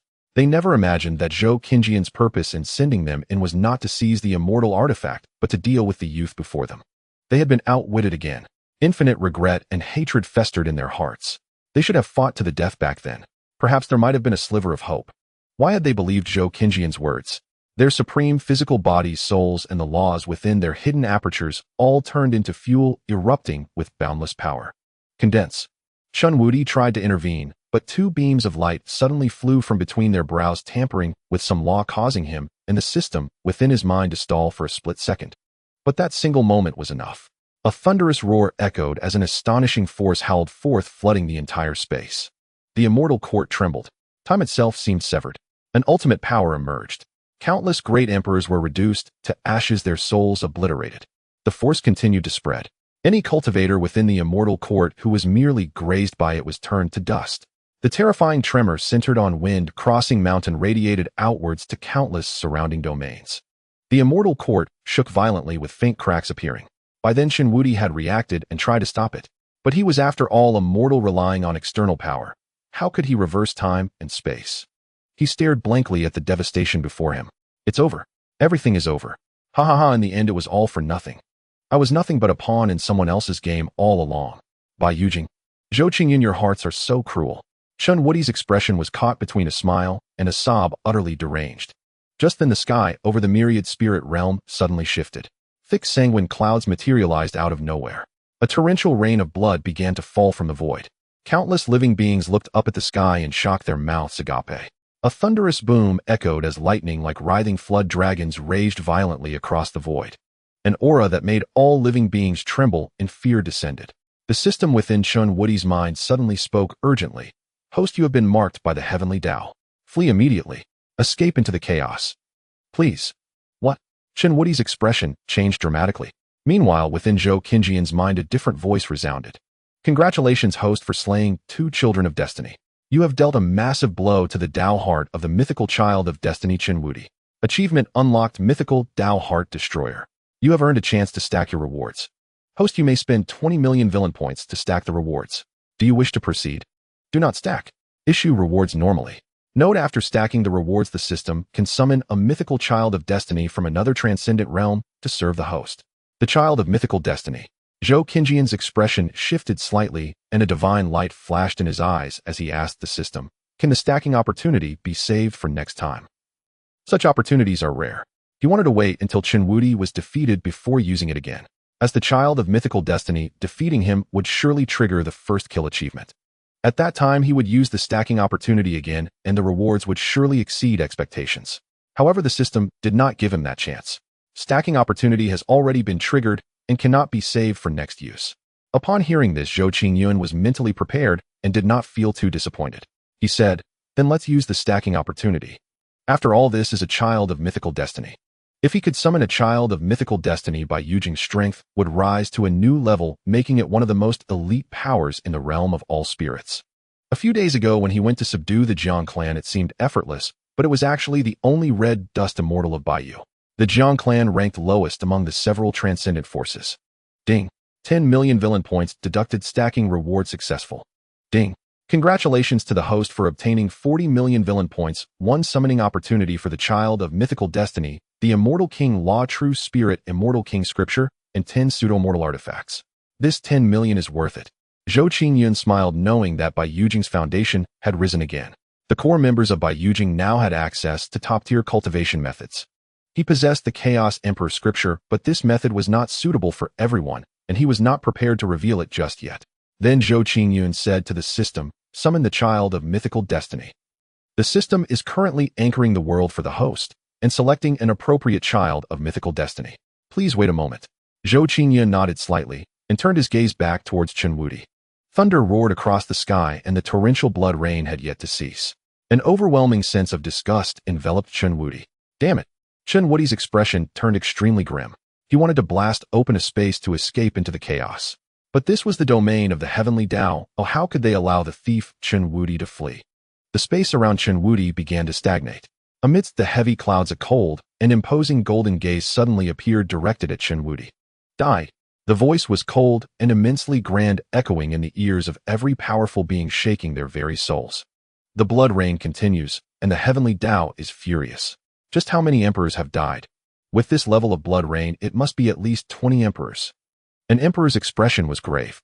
The emperor had already comprehended self-laws no longer connected to the heavenly Tao, thus the death of emperors, and above, did not trigger any anomalies in the heavenly Tao. Otherwise, if the beings of the realm of all spirits learned that there were still emperors and divine emperors perishing, they would be even more terrified. Which fool did this? This is going to break the heavens. An isolated emperor was awakened, staring in shock at all of this. Only during the war 100,000 years ago were there so many emperors perishing. This is the first time I've seen more than 10 emperors die now. What audacity! How dare you kill the emperors of my divine palace? What an excellent immortal artifact has emerged. You better survive the punishment of the heavenly Tao. Oh, I will make you know what suffering is. Countless powerhouses' life tokens shattered, causing the higher-ups of numerous factions to be infuriated as they cast their gazes towards the Fengdu Mountains. They all guessed that the emergence of this immortal artifact was a setup by someone. But why kill so many emperors and attract the heavenly Tao? They were baffled. As Chen Wuti was under the gaze of the golden eyes, his invincible domain began to crumble and his authority was stripped away. Thousands of laws radiated endless divine light, transforming into chains of order, sealing Chen Wuti. His physical body, influenced by the laws, began to crack and disintegrate.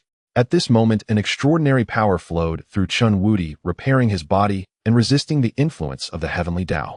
This power was enigmatic and sacred, but it was merely a drop in the bucket, delaying the collapse of the heavenly Tao. It was still unable to contend with the heavenly Tao. Heavenly Tao, are you blind?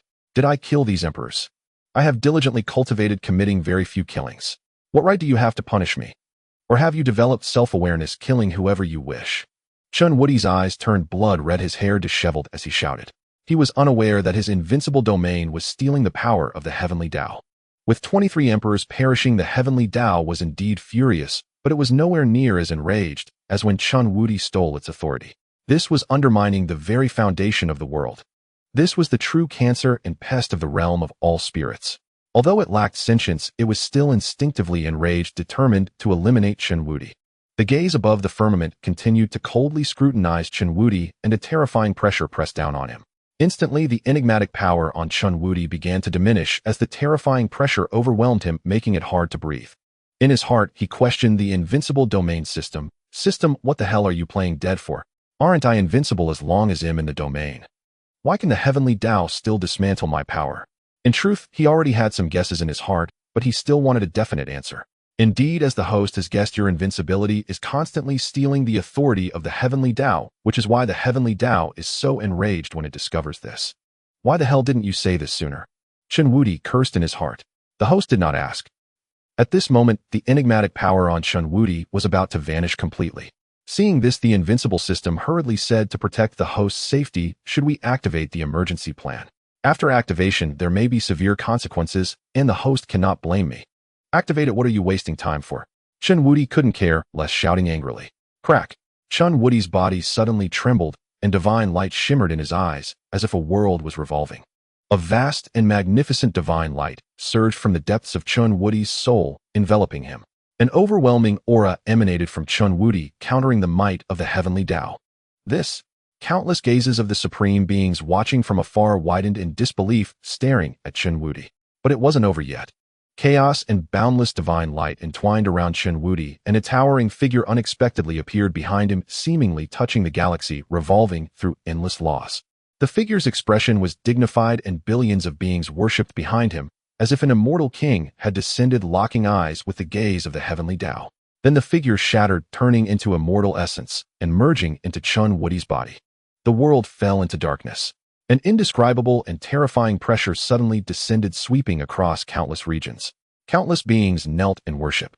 No matter the cultivation level of the beings, none could escape. Chen Wudi's eyes revealed a sense of time's passage as he tore apart the cage of the laws. Still a failure. Which great immortal emperor created this by Yujing? How could they understand me so well? Could Zhou Qingyun be a prodigy rising in this age, or the reincarnated Tao body of some titan from Xianxia? If he truly is a native prodigy of this world, then the foundation of this realm is terrifying beyond reckoning. Chen Wudi's memories had returned, and with them some of the arcane secrets of the Wanling realm. The realm's potential was utterly dreadful. It had endured 2 ascensions of dimension without perishing. Even the emergence of Xianxia was entwined with the Wanling realm. Counting the ascension 1,000 years hence, that would be the 3rd. That alone testified to the Wanling realm's extraordinary depths. More terrifying still, the Wanling realm had birthed innumerable prodigies who upon Xianxia carved out dominions and suppressed entire Tao lineages.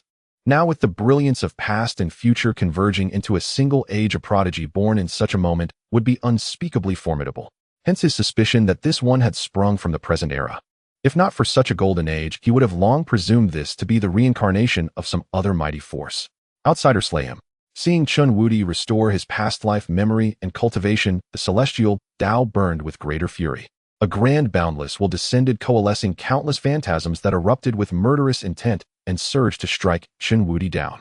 Shadows of supreme beings appeared, some wielded keen swords and concentrated slaughter into myriads of radiant blades to cleave at him, others bore colossal axes, as if to sunder heaven and earth, and hacked with irresistible force, a mighty dragon of its race leapt with a primal roar to tear him. Traces of immortal king and immortal emperor were resurrected, glaring down upon the world to suppress him. Celestial warriors, demonic clans, and spirit folk all hurled themselves at him to kill. At the same time, the laws surrounding Chen Wudi were siphoned dry, plunging into void as he was drawn into a land of nothingness. Thunder rolled. Every force converged to strike him. The power was so dreadful that every living thing in the Wanling realm trembled. Chen Wudi's face remained unchanged, astonishingly composed. The moment the celestial Tao manifested, he knew he would not survive. The celestial Tao is the communion of heaven and earth, sentient, will laws and order.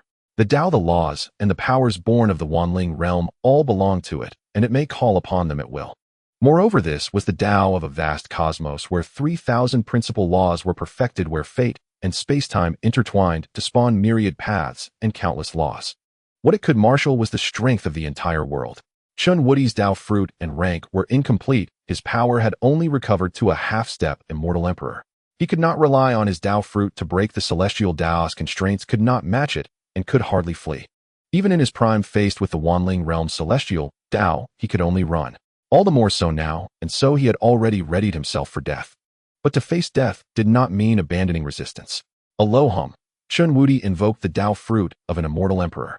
Endless immortal light unfurled, illuminating the surrounding void, shattering one celestial projection after another, contending with manifold energies and powers.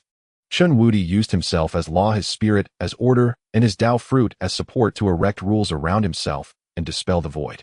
He borrowed the breath of chaos, reflected the forms of myriad worlds, and struck at one will after another. The celestial Tao had no fixed incarnation. It could take the shape of living beings, of matter, or even of pure energy. The vast eye that had just appeared was but one of its forms, because it matched what most sentient beings imagined. It often manifested thus in the world. Therefore, Chen Wudi could not single out a specific will projection to strike. He could only find a way into heaven and earth, shatter them, slaughter lives, and exhaust the world's foundation. Or he could enter the primordial chamber of heaven and earth to plunder the root of the celestial Tao and weaken its power. But how would the celestial Tao allow Chen Wudi to carry such a plan into action?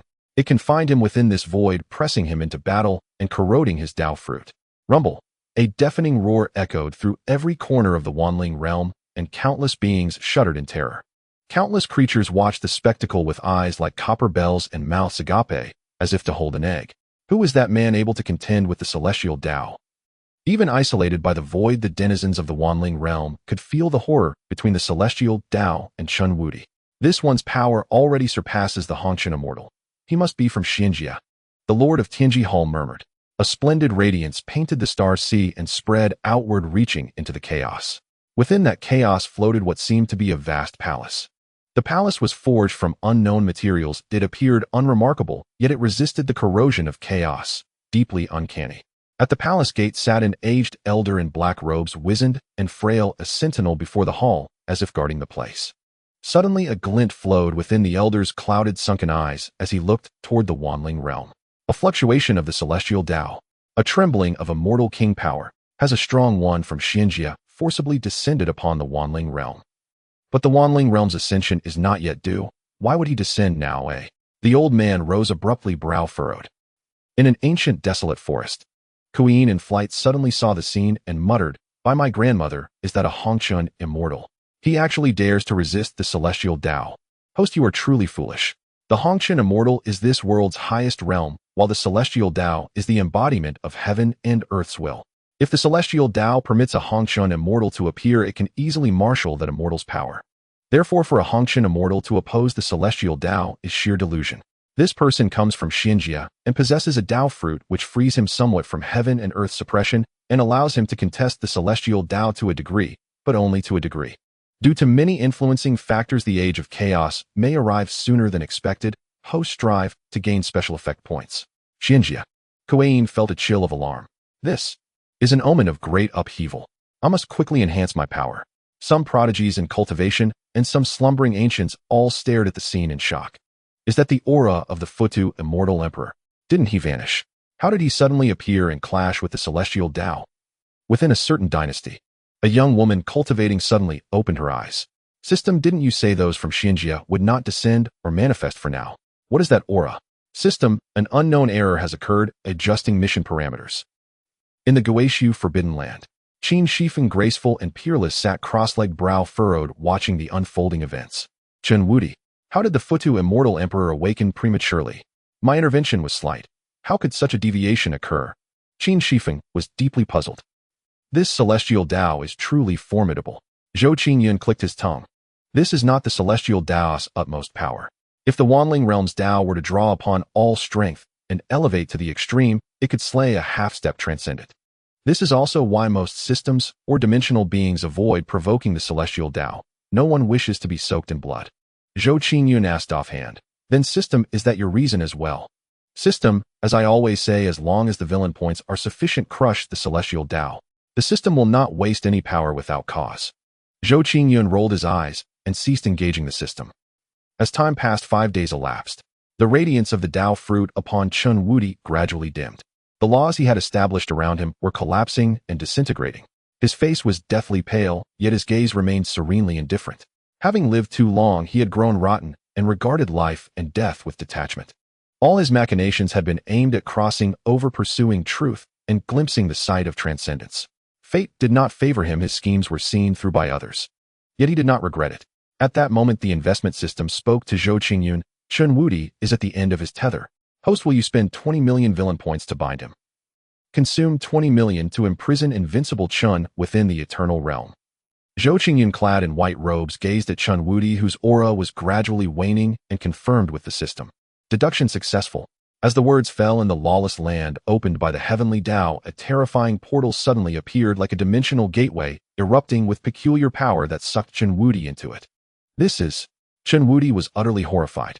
He tried to activate his Tao fruit to retaliate, but it was to no avail. All of his power under the influence of this portal melted and assimilated like ice meeting magma. How foolish I was. I thought leaving the immortal realm meant escaping the chessboard, only to fall into another's trap and be led by the nose. Chen Wudi ceased his resistance and gave a self-deprecating smile. Scenes from his past life and the present surfaced, filling him with an overwhelming sense of defeat. You again, heretic. The heavenly Tao, sensing this aura, erupted in fury, its grand and indifferent voice resounding once more. Countless violent forces and projections of will poured recklessly toward the portal. But the portal's divine light reversed, and a chaotic vortex swirled, devouring all the power before vanishing. What in the world is this? Someone actually managed to rescue Chen Wudi from the heavenly Tao's grasp. I've lived long enough to see everything. Who is so terrifying? This is like tweaking the tiger's tail. Countless beings stared wide-eyed in disbelief at the scene. At this moment, the heavenly Tao grew even more enraged. Myriad laws surged toward where the portal had appeared, delving into space in search of it. But the portal left no trace, as if it had never existed. Ultimately, finding nothing, the heavenly Tao had no choice but to retreat helplessly. The myriad spirit realm, shrouded in black clouds, returned to normal. Yet countless factions could no longer sit still and sent people to Fengdu Mountain to investigate. This emergence of celestial artifacts had cost several top-tier powers multiple great emperors, not to mention cultivators of other realms. The mere fall of great emperors was enough to pain them. Even with the heavenly Daos revival, great emperors remained the highest combat power. In the era before the ascension path was sealed, great emperors could directly ascend to the immortal realm. But now they had been schemed against and killed. How could they not be enraged? Some factions had even united, sharing intelligence, determined to uncover the mastermind behind it all. Once the heavenly Dao had fully dissipated, Zhou Qingyun had Guei retrieve the shattered immortal court and the slaughter immortal demon blade before leaving the area with the white jade capital personnel. Before departing, Zhou Qingyun had Guei cover the rear and completely erase the Fengdu mountain range. Thus, Fengdu mountain became a vast abyss. After handling everything, Zhou Qingyun entered the Eternal Realm. The Eternal Realm, under immense time acceleration, had developed rapidly and now birthed several races, such as the Beastkin race, the human race, the orc race, and the spirit race. Among them, the Beastkin race was the most powerful. The Beastkin could absorb spiritual energy, sunlight, and moonlight, strengthening their bodies and roaring across mountains and rivers. As for the human race, after Zhou Qingyun restricted the cultivation methods of the myriad spirit realm, they lived in relative misery, often oppressed by other races. Zhou Qingyun felt no sympathy for this. In his eyes, all species in the myriad spirit realm were equal. As long as no large-scale genocide occurred, he would not intervene, nor would he allow anyone from the White Jade capital to do so. However, under natural selection, the human race banded together for warmth, forming tribes and evolving their own languages and cultures. Some tribes had even begun attempting to deduce their own cultivation methods. With the birth of countless beings, the Eternal Realm's Tao principles formed more rapidly, its rules gradually perfected, and its conversion of chaotic energy accelerated. Above the firmament, the ancient immortal court was hidden in the void, invisible to ordinary eyes. In a palace covered with prohibitions, Chun Wudi was imprisoned. When he was first brought here, he immediately recognized it as an independent, true world, which left him utterly astonished. But after a few days, he had grown accustomed to it. Now he sat on a stool quietly sipping tea. At that moment, the space rippled and Zhou Qingyun's figure materialized. Chun Wudi's eyes flickered as if he had anticipated this, and he said casually, "Lord Zhou, I am very curious. How did the White Jade capital discover me? I erased all traces of myself in the immortal realm, and my reincarnated personality was extremely cautious. You couldn't have deduced my identity just from my contact with White Jade capital members, could you, eh?" Having regained the memories of his past life, his Dao heart was firm. He had already come to terms with Zhou Qingyun's schemes and no longer raged. The victor becomes king, the loser abandoned. That was the theme of this world. He had failed, which meant he was outmatched. There was nothing more to say. Hearing this, Zhou Qingyun smiled calmly and said bluntly, "Acknowledge me as your sovereign and offer me the invincible system along with the method to erode the myriad spirit realm. I will tell you the reason. Moreover, I promise that in the future I can help you break through to the immortal emperor realm and achieve the state of transcendence." Transcendence. Chun Wudi paused, then said unhurriedly, "Do you know how difficult it is to achieve transcendence? Throughout history in the immortal realm, dozens of immortal emperors have been born, but only Dream Master achieved transcendence. Other immortal emperors either decayed with time, lost their Dao hearts, or barely attained half-step transcendence only to find no further progress. Even using transcendence, origins couldn't break through. How dare the White Jade capital claim to help others achieve transcendence?" As for Zhou Qingyun accurately naming the invincible system, Chun Wudi was not surprised. With all the scheming of the White Jade capital, what else could they be after besides the invincible system in his mind? Zhou Qingyun fixed his gaze on Chun Wudi and said slowly, "The methods and paths you cultivate are all wrong. Transcendence origins are merely keys. Even if you open the door to transcendence, what use is it if you cannot step through?" A few days ago, when the system indicated that Chun Wudi's immortal emperor realm was false, he had consulted it. In the system's words, the cultivation path of the immortal realm was flawed, and the immortal emperor fruit achieved was also incomplete, hence, it was called a false immortal emperor. As for the method of transcendence, it was recorded in the Transcendence chapter of the Chaos Heavenly Emperor scripture. He only needed to exchange for it to have the corresponding method. Of course, he could also directly exchange for the Transcendence method in the shop. Boom. Chun Wudi's mind roared and he murmured, "So that's it." For a moment, his expression shifted between uncertainty and clarity. After a while, Chun Wudi smiled bitterly. "I am willing to acknowledge Lord Zhou as my sovereign and offer the invincible system, but I ask that Lord Zhou agrees to two small conditions. As for the method to erode the myriad spirit realm, it is actually a function of the invincible system. When I was ascending in the myriad spirit realm, I obtained a few strands of transcendence origin. Instead of using them myself, I stripped my immortal Emperor Dao fruit and combined it with the Transcendence origin, attempting to create a unique being and pursue transcendence through an alternative path. This unique being is the Invincible System. Due to some other unknown influences, it developed the ability to erode the authority of heaven and earth. This discovery changed my plans. I intended to use it to erode and refine the myriad spirit realm, achieving transcendence. Later, after a series of schemes, I erased all traces of myself in the immortal realm, and through countless reincarnations finally arrived at the myriad spirit realm. He had schemed so much across his past and present lives just to break through to transcendence. Now that there was still a chance, he would take the gamble. Achieving transcendence had become his obsession. Even if it was false, he was willing to try. Moreover, the white jade capital had effortlessly captured him. They possessed a certain credibility. Oh, what conditions? Zhou Qingyun raised an eyebrow and asked. As long as they weren't too excessive, he was willing to agree. The value of a mythical destiny's child was immeasurable. Killing him outright would be a waste. By subduing him and reaching a favorability of 70, he could also gain rewards. Chun Wudi said solemnly, "The first condition is that I want to seal my memories and reincarnate within this realm, deducing a transcendent method suited for me starting anew to rebuild my foundation. When I reach a certain cultivation level, my memories will awaken. If I haven't awakened after 100 reincarnations, Lord Zhou can forcibly awaken me. Upon my return, I will fulfill my promise. The second condition is that I need to strip the intelligence of the Invincible System and turn it into a true living being. The remaining origins will naturally be left for Lord Zhou. May I ask if Lord Zhou can speak for the white jade capital?" After speaking, he looked at Zhou Qingyun, awaiting his reply. Use the Eternal Realm's time acceleration to find his own path. Zhou Qingyun pondered for a moment and said, "I can agree to that." Within the Eternal Realm, he was the absolute sovereign. As long as the Invincible System was stripped away, Chen Wudi could be fully controlled. "Thank you, Lord Zhou." Chen Wudi clasped his hands in gratitude. Zhou Qingyun lifted the suppression on Chen Wudi and allowed him to strip the Invincible System's intelligence. Seeing this, Chen Wudi wasted no time and began the process. Zhou Qingyun did not leave, but quietly watched Chen Wudi work. 2 days passed, and Chen Wudi was still stripping away the system when Zhou Qingyun's summoning responded. Ding! Mythical Destiny World Anchor successful. Extracting corresponding mythical destiny for the host. Extraction successful. Inserting memories related to the host into the mythical destiny. Severing the heavenly Daos karmic ties from the transcendence realm for the host. Has the anchoring succeeded? Zhou Qingyun's eyes sparkled with brilliance, filled with anticipation. System, check the information on this destined child. Name Lu Hongyi. Realm Red Dust, Immortal 10th Transformation, Early Stage Immortal. Fortune Golden. Affection 85. Status Mythical Destined Child, Half-Step Epic Child.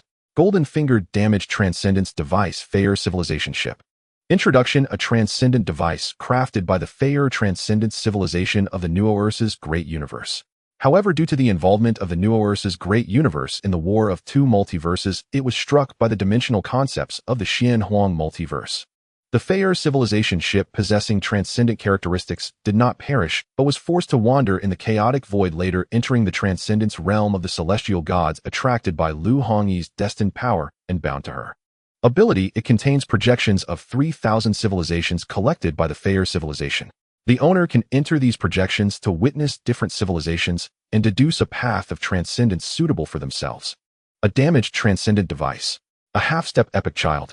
This is an explosive stroke of luck, pulling an SSR card. Zhou Qingyun's mind trembled. Although his strength did not meet his expectations, this golden finger was extraordinarily terrifying. He then looked at the realm line and asked in confusion, "System, what does this early stage immortal realm mean in relation to the red dust immortal 10th transformation?"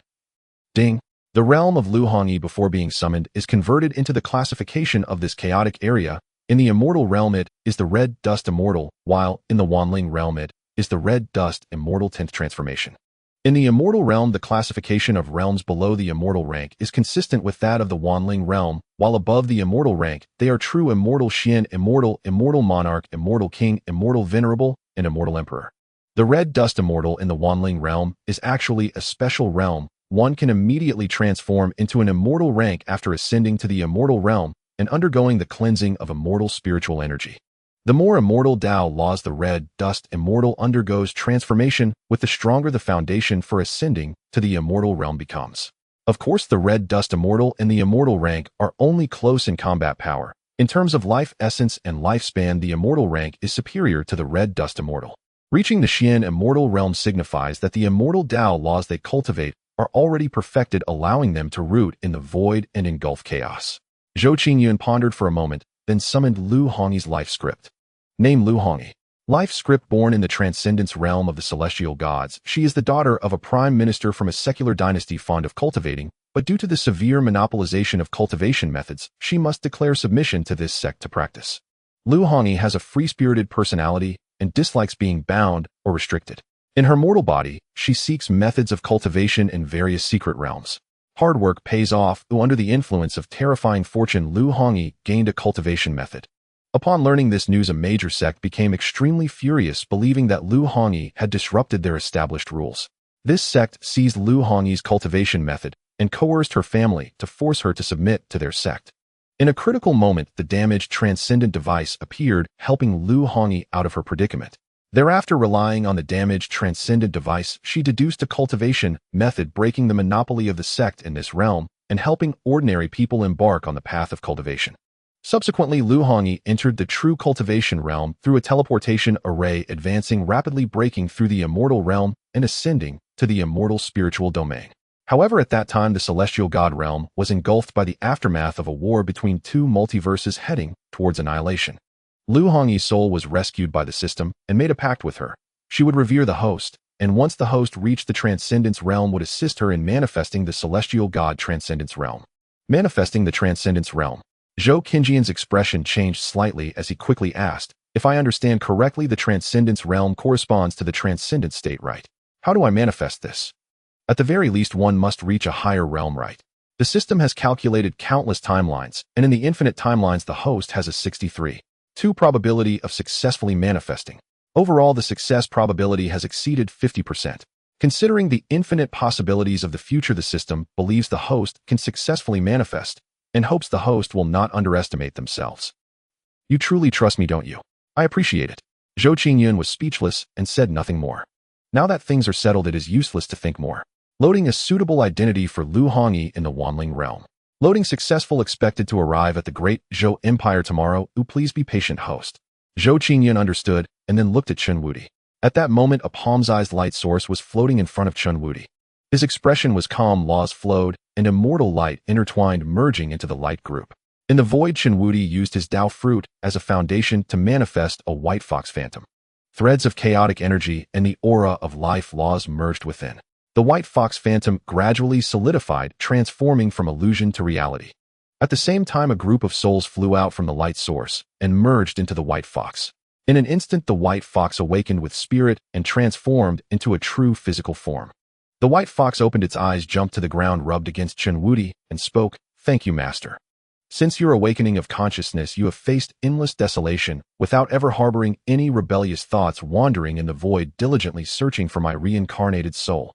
This physical body is what you deserve. From now on, you are free." Chen Wudi smiled and patted the white fox's head. "The master has granted me life, and fulfilling the master's command is only right. I do not seek freedom. I only hope the master can grant me a name and allow me to wait for the master's return in this realm." The white fox was entirely snow white, extraordinarily ethereal, and extremely agile. Hearing this, Chen Wudi pondered for a moment. "Then you shall be called Chen Xiaobai." Chen Xiaobai. Zhou Qingyun twitched at the corner of his mouth. This guy has a terrible naming sense. Moreover, why was the manifestation a beast body? Couldn't it directly take the form of a human? Zhou Qingyun had many grievances in his heart. But this was someone else's privacy, so he did not ask further. "Thank you, master," Chen Xiaobai said happily. "Zhou Qingyun, do you really not mind?" Chen Wudi handed the light source to Zhou Qingyun and asked, "Xian master, may I allow Chen Xiaobai to stay in this realm?" "It is fine, but he must not interfere with the development of this world." Zhou Qingyun nodded and then warned again. If Chen Wudi were to reincarnate into a certain race and Chen Xiaobai interfered, it would affect the normal development of the eternal realm. The eternal realm does not require the extraordinary laws of other worlds. It must rely on the independent evolution of local beings. "Thank you, Xian master, I will definitely not interfere," Chen Xiaobai said gratefully. Once everything was arranged, Chen Wudi's physical body transformed into starlight. Endless chains appeared on his soul. The reincarnation laws flowed, transforming into a light group and flew into the eternal realm. System: if little Tian devours this origin, can it evolve into a true system while retaining the ability to erode the authority of worlds A? As Zhou Qinjian's words fell, the system fell silent for a moment before responding. Little Tian and the invincible system both possess certain system traits. The host may spend 5 million villain points to fuse them into a true low-grade system. But this may incur great karma upon the host. Do you confirm? 5 million. Low-grade system. Great karma. A sharp glint flashed in Zhou Qinjian's eyes as he inquired, how many grades do systems have? Primary system, intermediate system, advanced system, top-tier system, origin system, conceptual system, omniscient, and omnipotent system. A system is a special life form. Since its birth, it possesses faint traits of transcendence and concept, allowing it to drift through the chaotic void, traverse myriad realms, convert between reality and illusion, using various energies, and gather information on rules, civilizations, the Great Tao, and more. System grades are determined by factors such as energy acquisition, conversion, degree of rule analysis, and karmic vector transformation. 6 grades. Zhou Qingyun mused. System, what stage are you at now? Thanks to the host, the system has devoured 2 system origins and is currently a top-tier system. Only a top-tier system. Zhou Qingyun was slightly disappointed. Every system is unique, possessing different transcendent and conceptual traits. A weaker grade does not necessarily mean weaker traits. If the host provides enough villain points, the system can even suppress an origin system without energy. Warm reminder, the host should not underestimate any system encountered. Each system is one of a kind. With sufficient energy, it can suppress higher-grade systems bereft of energy. Moreover, the vast majority of systems share a symbiotic, mutually beneficial relationship with their hosts. Investment systems also share this bond with their hosts. There is no need for concern. Hearing the system's prompt, Zhou Qingyun felt a mix of amusement and helplessness. His ability to live a second life and thrive was entirely due to the system's merit. Without the system, he would likely have been ground to dust by Lin Fan. Thus, he felt grateful to the system. Of course, he remained wary of the system's creator. He did not believe that the system's collection of information across the myriad realms was truly autonomous. However, such matters were still far beyond him. If he truly reached that point in the future, he would deal with it then. For now, his desire to create a system was simply to better invest, acquire resources, and grow faster. After a moment of contemplation, Zhou Qingyun said to the system, spend 5 million villain points to fuse the 2 systems. As for karma, Zhou Qingyun paid it no heed. Debt didn't matter when one was already steeped in it. He had already entangled himself with so many children of destiny. What harm was one more great karmic burden? Villain points deducted successfully. Fusion in progress. The light orb in Zhou Qinjian's hand vanished as little Tian was enveloped by countless threads of law, radiating an indescribable aura of mystery. An hour later, little Tian's fusion succeeded. It floated serenely in Zhou Qinjian's sea of consciousness, its form no longer a light orb, but translucent, exuding an indescribable aura, as if rooted in the void. Thank you, Master. After devouring the invincible origin, I now possess 3 traits. First, devour and create. I can devour the fortune of living beings to refine world origins. It devours systems to obtain system origins, and use world origins and system origins for creation and upgrades between reality and illusion. Second, through a medium, I can erode the authority of a world, seize its core authority, and control it. Third, I can use world origins to create derivative subsystems. However, these are not true systems. They are akin to my avatars, possessing only a portion of my traits. Moreover, increasing the number of derivative subsystems raises the risk of exposure. Having transformed into a system, I can now traverse the chaotic void and walk the myriad realms. Zhou Qingyun nodded. These functions were within his expectations. The only feature that truly pleased him was the ability to create derivative subsystems using world origins without consuming Little Tian's system origin. He then summoned Little Tian's system panel. Host, Zhou Qingyun, Realm Supreme Perfection, World Origins, 103 strands, fortune value, 500,000 upgrade requirement, 300,000 strands of world origins, 10 million fortune value. After a moment's perusal, Zhou Qingyun asked Little Tian, how many world origins are needed to create an immortal artifact? Reporting to Master, a pseudo-immortal artifact requires 100 strands of world origins. A true immortal artifact requires 200. How many derivative systems can be created with the current world origins? A crude subsystem can be created possessing the simple trait of devouring and refining. The more world origins consumed, the closer the subsystem's functions are to the original. 100,000 strands of world origins can create a subsystem with all the functions of the original. The devouring trait. Zhou Qinjian's eyes flickered.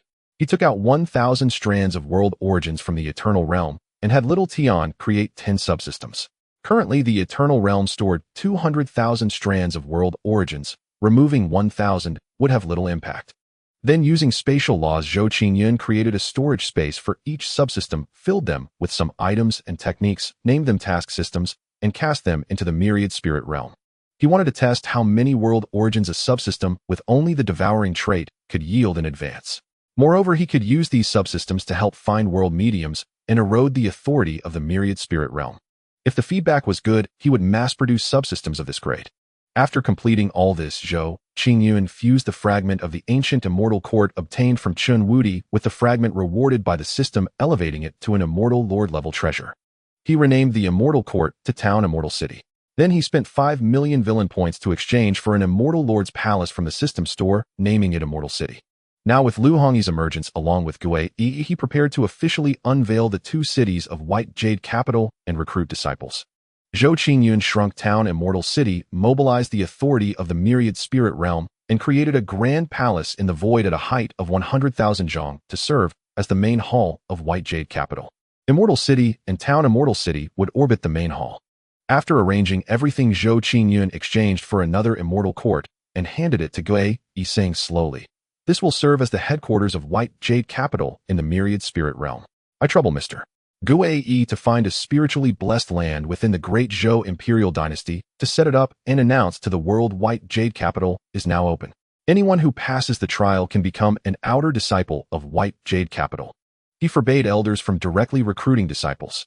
Every disciple must start as an outer disciple and undergo a process of survival of the fittest. The strong would pass assessments to become inner disciples or true disciples, entering the eternal realm to enjoy the benefits of accelerated time flow and other privileges. Upon reaching sufficient strength, they could undergo assessments to become protectors, elders, pavilion masters, or city lords. Each position was not fixed. The strong rose while the weak fell. City lords were selected every 5,000 years. Pavilion masters were selected every 3,000 years. Elders were selected every 1,000 years. Gui Yi's expression turned solemn. "I will not disappoint the mystic lord's expectations." Zhou Qingyun nodded and released prodigies like Yi Tian to assist Gui Yi in the arrangements. After Gui Yi and the others departed, Zhou Qingyun went to see Zhou Cong. Zhou Cong was currently handling state affairs. Seeing Zhou Qingyun's arrival, he was somewhat surprised. "Qingyun, what brings you here?" Zhou Qingyun was usually elusive, rarely appearing. His presence now surely meant something important. Without beating around the bush, Zhou Qingyun said directly, "Father, I possess a treasure that can accelerate the flow of time.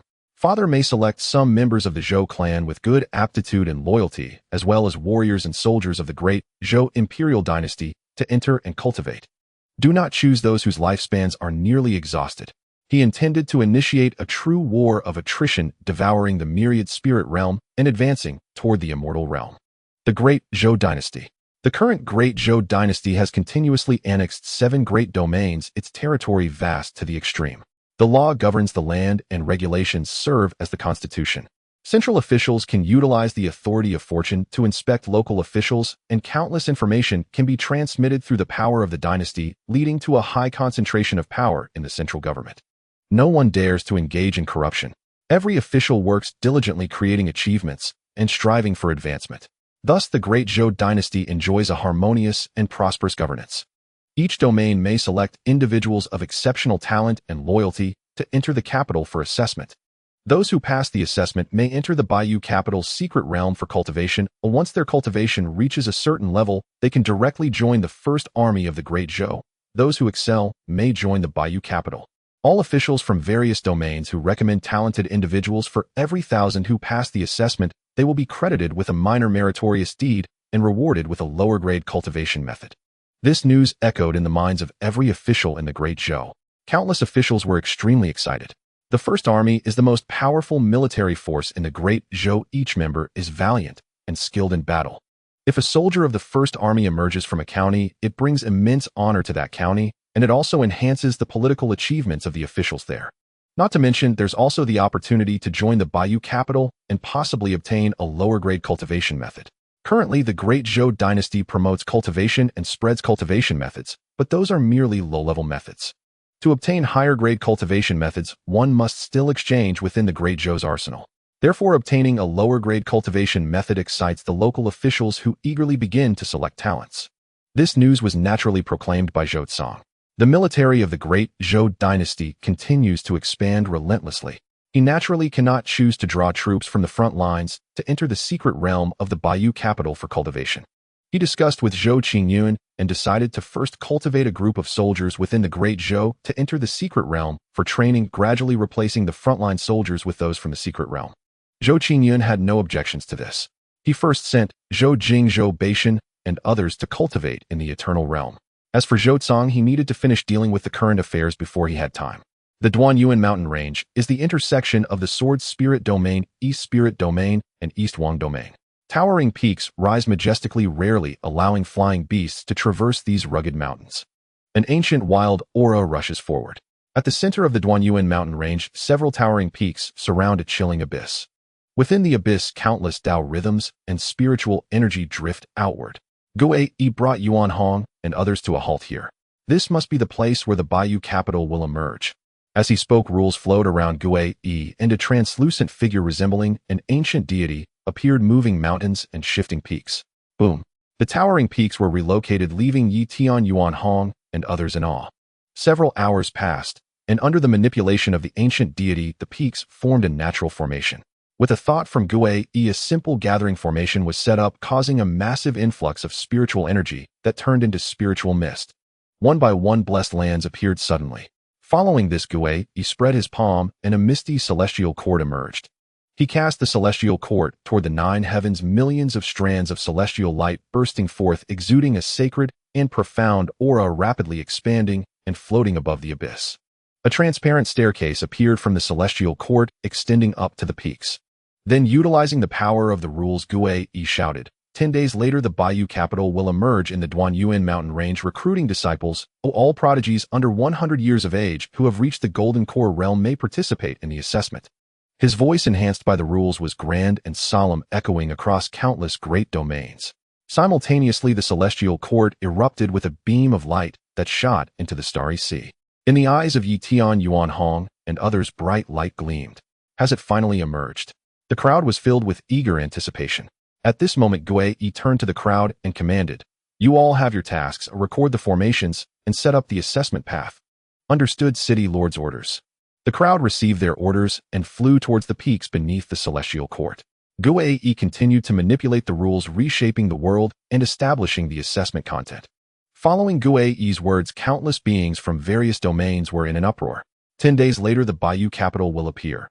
I never expected that in my lifetime I would actually witness the emergence of the Bayou capital. Another transcendent force has emerged. The Bayou capital has actually come to existence. So I too have a chance to join the Bayou capital. There is a chance, but for us commoners, passing the Bayou capital's assessment is likely as difficult as ascending to the heavens. Some prodigies were extremely excited and hurried to the Duanyuan mountain range. However, there were still a few who had a very clear understanding of themselves. They did not seek to join the Bayou capital. They simply wished to see the true form of the Bayou capital. In a city, in a tea house, Quinn heard this and his eyes rolled thoughtfully. The Bayou capital. From the memories of my past life, it seems to be a very domineering force. If I join, wouldn't I encounter many prodigies? Then I can show off. Cough, gain special effect points. Wouldn't that be very simple? Thinking this, Quinn was extremely excited, paid for the tea, and headed towards the Great Zhou dynasty. In a dense forest, a young man dressed in animal skins holding a beast paused his steps and looked into the distance with great surprise. I heard that the Bayou capital has always remained hidden. Now it has actually emerged. It is worth a try. If I pass the assessment, I can witness the ancient and modern methods which will greatly benefit my cultivation. Not only some scattered prodigies, but also several families and factions were extremely shaken and excited, organizing their prodigies to head towards the Great Zhou dynasty. Of course, for some factions, this was not a pleasant situation. In the nightmare space, an ancient and elegant palace floated. A figure shrouded in an inexplicable aura appeared from the darkness, gazing towards the direction of the myriad realms. The Bayou capital is emerging. This allows my Tao body to infiltrate and gather some intelligence on the Bayou capital. To disrupt my plans will come at a cost. The man was filled with killing intent, shaking the space, and then he once again concealed himself in the darkness. The Taizong dynasty is powerful and borders the Great Zhou dynasty, constantly clashing. Both sides attempt to swallow each other to grow their fortune. However, the current Taizong ruler does not possess the usual vigor. Instead, he gazes towards the Duanyuan mountain range with great concern. The Bayou capital has actually emerged ahead of schedule. Is everything being placed in the open? Perhaps I should report this to the Celestial Court and hope they can respond. If I do this and let my peers in the celestial realm know, it would likely become a subject of ridicule. The Taitsong ruler smiled bitterly. If possible, he truly did not wish to do this. But the pressure from the Bayou capital was simply too great. If his pride caused a flaw in the Great Qin Celestial Court's plans, he would be held accountable. The next day, in the Great Zhou dynasty in Zhou Qinjian's palace, Zhou Qingyun was cultivating in the eternal realm when he was suddenly awakened by a knock at the door. He exited the eternal realm and asked, "What is the matter?" "Reporting to your highness, there is a woman in red outside the palace seeking an audience with you." "A woman in red? Lu Hongyi has arrived." Zhou Qinjian's gaze shifted, and he instructed the attendant outside, "Let her in." "Yes." The attendant outside replied respectfully. But as soon as the attendant's words fell to space within Zhou Qinjian's hall suddenly rippled. A tall, slender woman in red appeared abruptly. Her lustrous hair shimmered with an ink jade sheen gently dancing in the air. Her skin was as smooth as lard and her features seemed sculpted by heaven and earth, a beauty that could topple dynasties. Her red gown perfectly outlined her celestial grace. She trod upon the void, her red silk sash fluttering lightly, as if all laws submitted to her. A faint ethereal aura swirled around her like an orchid in a secluded valley, gentle, elegant, untouched by worldly dust. Yet when Zhou Qingyun perceived her more closely, there was also a subtle sharpness and dominance within her, a peerless elegance that overlooked 10,000 ages of civilization. Ethereal, yet sharp, the contradiction was stark, yet it appeared perfectly natural on the woman, as if she had descended from myth. "Greetings, mystic lord." Lu Hongyi's star-like eyes gazed at Zhou Qingyun as she gracefully performed a bow. Zhou Qingyun had long since used the system to instill in Lu Hongyi knowledge of his identity and her position in the White Jade capital. City Lord Lu, no need for formalities. Zhou Qingyun smiled faintly, making a gesture of raising her up, and asked curiously, "I wonder, City Lord Lu, do you know which two multiverses caused the destruction of the divine transcendence realm?" According to the system's introduction, the civilization from which Lu Hongyi obtained the incomplete Transcendence Dao artifact had also been embroiled in a war between two multiverses leading to its destruction. He strongly suspected that the universe which destroyed the divine realm was one of these two multiverses. One was called the Xianhuang multiverse. The system did not specify the other. "Mystic Lord, I have no information about those two multiverses. I was cultivating when a strange power suddenly descended. Then the foundational sequences of the divine realm, its great Tao, iron laws, truths, principles, and so forth, were all stripped away. In an instant, the divine realm, like a house deprived of its foundation, became a castle in the air, abruptly collapsed, fell into nothingness, and ultimately turned into void.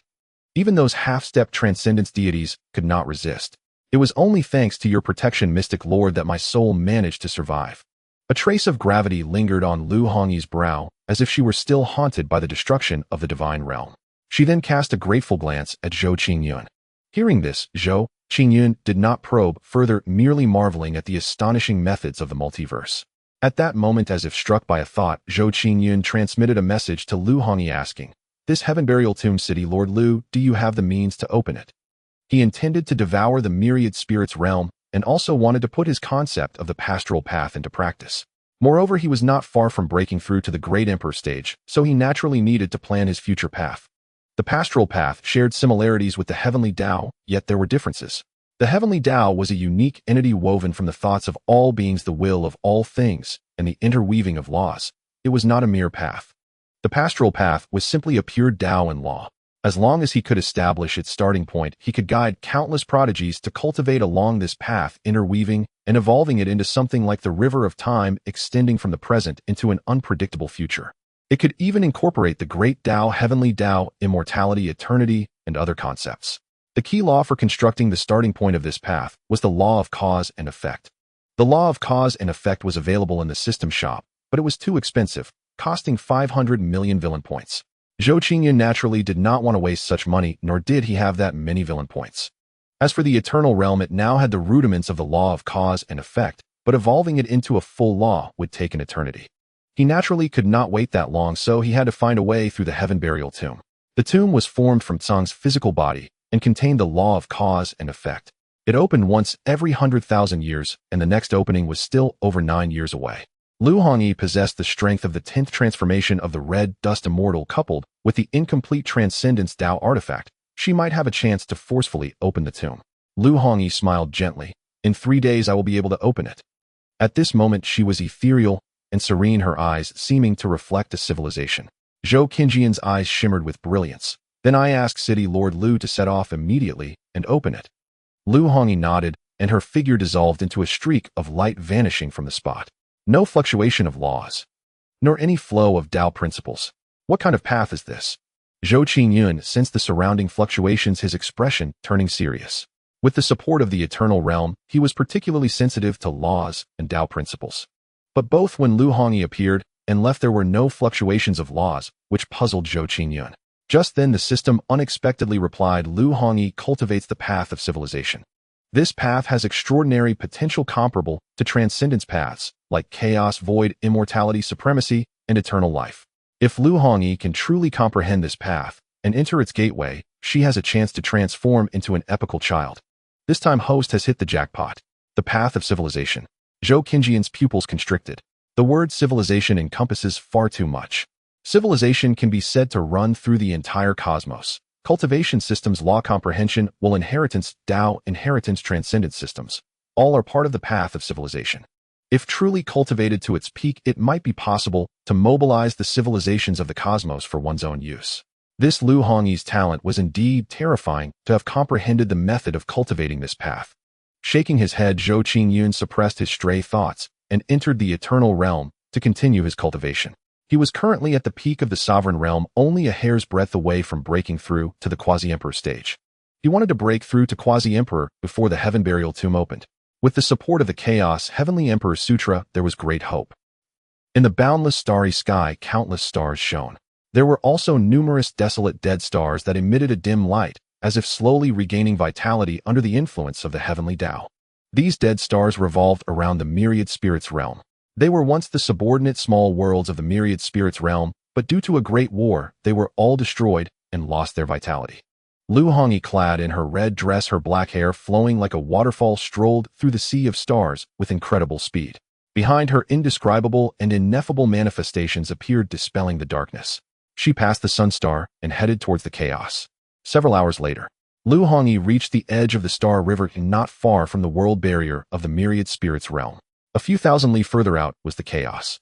Before Lu Hongyi's eyes lay a great tomb, exuding an aura of desolation, distorting the surrounding space.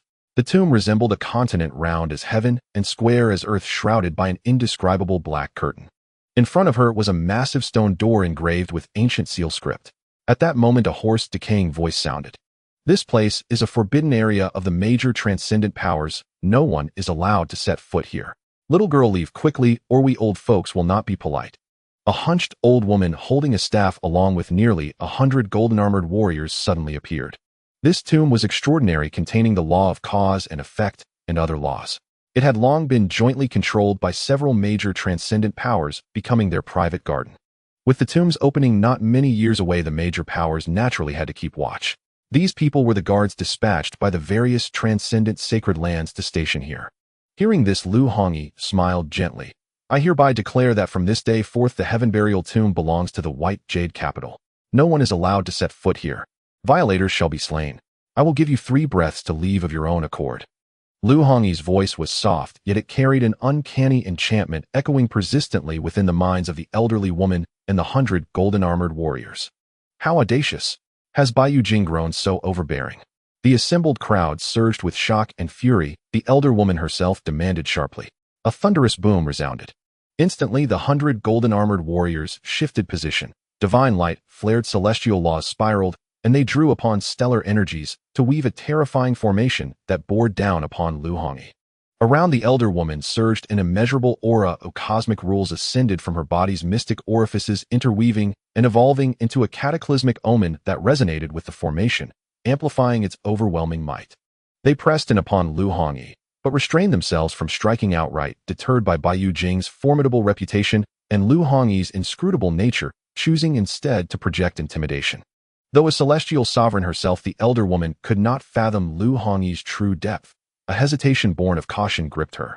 With measured patience, she spoke again. This place falls under the joint dominion of the Yixian Pavilion, Tianji, Hall, Holy Spirit Sect, and Taiyuan Holy Land. Surely Baiyu Jing would not wish to incite universal outrage. Esteemed cultivator of Baiyu Jing, why not withdraw now? Upon the tomb of celestial burials opening, this humble elder shall consult with the 4 great powers to grant Baiyu Jing 1,000 entry permits. The Tomb of Celestial Burial housed the grand designs of these powers should Baiyu Jing seize control and prematurely activate it, shattering their meticulous plans. She would bear grave responsibility.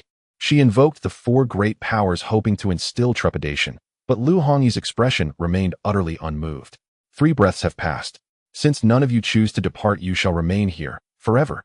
Her tone was gentle, almost serene, yet her words radiated absolute, unassailable dominance.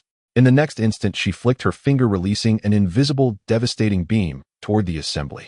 Immediately, the colossal formation and celestial omen dissolved. The cultivation arts and Tao principles anchoring each warrior began to crumble. You! The elder woman cried out in utter horror, only to watch her own flesh dissolve into nothingness before she could utter another word. And the near 100 golden-armored warriors perished without even a cry, annihilated utterly, their Tao paths severed in an instant. Lu Hongyi felt no remorse whatsoever. As for the elder's threats, she dismissed them entirely. She possessed unwavering confidence in her ability to subdue even these supreme sects, and had in fact already sought explicit authorization from Zhou Qingyun. Those who barred her path would be slain without hesitation. Then Lu Hongyi descended from the star-strewn void landing before the stone gate and began dismantling its ancient prohibitions. At Taiyuan Holy Land, a blue-robed elder rushed frantically into the Patriarch's hall. There sat a middle-aged man of immense presence upon a spirit-imbued throne, inhaling Tao essence and contemplating the celestial laws. He was Qin Yuan, the current sovereign of Taiyuan Holy Land. Sensing the elder's arrival, he did not open his eyes. Only a sliver of consciousness manifested as a spectral form and asked, "What has stirred such panic?" Report to the Patriarch. The life token of Elder Tylene stationed at the Tomb of Celestial Burial has shattered. The elder stammered, trembling uncontrollably. At that very moment, a terrifying aura erupted from the middle-aged man, vast as a storm-tossed ocean, causing the hall's very laws to tremble violently. The black-robed elder collapsed to the floor, drenched in cold sweat. How audacious! Qin Yuan's spectral visage burned with wrath as he gazed skyward, attempting to pierce the veil of fate. Yet the celestial mechanics remained shrouded in chaos, yielding no insight. Powerless, Qin Yuan reined in his aura and turned his gaze upon the white-robed elder. Any intelligence returned. Which faction dared this? None whatsoever. No message reached us. The black-robed elder exhaled in relief and hastened to reply. Could a mortal have intervened? Elder Tylene held the rank of celestial sovereign. Only a mortal could erase such a being without trace. Yet the Tomb of Celestial Burial was jointly overseen by those four great powers, and generous concessions had already been pledged to all acknowledged supreme sects. Few factions still harbored ambition toward it. The four hidden holy lands, the forces of Tianzu, or perhaps transmigrators from the immortal realm. Qin Yuan's brow furrowed deeply as myriad thoughts surged. Then he commanded the black-robed elder, "Take my imperial edict to Tianji Hall, Yixian Pavilion, and Holy Spirit sect. Also summon the sixth great ancestor to investigate the Tomb of Celestial Burial immediately." As he spoke, celestial laws flowed and immortal essence surged, coalescing before the elder into a golden decree radiant with authority. Understood. The black-robed elder accepted the decree, bowed deeply to Qin Yuan, and withdrew from the hall with reverent silence. Merely vermin skulking in shadows, daring to stretch their claws so far. Should the causal Tao body's evolution fail, then prepare to face the united fury of the four powers. A faint disdainful smile played across Qin Yuan's spectral lips. These so-called four hidden holy lands were but relics of past failures, cast from the stage of the 10,000 spirit realm, clinging to existence on fading legacies. He knew them well enough, sustained solely by ancient reserves. They dared not covet the Tomb of Celestial Burial. He held no fear of them. What gave him pause were only the forces of Tianzu and Baiyu Jing. Yet the tomb's grand scheme involved the four most eminent powers of the 10,000 spirit realm. He doubted either Tianzu's faction or Baiyu Jing would risk provoking them all. Thus, only transmigrators from the immortal realm possessed the audacity to act. Arrogant beyond measure, they roamed unchecked, holding neither the beings nor the sects of the 10,000 spirit realm in any regard. Such an act, therefore, was hardly surprising. This was Qin Yuan's reasoned conjecture. Did he fear immortal realm transmigrators? No, none among the 10,000 spirit realm's elite harbored such timidity. First, these transmigrators stood in opposition to native cultivators. They had descended to transcend primordial origins and dared not wield immortal realm power, lest they expose themselves. Second, having undergone rebirth, they must begin anew, starting from the same threshold, thus eliminating any catastrophic disparity in cultivation level. Hence Qin Yuan stood unafraid. Meanwhile, at the tomb of celestial burial, Zhou Qingyun felt mild surprise upon learning of its guardianship.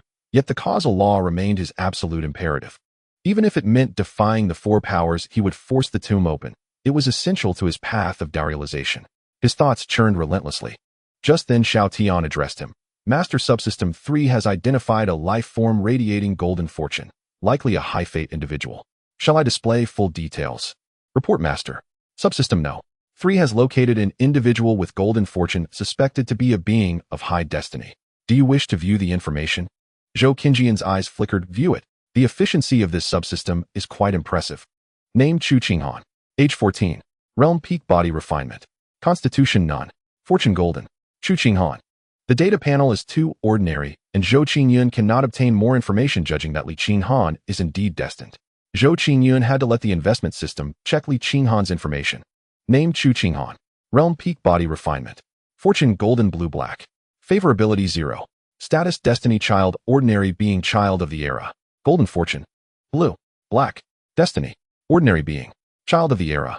Upon seeing the fortune and status sections, Zhou Qinjian's eyes suddenly sharpened, and he asked the investment system, what is happening with the fortune and status sections?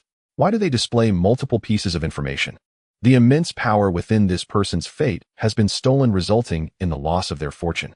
However, this person's talent, willpower, and nature are terrifyingly exceptional.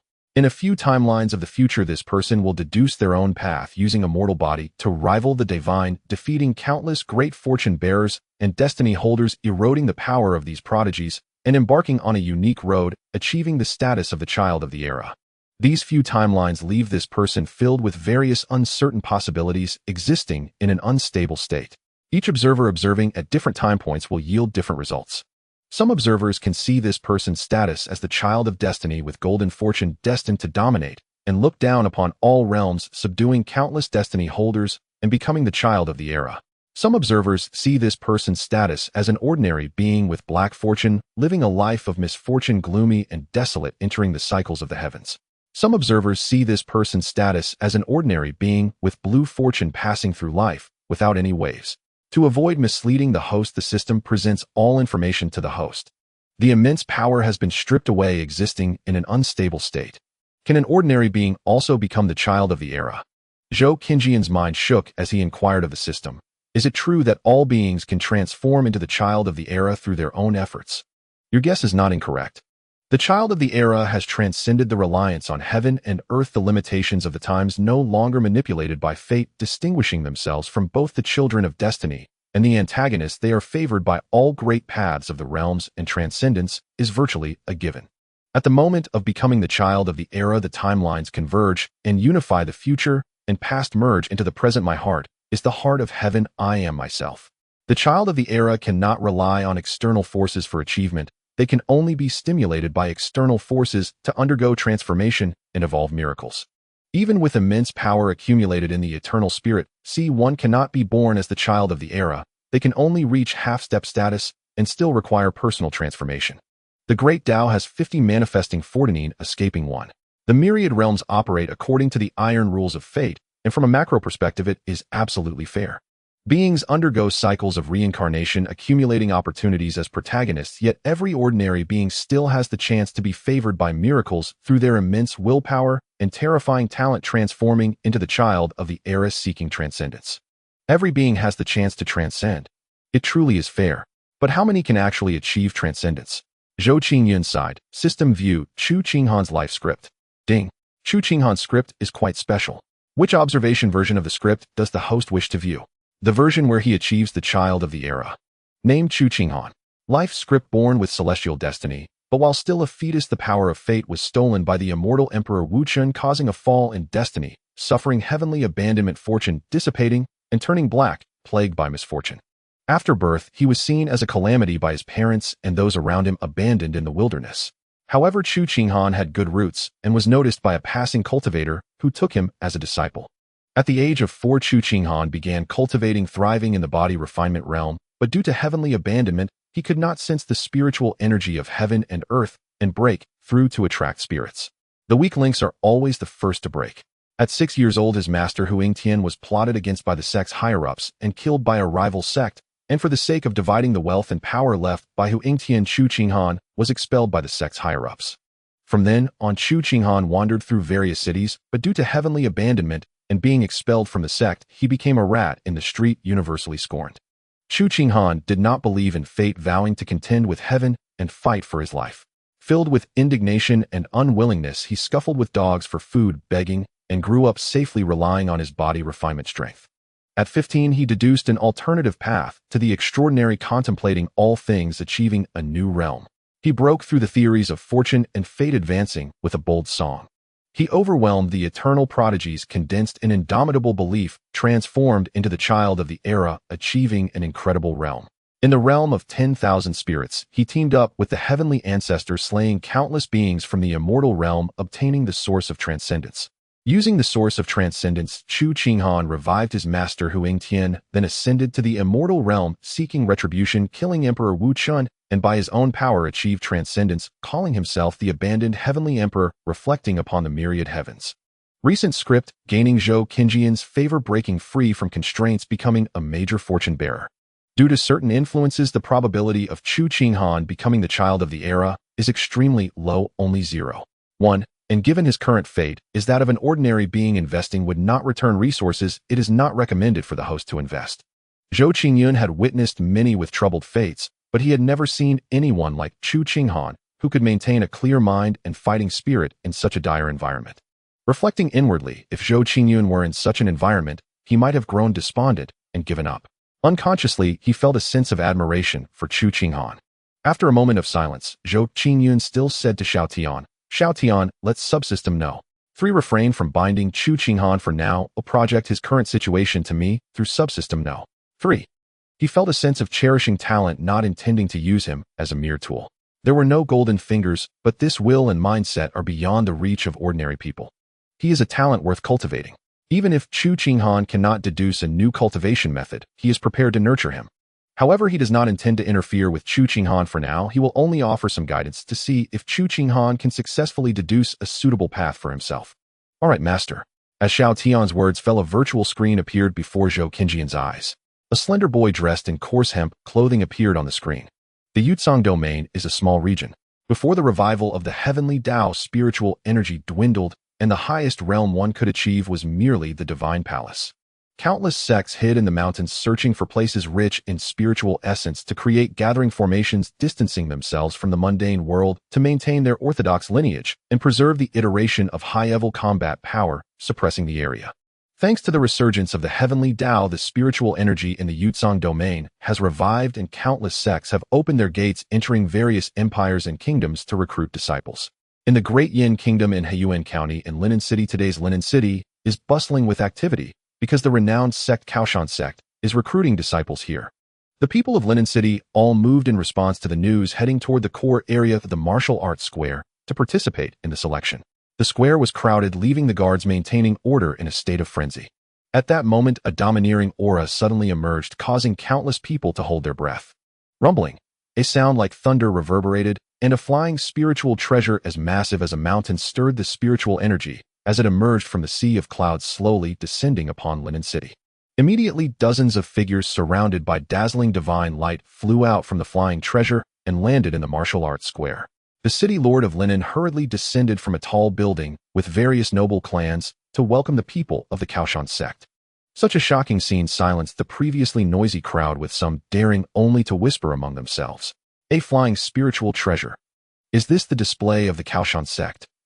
Having lived half a lifetime, I still get to observe the elders of the Kaoshan sect up close like this. I just wonder what level of cultivation these high-ranking members of the Kaoshan sect possess. I heard that this selection is led by Underling from the Divine Palace realm. While the Kaoshan sect truly values this selection, a prosperous era is coming, yet I feel half buried in the ground, truly unwilling, an old man sighed. Beside the old man, Chu Qinghan, slim and dressed in coarse linen with pitch-black eyes, looked at the people of the Kaoshan sect, revealing a hint of envy. Hearing the old man's lament, he too felt a myriad of frustrations and unwillingness within. He felt like a sinner of this world, rejected by fate, with all misfortunes occurring in his life. Since he could remember, apart from the brief warmth given by his master, the rest of his time was surrounded by indifference, bad luck, and loneliness. No matter where he went, calamity followed him. Over time, he began to believe he was truly a reincarnation of a doomed star. But he did not believe in fate or the so-called arrangements of heaven and earth. He would compete against heaven and strive for victory. This was the last piece of advice left to him by Hu Yingtian. He regarded this saying as a treasure. He must become a great cultivator, even a supreme ruler of the heavens, breaking free from the so-called fatalism, allowing his name to resonate throughout history and vindicate his master. He would destroy that filthy sect, reverse the heavens, and see if he committed some heinous act in his previous life that led to his current existence suffering such injustice. As Chu Qinghan's thoughts raced, several elders of the Kaoshan sect followed the city lord toward the tall building, leaving only the young disciples to oversee the selection. At this moment, a young man dressed in a black luxurious robe rose into the air, circulating his true qi, and proclaimed loudly, "This selection requires completing 2 assessments to follow us into the sect for the temperament test. Once you pass the temperament test, you can become a true disciple of the Kaoshan sect. Those who fail will become servants. Now I announce the rules of this selection. The first assessment rule is the bone age test. Those with a bone age of less than 20 may proceed to the next assessment. Please estimate your bone age accurately before coming up for the test. Do not deceive yourselves to avoid wasting everyone's time." The young man surveyed the crowd, and a wave of imposing aura suddenly flowed, causing the hearts of everyone present to shudder as if they were in the depths of winter. The crowd's expressions stiffened, dispelling any inner sense of luck. Spiritual God realm. Chu Qinghan's gaze shifted, and he speculated within. Seeing this, the young man nodded with satisfaction and continued, "The second assessment rule is that those with a qualification higher than grade intermediate will be considered successful in the assessment. Qualification levels are divided into 4 grades, A, B, C, and D, each further divided into upper, middle, and lower grades." As he spoke, several disciples beside him waved their hands, and 2 massive stone tablets suddenly appeared in the square, radiating a simple divine light. Both stone tablets are treasures crafted by 5th-grade artisans using mystic crystal spirit stones, inscribed with different prohibitions to detect the qualifications and bone age of living beings. During your test, relax your mind and stand under the stone tablets to complete the assessment. The right stone tablet is for qualification testing. As long as no white or black light appears, you will pass the test. The left one is for bone age testing. As long as no black light appears, you will pass the test. Now I announce the test begins. Those who estimate their bone age to be around 20 may enter the center of the square and line up orderly for the test. After the black-clothed youth finished speaking, the city guards maintaining order opened up a few gaps. Suddenly, a group of young people surged into the center of the square, starting to line up. Among them was Chu Qinghan as well. Common methods could not help him break through to the spirit induction realm. He could only choose to walk a different path, practicing some unconventional techniques. It was rumored that within the Kaoshan sect there were pure physical cultivation methods that could help one cultivate a golden body and resist powerful tribulations. Upon hearing that the Kaoshan sect was recruiting disciples in this city, he hurriedly arrived here to participate in the assessment. Wang Yue, your bone age is qualified. You may proceed to the next test. Bone age qualified. Several disciples of the Kaoshan sect organized the crowd to begin testing. The efficiency was remarkably high. After half an hour, it was finally Chu Qinghan's turn for the bone age test.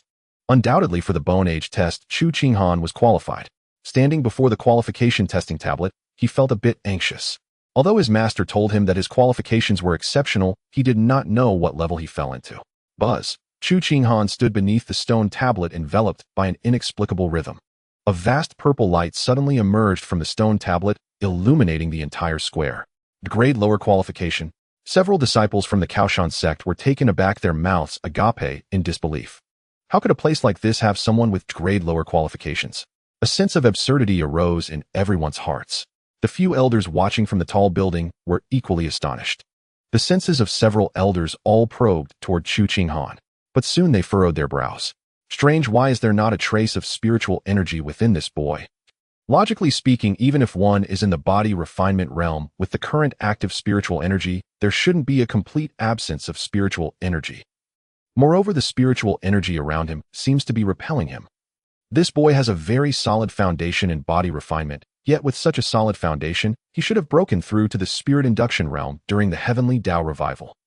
Why is he still in the body refinement realm? An elder with silver hair stroked his beard and questioned with many doubts. Other elders also noticed this issue. Could this boy be the so-called heavenly abandoned body that caused a stir in the Xianxia sect a few years ago? One elder suddenly said. Upon hearing this information regarding the heavenly abandoned body surged in the minds of the elders. The expressions of several elders gradually became serious. Chu Qinghan's condition closely resembled the description of the heavenly abandoned body, indicating a high probability that he was the one expelled from the Xianxia sect years ago. A middle-aged man, seeing Elderly lost in thought, quietly inquired, "Elderly, this boy could cultivate the techniques left by our sect's ancestors. Do you think we should recruit him as a disciple?" Elderly, an old man, pondered and replied, "Forget it, the heavenly abandoned ultimately remains a heavenly abandoned. This boy might still have grievances with the Xianxia sect, so let's not get involved in this mess." In this prosperous era, outstanding talents are emerging continuously, making it unnecessary to make risky investments. Upon hearing this, the middle-aged man also discreetly relayed the message to the disciples below. The spectators outside were also taken aback, then looked at Chu Qinghan with jealousy, wishing they could take his place. "As long as no white or black light appears, you will pass the test." And the envoys of the Kaoshan sect, upon seeing such a strong reaction to the purple light, must think this person's talent is extraordinary. This person is about to soar to great heights. Seeing the purple light, Chu Qinghan also sighed in relief. As long as no white or black light appeared, he would pass the test. He should have passed the test this time. But just as this thought crossed his mind, the young man conducting the test announced, "Qualification test failed." Wow. As soon as the young man's words fell, it was as if a stone was thrown into still water, shocking the entire crowd. Chu Qinghan's heart sank. Why is it like this again? Must every path be blocked for me? His expression calmed as he looked at the young man who had just spoken and said calmly, "According to the rules introduced by the envoy earlier, as long as no white or black light appears, I would pass the assessment. The light I tested was purple. Why did I fail the test?" The envoy just now indeed mentioned that as long as there are no white or black lights, one passes the test. That brat's light was purple. By all accounts, he should have passed the test, but now. The crowd at the scene looked at the young man with uncertainty. This matter concerned their tangible interests, leaving them no choice but to worry. Yet they dared not voice their doubts loudly, only whispering among themselves. The disciple's expression suddenly turned cold, but considering the prestige of the Mount Guardian sect, he explained, "Your spiritual energy is lacking. Your path and law is not followed. You are a heaven-abandoned body. The peak of your life will be merely the body refinement stage, and it is absolutely impossible for you to enter the spirit guiding stage, nor can you ascend to the pinnacle. Based on this, your test result is a failure. Do you accept?" A heaven-abandoned body. The atmosphere on site instantly became tense. Although they were merely ordinary people, they had heard of the heaven-abandoned body. This constitution is forsaken by heaven and earth. It is worse than ordinary bodies or wasted bodies. Ordinary bodies and wasted bodies merely have blocked meridians, making cultivation difficult, but they can still accumulate resources to forcibly reach higher realms. However, the heaven-abandoned body is fundamentally incapable of resonating with spiritual energy, unable to perceive the laws. Even if one consumes countless spiritual pills, the spiritual energy will dissipate, making it impossible to enter the spirit guiding stage. The crowd did not expect that such a place would actually have a heaven-abandoned body. Instantly, the jealousy and concerns in their hearts vanished, and they turned to look at Chu Qinghan with glee. What a pity. Although his aptitude is qualified, he is a heaven-abandoned body. To encounter a heaven-abandoned body once in 10,000 years is truly unbelievable. Human nature is like this. When a person with extraordinary talent appears within the same tier, others will unconsciously harbor jealousy. But when this person falls to the bottom, people express their regrets. Their words are like sharp blades piercing into Chu Qinghan's heart, shattering his last hope. Though he had long been suspicious, when the reality was revealed, he still felt absurd and laughable. How could such a rare constitution fall upon him? How ridiculous. A heaven-abandoned body. No wonder. Chu Qinghan smiled bitterly. During the resurgence of the heavenly path, others could at least see some growth in their cultivation, yet he still was unable to enter the spirit guiding stage, which made him doubt. This time, Chu Qinghan truly felt lost. He left in a daze. The people of the Mount Guardian sect did not stop him. They merely watched his retreating figure with deep sighs. With great aptitude during this resurgence of the heavenly path, joining a sect would indeed yield great accomplishments with a high probability of achieving the status of a sage, yet he is a heaven-abandoned body. This is truly fate playing tricks. Several disciples shook their heads and continued testing. After leaving the martial arts square, a shroud of despair enveloped Chu Qinghan, bringing forth many past memories. My master was a powerful being of the divine palace. If it weren't for my heaven-abandoned body, perhaps he wouldn't have died. The one who deserves to die has always been me. In his life, the only person he cared about was his master, Hu Yingtian. But it seemed that Hu Yingtian died because of him. For a moment, he couldn't accept it. Nor could he face it. He had always longed for cultivation, partly to seek revenge for Hu Yingtian. As for becoming the overlord of heaven and earth, it was also to fulfill Hu Yingxian's hopes. Yet now it seemed he was the root cause. His beliefs appeared to be crumbling. The Mount Guardian sect dares to let me leave in peace perhaps because I am a heaven-abandoned body and this life will never stir any ripples. Chu Qinghan revealed a self-deprecating smile. He wandered aimlessly like a walking corpse. He walked outside the city and came to a stream. The stream flowed gushingly clear and transparent, reflecting the azure sky. Yet Chu Qinghan's mood remained terrible. He sat down, picked up a stone, and shattered the reflection in the water. Damn it, heaven! Are you playing with me? You bestowed upon me the aptitude for cultivation, yet why do you block my path ahead? Since this is the case, why did you let me be born in this world and involve my master? Chu Qinghan cursed angrily. He was enveloped in a lifeless aura, seemingly having completely lost hope for life. The gloom in his heart had long been accumulated, and today's events were merely a fuse. Time passed. Chu Qinghan hugged his head, remaining motionless, sitting here for over an hour. The gentle breeze brushed by, creating ripples on the water, stirring up waves in Chu Qinghan's heart. His beliefs continuously crumbled and were reshaped, caught in a battle of heaven and man. Far away in the great Zhou Empire, Zhou Qingyun also witnessed this scene and sighed deeply. A single thought can lead to heaven or hell. This wavering of belief may be his opportunity for self-reconstruction, and it might be the turning point for him to reach the pinnacle. If Chu Qinghan can overcome that hurdle in his heart, he might embark on a path of alternative cultivation and become the abandoned heaven emperor. If he cannot overcome it, he will merely become one of the countless beings beginning to self-destruct, losing his life and soul, creating no ripples. Immediately, Zhou Qinjian's thoughts stirred, controlling the third system attached to Chu Qinghan. Mysterious ripples surrounded Chu Qinghan, pulling his consciousness into a wondrous space. Where is this? Chu Qinghan was startled, scanning his surroundings in confusion. All around was a pitch-black expanse in extreme darkness, devoid of any light. At that moment, an unpredictable figure appeared before Chu Qinghan. As the figure appeared, the dark space sparkled with starlight, and beneath his feet a vast river flowed from ancient times toward an unobservable future. The figure appeared unremarkable, yet when Chu Qinghan tried to glimpse its true form, he found himself unable to reflect its face in his mind. Chu Qinghan's heart raced. He pondered, I don't know what business Senior has. He pinched his thigh, feeling the pain, confirming that he was not dreaming. Yet he couldn't comprehend why this person had brought him here. Right now he was a useless person, completely devoid of any value. Could it be that his constitution still held some use? This conjecture startled Chu Qinghan. The figure looked down at Chu Qinghan and said meaningfully, We are of the same kind. I do not wish to see you sink further. I have come to tell you your master's death is not your fault, but the result of those who caused you to be a heaven-abandoned body. Do not get stuck in a corner. Moreover, even when you reach the pinnacle in the future, you cannot resurrect your master. Now Chu Qinghan's beliefs were wavering. The first thing to do was to give him a glimmer of hope. A kindred spirit. Resurrection. Chu Qinghan's vacant eyes ignited with hope. Does Senior mean that my heaven-abandoned body is artificially caused? And is there really a way in this world to resurrect someone who has been dead for many years? These two matters were too incredible, making his heart tremble. Zhou Qingyun nodded.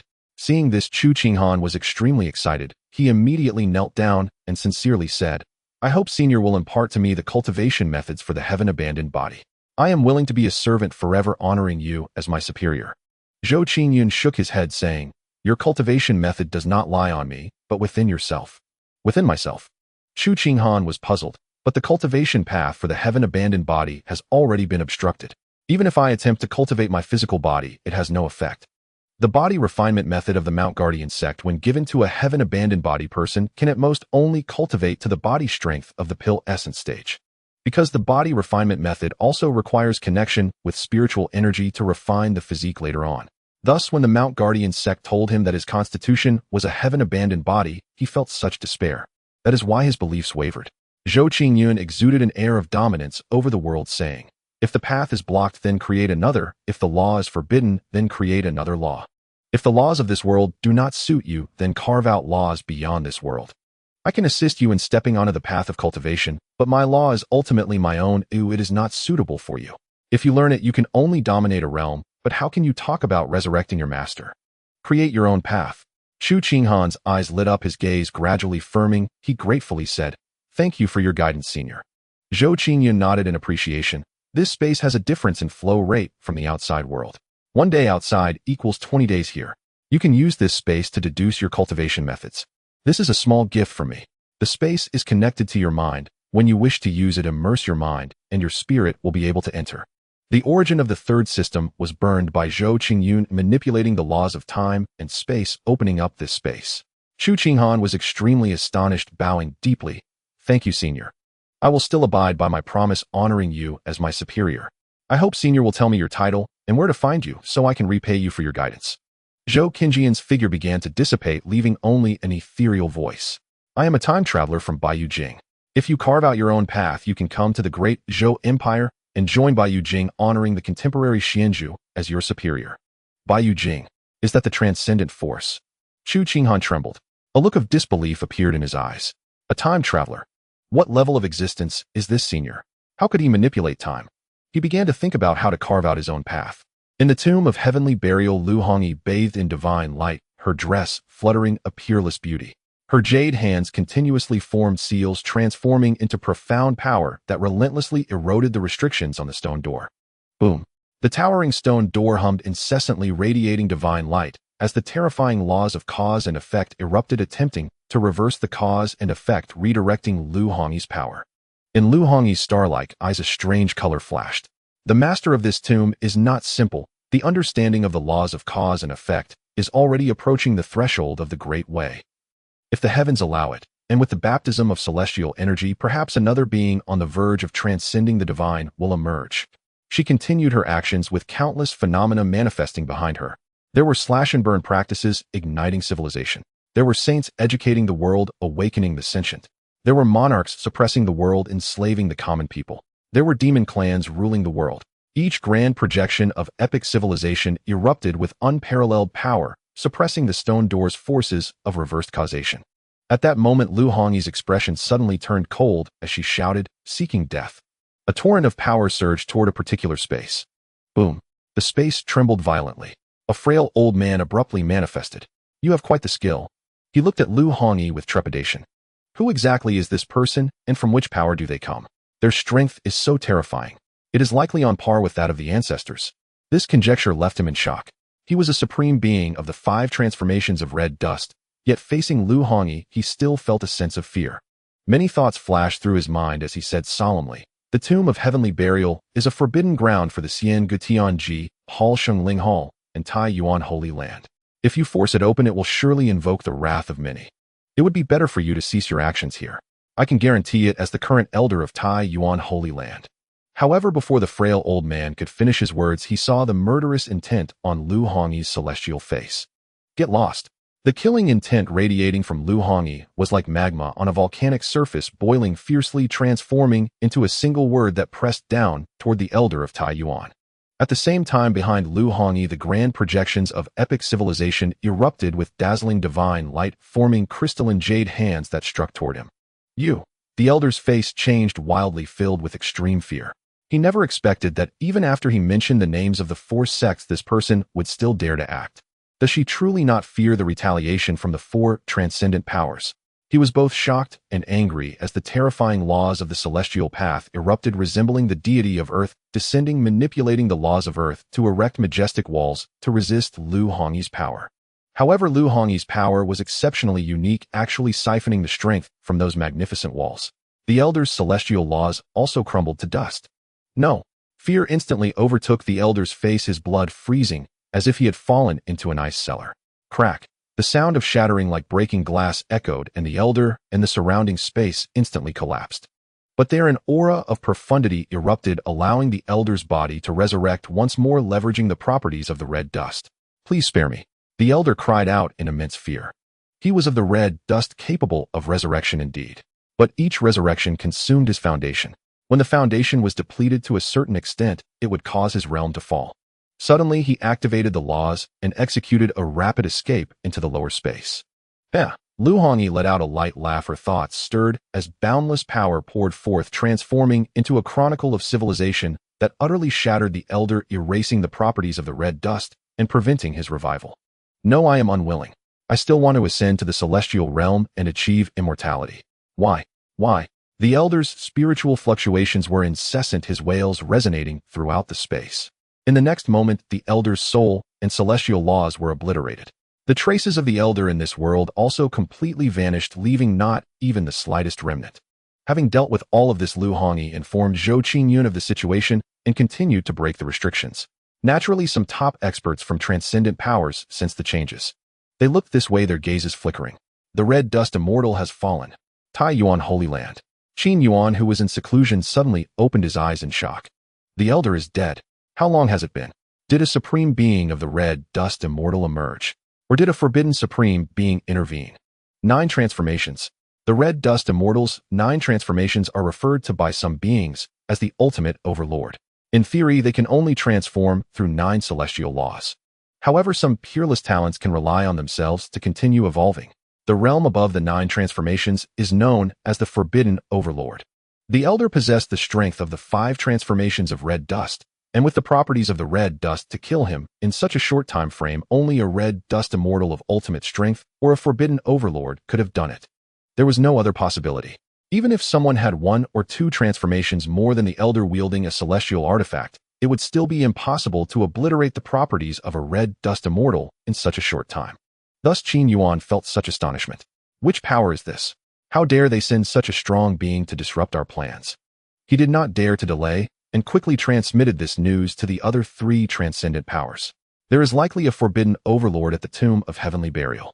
Do not proceed for now. I urge each of you to summon your ancestors and make a decision. Forbidden overlord.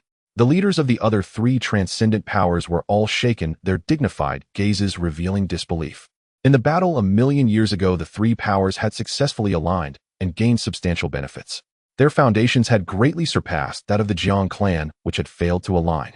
Over the course of a million years, several red dust immortals had appeared, yet there were only about 2 forbidden overlords. Such forbidden overlords did not easily intervene. They were all in seclusion, enhancing their foundations, waiting for the ascension of the myriad worlds to seize the transcending origins and achieve transcendence. Now, why would a forbidden overlord take action? Do they not fear being besieged? Such powerful beings are the true forces that can dictate the outcome of future battles. If they rashly intervened and were secretly sabotaged by some powerful beings, it would be a loss for them. Some would still welcome the reduction of a competitor. Regarding this situation, the people of the 3 powers were perplexed. Yet they did not dare to recklessly send people to investigate and unanimously called off the powerful beings heading to the tomb of heavenly burial. Subsequently, the leaders of several powers went to their ancestral lands, awakening the ancestors of their respective clans to seek counsel. The causal Tao body within the tomb of heavenly burial was of great use to the ancestors of the 4 major powers. They did not dare to be negligent. In the great Zhou Empire, Zhou Qingyun revealed a contemplative expression upon receiving the news. It seems that something extremely important for the 4 major powers is being nurtured in the tomb of heavenly burial. Nevertheless, he would not give up. The laws of causation were of immense importance to him, and he was determined to obtain them. He then transmitted a message to Gui Yi instructing him to head to the tomb of heavenly burial to assist Lu Hongyi. He then continued his cultivation. His strength had already surpassed that of a quasi-emperor. The next morning, Yuan Hong conveyed a message to Zhou Qingyun. Xian Master, the patriarch of the celestial human clan and the saint of Yaoqi's sacred land, request an audience. Should I grant it? Lord Xian, the patriarch of the celestial race and the sovereign of the Yaoqi holy land, request an audience. Shall they be granted admission? Upon hearing Yuan Hong's transmission, Zhou Qingyun's expression flickered faintly out. Uncertain of the 2 factions' intentions, he replied to Yuan Hong, invite both into the immortal palace. With that, Zhou Qingyun's figure gradually dissolved, vanishing toward the immortal palace nestled within the Duan Yuan Mountains. By Lord Xian's decree, boomed Yuan Hong's deep resonant voice. Within the Duan Yuan Mountains, disciples of the Baiyu capital clad in resplendent robes wove intricate hand seals projecting divine palaces into the heavens, harmonizing with heaven and earth and commanding golden puppets to reshape terrain and inscribe forbidden arrays. Some cultivated formation arts under Yi Tian's guidance to erect world-shaking arrays, the others drew upon spiritual energy to construct celestial stairways across the void bridging the immortal palace. Still others relocated entire mountain ranges to aid master smiths in forging terrestrial imperial palaces. Each spectacle breathtaking, all orchestrated to prepare for the Baiyu capital's imminent emergence 10 days hence and its ensuing trials. Above the Duan Yuan Mountains floated a vast immortal palace radiating primordial divine light, suspended majestically amid the clouds. Before one of the palace's grand portals stood Yuan Hong, armored in black and gold battleplate, his bearing heroic and indomitable, wreathed in demonic qi and killing intent, like a deity of ancient chaos reborn. Since awakening his myriad malevolent demon god physique, his appearance had undergone a profound metamorphosis, rejuvenated, now manifesting as a man in his prime. Before him loomed three figures of extraordinary presence. One was a woman of unparalleled grace and elegance draped in golden ceremonial robes. She was Xianxia, the Yaoqi empress of this era whose brilliance spanned millennia. After prolonged deliberation, she had chosen to heed Guxie's counsel and submit to the Baiyu capital, hoping, amidst the cataclysm looming 1,000 years hence, to preserve at least a single ember of her sect's Dao lineage. Though the Yaoqi Holy Land ranked among the supreme powers, surviving the coming upheaval in isolation would be nigh impossible, akin to ascending heaven barehanded. Thus it was wiser to pledge allegiance early to a peerless force, securing favor before the storm broke. The other two figures were striking, handsome, imposing, and radiant with martial vitality. They were Jiang Wang, patriarch of the celestial race, and the celestial race's current divine heir. The three awaited Zhou Qingyun's reply, exchanging glances, each silently astonished by the other's presence. None had anticipated encountering the others on Baiyu capital's sacred ground, especially Jiang Qingyue and Jiang Wang, both legendary sovereigns whose names echoed across the 10,000 spirit realm. Though they had never met, their legends had defined entire epochs, impossible to ignore. What brings them to the Baiyu capital? At that moment, Yuan Hong received Zhou Qingyun's command. His expression shifted subtly as he gazed upon the three dignitaries and spoke calmly. Esteemed lords, Lord Xian grants your audience. Please follow me. Though Jiang Qingyue and Jiang Wang each exuded an aura as deep and boundless as the ocean abyss, Yuan Hong remained utterly unruffled, serene, unshaken. Thereupon Yuan Hong led them toward the central hall. As they walked behind him, they surveyed the immortal palace and felt their hearts tremble with awe. The depth of the Baiyu capital's foundation is truly extraordinary. They have forged this into a true immortal tier treasure, using immortal metals, refined arrays, and arcane prohibitions. From afar they had sensed its uniqueness, but constrained by the Baiyu capital's overwhelming authority, they dared not probe with divine sense, assuming it merely a pseudo-immortal residence. Now, having entered its inner sanctum, they realized it was a genuine immortal tier palace. Though both bear the word immortal, the chasm between pseudo-immortal and true immortal tier structures is immeasurable. The trio had beheld immortal artifacts before, but an immortal tier palace. This was their first encounter. Even in antiquity's golden age, such edifices were exceedingly rare. Forging an immortal tier palace dwarfs the difficulty of crafting a singular immortal artifact, exceeding it by hundreds-fold. While the latter requires only a single immortal tier artificer, the former demands meticulous coordination among multiple immortal tier artificers and array masters. Yet such masters are themselves extraordinarily scarce across all ages. Today, not a single immortal tier artificer remains, making such a feat theoretically impossible, hence their profound astonishment. Moments later, guided by Yuan Hong, they arrived at the central hall. The central hall stretched vast and immense, veiled in ethereal mist, adorned with carvings of immortal phoenixes and celestial dragons. Floating thrones lined both sides, while at its heart rose a divine seat. Lord Xian will arrive shortly. Please await him patiently, intoned Yuan Hong, his voice resonant and deep. Jiang Wang smiled warmly. We thank you for your trouble. The Yaoqi Empress likewise offered a gentle smile, not out of mere courtesy toward Yuan Hong's station, but reverence for his awakened physique. Both had instantly recognized Yuan Hong's myriad malevolent demon god physique and understood its incalculable potential. With a slight nod, Yuan Hong withdrew from the hall. Once Yuan Hong departed, Jiang Wang exchanged formal pleasantries with Jiang Qingyue. After roughly half a quarter, a figure clad in white robes materialized upon the central divine seat, ethereal, ineffable, and serene. Spatial law. Jiang Wang, a celestial sovereign, and Jiang Qingyue, an emperor sovereign, perceived the subtle warping of space with absolute clarity.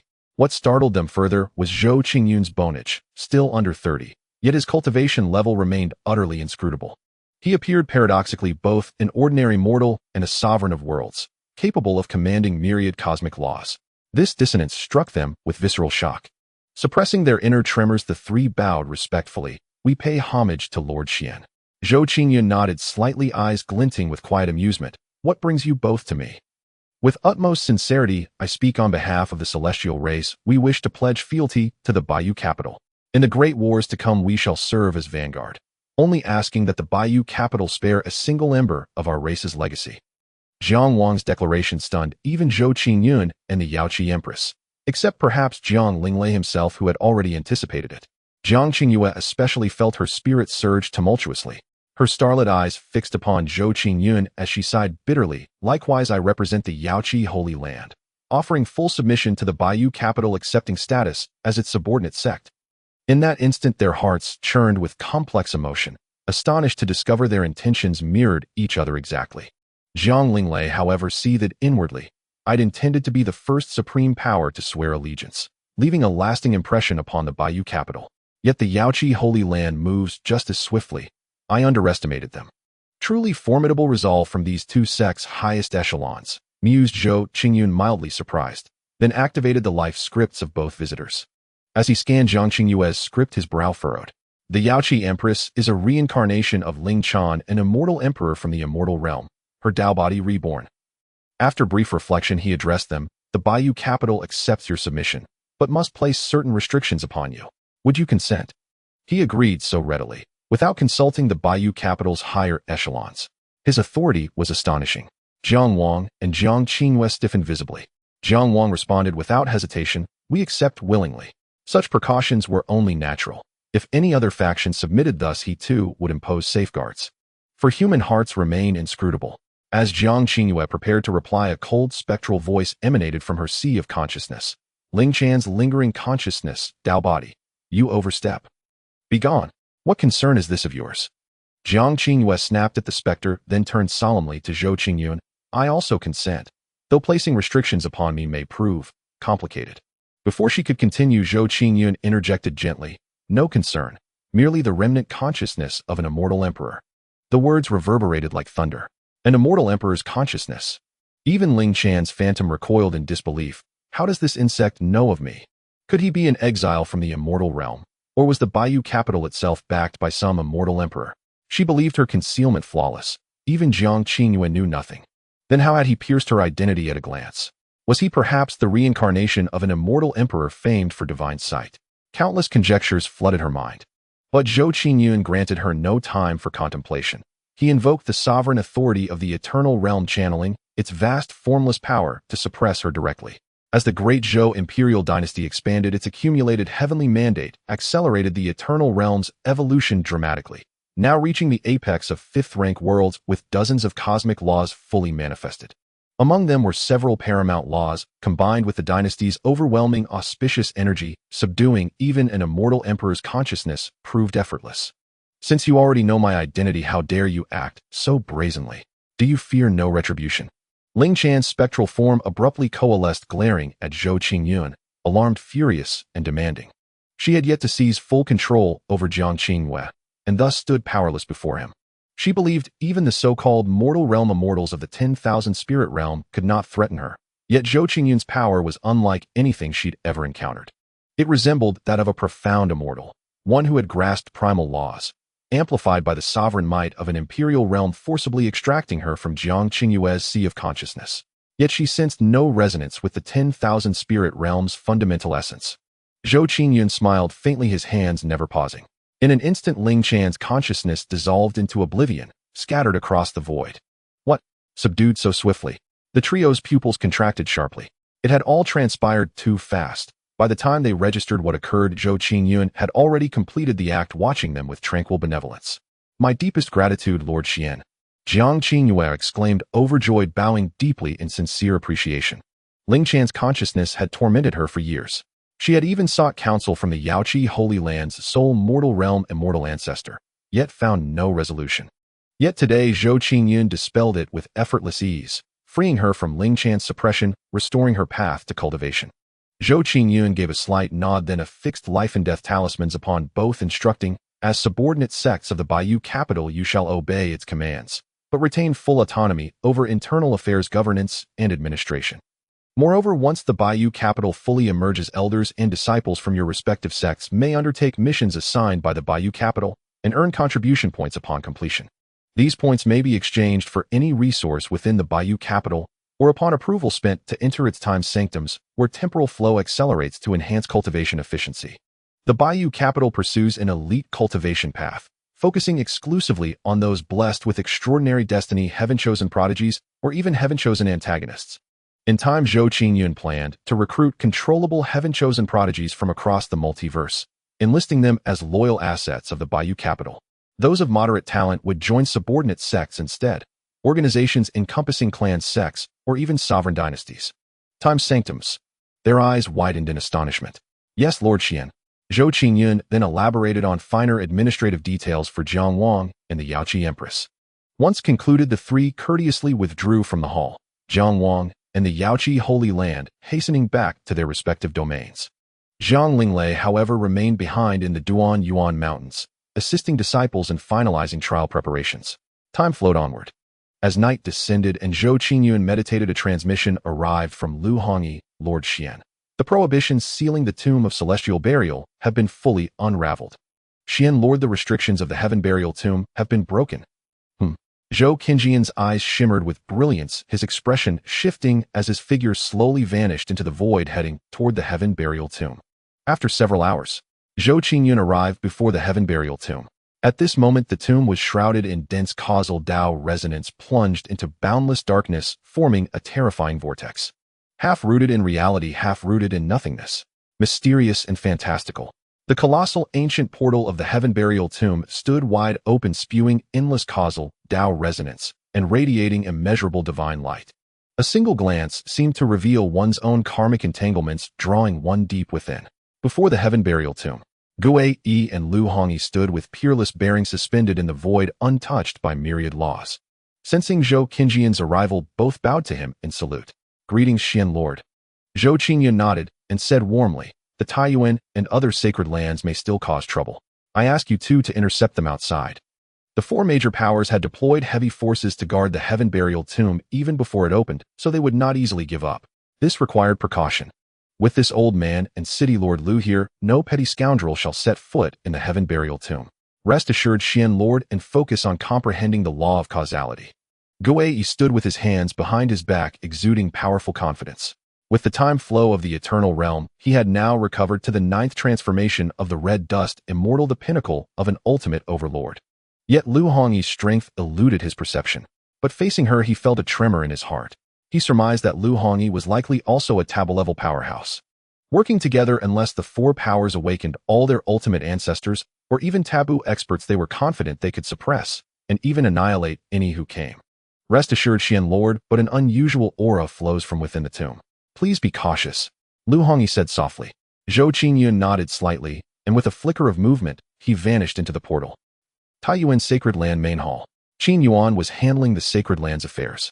Suddenly, a green-haired elder appeared out of thin air. The elder had a broad forehead, piercing eyes, and robust vitality. No trace of decay or senescence could be sensed from him. He seemed not an old man, but a vigorous youth. If not for his appearance and bone age, it would be hard to believe. Qin Yuan, startled, quickly bowed and said, Greetings, third grand ancestor. Among the peak powers of the 10,000 spirit realm, a saying circulated. 1 heaven, 1 sect rules past and present, 1 pavilion, 2 palaces, 3 forbidden zones, unknown, 3 halls, 3 saints claim supremacy, 4 hidden, 3 ancient clans that defeated return. The Taiyuan Sacred Land among transcendent powers ranked in the 3rd tier with profound foundations. It possessed 7 red dust immortals and 2 ultimate overlords. 1 taboo-level expert, the 10th transformation of red dust immortal, existed, but was aged and frail, sustained by self-sealing, awaiting the opening of the immortal path to break through. The green-haired elder before Qin Yuan was Zhu Kuan, one of Taiyuan's ultimate overlords. Zhu Kuan nodded and asked calmly, Sovereign, why have you awakened me? Qin Yuan did not delay and quickly informed Zhu Kuan about the heaven burial tomb. Third Grand Ancestor and Ultimate Overlord has forcibly opened the heaven burial tomb, which may affect the Sacred Land's grand plan. Hence I have awakened you. An Ultimate Overlord.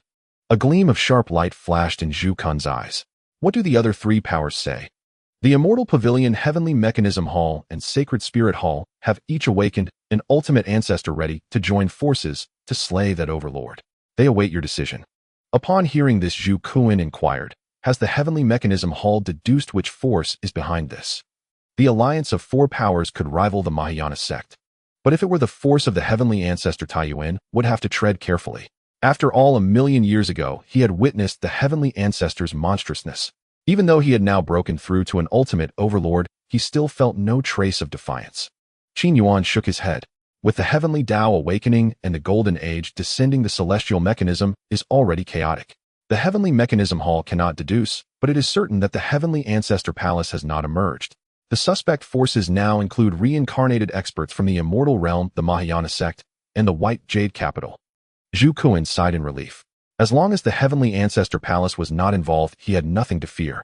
Without further words, he channeled laws, tore through the void, and headed for the Immortal Pavilion. The Heaven Burial Tomb. The moment Zhou Qingyun entered, a vast ancient aura rushed toward him. Rustling. A sound like a babbling brook arose, and the blinding light faded. Zhou Qingyun focused his gaze. Countless colorful bubbles floated, radiating prismatic divine light, utterly bizarre. The bubbles varied in size, each containing various scenes. Some were vast beyond measure, holding immense continents, towering ancient trees, and boundless oceans. Others were palm-sized, encompassing all things. There were specks of dust, droplets of water, pebbles, steamed buns, weapons, books, ancient war chariots, and countless living beings. Just then, a fist-sized bubble containing a pebble drifted slowly before Zhou Qingyun. His expression stirred as he probed it with his divine sense, but could not penetrate the bubble. Zhou Qingyun frowned slightly and tentatively touched the bubble. In an instant, a scene unfolded before his eyes. A young boy clad in tattered animal hide sat under a willow tree, staring thoughtfully at the shimmering lake. Suddenly, a mischievous child appeared nearby, threw a pebble at him, interrupting his contemplation. Seeing the boy look over, the mischievous child darted away. The boy seemed puzzled, staring blankly at the retreating figure. Then he instinctively picked up the pebble that had hit him and tossed it into the lake. Plopped. Ripples spread across the surface, brightening the boy's eyes. He jumped into the lake to retrieve the pebble. After finding it, he threw it again. He repeated this cycle, throwing until dusk, when the scene abruptly ended. Then the vision began anew from the start. Zhou Qingyun narrowed his eyes. Is this person's song? Could these bubbles contain the sights and experiences of his entire life? 1 heaven, 1 sect, rules past and present, 1 pavilion, 2 palaces, 3 forbidden zones, unknown, 3 halls, 3 saints claim supremacy, 4 hidden, 3 ancient clans, the defeated return. 1 heaven, Heavenly Ancestor Palace. 1 sect, Mahayana sect. 1 pavilion, Immortal Pavilion. 2 palaces, Demon Saint Palace, Divine Emperor Palace. 3 halls, Heavenly Mechanism Hall, Sacred Spirit Hall, Demon God Hall. 3 forbidden zones, Abyss, Burial, Sea, Dead Realm of the Departed, Return to Ruins, Forbidden Zone. 3 sacred lands, Lingwu, Sacred Land, Taichu, Sacred Land, Taiyuan, Sacred Land. 4 hidden, Yinyang, Sacred Land, Tianyin, Sacred Land, Sword Dao, Sacred Sect, Purgatory, Sacred Land. After observing the bubble encasing the pebble for a while, without gleaning any information, Zhou Qingyun had no choice but to give up.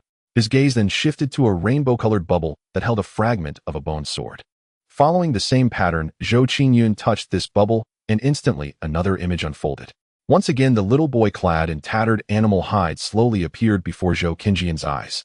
Unlike before, the little boy was now in a jungle. Not far from him, 3 burly middle-aged men wielding sharp long swords with smiles on their faces were skillfully dissecting the carcass of a massive beast. The little boy fell into contemplation again, his lips seemingly murmuring something. However, in Zhou Qingyun's view, only the visual display was present with no sound emanating. This prevented Zhou Qingyun from discerning precise details, forcing him to guess the gist from the movement of the boy's lips. Why can a sword kill a beast? This was Zhou Qingyun's guess at the words the boy was muttering. Immediately, a peculiar expression crossed his face. No way, he's so young and already has so many thoughts. Song was the temporary name Zhou Qingyun had given the little boy. After all, this place was formed from Song's physical body, and Zhou Qingyun could not believe there was no connection between the boy and the images and Song. While Song was lost in thought, a group of 7 or 8-year-old children hesitantly approached the 3 middle-aged men, watching them dissect. The children's youthful faces were filled with admiration as they gazed at the 3 men. They chattered noisily, causing the men to burst into hearty laughter. Song, however, remained frozen in place, appearing out of place. After a moment, he stopped watching and returned to a stone hut where he found a bone sword. He examined it for a while, then broke off the tip of the blade and ran to the jungle. He presented it to the 3 men, seemingly asking, "Can this bone sword kill a beast?" The 3 men were taken aback, while the surrounding children all laughed, apparently baffled by Tsong's train of thought. Ignoring them, Tsong stubbornly stared at the middle-aged men. One of the men, unable to suppress a smile, patiently replied, "This beast has thick skin and tough flesh with scales like mountain rock. Without a weapon tempered by our blood and chi, killing it is impossible, let alone this bone sword that has lost its tip. Unless it's a powerful spiritual warrior who has drawn spirit into their body. Even with an ordinary bone sword like this, they could easily slay the beast." Dissatisfied with the answer, Song pressed further, "Then why can those powerful spiritual warriors kill it?" "Because they are spiritual warriors, that's why they can kill it." The man rolled his eyes. "If that's the case, Uncle 13, does that mean any spiritual warrior wielding this bone sword could kill the beast regardless of whether the sword has a tip?" Oi. Then why is it that when the chief, a spiritual warrior, uses a sharp-boned sword, he sometimes fails during beast hunts? Since the chief, as a spiritual warrior, has attacked the beast, why can't it die? Uncle 13's reply did not dispel Song's doubts, but instead spawned even more questions. The three men exchanged glances, their hands continuing the dissection work as they replied in exasperation. So you're saying that just because someone attacks a beast, that beast has to die? Song nodded, as if it were only logical. Can't see it, you little tyke, but you're quite the tyrant. But you'll understand these things when you grow up. For now, go play somewhere else, and in a bit Uncle 13 will roast some beast meat for you. Uncle 13, caught between laughter and tears, shooed Song away. This kid's thinking is really twisted. If you attack a beast, it must die? He had never heard such an unreasonable idea before. Receiving no answer, Song felt dejected. He walked to a willow tree, picked up a strangely shaped pebble, and tossed it toward the lake. The pebble struck the calm surface of the lake, sending up a large splash. Ripples spread outward one after another. Why can throwing a pebble into the lake create ripples, but when you attack a beast, it doesn't necessarily die? And why is it that Xiaohu always bullies me, but I can't transfer my pain to him? Song, now around 5 or 6 years old, was small and thin, his youthful face etched with worry. The scene abruptly ended, then began to replay from the start. If you attack a beast, the beast must die. After viewing all the images, Zhou Qingyun wore a strange expression. Bathed in the rainbow divine light, a novel thought arose in Zhou Qingyun's heart, as if he were empathizing with Song in the scene. It seemed he also understood Song's state of mind at that time. Throwing a pebble into the lake is the cause, the ripples it creates are the effect. Attacking a beast is the cause, the beast must die is the effect. But from another perspective, attacking a beast is the cause, and the attacker dying is also an effect. The same cause yields different results. Setting aside the issue of strength, if I were to attack a beast, I too would face multiple outcomes. How then can I pick the one that benefits me?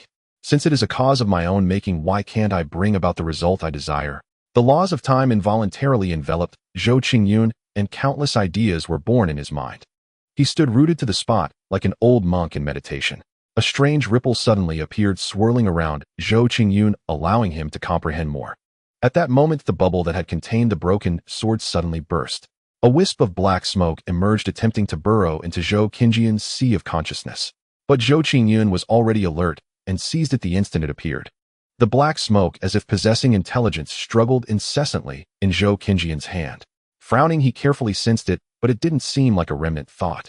Just then the investment system suddenly replied, "This is the mist of karma." Mist of karma. But why is there only a wisp? Zhou Qingyun frowned. The mist of karma is formed from the primordial law of karma.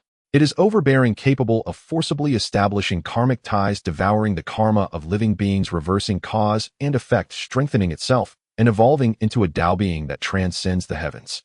The mist of karma here has not yet fully formed. It still needs to devour the primordial essence of beings with supreme karma to reach completion. Because it is incomplete, the mist of karma must still abide by the laws and constraints of this realm. When the host gained insight into the laws of karma from the bubbles, a karmic contract was established between you. If the host had not detected this wisp of mist, it would have entered the host's soul essence, slowly devouring all of the host's karma. At that point, the host's existence would collapse, vanishing from this world and entering reincarnation once more. Once the karmic contract is established, it is difficult to escape. If the host fails to comprehend the laws of karma from these bubbles, or chooses to leave this place, it will instantly devour all of the host's karma. Are there mists of karma in all these bubbles? Yes, and the larger the bubble, the more mist it contains. The host currently has two options: 1, comprehend the laws of karma through these bubbles, and turn the tables on the mist of karma. This will bring great benefits to the host. 2, spend 30 million villain points, and the system will cancel the karmic contract and isolate the mist of karma. Zhou Qingyun narrowed his eyes. That old fox Song really had ill intentions. Is he trying to revive himself using the mist of karma? He speculated inwardly. Honestly, if he himself were at the end of his rope, he would certainly try every means to set up a contingency plan for resurrection. Subsequently, Zhou Qingyun chose not to have the system intervene. Instead, he resolved to comprehend the laws of karma on his own and turn the tables on the mist of karma. He then headed toward a larger bubble. This bubble contained a bear armor beast. As before, the moment he touched it, another scene appeared. Before the towering stone gate of the celestial burial tomb, Gui Yi and Lu Hongyi hovered in the void, their gazes fixed upon the portal. Even after so many years, the prohibitions within this tomb remain impeccably preserved. One can only wonder what heights Song had reached in that era. Gui Yi expressed his admiration with heartfelt emotion. In Song's time, humanity lived a primitive existence lacking systematic cultivation methods and bereft of any so-called path to immortality. The path of cultivation was shrouded in mist, forcing each individual to grope their way forward. That Song could cultivate himself to the pinnacle and comprehend the law of causality spoke volumes of his extraordinary talent. Guo Yi never hesitated to praise such a formidable expert. This was likely what the legends called mutual admiration between true peers. Lu Hongyi shook her head gently and spoke softly. Song's path of cultivation was quite unique, unlike the current path of the myriad spirits realm, where one refines multiple immortal laws to enhance their strength. Song seemed to cultivate only a single law, devouring other laws to strengthen his own, using one law to suppress all others. I suspect that the law he cultivated back then had already transformed into a half-step great Tao. As for his actual strength, she could not estimate it either. Due to the constraints of the world, although Song might have comprehended a half-step great Tao without having condensed a Tao fruit or undergone the baptism of immortal Qi, an accurate assessment was impossible. Song's era was separated from the present by at least hundreds of millions of years. The seas had long turned to mulberry fields, and the world had undergone countless transformations. Yet the prohibitions formed from Song's physical body still possessed such formidable power. Even she had to concede that it was truly heaven and earth-shattering. However, she was confident that she would reach such heights in the future, perhaps even surpass them. Hearing this, Guo Yi showed no sign of disappointment. Instead, he smiled and said, Lord Xian already possesses the three supreme laws of time, space, and life. If he comprehends the law of causality, this time his future would be beyond description. The only question is which law Lord Xian will choose as his primary path to achieve enlightenment. Zhou Qingyun was currently at the quasi-emperor stage, on the verge of breaking through to the great emperor realm. Breaking through to the great emperor required focusing on a single law to shatter the shackles. Similarly, when breaking through to the mortal-immortal realm and transforming the laws, one had to revolve around the primary law. Zhou Qingyun had never mentioned his concept of the nurturing path to Guo Yi, which led Guo Yi to make this assumption. I suspect Lord Xian will not choose a single law as his primary one, or instead, he will cultivate them all. Lu Hongyi stated with certainty. Though Zhou Qingyun appeared gentle and amiable, the grand ambition within him, the path of civilization he cultivated, was something she could truly sense. Guo Yi's eyes flickered, and just as he was about to speak, he suddenly turned his gaze toward a distant space. Lu Hongyi furrowed her delicate brows and also looked in that direction. From the direction of the myriad spirits realm, ripples spread across the void, and four figures radiating supreme power abruptly appeared. One of them was grotesquely ugly, with a mismatched form, a small head, a swollen torso, a left arm like a wolf's claw, a normal right arm, and a lower body like a deer. This bizarre combination was both jarring and terrifying, yet various auras swirled around him, awe-inspiring and powerful, distorting the inherent perceptions of all living beings. This man was named Yishio Shirliu, a supreme overlord of the Yixin Pavilion. Beside Yishio Shirliu stood Zhu Kuan. Next was a handsome youth clad in robes embroidered with golden runes. He was named Qing Fuxing, a supreme overlord of the Celestial Mechanism Hall. The last was a gracefully slender woman of unparalleled beauty. She was named Meng Fanxing, a supreme overlord of the Sacred Spirit Hall. The four emanated a terrifying, icy, killing intent. Laws interwove within their bodies, revolving around their primary laws in an unending cycle, forming phantom images behind them that disrupted the operation of the world's laws. The four stared at Guo Yi and Lu Hongyi, their killing intent erupting fiercely. At that moment, Qing Fuxing of the Celestial Mechanism Hall seemed to recall something as he looked at Guo Yi. Frowning, he asked, "Are you people from the White Jade Capital?" Before the heavenly Tao had fully awakened, the current Hall Master of the Celestial Mechanism Hall had once attempted to divine the White Jade Capital, but was killed by the backlash, issuing a stern warning in the process. Do not oppose the White Jade Capital. He had been jolted awake at that time and had learned about Guo Yi's background. Thus, the moment he saw Guo Yi, he recognized him instantly. For a moment he hesitated. The others beside him frowned slightly. Zhu Kuan sneered. "Qing Futian, you've truly regressed with age. A force emerging from some obscure corner has actually instilled fear in you. I suggest you just hand over your immortal law to me and let me become an immortal in your stead so you can stop embarrassing yourself." "You?" Qing Fuxing was furious but found no words to retort. The higher-ups of the Celestial Mechanism Hall had scoured ancient texts and made oblique divinations about the White Jade Capital, yet they had found no information. Thus he could not argue effectively. After all, having lived for so many years, he had indeed grown overly cautious. Yishio Shirliu's aura was as deep as an abyss, and he fixed his gaze on Lu Hongyi and the others, letting out an eerie laugh. You two certainly have audacity, not peacefully slumbering in the myriad spirits realm awaiting the world's ascension, but instead coveting the celestial burial tomb. In my view, this so-called white jade capital has no reason to exist. Apart from the heavenly ancestor palace and the Buddhist sect, he feared no force. Of course, he was still quite surprised that the white jade capital had dispatched two supreme overlords at once. As he spoke, Xianxia made a grasping motion through the air, and terrifying laws swirled, forming a heaven-obscuring hand that reached for Gui and the others. A supreme Dharma image suddenly materialized, radiating 9 immortal laws and bearing 9 wings shattering the firmament. At the same time, an overwhelming majesty emanated from Xianxia, exalting him as both supremely holy and demonic, his hideous form almost appearing handsome and flawless, evoking no revulsion. Gui, like a kindly old man, chuckled lightly. The white jade capital has existed since ancient times. How could a few young friends like you possibly understand? I think you young friends are far too irritable. You need to enter the cycle of reincarnation to cool down. He stood with his hands behind his back, and behind him the starry river reversed, dissolving Xianxia's momentum. The 4 of them tensed up. Zhu Kuan and Meng Fanqing did not hesitate and launched their attacks at Gui and the others. Only Qing Fuxing hesitated for a moment, but after weighing the pros and cons, he gritted his teeth and charged at Lu Hongyi and the others. Boom! The great battle erupted instantly. Boom!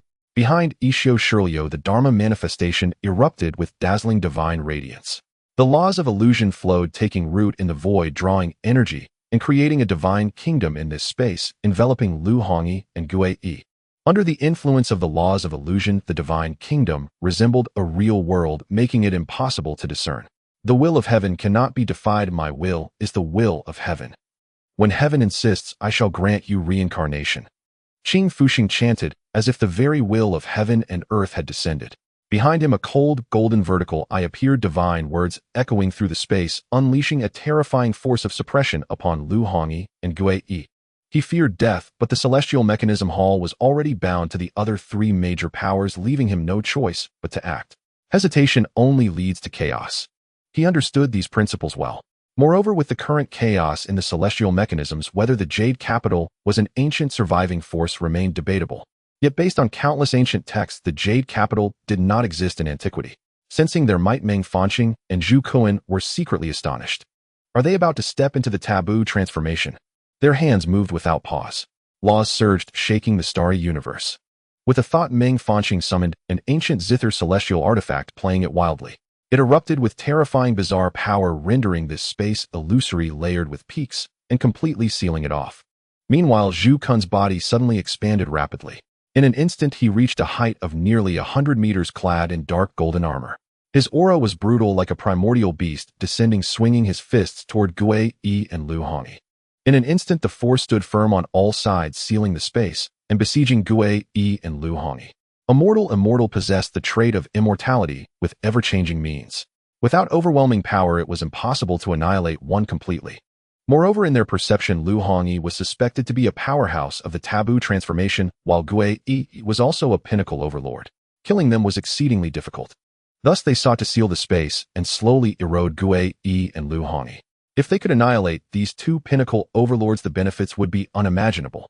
At the same time, it would clear obstacles for the 4 Supremacy Alliance and establish unparalleled authority. Buzz! Terrifying divine light illuminated the starry universe, dazzling as daylight. Lu Hongyi and Gui remained calm.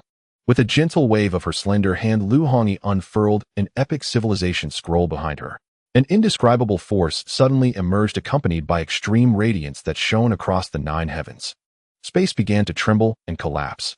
The dreadful sealing force was pierced, revealing its true form. All who oppose the Jade Capital shall be slain. Lu Hongyi's robes fluttered, her expression cold. In her eyes, a crimson gold glow shimmered, piercing through illusions and shattering Xianxia's illusory divine kingdom. What kind of Tao does Lu Hongyi cultivate? It seems to encompass all things. Gui was slightly startled, but his hands moved without pause. Tao principles flowed, his form expanded to heaven and earth, reaching tens of zhang, in an instant towering into the starry sea, even larger than Zhu Kun's body. Before Gui, Zhu Kun seemed like a mere chick. All his techniques and Tao struck Gui's body, but caused no harm. At that moment, Gui was like a deity.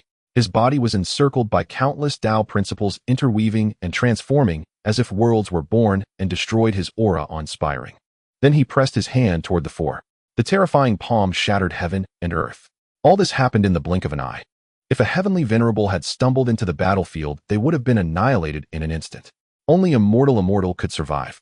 The four's pupils contracted. Could they truly be taboo-level powerhouses? But why could they unleash such immense might?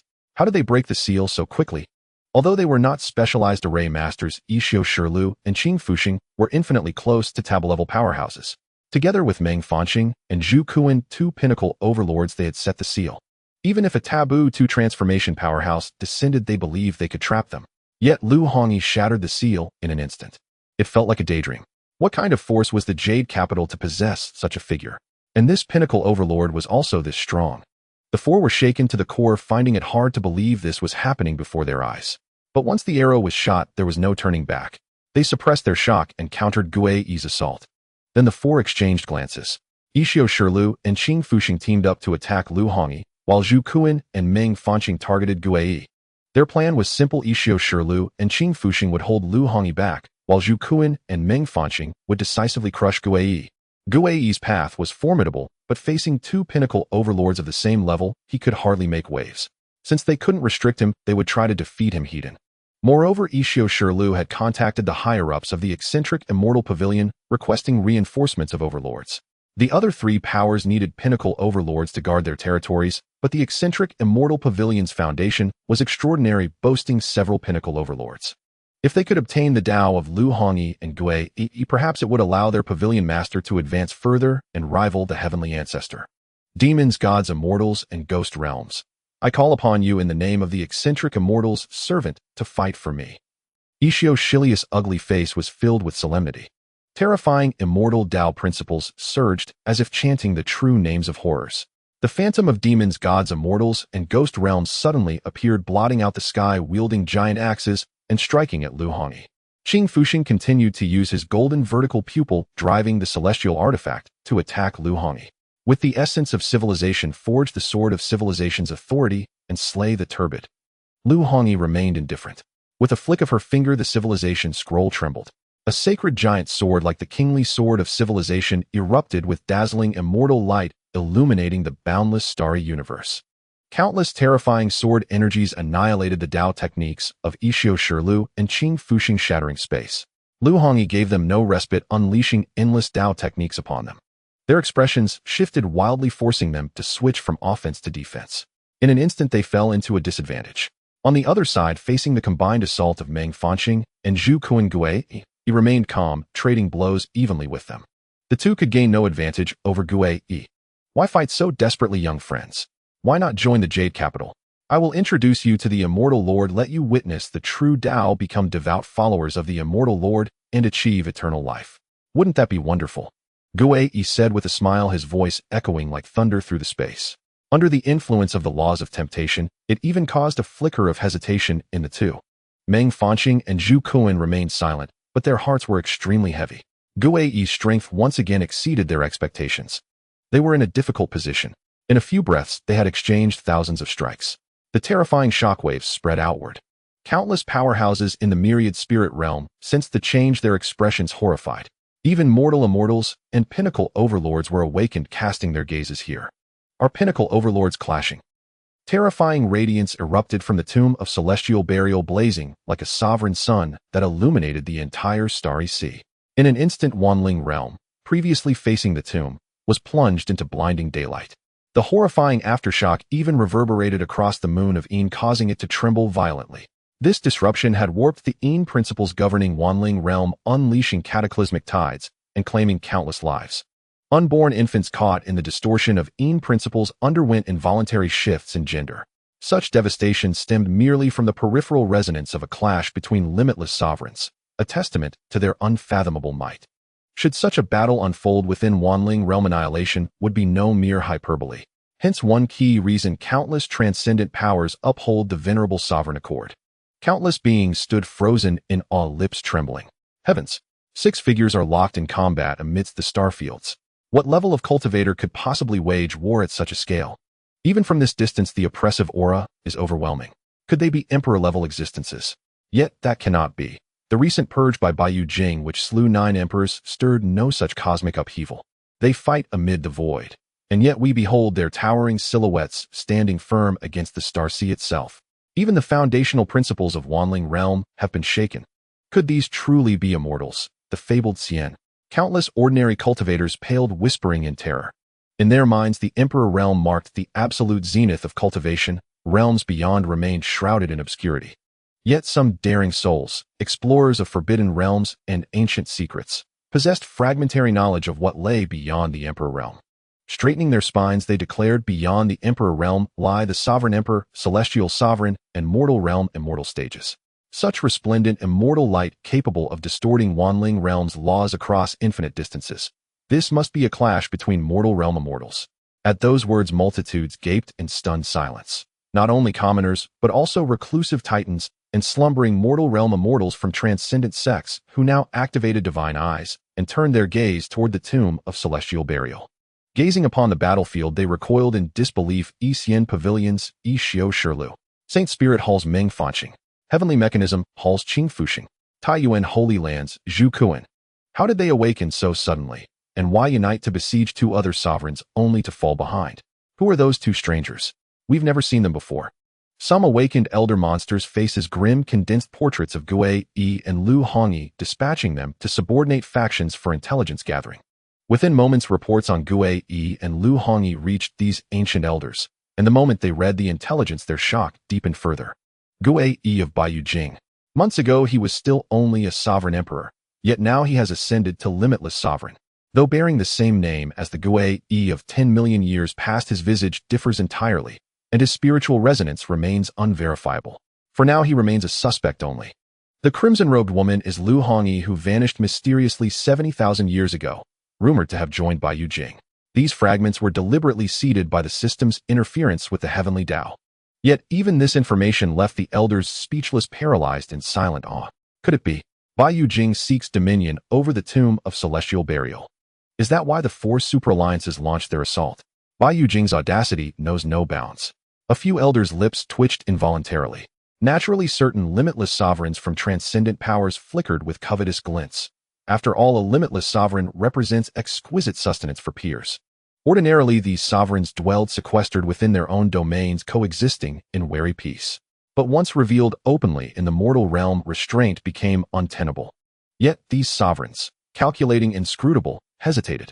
Gui Yi and Lu Hongyi were currently overpowering for limitless sovereigns. A rash intervention would be perilous. Provoking Lu Hongyi or Gui Yi into ultimate transcendence could inflict irreversible Tao wounds, or worse, cost a life. And behind them loomed Baiyujing itself. For now, they would remain aloof observers, perhaps even seize opportunity in the aftermath. Why not? While transcendent powers held their silence, lesser factions, lacking limitless sovereigns, panicked, murmuring, was there not the venerable sovereign accord? Then why do limitless sovereigns now intervene? Do they fear no punishment from the ancestral heaven? Before the heavenly Tao's revival, its constraints suppressed all existences above the Emperor realm, causing many to forget the accord altogether. Now, with the heavenly Tao restored and its restrictions lifted for emperors and beyond, the topmost powers have resurrected the venerable sovereign accord. Factions without limitless sovereigns fervently hoped those possessing such power would abide by the accord. Otherwise, unchecked sovereign warfare would inevitably devastate ordinary beings and factions like theirs. Thus, they raged at the sovereign's brazen violation, and several supreme sects, leveraging alliances, urgently contacted transcendent powers, imploring them to issue warnings. Their plea received only one reply: observe quietly. Jade Dragon Holy Land. The Jade Dragon sovereign crushed a communication. Jade slip, his stern face dark with fury. So this is the divine Emperor Hall's gratitude.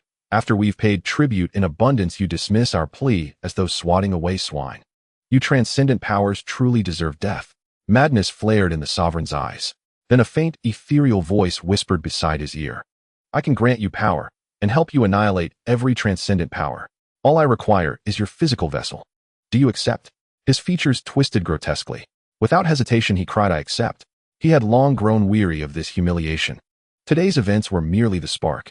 Given power, he would drag all factions into ruin, even if it meant unleashing a demon.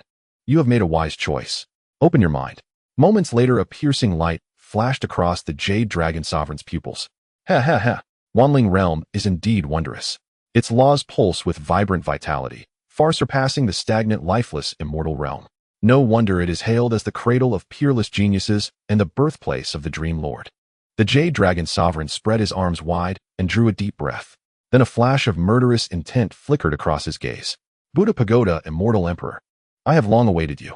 Your appearance here in Wanling Realm is truly heaven's blessing. And that insignificant insect who destroyed my Tao body, I shall make him taste agony beyond death.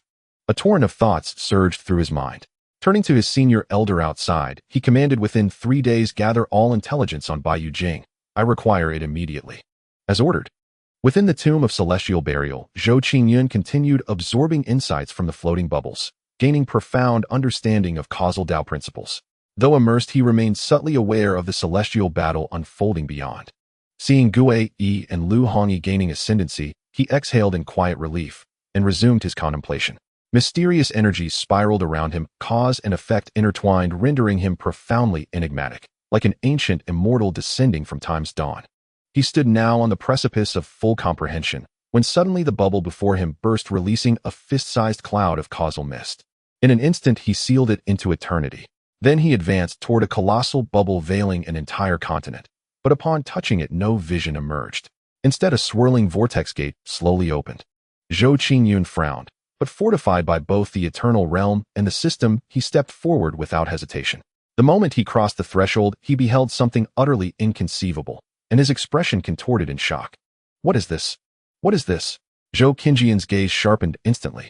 Unlike the previous visions, this one no longer depicted a boy named Song, or bore the stylistic hallmarks of the Wanling realm. Instead, it mirrored the aesthetic of Blue Star, the world of Zhou Qingyun's past life. He stood upon a city street, translucent and unseen, observing everything with quiet intensity, his mind adrift in gentle disorientation. Modern attire, flowing traffic, neon lights, zebra crossings, even the cultural fabric matched that of his former homeland. All of it felt startlingly real, yet uncannily illusory, leaving Zhou Qingyun silent. After a long pause, his eyes flickered, and 3 hypotheses surfaced in his heart. First, Song has awakened memories of his past life, or once visited Blue Star and lived there. But how could such an immense temporal disparity arise? Second, perhaps another transmigrator from Blue Star arrived here, comprehended the law of causality, and yet succumbed to the erosion of causal mist, ultimately assimilated. Compared to the first hypothesis, Zhou Qingyun leaned more strongly toward the second. The first was simply too implausible. Even across vastly divergent world tiers, such a colossal time differential defied reason. Moreover, the higher a world's tier, the exponentially greater the primordial essence required to accelerate its internal time flow. The conversion of primordial essence from chaos bears no relation to a world's internal time flow. It depends solely on the world's efficiency in absorbing and refining chaotic qi. Thus, the larger and more mature a world becomes, the more its time flow tends toward constancy, aligning ever closer with the grand cosmic rhythms of the multiverse and the supreme realms. The Eternal Realm dared implement a 5000-fold time acceleration only because of Zhou Qingyun's interference and the blessing of the great Zhou Imperial Mandate's celestial fortune. In sum, the Eternal Realm's rate of primordial essence conversion exceeds both the consumption caused by accelerated time flow and the natural expenditure of cosmic operation. Furthermore, the Eternal Realm remains relatively small. Hence, Zhou Qingyun dared enact such extreme temporal dilation. Uninfluenced by any conscious will, a world's sovereign consciousness is utterly rational and would never undertake such a manifestly and profitable endeavor.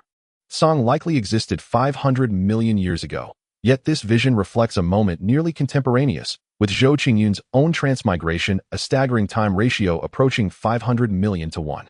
The Wanling Realm's tier is no lowly one. Sustaining such astronomical time dilation would demand incalculable reserves of primordial essence. Yet even the second hypothesis harbored profound inconsistencies. Zhou Qingyun suppressed his doubts and began observing the scene with renewed focus. His immediate priority remained locating Song within this vision. Only then could he grasp the Tao of causality. He wandered aimlessly through the streets. This space unfolded with flawless clarity, vivid breathing indistinguishable from reality. Zhou Qingyun occupied a third-person vantage, a silent observer witnessing all. Strangely familiar, yet profoundly alien. He attempted to probe the realm with his divine sense, but each attempt vanished without trace. Reluctantly, he withdrew. He emptied his mind and returned to the spot where he had first appeared, studying every person, every object, even drifting motes of dust. Recalling earlier visions, he noted that each initial scene had centered upon Song. He adopted Song's perspective, observing all things as Tsang might. Gradually, he perceived something extraordinary within the rushing crowd. Countless translucent threads emanated from each passerby. Some threads were thick, others fine, each extending outward. Some connected individuals, some bound objects, some vanished into the void, some knotted, intricately entangling beyond comprehension. Are these the legendary threads of causality? A subtle shift crossed Zhou Qingyun's expression. He studied the threads, intently attempting to trace each filament's origin, direction, and interconnection. He then tried severing them, but the threads existed beyond his reach, anchored in a higher dimensional plane he could neither touch nor influence. He resumed, weaving through the web instead. Each being possessed a unique causal signature, some sparse, others dense. The more threads one bore, the deeper their resonance with the world, and the higher their existential stature. The more he unraveled, the deeper his insight into the Tao of causality grew, until rapture gleamed in his eyes, fierce and unblinking. Time lost meaning. Was it one day? Or decades? Spring buds, scorching summers, autumn gales, winter snows. None stirred him. Neither frost nor tempest could pierce his unwavering focus. He hovered at the world's periphery, yet seemed woven into its very fabric. He observed it. He recorded it. He became its silent chronicler. A profound arcane radiance shimmered across his form. The aura of causality rippled outward, marking the precise instant Zhou Qingyun had fully grasped the Tao of causality. At that very moment, the Tao of causality spontaneously manifested within the eternal realm, triggering a cataclysmic transformation. Crack! A faint sound echoed, and every process unfolding across the eternal realm froze mid-motion, as though the universe itself had pressed pause. Its primordial essence roiled violently. A wondrous force enveloped the realm. The boundary of the eternal realm expanded outward, and sacred sigils blazed forth in radiant profusion. Is it ascending to Tier 6? Zhou Qingyun's pupils flickered, but he paid it little heed, instead surging forward at blinding speed toward a distant location. The instant he mastered the Tao of causality, he perceived it. Every living being, every object in this space, however faint, was linked by a single delicate thread of causality, all converging upon one place. Following those slender filaments across provinces, he arrived at a quiet cafe. Near the window, a young man sat alone, absorbed in a book. The youth wore simple attire, possessed a lean, elegant frame, and bore striking, refined features. At Zhou Qingyun's arrival, the youth lowered his book and looked up, his voice warm with genuine admiration. Fellow Taoist, you truly hail from that sacred place. Your talent is indeed extraordinary. To comprehend the Tao of causality in barely over a year. His praise was heartfelt. Even with his guidance, such rapid mastery marked a peerless genius. Zhou Qingyun's eyes narrowed slightly. Are you Tsang? Yes and no. You may call me Qiu. The youth shook his head, offering no further explanation. Zhou Qingyun carefully assessed Qiu's cultivation, and found only an ordinary mortal. How extraordinary! Zhou Qingyun's spirit tensed inwardly. Calmly he asked, why reveal yourself now, when you could remain the unseen hand guiding fate from behind the veil? Silently, he commanded his investment system display Qiu's profile. This panel. Zhou Qingyun's expression shifted slightly, and then he opened the life script of the prisoner. 500 million years ago, Tsang was the child of an era. He comprehended the law of causality, pioneered an unprecedented realm, attained a portion of transcendence, and evolved the law of causality into half-step causality Tao. However, due to the low density of spiritual energy in the world, his insufficient rank caused his physical body to be too inferior to bear the half-step causality Tao, resulting in backlash. Unwilling to accept this, Tsang defied the heavens, forcibly devouring the mighty power within his true spirit in an attempt to break free from the world's constraints, but ultimately failed. After his failure, he transformed his physical body into the heaven burial tomb, imprisoning the half-step causality Tao, while his essence, energy, and spirit became Fa Tao and the prisoner respectively. Fa and Tao entered reincarnation. The prisoner remained in the heaven burial tomb as a coordinate to guide their return. When the three reunite, they will form Tsang's complete soul. As time passed, no one is perfect. Even though Tsang stripped the prisoner of his power, limiting his strength and range of movement, the prisoner still developed self-awareness 1,000,000 years ago due to the world's ascension. Driven by this self-awareness, the prisoner sought to overthrow the original will and make his own consciousness dominant. Thus, he began scheming, searching for flaws in the heaven burial tomb. But Tsang had always accounted for such a possibility. Moreover, the heaven burial tomb was forged from Tsang's own flesh, its rules perfectly complete. How could the prisoner possibly find a flaw? In the end, the prisoner abandoned his search for flaws and turned his gaze outward. After hundreds of thousands of years of exploration, he created the method of forging a causality Tao body and sent it into the world. This method was discovered by four transcendent powers: the Immortal Pavilion, the Celestial Mechanism Hall, the Taiyuan Sacred Ground, and the Holy Spirit Hall. After deliberation, they formed an alliance to jointly forge the causality Tao body. But the prisoner did not know that the taboo ancestor of Taiyuan Sacred Ground was actually the incarnation of Fa, who had awakened part of Tsang's memories. He too had developed self-awareness and sought to overthrow the original will. Thus he played along with the prisoner's scheme, attempting to devour him, seize the causality Tao body, and take control of the half-step causality Tao ahead of time. But both Fa and the prisoner's actions were within Tsang's calculations. The so-called method of forging a causality Tao body was deliberately guided by Tsang to forge the body and welcome Tao's return. Thus, whether Fa devours the prisoner or the prisoner devours Fa, whoever seizes the causality Tao body will allow Tsang to return smoothly. Even if neither merges, Tao will use the authority of the Heaven Burial Tomb to devour both and bring Tsang back.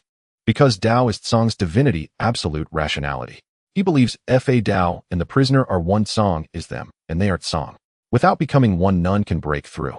10 years later, the Heaven Burial Tomb opened, attracting countless beings of great causality.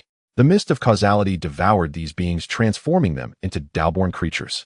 The causality Tao body was successfully forged, and the prisoner was devoured by Fa, who merged with the body. In the end, Tsang returned as he wished, refined the Tao-born creatures, obtained a Tao-level physique, and bore the causality Tao. 1,000 years later, he joined forces with the heavenly ancestor, obtained a portion of the source of transcendence, ascended to the transcendent realm, and shattered the immortal realm. Recent script: 10 years later, devoured by Fa. Note this prediction is merely one possible fate trajectory, entirely deduced based on the prisoner. Due to interference from the host and other destinies, the current fate line has already undergone multiple changes.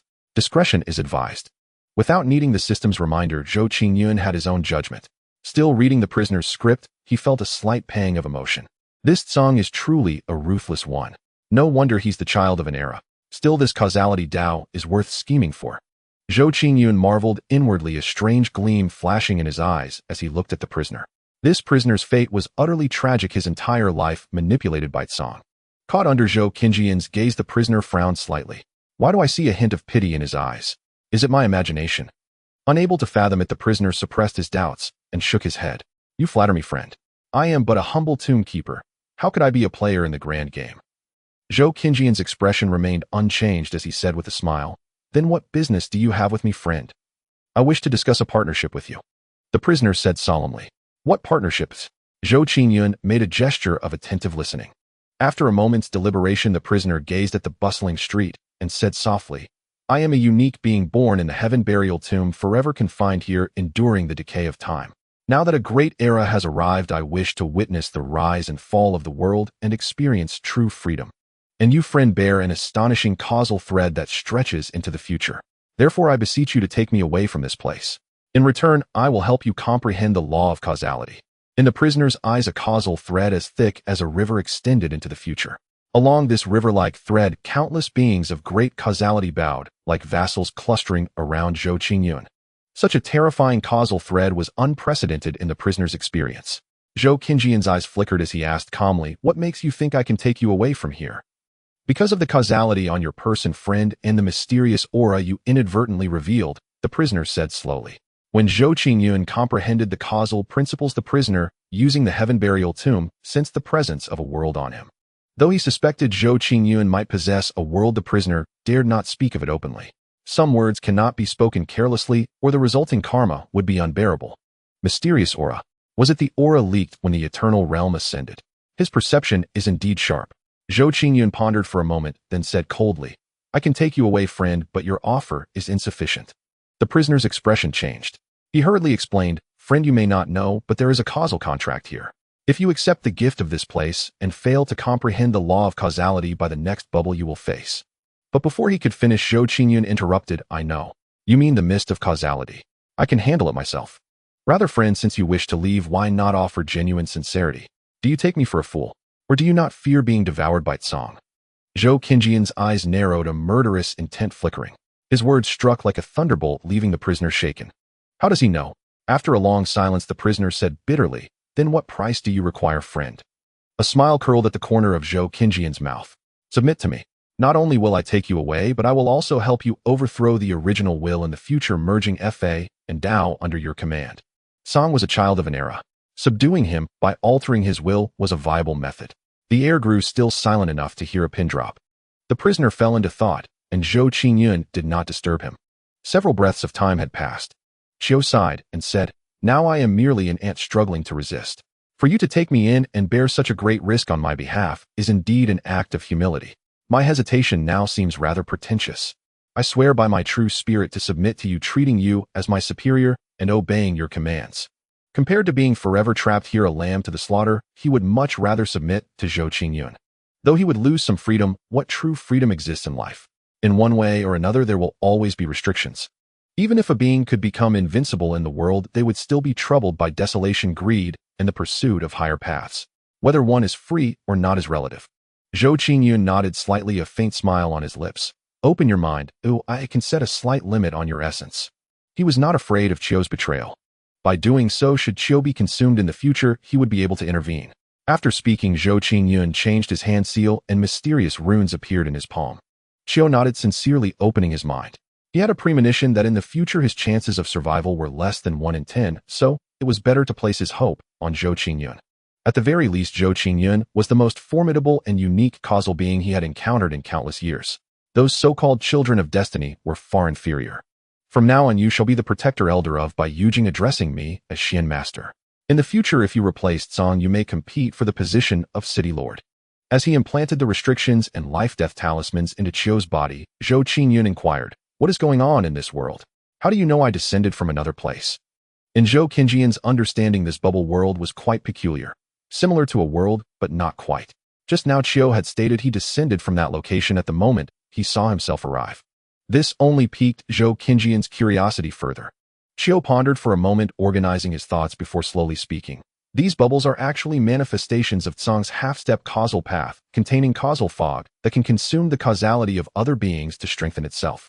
And these bubble-like worlds are actually derived from the causal fog, consuming those great causal beings, utilizing causal power to simulate a world.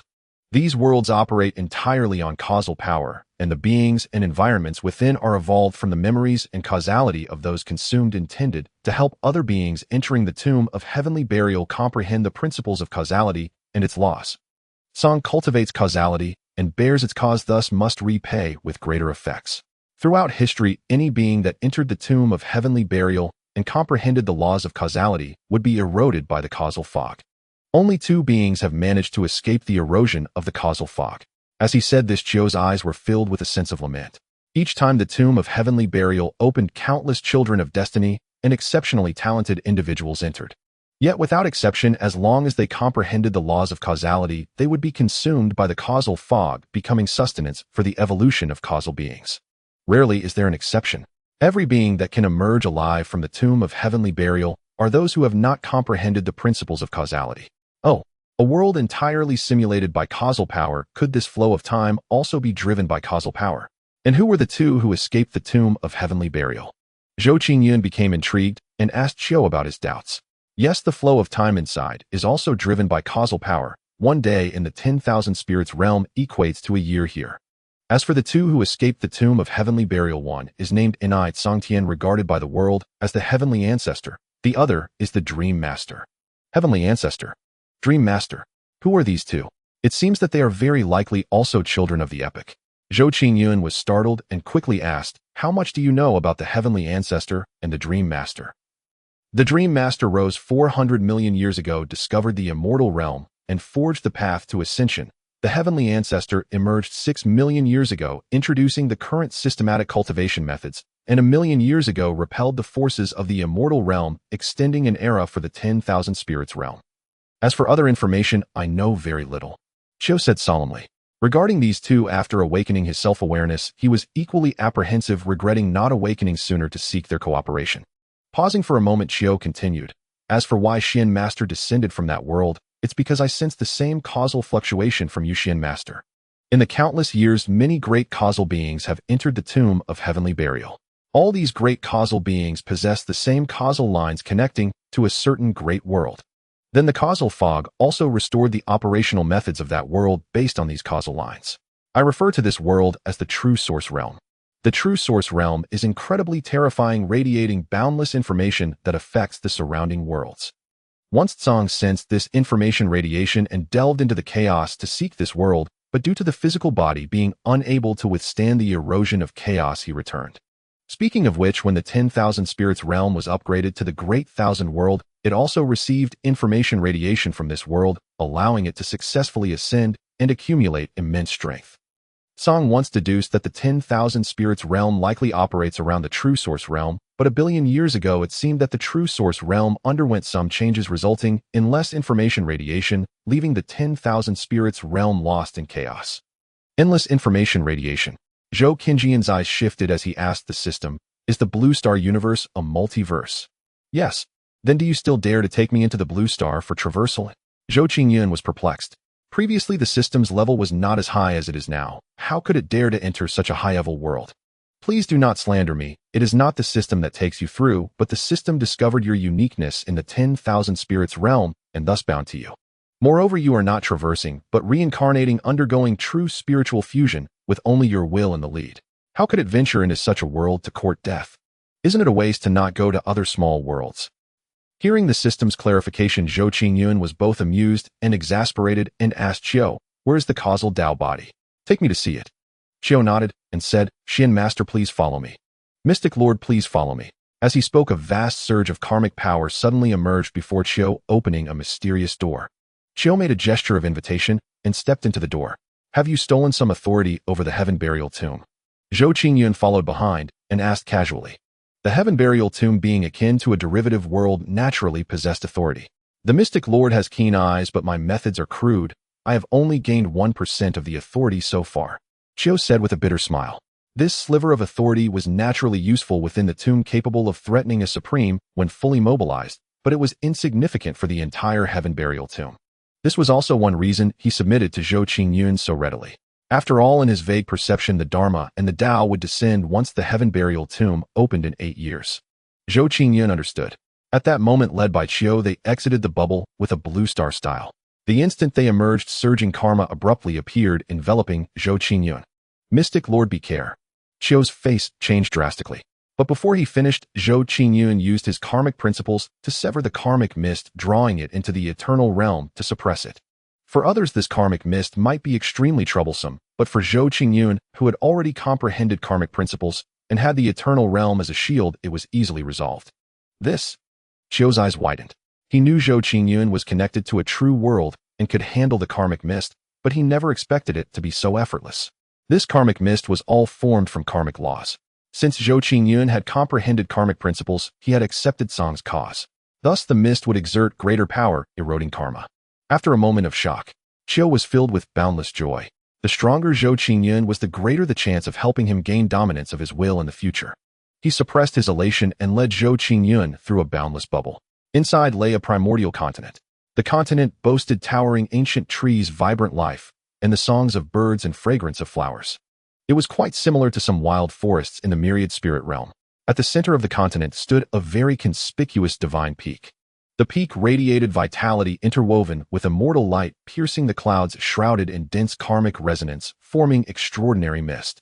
Atop the peak sat a majestic palace. Then Qiu led Zhou Qingyun to the palace gates. The palace was enveloped by countless arrays, and the gates were colossal, equally laden with terrifying restrictions. Qiu looked at the gates with some difficulty. "Mystic Lord, inside lies the karmic Tao body, but if I use force to break these restrictions, the taboo ancestors of the 4 great forces will likely sense it instantly." Hearing this, Zhou Qingyun was also quite troubled. He was not proficient in array formations, and forceful breaking would also raise alarm. The taboo ancestors of the 4 forces would likely awaken immediately and come to investigate the Heaven Burial Tomb.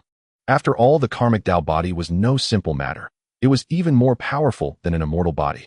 Once fully developed, it could comprehend karmic laws. Which force wouldn't covet such a physique? If not for the harsh conditions, the major forces would have forged several karmic Tao bodies long ago. And if the taboo ancestors of the 4 forces descended fully, Gue, Yi, and Lu Hongyi would find it hard to cope. At that point, he would have to spend villain points to have the investment system intervene. That would be a loss. Helplessly, he asked Xiao Tian, "Xiao Tian, how much world origin is needed to silently break the gate restrictions without being sensed by the 4 forces?" Villain points had stronger purchasing power, and Zhou Qingyun adhered to the principle of saving where possible. Reporting to Master, 300 world origin is required. Zhou Qingyun understood. He drew 300 world origin from the eternal realm and had Xiaotian break the restrictions. An invisible force burst forth, enveloping the gate's prohibitions. Instantly, these restrictions melted away like snow under the summer sun. Mystic Lord, your divine might is like a prison. Qiu's eyes flashed with sharp light as he quickly flattered. Having lived so many years, he naturally understood worldly affairs. Zhou Qinjian's face remained impassive. He pushed open the gates, and dense karmic resonance and fragments of principles rushed toward him. The karmic principles within him stirred vigorously. In the center of the hall stood a platform. Around the platform was a wondrous array gathering countless karmic principles. On the platform lay a crystal jade bed upon which rested a fair-skinned 7-year-old boy. The boy bore a mysterious rune on his forehead clad in purple robes. Vast karmic laws and principle fragments formed a vortex continuously pouring into his body, making him appear extraordinarily noble. The boy's current state was extremely peculiar, full of vitality, yet no soul fluctuations could be detected. Has the Tao not yet descended into this flesh, eh? Zhou Qingyun was slightly disappointed. He had been prepared to merge the souls of the three, Fa, Tao, and Qiu, in advance. Now he had to find another way, or wait for the karmic Tao body to mature.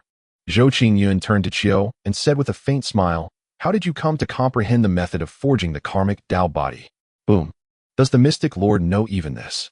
Qiu's mind thundered, his heart filled with both fear and admiration. He swallowed hard. At the time, I was racking my brains for a way to escape thinking of finding a body for myself. But since I am a manifestation of Tsang's spirit, my existence is unique, and even my true spirit is incomplete. Ordinary flesh couldn't bear me. Later, seeing the karmic laws here, I thought of using them to forge a body that could contain me, and I naturally comprehended this method. Did the heaven burial tomb influence Qiu's thoughts? Or did the method for forging the karmic Tao body already exist within his mind? Zhou Qingyun pondered, stroking his chin. Is this the vessel for the Taoist descent? Is the Tao reincarnating or descending from the immortal realm? Clang. Qiu's heart skipped a beat, and he shivered. Mystic Lord, do you mean this is the Taoist vessel? Then should I occupy the karmic Tao body in advance? The more he thought about it, the more likely it seemed. His face darkened. Why panic? Let him descend. I will help you make your will dominant. Zhou Qingyun frowned. Now use your authority to move all karmic principle fragments and resonance here to accelerate the karmic Tao Bodhi's gestation. And don't worry about your self-awareness being exposed. Tsang has already accounted for this. No wonder Tsang was so certain he could return. He had considered all these factors. It's also no surprise he achieved such greatness. Qiu let out a bitter laugh. Because the heaven burial tomb was formed from Tsang's flesh, it possessed a certain self-instinct akin to a heavenly Tao, impartially maintaining the tomb's operation. So he had always been cautious, but now there was no need to hide. He then began to gather karmic resonance and principle fragments, converging them into this space. Meanwhile, Zhou Qingyun implanted a life-death seal into the child and continued to comprehend karmic laws. After the eternal realm advanced to a 6th-tier world, its support for Zhou Qingyun grew immensely, transforming his comprehension ability. Seeing this, Qiu, who was gathering resonance, tactfully mobilized karmic power to accelerate time flow. Zhou Qingyun also invoked the time laws of the eternal realm to enhance himself. Though such extensive use of time laws imposed a physical burden on Zhou Qingyun, draining his life potential. Time was pressing. He needed to construct his own Tao, quickly break through to the great emperor, or even the emperor's sovereign, slay the ultimate overlords outside, and uphold the dignity of the white jade capital. The moment time laws appeared, Qiu's eyes widened again in shock. Time laws. Today he had been stunned more times than ever before. His emotional fluctuations exceeded the sum of all his past experiences. Most importantly, his chance of survival had increased by another 10%. Surrounded by a dual layer of time flow, Zhou Qingyun was trapped in a terrifying temporal field. The space around him constantly twisted and collapsed, and fearsome void power relentlessly eroded his flesh. But with Xiao Tian's protection, he felt little of it. He only sensed the time flowing at an incredible speed. He estimated that for every day outside, 500 years passed in his space. His insights into karmic laws grew faster. 10 years later, the karmic principles within him began to transform. 50 years later, under their influence, he comprehended his own spatial principles. Now, even without the eternal realm, he could wield spatial principles with ease. 100 years later, half of his karmic principles had evolved into karmic laws. 300 years later, he comprehended his own time principles. 500 years later, bolstered by a sea of karmic principle fragments, Zhou Qingyun successfully transformed all his karmic principles into karmic laws. He opened his profound eyes, a trace of vicissitude flickering within, and exhaled a turbid breath. I have finally comprehended karmic laws. Next, I can try to construct the path of nurturing. The Tao of nurturing. Nurturing all things akin to the heavenly Tao, yet distinct from it. In his conception, it could nurture all heavenly Tao, great Tao authorities, destinies, and fortunes. All the paths, insights, and experiences of beings who accept his gifts would converge into it, enriching the river, while other beings could draw nourishment from the Tao of nurturing to strengthen themselves. A cycle binding all beings to this great Tao. Their methods become my methods. This is a law of nihilistic ecology, even an ecology of the river of great Tao. It transforms every moment, extending toward the future, diversifying into the myriad. Should it take itself as the source, growing toward the capricious and ever-changing future, or center on itself, extending toward both future and past? Zhou Qingyun closed his eyes in contemplation, weighing the pros and cons in his heart. The Tao of nurturing must certainly take himself as the source. But whether to choose a singular future or to let the brilliance of both future and past converge in the present left Zhou Qingyun in a dilemma. The future is capricious and ever-changing. There might be supreme beings who discover the uniqueness of the nurturing path. Extending toward the future would only bear a single risk. However, this would make it difficult to acquire the Tao and laws of the past. If one day he clashed with some ancient supreme beings, he might be suppressed. He did not believe that the Tao of nurturing was unique. The myriad heavens might be so vast that similar paths were not scarce. Perhaps even the so-called great Tao of today had at its source a master reaping the insights of all beings. But extending toward the past might violate certain taboos, risking rejection by infinite worlds. This was no joke. Extending into the past meant inserting infinite information and entropic reversal. If discovered by some top-tier worlds, the consequences would be unpredictable. At this moment, the system seemed to sense Zhou Qingyun's thoughts, and suddenly spoke. Host's conception of this path is taboo, even insane. If necessary, it is recommended that the host switch to another path, such as the primordial Tai Chu Supreme or Chaos paths, which are also excellent choices for transcendence. The system can provide the host with certain insights. The system's voice was no longer cold, it even carried a hint of gravity. After a moment of silence, the system spoke again earnestly. The host is the most audacious being the system has encountered since its inception, and also the most unique.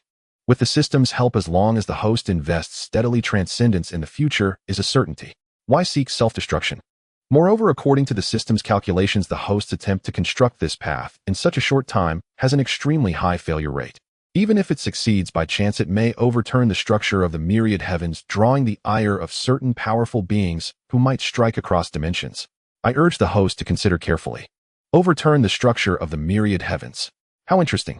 Zhou Qingyun's eyes lit up as he urgently asked, then, according to the system's calculations, what is my probability of success?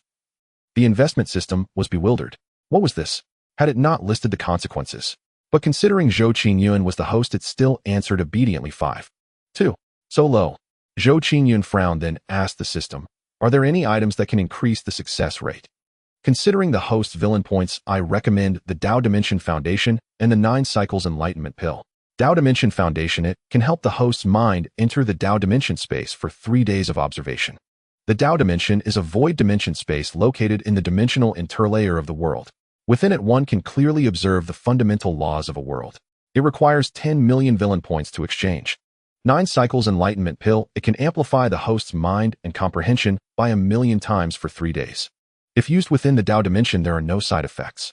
However, if used in the real world, given the host's current soul and physical strength, it would be unsustainable. It requires 10 million villain points to exchange. Tao Dimension Foundation 9 Cycles Enlightenment Pill. Quite expensive, huh? Zhou Qingyun's eyes moved as he inquired. Using these 2 items, what is my probability of successful construction? 81. 81. Zhou Qingyun's gaze blazed. Enough. System, exchanged them for me. He currently had 35 million villain points. After using 20 million, he would have 15 million left to deal with contingencies. What did it matter if he drew the attention of those powerful beings? With such brilliance in this life, if he could witness the pinnacle scenery of the myriad heavens, it would be worth it. Success or death. Exchanging. As the words fell, 2 beams of sacred light flashed and floated before Zhou Qingyun's eyes. The 2 beams, simple in their grandeur, caused no ripples in this space. Prison seemed not to notice the 2 light clusters still diligently guiding the causal Tao resonance. Zhou Qingyun showed surprise as he reached out to grab the 2 items. Instantly, a pill condensed from pure wisdom light and a triangular prism containing countless stars suddenly appeared in his hand. The 2 items existed in a peculiar state, seeming both ethereal and real. He examined them briefly before directly using the Tao Dimension Foundation. Buzz. Zhou Qinjian's vision blurred, and in an instant, he entered a special space. The space was desolate beyond measure. Within it, there was no material movement nor energy flow, only countless vast laws emitting a soft glow extending from the past to the future, giving birth to immortality and desolation. Among them, the laws of time and fate were particularly magnificent, forming rivers of law that intertwined, supporting the operation of the myriad spirits realm. Other laws entwined around time and fate formed tree-like phantoms, their roots in the past, their trunks extending toward the future, with some branches disappearing into the myriad spirits realm. So this is the Tao dimension. Zhou Qingyun marveled, feeling as if he were immersed in the sea of truth of the world. Upon entering, countless insights were born. He had a clearer idea of how to construct the Tao of nurturing. Not daring to waste time, he directly consumed the 9 cycles enlightenment pill. Instantly, everything in Zhou Qinjian's eyes changed. He seemed to see the paths of these fundamental laws. The world appeared to pause for his observation. Countless thoughts emerged, and the simplest things were recalled. Memories were crystal clear, forming images that revealed every blade of grass, every grain of sand, even the trajectories of atoms. In a single breath, Zhou Qingyun generated 1,000,000 times more thoughts. He was certain that if he hadn't been in the Tao dimension, his soul and body would have been instantly burst by these thoughts. His mental phantom expanded rapidly, becoming a giant in the Tao dimension, like a wise being gazing upon the laws. Without hesitation, Zhou Qingyun began observing these fundamental laws, deducing the method to forge the Tao of nurturing. On the first day, he looked toward the source of the fundamental laws, analyzing the principles of existence. On the second day, using his own comprehended laws and Tao principles, he deduced the construction method of the Tao of nurturing. On the third day, in the blink of an eye, 3 days passed.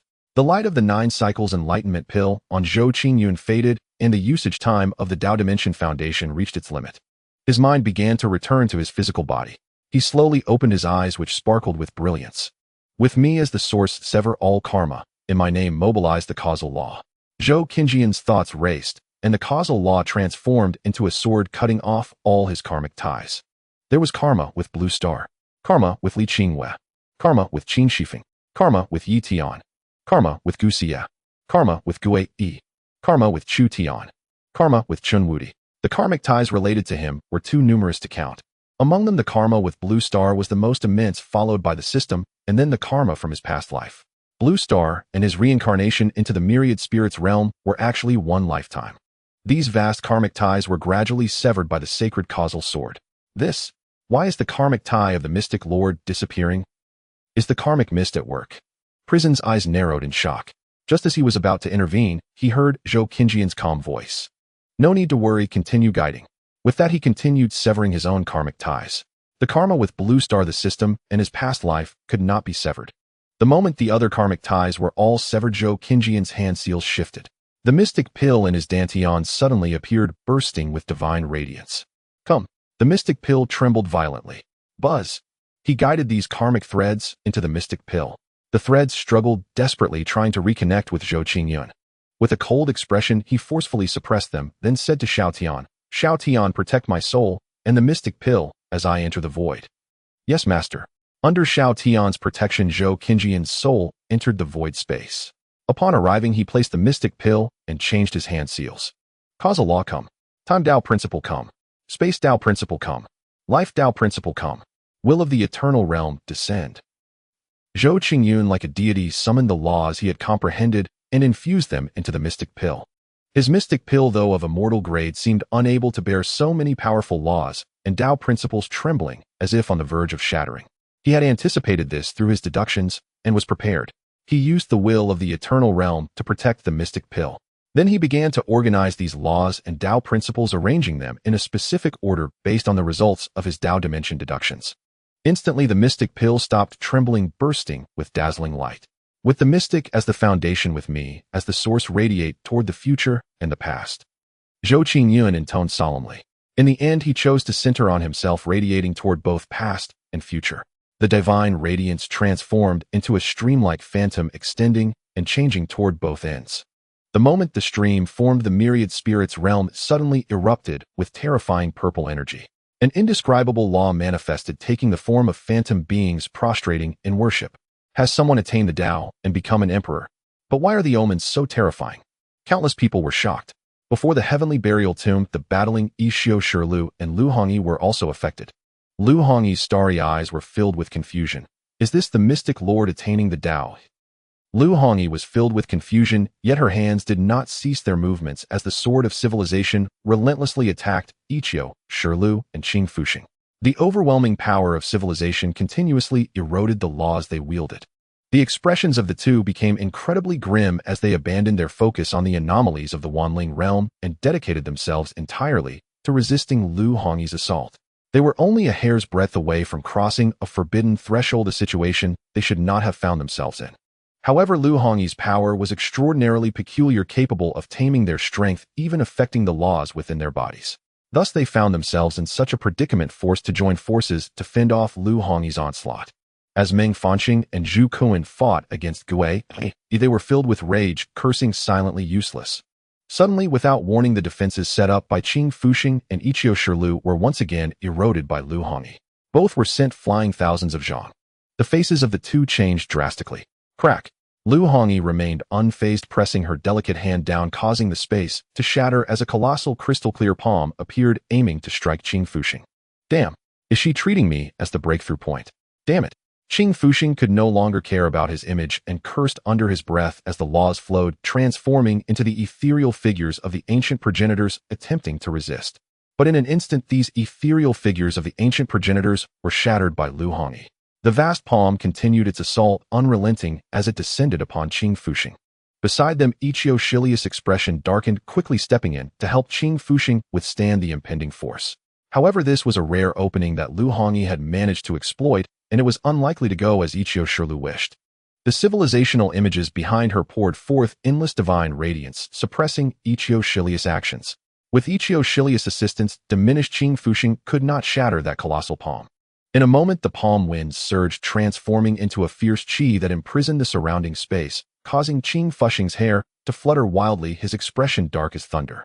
Although this move would not directly kill him, Lu Hongyi's power was extraordinarily strange, inevitably wearing down his laws and leading to a fall in his realm. Your strength is indeed formidable.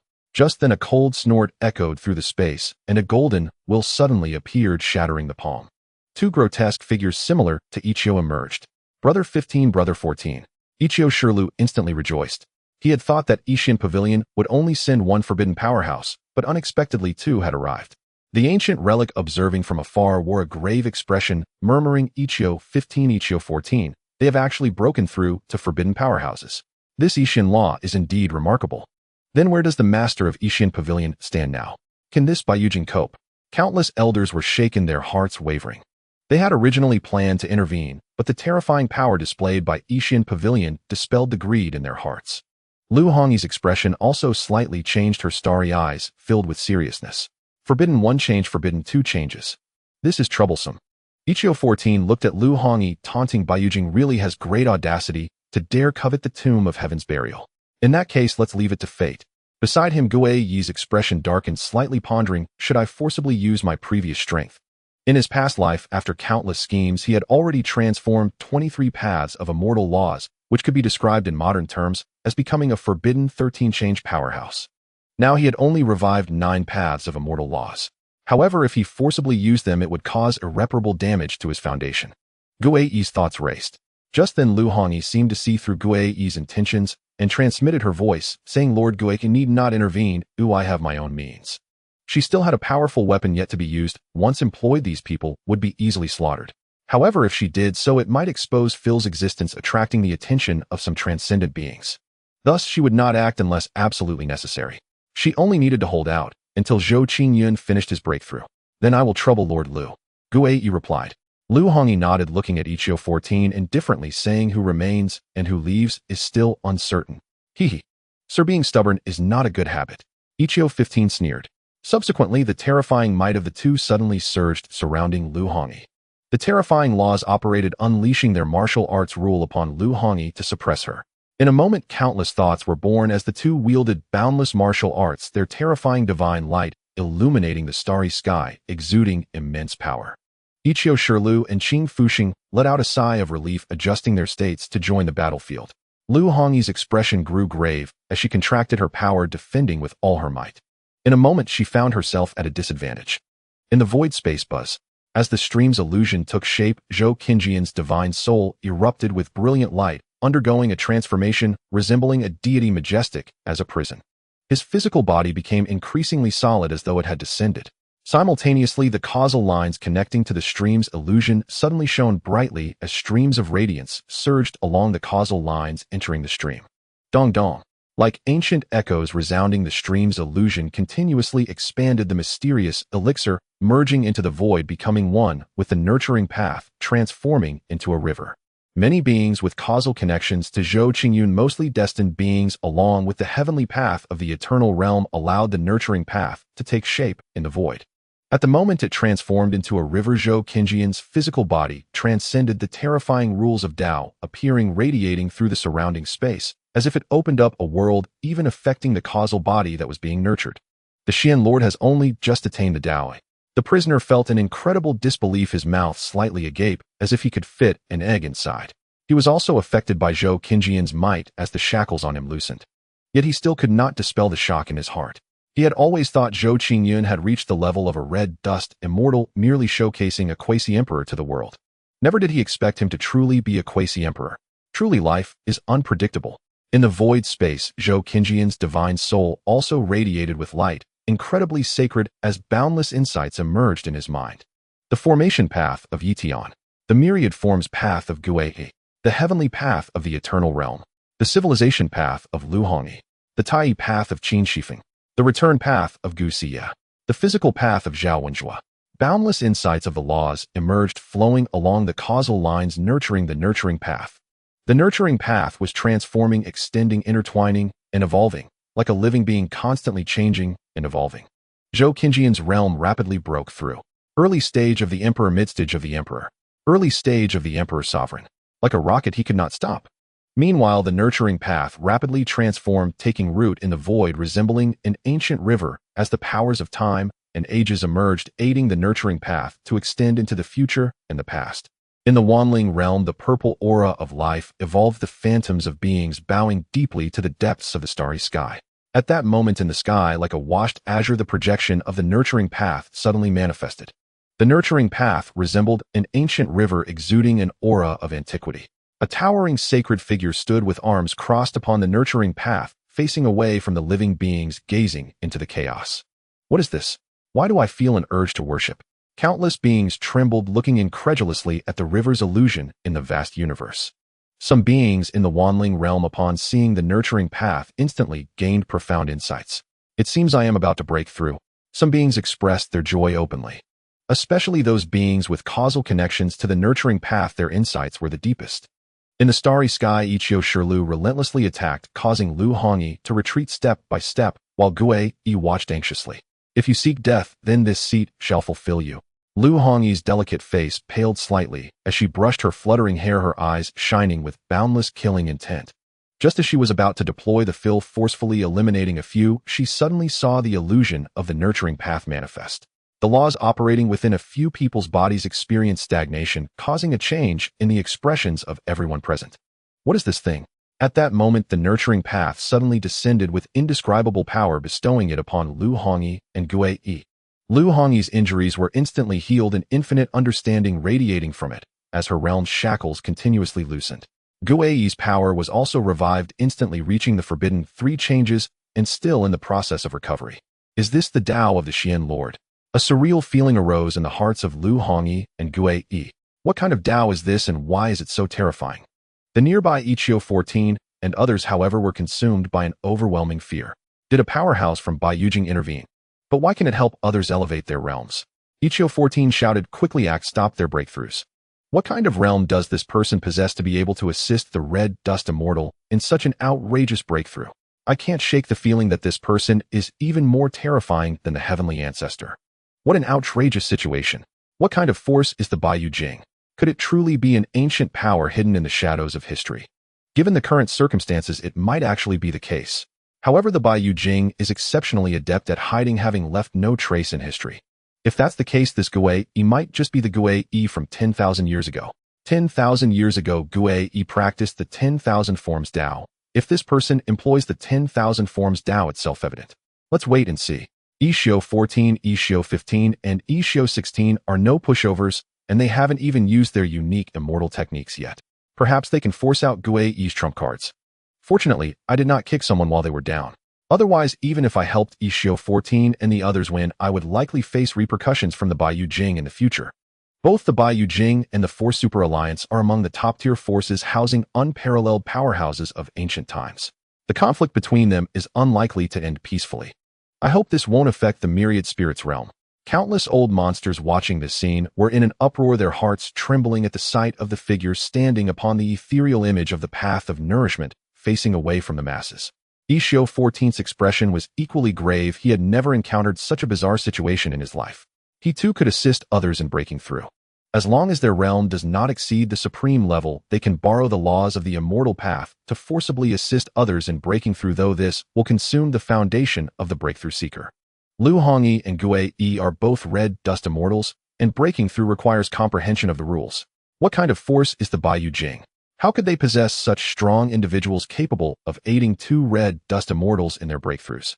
The most outrageous part is that an ultimate overlord actually jumped 3 realms to reach the forbidden 3 transformations. Can you believe it? This was exclaimed by Xianxia 14. The other 5, shaken to their core, snapped back to their senses. Without hesitation, they rushed to attack Lu Hongyi and Gui. Endless powers of the laws cascaded like a torrential river pouring toward Gui and Lu Hongyi. The starry sky trembled and countless anomalies were born, seemingly set to obliterate everything. Boom. A sacred sound echoed as if emanating from the ancient times, resonating throughout the cosmos. A terrifying divine bell appeared out of thin air, pressing down toward Gui and Lu Hongyi. Gui was merely reviving his power, not breaking through, thus he was unaffected. With a casual wave of his hand, the celestial bell shattered as the stars reversed. Suddenly his slender hand plunged into the void. When it reappeared, he was already above Meng Fangxing and Zhu Kuan, the laws swirling around him as he forcefully suppressed the two like handling chicks. Did you two enjoy your fight just now? Gui chuckled, his smile laden with meaning. As someone who could stand against the son of destiny, Gui naturally had his pride. Although he had fought to a standstill with Meng Fangxing, just now it still ignited his anger. He was now intent on taking action against these two. The expressions of the other few turned completely pale, especially Zhu Kuan and Meng Fangxing, whose faces were shrouded in a heavy gloom. Before others could react, Gui directly crushed the physical forms of Meng Fangxing and Zhu Kuan. Buzz. The two attempted to revive using the laws of the immortal path, but as soon as they did, they were shattered by Gui. Gui, you have gone too far. Xianxia 15's eyelids twitched, his face changed dramatically as he shouted. But the moment he finished speaking, he caught Gui's glance. Boom. Suddenly it felt as if great terror had descended. The thunderous sound filled the air as space shattered, launching Xianxia 15 thousands of miles away. Only with Xianxia 14's help did he manage to stabilize himself. Xianxia 15's hair flew wildly as he looked at Gui in fear. Gui remained nonchalant, the overwhelming power flowing around him, sealing the space, and then isolating the area where Lu Hongyi was. At this moment, Lu Hongyi was lost in enlightenment due to the feedback of the path of nourishment. For a time, aside from Xianxia 14, the other few could not circulate the laws normally. Boom. Before everyone could react, a supreme fist suddenly appeared, obliterating Qing Fuxing. An indescribable power emerged, continuously suppressing the three attempting to revive Meng Fangxing, Zhu Kuan, and Qing Fuxing. All of this happened too quickly. From the moment the few acted to Gui's strike, it was less than a breath's time. The bodies of the 3 ultimate overlords were exploded by Gui. As the saying goes, one should pick the softest persimmons to squeeze. For those with weaker power, but the ability to interfere on the battlefield, they naturally had to be the first to be eliminated. Everything happened too swiftly. Xianxia 14 and the others had no time to react. Sir, you are being too arrogant. Do you think that after breaking through to the forbidden 3 transformations you can act with impunity? Xianxia 14's eyes were filled with fury as he shouted, 1514, if we do not return to my body now, when will we? With his words, Xianxia 16 and Xianxia 15's expressions hardened, and without hesitation, they directly disintegrated. Their physical forms cracked layer by layer, the laws of the immortal path manifested, exploding with brilliant divine light, and suddenly drilled into Xianxia 14's body. Xianxia 14's body rapidly transformed, becoming even more grotesque, as if a fierce creature had descended. Of course, with the fusion of the laws of the immortal path, Xianxia 14's power underwent a tremendous transformation. In the blink of an eye, he reached the forbidden 3 transformations, and with the fusion of the laws of the immortal path, Xianxia 14's transformation continued. Is this the unifying method of the foreign immortals? It truly is terrifying. I must say the leader of the foreign immortal pavilion is indeed a talent. He was able to create such a stunning method. The eyes of countless old antiques narrowed. Practicing the unifying method of the foreign immortals, each red dust immortal's path is similar and interconnected. At crucial moments, they can unify their laws and paths with those of higher power. Similarly, the will of a disintegrated powerhouse can also unify with a higher one, which is truly shocking and terrifying. But generally, the powerhouses of the foreign immortal pavilion would not do this. Once a unification occurs, it is irreversible. The will exists within a single entity, and over time will give rise to strange emotions. Therefore, Xianxia 14 and the others did not use it right away. Is this the unifying method of the foreign immortals? Gui's eyes flickered. He had also heard Soul Extinction mention this method, so it was not unfamiliar to him. The reason he didn't act against Xianxia 16 earlier was due to this method. As long as he did not destroy the 3's laws of the immortal path in the first instance, they could still unify. Thus, he chose to act against the other 3. Xianxia 14's realm had already reached the forbidden 4 transformations, but his voice was chillingly cold like the hiss of a serpent. A giant shadow appeared behind him with 3 heads and 6 arms draped in a black robe, resembling a malevolent spirit crawling out of hell. The giant shadow's terrifying claws shot out suddenly as boundless and fierce power flowed. An endless array of monstrous evil spirits rushed to suppress Gui. 10,000 forms, transforming heaven. Gui's expression remained calm as thousands of laws appeared encircling the 13 rules of the revived immortal path, forming a sea of realms. The sea of realms flickered in and out of existence, radiating dazzling brilliance, obliterating these evil spirits. The 10,000 forms Tao. He truly is the Gui from 10,000 years ago. Everyone, including Xianxia 14 and the others, was stunned, revealing expressions of disbelief. No wonder he can fight across realms. Xianxia 14's expression was indifferent. However, higher by several realms, let's see how you resist. The laws of the immortal path within Xianxia 14 finally fused, successfully stabilizing his realm at the forbidden 6 transformations. He sneered repeatedly and attacked Gui again. Gui's expression was calm. He had just revived to the forbidden 4 transformations and could not contend, thus he could only continue dodging, waiting for his power to revive.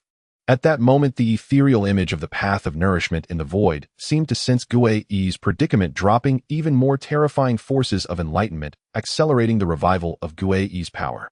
In an instant, Gui revived again to the 4th realm, reaching the forbidden 8 transformations. Gui smiled strangely, saying, "The paths you friends pursue are truly unique. I wish to observe them, and I hope you won't mind." As he spoke, an unparalleled power erupted from Gui, forcefully suppressing Xianxia 14, attempting to strip the laws of the immortal path from the few. How could you? Xiao's pupils narrowed in fright as he looked at Gui. Some powerful figures had already lost their voices.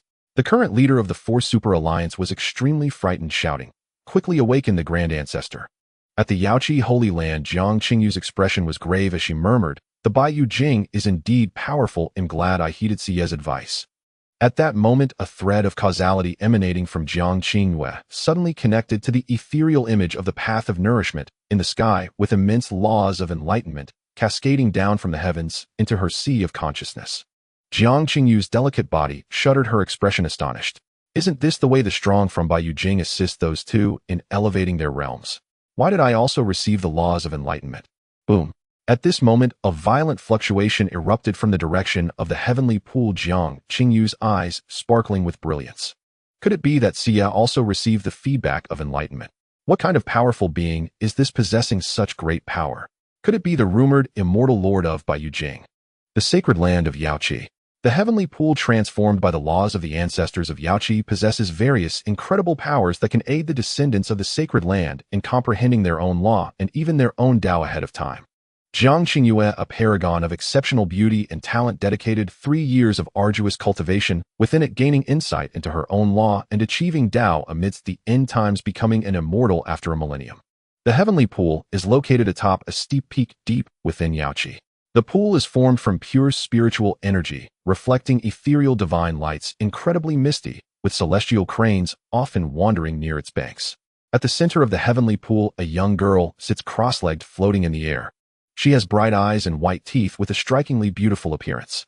Her skin is as white as congealed fat, and with her graceful and slender figure, 3,000 strands of hair cascade down to her waist, resembling a celestial maiden descending to the mortal realm. The girl sits cross-legged above the heavenly pool as the vast spiritual energy and profound Tao essence continuously converge towards her from the pool. Her aura is enigmatic, and she is in the midst of a moment of enlightenment. The girl is Xianxia, the first great fortune-bearer that Zhou Qingyun encountered. Upon arriving at the sacred land of Yaoqi, the higher-ups learned of her extraordinary constitution. Naturally, they placed immense importance on her, directly granting her the opportunity to enter the heavenly pool, an honor typically reserved for every 100 years. Xianxia did not disappoint. Within 3 months of entering the heavenly pool, she comprehended her innate law and successfully broke through to the realm of divine powers. According to their agreement, having broken through to divine powers, she was now able to return to Zhou Qingyun's side. However, by then Zhou Qingyun had already gained fame throughout the myriad realms, making her return seemingly inconsequential. Moreover, her slightly self-deprecating nature drove her back to the heavenly pool to continue her seclusion. She vowed to break through to the supreme within a year, becoming a sharp sword in Zhou Qingyun's hand. Yet as she secluded herself, and due to the profound nature of her 9 apertures Linglong celestial body, it seemed she had directly comprehended the Tao she sought to cultivate. That Tao was the Tao of return. Although she had comprehended the path, perfecting it would likely take considerable time. But today the Tao of nourishment suddenly manifested in infinite power, descending from the void, bestowing upon Xianxia. This rapidly perfected the Tao of return, and in the blink of an eye the construction of the Tao of return was entirely completed. With the construction of the Tao of return complete, it began to nurture the Tao of nourishment in return, creating a reciprocal ecological law beneficial to both sides, though the benefits to the Tao of nourishment far exceeded those of the nurturer. Suddenly Xianxia's delicate body trembled slightly, unleashing a terrifying aura that enveloped the entire sacred land of Yaoqi. Her realm continuously shifted, reaching the peak of divine powers, then early stages of divine palace, early stages of divine bridge, half-saint, sub-saint. In less than a few breaths, she attained the pinnacle of quasi-emperor. Immediately, Xianxia's mystic core spontaneously manifested to bear the Tao of return. Buzz! Her realm continued to break through, reaching the great emperor level. A terrifying pressure spread throughout the entire Yaoqi, causing countless individuals to prostrate themselves. The horrific purple aura appeared, expanding for thousands of miles. Compared to Zhou Qingyun's breakthrough, Xianxia's was but a drop in the ocean, yet it was still several times greater than an ordinary great emperor. All the inhabitants of the sacred land of Yaoqi were left speechless, rubbing their eyes to confirm whether they were mistaken. Only after confirming they weren't did waves of astonishment begin to arise. Is this the aura of the saintess? But why has she suddenly reached quasi-emperor? Wasn't the saintess just at the peak of divine powers not long ago? Heavens, this is madness. Today not only has a phenomenon of enlightenment that covers the entire myriad realms appeared, but it seems that the will of a supreme being has also awakened, interfering with the operation of the entire myriad realms. As if that wasn't enough, who would have thought that the saintess would achieve quasi-emperor in just one day, seemingly even showing signs of becoming an emperor? Her talent is indescribably terrifying. The sacred land shall flourish.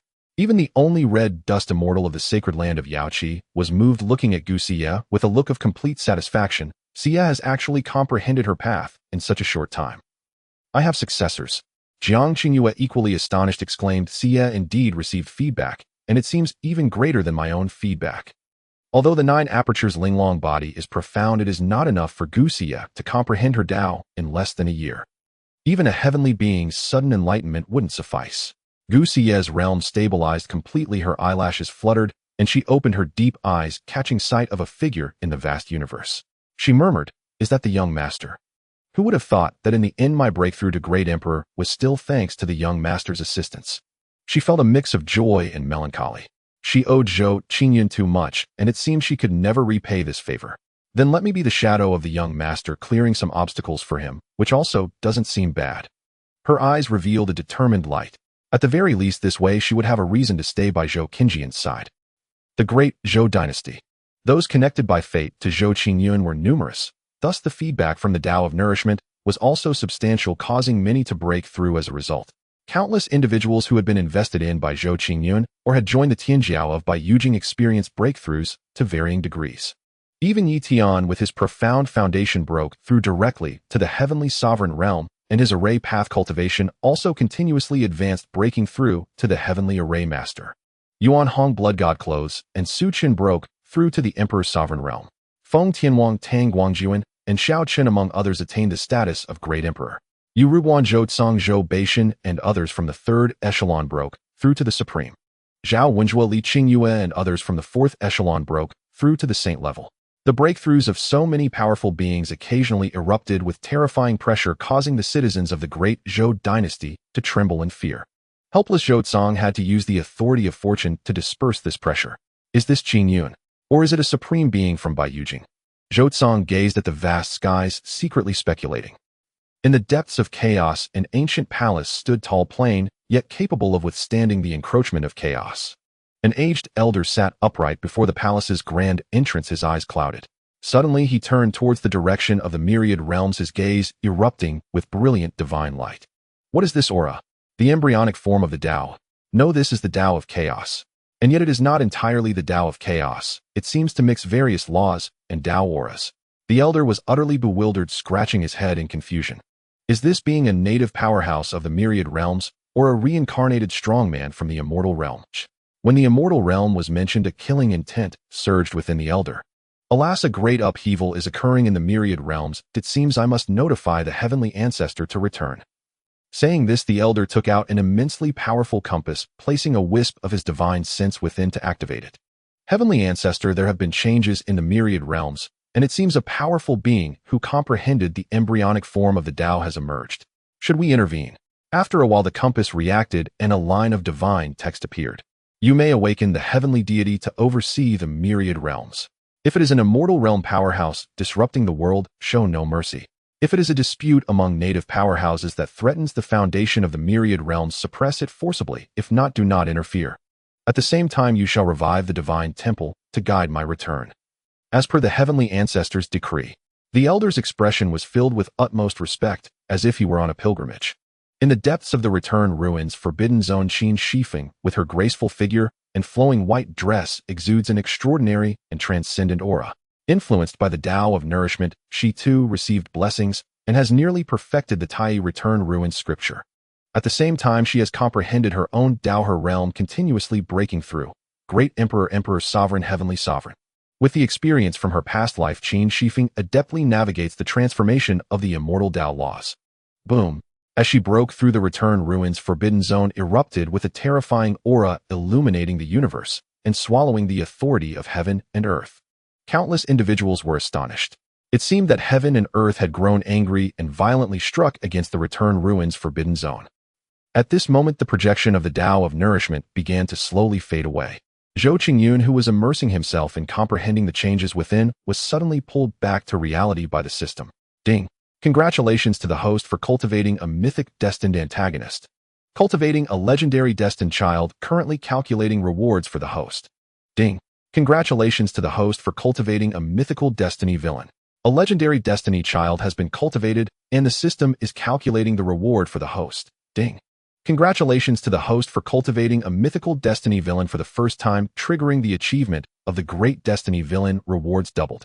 Congratulations to the host for obtaining a trace of transcendence prototype 1, a celestial sovereign artifact 1A, and ascension pills 10. Trace of transcendence prototype. The Tao extends infinitely. Intent reaches the other shore. The cosmos is boundless and life is endless. After use, it allows the host's path of nurturing to give birth to a trace of transcendence. With this trait, as long as no transcendent forcibly severs the host's origin or launches a cross-dimensional strike against the host's manifold creations, the path of nurturing cannot be eradicated. And with the Tao imperishable, the host is indestructible. Celestial Sovereign Artifact. The ancient spirit hammer forged from celestial sovereign spiritual materials. Ascension pill helps beings at the great emperor level and above to transform their physical life form and break through to true immortal. A trace of transcendence prototype. A glimmer of sharp light flickered in Zhou Qinjian's profound eyes. What a treasure! He had naturally sensed Qin Zifeng's transformation into a mythical villain through the path of nurturing. Moreover, the life script had already provided hints, so Zhou Qingyun felt little emotional fluctuation. The only unexpected thing was that Gu Xie had become a destiny child. However, Gu Xie had comprehended the Tao of unity. This Tao was not weak. It was not too far-fetched that it could help her become a destiny child. After pondering for a moment, Zhou Qingyun directly used that trace of transcendence prototype. Instantly, the path of nurturing which was about to dissipate suddenly rippled with vast fluctuations, as if from a higher dimensional space, injecting terrifying power into the past and future, taking root unceasingly. Zhou Qinjian's life level continuously transformed, seemingly on the verge of breaking the limits of this world. His current realm could no longer be measured by the traditional standards of the myriad spirit realm. A great emperor comprehends their own law and attains their personal Tao. An emperor venerable uses the mystic pill to bear their Tao will and laws, merging them with the physical body. A heavenly venerable unites heaven and man, beginning to glimpse the laws of immortality. A red dust immortal continuously transforms the laws of immortality. If one were to speak solely of the Tao he cultivates, his mystic pill had long borne the path of nurturing hidden within dimensional space, not a traditional emperor venerable. As for the laws of immortality, as long as a living being comprehends them through the path of nurturing, he could likewise employ them. In terms of power, without drawing upon the eternal realm's augmentation, he could currently unleash over 30 variations of forbidden might. But what was most terrifying was that his power cultivation and foundation were transforming and strengthening every moment. Thus, even Zhou Qingyun himself could not use the broad realm designations of the myriad spirit realm to describe his own cultivation state. After a moment of thought, Zhou Qingyun murmured, "Then let it be called the immortal realm. My path is entirely new. After the immortal realm comes the transcendent realm. There is no need for all those flashy names." The immortal realm signified immortality and indestructibility. After using the trace of transcendence prototype, aside from transcendence, even so-called immortal emperors could not eradicate him. Thus, calling it the immortal realm was in no way an exaggeration. Having defined his own realm, Zhou Qingyun cast his gaze outward and chuckled lightly. This farce should end now. As his words fell, the path of nurturing dissipated, and Zhou Qinjian's divine soul also vanished from the void, returning to his physical body. Boom! The moment Zhou Qinjian's soul returned, his physical body suddenly radiated a terrifying pressure, causing space-time to collapse and laws to freeze. "Spare me, Lord Xian." Qiu's face was pale, and he begged in terror. He knelt on the ground, his body flickering like a candle in the wind, barely struggling by mobilizing the remaining authority of the heavenly burial tomb. This pressure even triggered the instinctive reaction of the heavenly burial tomb, driving all its authority to maintain this space. This gave Qiu a chance to catch his breath. At that moment, Zhou Qingyun slowly opened his eyes. The terrifying pressure dissipated, and the turbulent aura around him gradually converged, returning to simplicity. He seemed to have become an ordinary person without cultivation. Yet his aura was unparalleled, supremely sacred, controlling the life and death of all heavens. Qiu's mind trembled, and two words arose in his heart: the great Tao is simple and sharpness is concealed within. After a brief daze, Qiu quickly bowed his head and said, "Greetings, Lord Xian." This was heartfelt submission to a true powerhouse. "Rise." Zhou Qingyun looked at the disheveled Qiu and nodded calmly. As for the fact that he had almost crushed Qiu to death when he returned from failing to control his power, Zhou Qingyun would not admit to that. Then, with a thought vast and boundless, causal Tao rhymes materialized out of thin air, surging into the little boy on the jade platform, accelerating the gestation of the causal Tao body. This, Qiu's eyes bulged and he swallowed hard. "Let's go." Leaving behind a single thought, Zhou Qingyun spoke to Qiu. Qiu's face immediately lit up with joy, and he quickly expressed gratitude. "Lord Xian's kindness this humble one will never forget." He was about to be free. How could he not be excited? Zhou Qinjian's expression remained unchanged. After taking Qiu into the eternal realm, he walked with his hands behind his back. Space-time underwent no change. He seemed to merge with space and time, triggering no prohibitions, and vanished in the blink of an eye.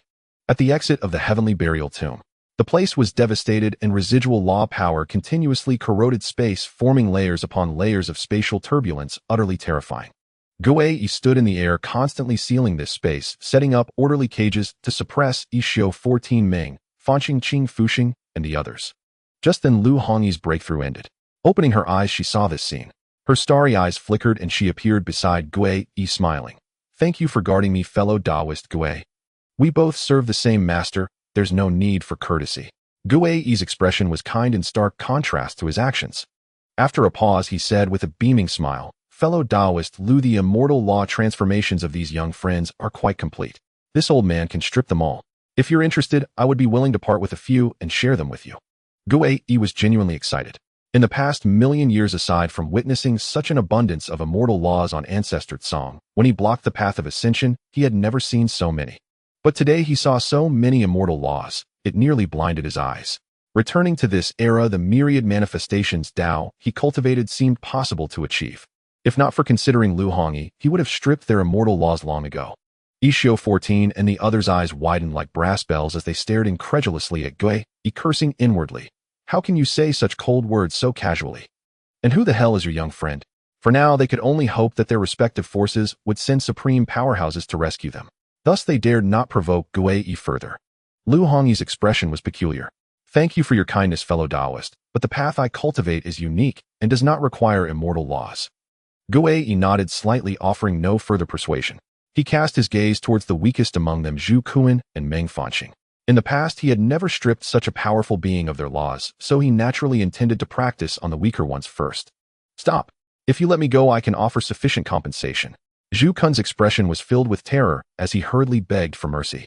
Stripping the laws of the immortal path would surely cause their realms to fall back into the mortal realm. At that time, their unique resurrection traits would vanish, and with that their only hope would be lost. How could he not panic? Meanwhile, Meng Fanqing remained calm, gazing longingly in the direction of the Wanling realm, silently saying, Senior brother, I'm sorry, I may have to speak out of turn, please forgive me. Gui paid no attention to the two, directly beginning to strip Zhu Kuan of his immortal path laws regardless of Zhu Kuan's struggles and pleas. Buzz! The sacred laws of the immortal path suddenly began to surface from Zhu Kuan's body, erupting in dazzling brilliance. Gui's eyes brightened as he directly devoured the laws. As a result, his momentum continued to rise. Just as Gui prepared to act against Meng Fanqing, a grand voice suddenly echoed. Fellow Taoist, could you spare Fanqing for the sake of the Holy Spirit Palace? As long as you let Fanqing go, the Holy Spirit Palace is willing to withdraw from this conflict and is ready to pay any price. The source of the voice was unseen, resonating from all directions, creating an immense sense of pressure that caused Gui and Lu Hongyi to furrow their brows. Senior brother. Meng Fanqing's beautiful eyes lit up, reigniting hope within her heart. Faith is not something given by others, it is earned. If you want me to release this young friend, why must you act so mysteriously? Gui smiled slightly, spoke lightly. Alas! A light sigh sounded as a handsome man formed from pure particles of light suddenly materialized. The man wore a purple brocade robe, exuding an extraordinary and elegant demeanor. Wang Fan. The expressions of the other 14 figures changed significantly. They had a deep impression of Wang Fan. In terms of time, this person was their junior, a prodigy from 100,000 years ago who led the rise and fall of an era. The current prosperity of the four spirit domains owed much to Wang Fan. What was even more terrifying was that this person had disappeared after achieving the Tao. There were rumors that Wang Fan had embarked on a unique path, severing his past, present, and future selves akin to the Dream Master, seeking other higher dimensional worlds. Some also said that Wang Fan had separated into 3 selves, his past self residing in the Wanling Palace, his present self heading to the immortal realm to attain the Tao, and his future self venturing into chaos to explore other worlds. Though these were merely rumors without substantial evidence, some individuals still kept a wary eye. After all, there is no smoke without fire. Wang Fan ignored the 14 figures and affectionately glanced at Meng Fanqing, then turned to Gui, speaking in a deep voice. Fellow Taoist, if you promise to release Fanqing, I am willing to offer 3 true immortal artifacts and 1 law of the immortal path to quell your and Bai Yujing's anger. I also guarantee that everyone from the Holy Spirit Palace will no longer involve themselves in this matter. True immortal artifacts. Gui and Lu Hongyi's expressions sharpened. They naturally understood the extraordinary value of true immortal artifacts. Immortal artifacts are categorized into levels, generally divided by the cultivation levels of the immortal realm. The immortal artifacts that appear in the Wanling realm are usually artifacts of the immortal rank, with true immortal artifacts being quite rare. Now with Wang Fan's move, it was indeed a true immortal artifact, showcasing his sincerity. This was unexpected for Meng Fanqing, who felt a twinge of regret for stepping into this muddled water. True immortal artifacts. Is this Wang Fan's doing, or the Holy Spirit Palace's? No doubt it must be Wang Fan's doing. The Holy Spirit Palace may be powerful, but they wouldn't engage in such a losing trade. Some of the powerful beings observing the scene expressed their astonishment. Gui's gaze flickered as he scrutinized Meng Fanqing and Wang Fan. Just as he was about to respond, Zhou Qinjian's figure suddenly appeared. Gui and Lu Hongyi were taken aback, bowing in greeting. We pay our respects to the Xian Master. Xian Master. Zhou Qingyun. Just days had passed. How did it feel like this person had become hundreds of times stronger? The powerful beings observing and a few beside them felt their minds sink. Especially Wang Fan, who scrutinized Zhou Qingyun with suspicion. In his eyes, Zhou Qingyun was just an ordinary person with no remarkable qualities. Yet the fact that Zhou Qingyun could make two top-tier powerhouses willingly bow their heads spoke volumes of his extraordinary nature. As the saying goes, the unknown is the most terrifying. He would rather Zhou Qingyun's strength was that of a forbidden 20 transformations than face someone whose depths he could not discern. Zhou Qingyun nodded at Gue Yi and Lu Hongyi, then looked at Wang Fan, smiling lightly. Your offer is insufficient. One immortal king artifact, the three profound Tao scripture. You created an information about that world.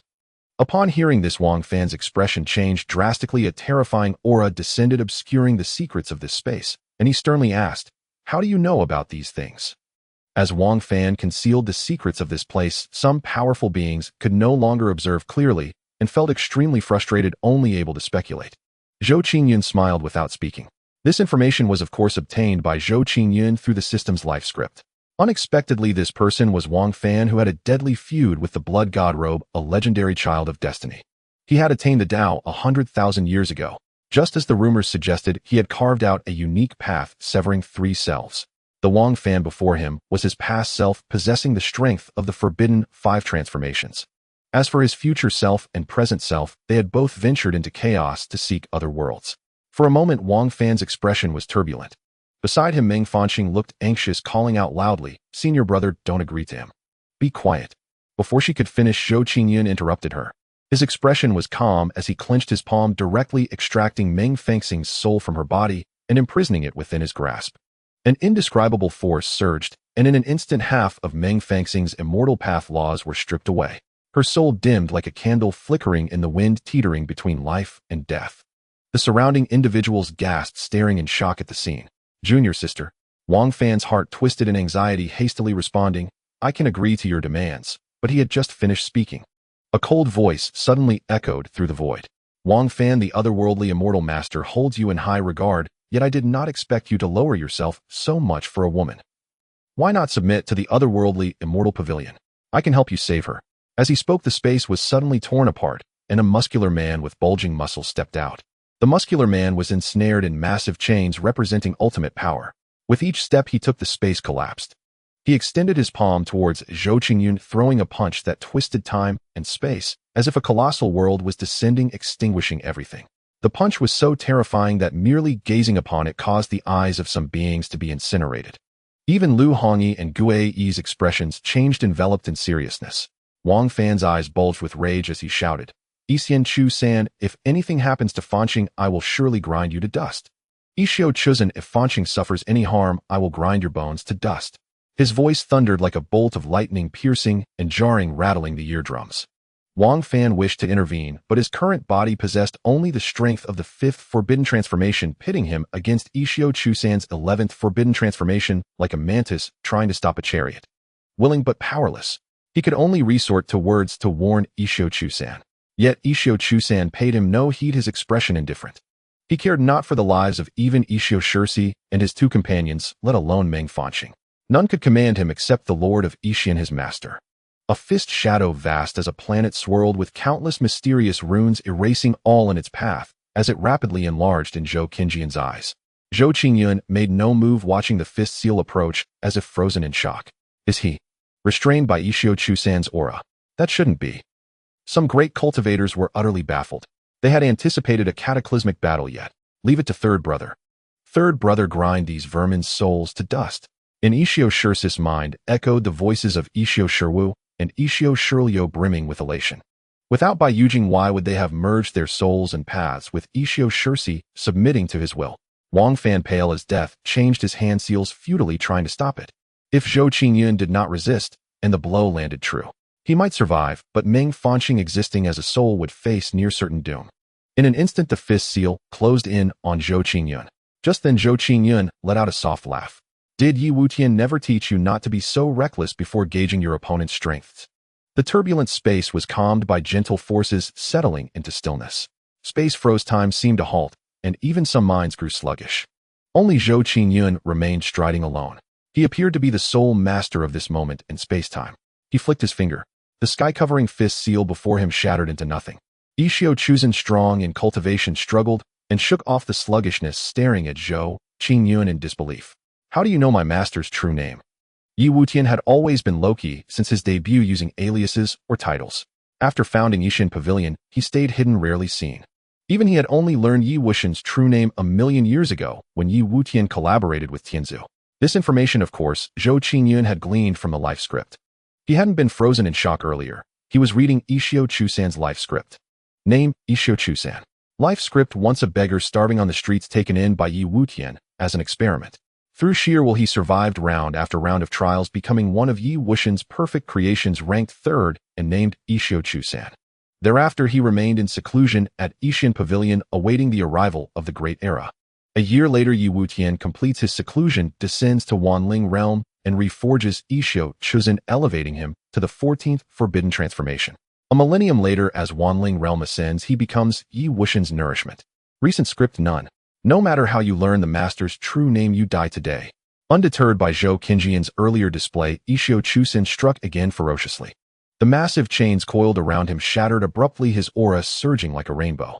His body twisted unnaturally, sprouting 3 heads and 6 arms. Die. Yixio Chusan's eyes blazed crimson, his speed transcending concept as he appeared before Zhou Qingyun from one side of spacetime in an instant. Divine radiance blazed his aura, terrifying. Zhou Qingyun frowned. Ignorance breeds fearlessness, but you've succeeded in angering me. As his words fell, Tao essence ran wild, thunder spawned from the void, and all paths rejoiced, coalescing into chains of order that bound Yixio Chusan, awaiting judgment. So this is the heart Yi Wutian forged, assimilating the power of all paths. Intriguing. A translucent crystalline heart appeared in Zhou Qingyun's hand. He examined the heart. It held immense energy, seemingly connected to the void, drawing in power. Who exactly are you? How do you know all this? Yixio Chusan stared at Zhou Qingyun in terror, feeling helpless and afraid for the first time, like an ant at another's mercy. You're too loud. Zhou Qingyun turned his palm. Yixio Chusan's body exploded, his immortal Tao laws stripped away, becoming playthings in Zhou Qingyun's grasp. It all happened too fast. To his death, Yixio Chusan never regained his senses. A bitter end. Boundless life essence emerged from where Yixio Chusan had stood, falling upon a withered star. In an instant, the barren star burst forth with vibrant life. This. Too terrifying, too brutal. Countless onlookers gaped, swallowing hard involuntarily. They could almost hear their own heartbeats. A thought arose in their minds: by Yujing must not be made an enemy. The reinforcements from Tianji Hall and Taiyuan Holy Land quietly retreated. Do you think this is a marketplace? Come and go as you please. Zhou Qingyun smiled, gently clenching his fist. In an instant, 2 forbidden-level experts who had fled into space were yanked back. Trembling in fear, they begged, "Spare us, Lord, spare us." Too late. Zhou Qingyun's expression turned cold as he stripped their immortal Tao laws and crushed their souls. He stored their bodies in the eternal realm as nourishment. Lu Hongyi and Gui Yi stared in stunned disbelief, finding it hard to fathom. They knew Zhou Qingyun had broken through. He was strong, incredibly strong. But this was absurd, wasn't it? Slaughtering forbidden-level experts like chickens. Could you believe it? Ignoring their astonishment, Zhou Qingyun stripped the immortal Tao laws from Yixio, Shirsi, Qing Fuxing, and the others. Thus, aside from Meng Fanqing, who was temporarily spared, all the strong who had come to block him met their end. After handling this, Zhou Qingyun turned to Wang Fan with a wry smile. Wang Fan, have you made your decision? Wang Fan was a Destiny's child of deep loyalty. And Meng Fanqing had been by Wang Fan's side through his rise. Zhou Qingyun believed Wang Fan would surely agree. Indeed, as soon as Zhou Qingyun spoke, Wang Fan looked at him solemnly and said, "I agree to the exchange, but that immortal king artifact is not on me at the moment. I've contacted him. It may take a year before I can present it to you. For now, I can only fulfill 2 conditions. I don't ask you to release Fanqing immediately, only that you refrain from harming her for now. He'll urge him to bring the artifact back to you as soon as possible. I implore your mercy." Zhou Qingyun frowned. "Then you have no reason to exist. There was no emotional fluctuation, nor a hint of murderous intent, just an unnerving calmness. Yet it was precisely this that sent Wang Fan's face into a violent change, as if he had fallen into eternal ice, pierced by a bone-chilling cold. "Sir, you?" Before he could finish, Zhou Qingyun cast a glance at Wang Fan. Instantly, time, space, laws, and dimensions were all mobilized. Thousands of forces burst forth with dazzling divine light, annihilating Wang Fan. Wang Fan was forsaken by heaven and earth. His own status was stripped away, and everything about him was being dismembered. This method attacked from the very essence of a being's status. Even if the being somehow survived, the degradation of their status would cause them to be crushed by the dimensional pressure of the world, suffering relentless erasure every moment. This was a technique Zhou Qingyun had comprehended after establishing the pastoral Tao specifically designed to deal with such children of destiny. He named this method the dimensional hand. Now, even if the system did not act to obscure the heavenly secrets, slaying a child of destiny would no longer incur the backlash of heaven and earth. In an instant, Wang Fan's past incarnation was obliterated, and its connection to his future and present incarnations was severed as well. It could be said that Wang Fan had permanently lost a portion of his origin. To even dream of breaking through to a higher realm was nothing but a fool's fantasy. Of course, Zhou Qingyun still obtained the three profound Tao heavenly scripture through soul-searching. However, he did not find the world coordinates Wang Fan had discovered in the chaos. Nevertheless, Zhou Qingyun was not anxious. He believed that Wang Fan would surely come to him. It's a pity that annihilating one of Wang Fan's past incarnations yielded no rewards. Zhou Qingyun's refined and gentle face was full of regret. Beside him, Gue Yi and Lu Hongyi exchanged bewildered glances. Was the profound lord dissatisfied with his own strength? The moment this thought surfaced in their minds, the corners of their mouths twitched involuntarily. Gue Yi, here are 20 immortal Tao laws. In Zhou Qingyun's hand, he held 20 restrained laws writhing incessantly, as extraordinary and magnificent as divine dragons. He had extracted a total of 25 laws, but he kept the remaining 5 for his own use and did not give them to Gue Yi. As for Lu Hongyi, she cultivated the path of civilization, which did not require immortal Tao laws to transform herself. Gue Yi's heart trembled, and he bowed his head, saying, "Thank you, profound lord." He spoke no words of refusal. For a superior who had decided to bestow or reward, the pros and cons had already been thoroughly considered. To refuse would only be an act of defiance against the command, an extremely unwise move.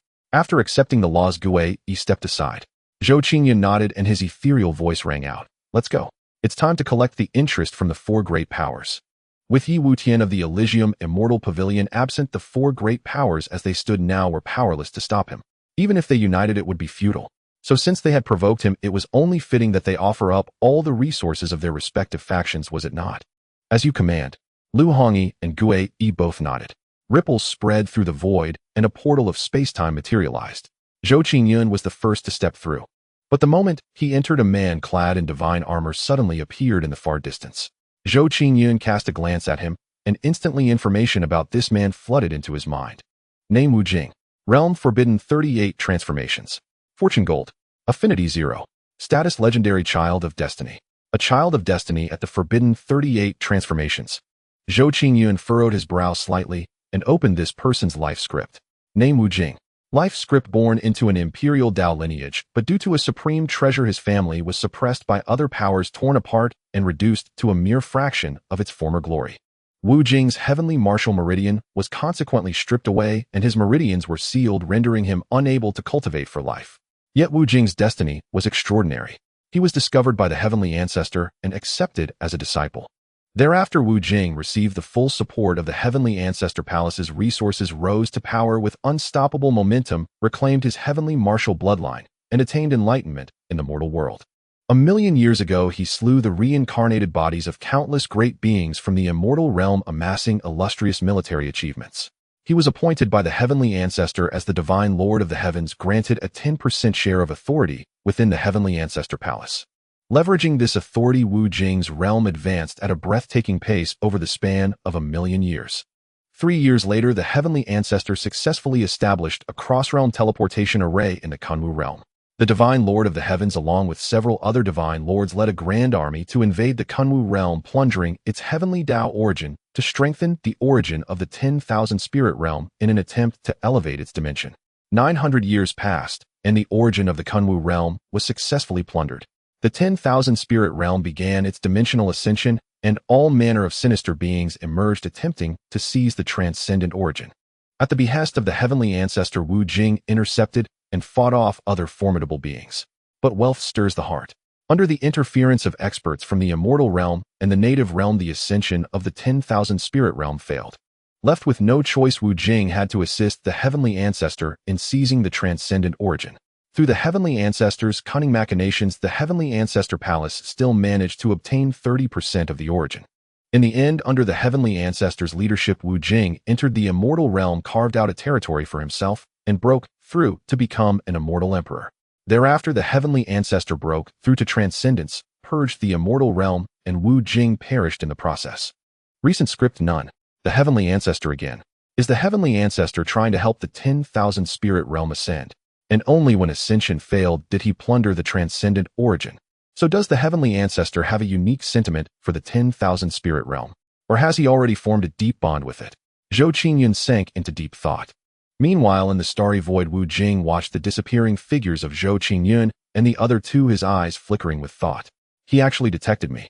This is no ordinary strength.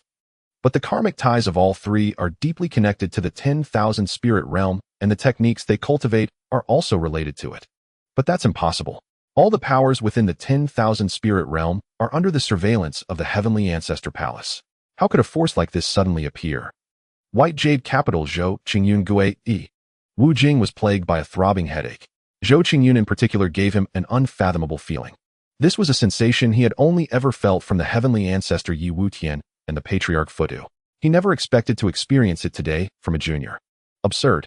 Where is the master of the eccentric immortal pavilion? At eccentric origin mountain, a colossal gate stood between heaven and earth. Zhou Qingyun and his two companions materialized out of thin air, standing before the gate, exuding a faint oppressive aura. Zhou Qingyun's voice was calm and unruffled, yet it was as if an ancient divine king's words were law echoing in the minds of every living being around. Towering pavilions surrounded the gate, while within it lay the small world of the eccentric immortal pavilion.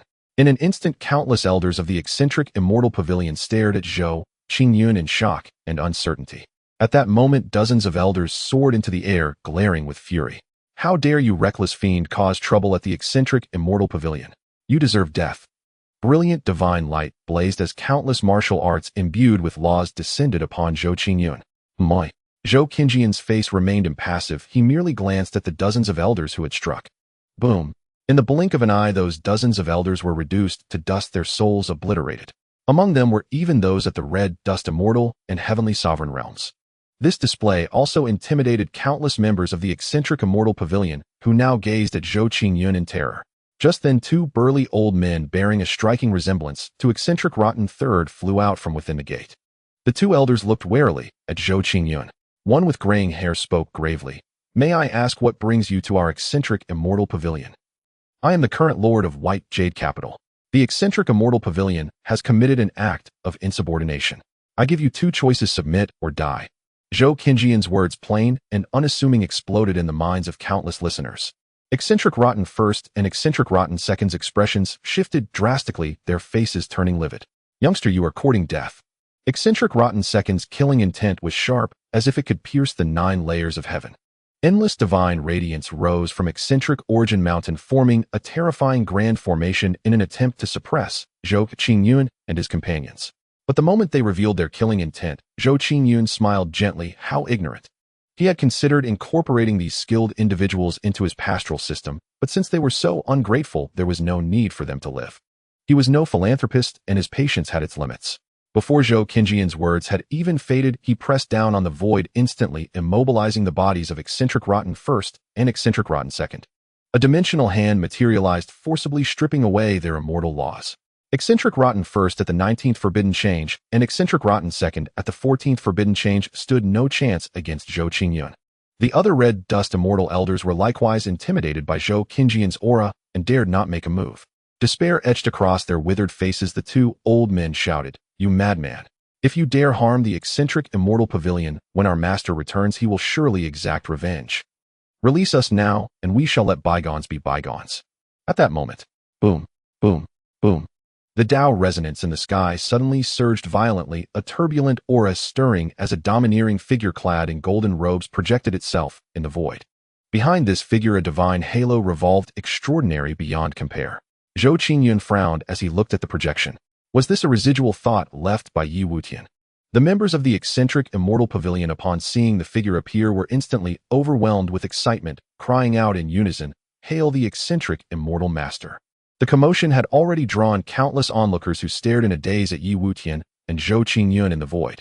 This is White Jade Capital so insane? They just slew 6 forbidden-level experts in the starry sky, and now they've come to the eccentric immortal pavilion to annihilate its lineage. They've even forced out the projection of the eccentric immortal master's will. Hiss! What realm is this Zhou Qingyun in? Why is he so terrifying? This old monk dares to assert that this Zhou Qingyun is definitely not a figure of this era. He must be the reincarnation of some supreme powerhouse. However, now that the eccentric immortal master has been forced out, the show is about to get interesting. The eccentric immortal master is no benevolent soul. Some beings looked on with keen anticipation. Yi Wutian paid no heed to the crowd, his golden eyes fixed on Zhou Qingyun as he warned, "Taoist friend, you have gone too far. If you leave now, I am willing to offer half of the eccentric immortal pavilion's resources as compensation to appease your wrath. Furthermore, once I emerge from seclusion, I will surely come to your doorstep to apologize." He cared little for the pavilion's resources, but eccentric Rotten first and the others were still of use to him, so he decided to make an attempt to salvage the situation. As for the apology, he would certainly do it, but the manner of the apology would be entirely up to him. Zhou Qingyun was amused. He was always the one playing word games with others, yet today a mere projection dared to try and pull the wool over his eyes. Was this projection of Yi Wuxian's mind addled? Zhou Qingyun wasted no more words, casting a cold glance at Yi Wuxian's projection. A flash of divine radiance flickered in his eyes. His entire being erupted with a terrifying aura as his fair hand gently reached out, causing surging energy to spontaneously generate in the void. A massive black hole appeared, and the place where Yi Wuxian's projection stood began to annihilate. Void matter and laws all crumbled. Yi Wutian tried to resist, but could not break free from Zhou Qingyun's suppression. He stared at Zhou Qingyun in horror. "No, you are not a red dust immortal, nor are you even in this space-time." At this moment, Zhou Qingyun seemed to be wielding the myriad Daos, yet also appeared to be situated in a higher dimensional space-time, constantly manipulating the laws of the current timeline to find the optimal solution. Every move he made seemed to seek the maximum utilization of energy. In short, Zhou Qingyun gave him an extremely contradictory feeling. A strange expression crossed Zhou Qingyun's face. He hadn't expected that Yi Wutian, merely a projection, could perceive his extraordinary nature. In truth, after Zhou Qingyun used the embryonic form of Transcendent, while his life level had undergone a earth-shaking transformation, placing him in an extremely peculiar state. When observed by a supreme being, he existed in a more nebulous space-time, a measure to prevent such entities from acquiring his informational state. As for beings unable to decode his informational state, they perceived him as existing in the real space-time. Keen eyes. I call my current realm the immortal realm. I await your return. Zhou Qingyun's ethereal, elusive voice echoed in Yi Wuxian's mind. He indeed looked forward to Yi Wuxian's return. After all, a mythical child of destiny could provide a vast amount of resources. Indeed, through his probing, Zhou Qingyun discovered that Yi Wutian was not only a mythical child of destiny, but also possessed a dual transcendence gate. This was undoubtedly good news for him. The immortal realm. Yi Wutian murmured, then cast a deep look at Zhou Qingyun. You truly are skilled, sir. I will be sure to thank you properly. The word thank was pronounced with particular emphasis. Zhou Qingyun paid it no mind, completely obliterating Yi Wuxian's projection. Although Yi Wuxian's projection possessed the strength of the 20th forbidden change, placing it at the pinnacle of the myriad spirits realm, it was still no match for Zhou Qingyun's current power. Witnessing Yi Wuxian's disappearance, countless pupils constricted. Defeated just like that. For the others of the eccentric immortal pavilion, things took a dire turn as their hearts were filled with despair. Spare us, my lord. We are willing to surrender. Zhou Qingyun shook his head. Too late. If they had surrendered earlier, it wouldn't have come to this. He had no fondness for such opportunistic fair-weather people. With a casual wave of his hand, all beings below the Great Emperor realm were turned to ash, vanishing from the world. As for those above the Great Emperor realm, Zhou Qingyun extracted their laws, and their bodies became nourishment for the eternal realm. In just a few breaths, the eccentric immortal pavilion fell into a silence so profound that the drop of a pin could be heard. Zhou Qingyun nodded in satisfaction and ordered Gui Yi and Lu Hongyi to strip the pavilion of all its resources. Other forces who witnessed this scene were chilled to the bone. The beings of the Heavenly Mechanism Hall, Taiyuan Sacred Ground, and Holy Spirit Hall were especially terrified out of their wits. The Heavenly Mechanism Hall was the first to announce. The Heavenly Mechanism Hall, having committed an act of insubordination, wishes to atone for its sins by submitting to White Jade Capital as a vassal force at its disposal. We implore Lord Zhou to be magnanimous and grant the Heavenly Mechanism Hall a chance to redeem itself. The ancestor of the Holy Spirit Hall cursed the old fox under his breath before hastily declaring, "The Holy Spirit Hall agrees to submit. Taiyuan Sacred Ground agrees to submit. The Taiyuan Sacred Land is willing to submit." 3 majestic voices resounded across the myriad spirits. In the celestial firmament, ethereal figures materialized and prostrated themselves toward Zhou Qingyun. These were the sect wills formed by the 3 great powers after countless millennia.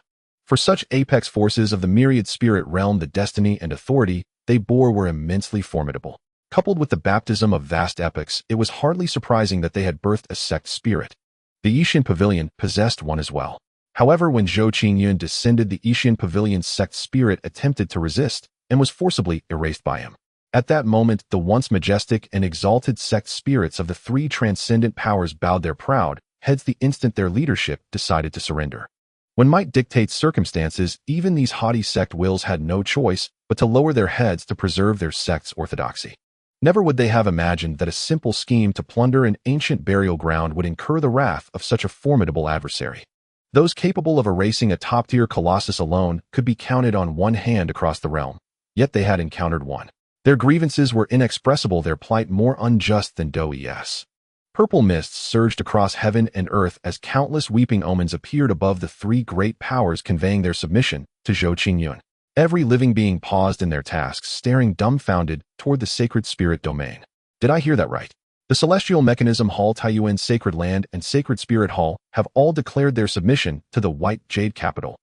Am I mad, or has the world gone mad? These are three top-tier powers. You wouldn't know this, but just now the current sovereign of the White Jade Capital annihilated the Xian Pavilion with a single strike. The three great powers were terrified out of their wits, hence their hasty declaration of submission. Is that true? Would I lie to you? How terrifying.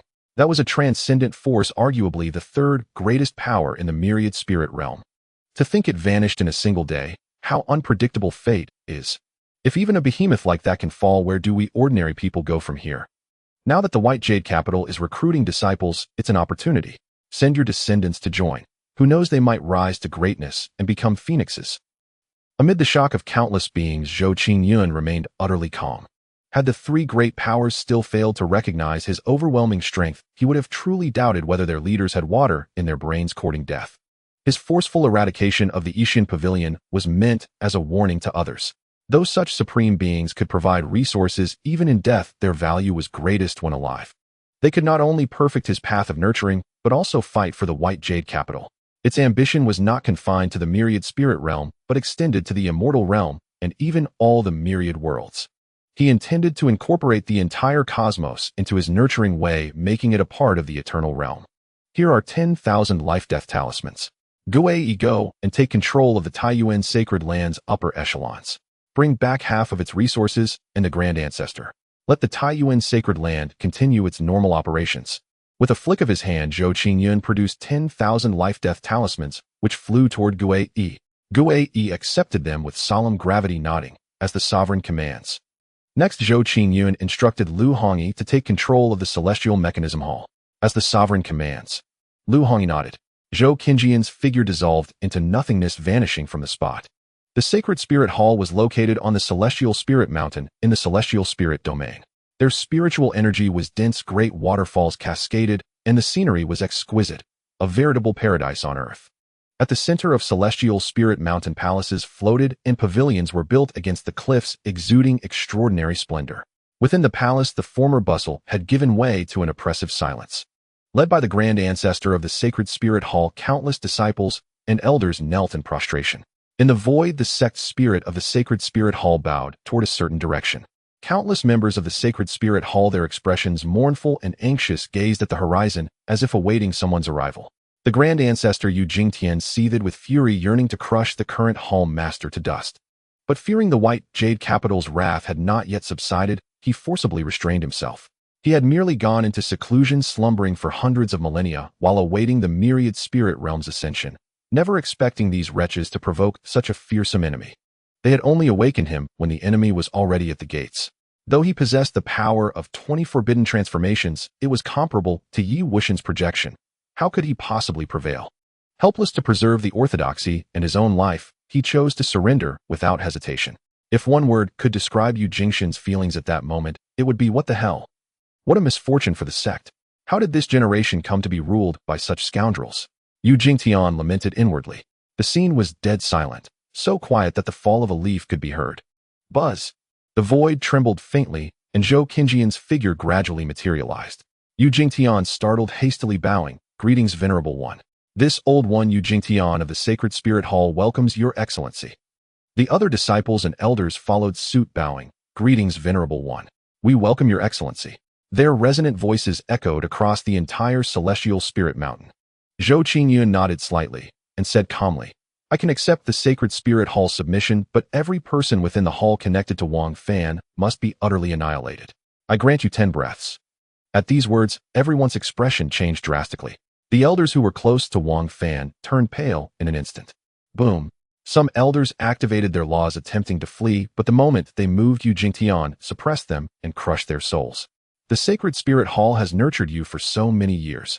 Now it's time for you to contribute to the sect. Yu Jingtian's face hardened as his overwhelming aura dominated the scene. He was well aware of Wang Fan's talent and knew that Wang Fan had greatly enhanced the Sacred Spirit Hall's strength. But now with the sect's survival at stake, he had no choice. Other forbidden ancestors, their faces ferocious, frenziedly slew all the elders connected to Wang Fan. In an instant, Dao resonance surged and blood rained down in torrents. Truly, Wang Fan was a son of destiny. Nearly a third of the Sacred Spirit Hall's elders were connected to him, including 5 at the level of mortal immortal and forbidden ancestor. After 10 breaths, Yu Jingtian stood disheveled, his expression mournful. Forcing down his grief, he bowed to Zhou Qingyun, reporting to the Venerable One, the purge is complete. Zhou Qingyun nodded with satisfaction. Well done. I now declare the Sacred Spirit Hall an official subsidiary force of the White Jade Capital. With a thought, Zhou Qingyun summoned countless divine sense talismans which merged into the bodies of all disciples and elders. This is a restriction I have forged. Should any of you harbor treacherous thoughts, no matter where you are, I can erase you with a single thought. I hope you will conduct yourselves accordingly. Zhou Qingyun smiled warmly, his demeanor as gentle as a spring breeze. A chill ran through the hearts of countless disciples and elders as they solemnly declared, we shall revere the White Jade Capital above all. Zhou Qingyun nodded and instructed Yu Jingtian, hand over half of the Sacred Spirit Hall's resources. The White Jade Capital possesses Time's secret realms and Law's secret realms. All subsidiary forces may spend contribution points to enter and cultivate there. The Law's secret realm is where Zhou Qingyun intends to fully manifest the path of nurturing in the eternal realm, allowing the beings of Baiyu Jing to comprehend it.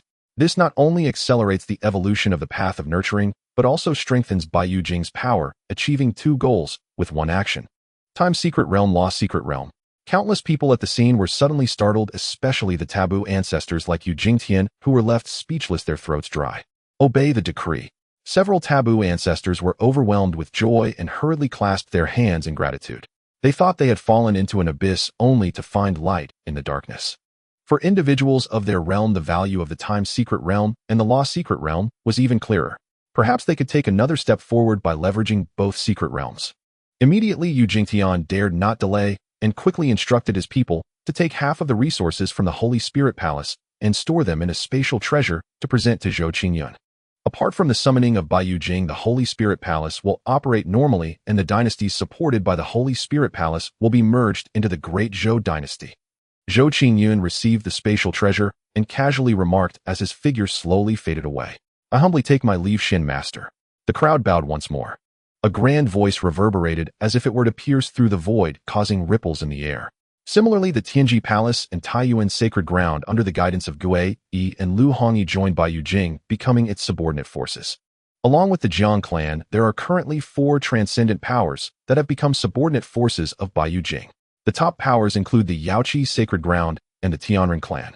Such a situation is unprecedented in the history of the Myriad Spirits realm. Even 1,000,000 years ago, the major forces only temporarily united with the Tianzu Palace to counter the descent of powerful beings from the immortal realm. There has never been an example of transcendent forces becoming subordinate forces. This has weighed heavily on the remaining transcendent forces and other factions, prompting them to consider retreat. Although Baiyu Jing has not yet taken action against them, they know this is merely temporary. The Mo sect, ancient beyond measure, is said to have been established by the reincarnation of the Grand Master of the Taizong Heavenly Dynasty, predating even Tianzu Palace, existing since the era of Gui Yi. Its core territory lies in a mysterious dimensional space within the Holy Spirit domain, difficult for ordinary people to explore. The vast light of the laws surrounds the dimensional space, blurring the information and secrets of this time and space. Even a titan like Tianzu cannot deduce the precise location of the Mo sect. This is also the assurance that the Mo sect can exist peacefully to this day. In the dimensional space, ancient trees reach the sky, and the fragrance of flowers and birds fills the air, exuding a wild and profound aura. In the center lies a palace, sprawling and undulating. Within a palace as massive as a divine mountain, the oldest and most powerful ancestor of the Stupa sect was awakened. The Stupa ancestor sits upon the divine throne radiating boundless celestial light, with other worldly celestial ancestors seated on either side. At a glance, there are 30 worldly celestial beings, 20 ultimate overlords, and 15 taboo ancestors, far surpassing the strength of the alien celestial pavilion. Moreover, the most terrifying aspect is that the Stupa ancestor, a taboo being with 48 transformations, is stationed here. This is not something the hollow alien celestial pavilion can compete with. The Stupa ancestor has snow-white hair and beard, and dressed in a white robe, he appears utterly white, as if he is rolled in the snow. He surveyed the people around him and calmly said, "The Grand Master has conveyed that this force is most likely built by some immortal lineage of the immortal realm, and Zhou Qingyun is the reincarnation of a certain immortal emperor. Moreover, the immortal court is currently attacking another immortal court, and cannot spare the strength to deal with Baiyu Jing, leading us to temporarily give up competing for the territory of the dynasty, consolidating our forces to fully create the cross-border summoning array to welcome the descent of the celestial troops. Additionally, summon all disciples who have descended to the mortal realm to return, prohibiting them from lingering in the mortal world. In my capacity as a fourth-rank inspector of the immortal court, I announce that each lineage must restrain its disciples and elders. Anyone who dares to provoke Baiyu Jing will give it an excuse to deal with the Moh sect. I would not mind letting them taste the experience of the Moh Great Prison. Do you all understand?" The assembled ancestors' eyes sharpened, and they quickly responded yes. But just as their voices fell, a cold voice echoed in this dimensional space. "In the Guishu Forbidden Zone, we shall regard Baiyu Jing as supreme." All forces in the myriad spirits realm were once more shaken. In the heavens, yet another transcendent force. Wu Jing stood in midair. Hearing this, his brow furrowed again. "Baiyu Jing has completely risen. With my strength, I can no longer suppress Baiyu Jing. It seems we must wait for the return of Tianzu to contend with Baiyu Jing." For so many years, he felt a sense of difficulty for the first time. Originally, he thought it was just a taboo being with more than 20 transformations emerging which he could easily suppress. Unexpectedly, a being of Tianzu's caliber has directly appeared. The most terrifying part is whether there are other such powerful beings within Baiyu Jing. Otherwise, he would have long awakened the other divine generals and suppressed Baiyu Jing. Moreover, Baiyu Jing has not engaged in large-scale slaughter, which has allowed him to endure. In the Divine Emperor Palace, the ancestor of the Divine Emperor is a woman of graceful stature, noble and elegant. She drapes a flowing veil and sits upon the divine throne, gazing toward the direction of the great Zhou dynasty, her brow filled with worry. Tianzu Palace, Baiyu Jing, Moh sect, other forces of the immortal realm. She contemplates which force to align with. Although Baiyu Jing seems the most powerful at the moment, she knows that all of this is merely a facade. Once the other three forces fully emerge and descend, who will prevail is still uncertain. And should she choose the wrong side, the Divine Emperor Palace, which has inherited countless ages, may well be destroyed. Likewise, other forces are also filled with anxiety due to the subjugation of the four transcendent forces. For a moment, in the myriad spirits realm, storm clouds gather and tensions rise. In the chaos, a man clad in armor with a resolute face traverses continuously, radiating boundless divine light to resist the encroachment of chaos. Suddenly, a piercing pain surged from the depths of his soul, as if something important were leaving him. A tear fell from the corner of his eye. "Master Fanxing Yuner Xiaowu. No, why? I must kill you, I must kill you." Heart-wrenching wails echoed through the chaos, instilling fear. Wang Fan felt an indescribable sorrow welling up within him, his eyes blood-red, filled with killing intent. When a loved one is in trouble, even mortals have a sense, what more a great cultivator like him, who has already transcended such matters. At this moment, Wang Fan was completely enraged, no longer resisting the encroachment of chaos, and rushed towards the myriad spirits realm with all his might. In the Duanyuan mountain range, there floats a celestial palace radiating boundless divine light, as if it governs the rise and fall of the world. Beneath the celestial palace, towering mountains rise and fall, with ancient temples perched atop peaks connected by massive divine chains, creating a unique formation amidst the swirling sea of clouds, appearing extraordinarily splendid. This place is the headquarters of Baiyu Jing in the realm of all spirits, now also renamed Yushan Mountain. Today, Yushan Mountain is bustling with activity, with people coming and going and divine rainbows flickering in and out of sight. At the foot of Yushan Mountain, there are countless stations for travelers to rest. These individuals have come to participate in the selection assessment of Baiyu Jing. The selection of Baiyu Jing began the day before, eliminating countless candidates. Yet those coming to take the assessment continue to flow in endlessly. Several powerful disciples of Baiyu Jing guard the entrance. A man dressed in fine robes and adorned with jewelry approached the entrance and discreetly handed a spatial ring to the leading disciple. Sir, could you perhaps make an exception and let me go up first? Xianxia cast a disdainful glance at him and scolded. Do you take me for someone easily swayed? What do you think I am to be tested with this? The garbage inside your ring is something I wouldn't even use as a footstool. It's too dirty for me. He added, moreover, to bribe me beneath the Bayou Divine Palace, do you wish to put me to death? Although he said this, Xianxia secretly added in his heart, of course this excludes items gifted by the Xian Master, for anything that has passed through the hands of the Xian Master, even if it is merely mundane, will transcend and become a true treasure. Get lost. Xianxia shot another glare at the man. Haha, this person must be out of his mind to come to such a place to do this. Doesn't he feel embarrassed? The surrounding people burst into laughter, amused by Li Si's actions. Li Si seemed to be greatly insulted, his face alternating between shades of green and white, retreating back into the crowd in embarrassment. Among the crowd, Kuei Yin, tall and with an ugly appearance, exuded a ruthless aura, causing no one to dare approach him. He gazed at the floating celestial court, clicking his tongue in amazement. That sense of oppression. Could it be a celestial artifact? Wow, Bayou Jing is truly extravagant. I must have come to the right place. Kuei Yin chuckled, seemingly envisioning himself within Bayou Jing, earning enough extraordinary value, lifting the celestial palace with one hand, while suppressing the emperor with the other, casting a dominating shadow over the world. A self-satisfied smile appeared at the corner of his mouth, which he believed to be handsome. However, this smile, paired with his fierce countenance, appeared menacing to others, making those around him step back several meters. Kuei Yin. A bunch of superficial people. Kuei Yin cursed, inwardly casting disdainful glances at those around him. At that moment, a young man with an ordinary appearance but piercing eyes approached Kuei Yin and greeted him warmly. Your aura is extraordinary. You are surely tenfold assured of success in this assessment. Just then, Kuei Yin's system chimed in. Ding. The child of destiny Di Chen believes in the host's extraordinary aura effect, gaining effect value 3000 or role-playing value 100. This person holds an extremely noble status, likely not of this realm. The host can role-play more in front of him. If the host obtains 1 of 0 role-playing points from Di Chen, a super gift pack will be awarded. The child of destiny. Kuei Yin's expression turned strange as he opened Di Chen's information panel. Name Di Chen, realm emperor status, mythical fate, child of destiny, an emperor.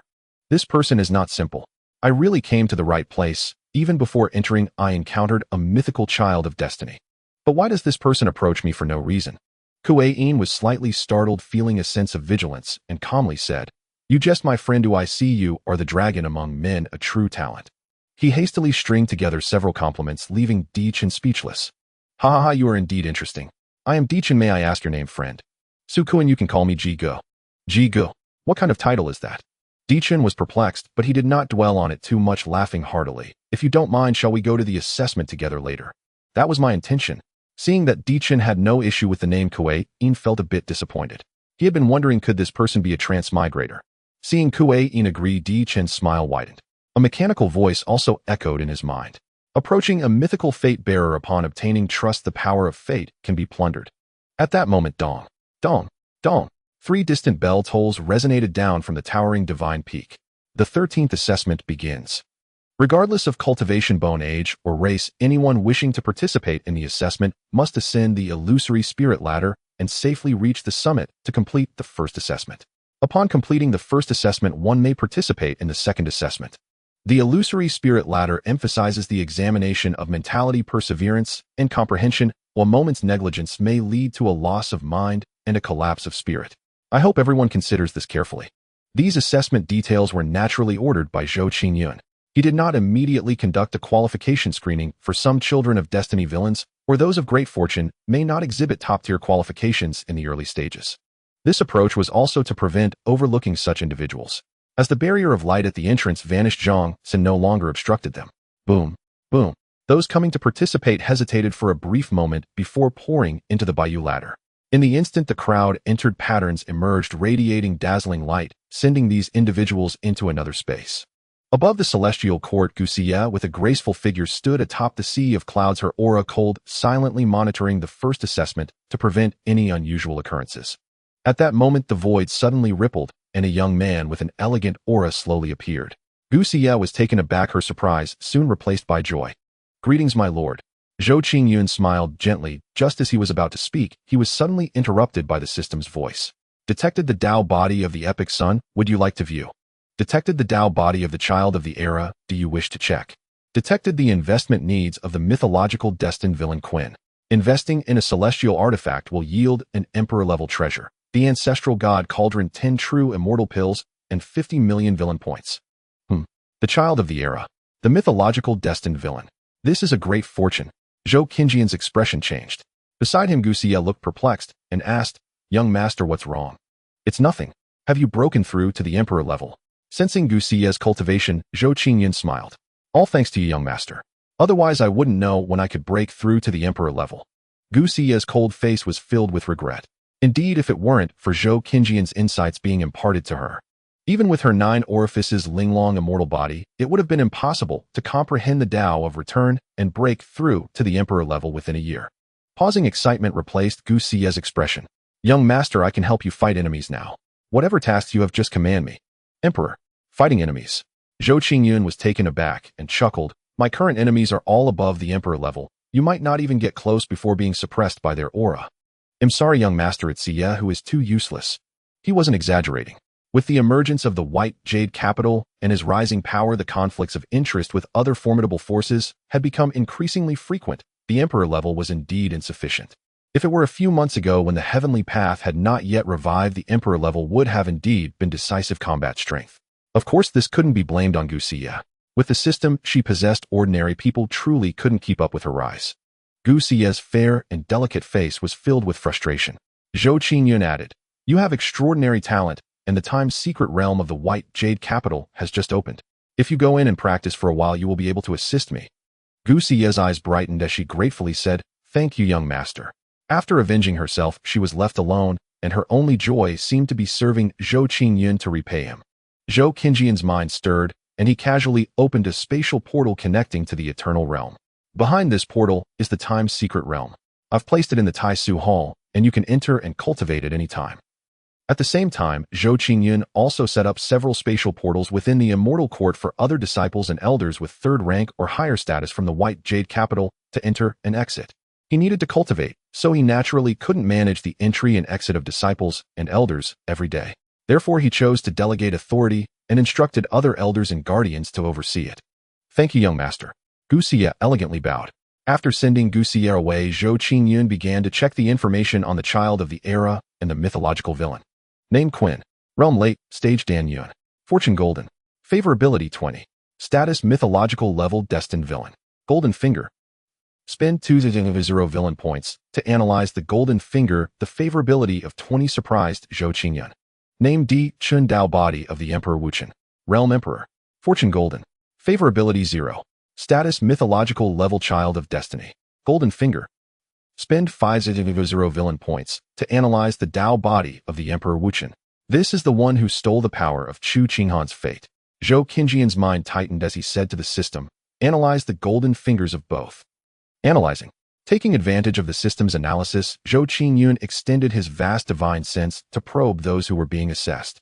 Upon looking, he discovered dozens of individuals with great fortunes, 3 ordinary level children of destiny, 4 epic level children of destiny, 11 ordinary level villainous destinies, and 4 epic level villainous destinies. There was one legendary child of destiny who was none other than the long-lost Chu Tian. There was one legendary villain named Lin Langtian. There were several triggered investment needs.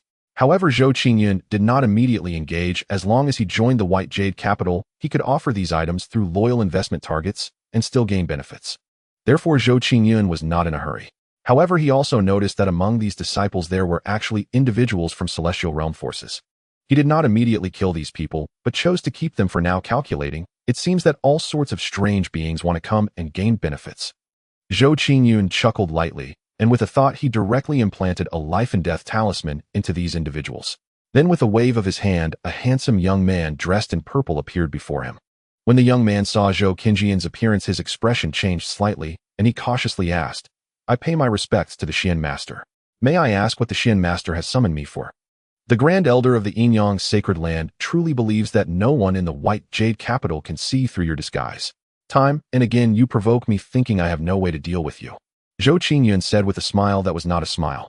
This person was the reincarnation of the Grand Elder of the Yinyang Sacred Land. If he didn't have the system, he might have indeed been deceived by this person. Master, it's a misunderstanding. The young man looked horrified and wanted to explain, but before he could finish he was suppressed by Zhou Qingyun and rendered speechless. Then a mysterious light surged around Zhou Qingyun, and his eyes shone with divine light as he examined this person's causal line.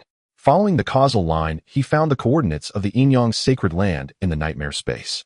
A figure emerged from the nurturing river vast, and brilliant power erupted, tearing the sky apart and reversing causality. An immortal crystalline hand appeared, agitating celestial light, illuminating the ages, as if intending to obliterate dimensions, pressing down toward the Yin-Yang sacred land in the nightmare space. The Yin-Yang sacred land has repeatedly challenged the dignity of the white jade capital, provoking my bottom line. Today it shall be extinguished. Zhou Qingyun's cold voice echoed. He had long wanted to destroy the Yin-Yang sacred land, but had been unable to determine its true location. Unexpectedly, the Grand Elder of the Yin-Yang sacred land would voluntarily present himself. Is this the Xian Master making a move? The disciples and elders participating in the assessment, or those who had already joined the white jade capital, suddenly looked up at the sky that was being torn apart, swallowing nervously. In the nightmare space at the Yin-Yang sacred land, the Yin-Yang holy master and other ancestors who were cultivating felt a powerful warning and instantly opened their eyes. When they saw the dimension hand coming, they felt a chill all over. Buzz. They tried to escape, but suddenly causality erupted, suppressing, imprisoning, and rebounding all the people of the Yin-Yang sacred land. Even more terrifying, the ancient river of the nurturing path appeared, imprisoning this space. The Yin-Yang holy master was shrouded in fear. Seeing Zhou Qingyun through time and space, he felt cold all over and hurriedly shouted, "Respectable one, I was wrong. I am willing to compensate, willing to submit. Please give me a chance." The Yin-Yang holy master was terrified by that dimensional hand speaking incoherently. Too late. Zhou Qingyun's expression remained unfazed. "No, I haven't ascended yet. I need to comprehend the Yin-Yang Tao and transcend the heavens." The Yin-Yang holy master went mad, directly extracting the powers of everyone in the Yin-Yang sacred land. Boom. All beings cultivating the methods of the Yin-Yang sacred land turned into blood mist, becoming the resources for the Yin-Yang holy master. His realm continuously broke through, reaching the 10th transformation of taboo. The power kept burning and ascending to its limits, attempting to resist the dimensional hand. But the gap in realm between the two was too vast. The Yin-Yang holy master could not resist at all and was soon obliterated. The Yin-Yang laws were stripped away and the Yin-Yang sacred land was lifted by the hand into the eternal realm. Until death, the face of the Yin-Yang holy master was still filled with unwillingness. The Jade God Mountain fell into a brief silence, all gazing blankly at Zhou Qingyun above the sea of clouds. Those with identities from other forces were even more fearful and uneasy. The young master is so powerful. Gu Xia's mouth slightly opened. Standing beside Zhou Qingyun, she watched him make a move, truly experiencing how terrifying Zhou Qingyun's power was. The phenomena in the sky dissipated. The investment system's analysis of Di Chun and Qian's golden fingers has also concluded. The analysis of both golden fingers is complete. The host may view them. The analysis of the two individuals' golden fingers has concluded. The host may now review. Name: Qian. Realm: late stage of Danyun. Fortune: gold. Affection: 20. Status: mythical level destiny villain. Golden finger invincible villain effect system. Possesses certain characteristics of turning false into true, providing various phenomena and traits for the bound user, as long as someone believes it can grant this system eternal power. The current level of this system is intermediate. An intermediate system, huh? Zhou Qingyun breathed a sigh of relief. Name: Di Chun Dao, body of the Emperor Wuchen. Realm: emperor. Fortune: gold. Affection: 0. Status: mythical child of destiny. Golden finger destiny system. Transformed from the essence of the Emperor Wuchen's divine level destiny system, capable of extracting eternal power from various powerful destiny holders, converting it into destiny value. With destiny value, Di Chun can load various destinies and fates. His mythical destiny is loaded by Emperor Wuchen, and this system is currently an intermediate system, a divine level destiny system. Zhou Qingyun was taken aback and asked the system, "What level is the divine level destiny system currently at?" According to the system's estimation, the divine level destiny system is very likely a top-level system. A top-level system? That is the same level as the investment system, isn't it? Zhou Qingyun's expression grew serious. After pondering for a moment, Zhou Qingyun opened the life scripts of the two individuals. Name: Qian. Life script: an ordinary stand-in actor on Blue Star who died from a mechanical malfunction. While filming on location, his true spirit entered the eternal spirit sea, bound by the invincible villain effect system, and traversed to the 10,000 spirits realm, merging with the demon god sect leader Qian. Quinn rose step by step with the help of the invincible villain effect system, breaking through realms with ease. While training outside, he was targeted by Di Chun. From then on, Quinn upgraded the system with the system's help and uncovered Di Chun's conspiracy. Quinn was instantly enraged and devised a plan to kill Di Chun, which led to resentment from Emperor Wuchen. 1,000 years later, the path to immortality opened and Quinn ascended to the immortal realm, where he was targeted by Emperor Wuchen. Due to Emperor Wuchen's strength, background, and system being far superior to Quinn's, even with all his efforts, Quinn could not contend against Emperor Wuchen. After hiding for thousands of years, Quinn was captured by Emperor Wuchen. His destiny power was stolen, and his system was devoured, ultimately leading to his demise due to the loss of his utility. Recent script none. Blue Star. Is this a fellow countryman? Zhou Qingyun was momentarily taken aback, suppressing his curiosity, and continued to examine Di Chun's life script. Name Di Chun. Life script: the reincarnation of the Tao body of Emperor Wuchen, endowed with a certain degree of self-awareness by Emperor Wuchen, possessing formidable talent. 1,000 years ago, Emperor Wuchen bestowed part of the essence of the divine-level destiny system to Di Chun, evolving it into the destiny system, which can extract eternal power from beings of mythical status and below. Thereafter, Di Chun was dispatched by Emperor Wuchen to various realms to collect eternal power. A century ago, Di Chun arrived at the 10,000 Spirits realm, seeking out various powerful destiny holders. He later discovered Chu Qinghan and extracted her power, upgrading the destiny system. Subsequently, Di Chun realized Quinn's exceptional nature, but due to the system's exposure, he fell victim to Quinn's counterattack. Recent script none. Ding. Due to the deduction of Di Chun's parallel universe life script, the divine-level destiny system has detected it and is currently erasing traces. Erasure successful. Ding. Friendly reminder: next time, when deducing information related to Emperor Wuchen, the host will need to spend additional villain points to erase corresponding traces. Please be advised. The more information is deduced, the more villain points will be spent. Having a top-level system is indeed troublesome. At present, Di Chun cannot be moved. He can only be temporarily detained, or perhaps through Quinn exert reverse control and surveillance over Di Chun. Zhou Qingyun furrowed his brow, slightly contemplating a countermeasure. He then turned his gaze towards Quinn and Di Chun, who were undergoing evaluations. The Phantom Ladder appears to be a passage to enter the Jade God Mountain, but in reality it holds deeper mysteries constructed from spatial laws containing countless low-dimensional spaces. Within the low-dimensional spaces there exist highly graded phantom arrays and other formations. Utilizing these formations, the low-dimensional spaces transform into extremely realistic, illusory worlds that can assess each participant. These phantom arrays might deceive some ordinary prodigies, even leading them to become entranced. However, Quinn and Di Chun possess systems rendering these illusions child's play for them. In less than 15 minutes, the two passed through all the illusions. They arrived at the mountain peak, where a vast plaza awaited. On the left side of the plaza stood a coiling dragon pillar emanating profound waves. The pillar's grandeur and dazzling patterns marked it as a pseudo-immortal artifact. On the right side of the plaza, there was a spatial portal. The portal appeared in an inverted triangle shape, exuding a mysterious aura. Although many beings came to participate in the evaluation, only about 10% could pass through the Phantom Ladder, rendering the area somewhat desolate. Su Ling and Emperor Feng Tian, accompanied by over a dozen disciples at the saint level, presided over the second evaluation. You truly are extraordinary, having passed the first evaluation in such a short time. Di Chun had just ascended from the Phantom Ladder, breathing in fresh air, when he saw Quinn staggeringly exiting the ladder, causing his eyes to brighten as he hurried over to greet Quinn. Quinn, with a smirk, hands behind his back, gazed at the sky at a 45-degree angle and confidently declared, "My friend, you may not know, but I possess the illusory divine eye capable of piercing through all illusions.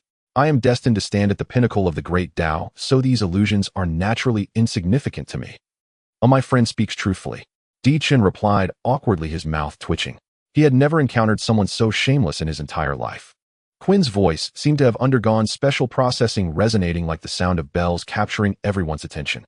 Upon seeing Quinn's appearance and his pretentious demeanor, the crowd was left with black lines on their foreheads. Even the drowsy Su Ling and Emperor Feng Tian were drawn in. Su Ling assessed Quinn for a moment, then glanced at Emperor Feng Tian and smirked. "Old Emperor, this kid's talent for boasting rivals yours. Oh, why not take him as your disciple and boast together every day?" Emperor Feng Tian's expression darkened, and he shouted angrily, "Get lost. Do you think you can be any better?" At that moment, Zhou Qingyun suddenly transmitted a message to the two. "If that person named Di Chun intends to enter the spatial portal for the third evaluation regardless of the difficulty, he chooses secretly increase the difficulty." Understood. Following the will of the Xianxia, Emperor Feng Tian and Su Ling responded in unison.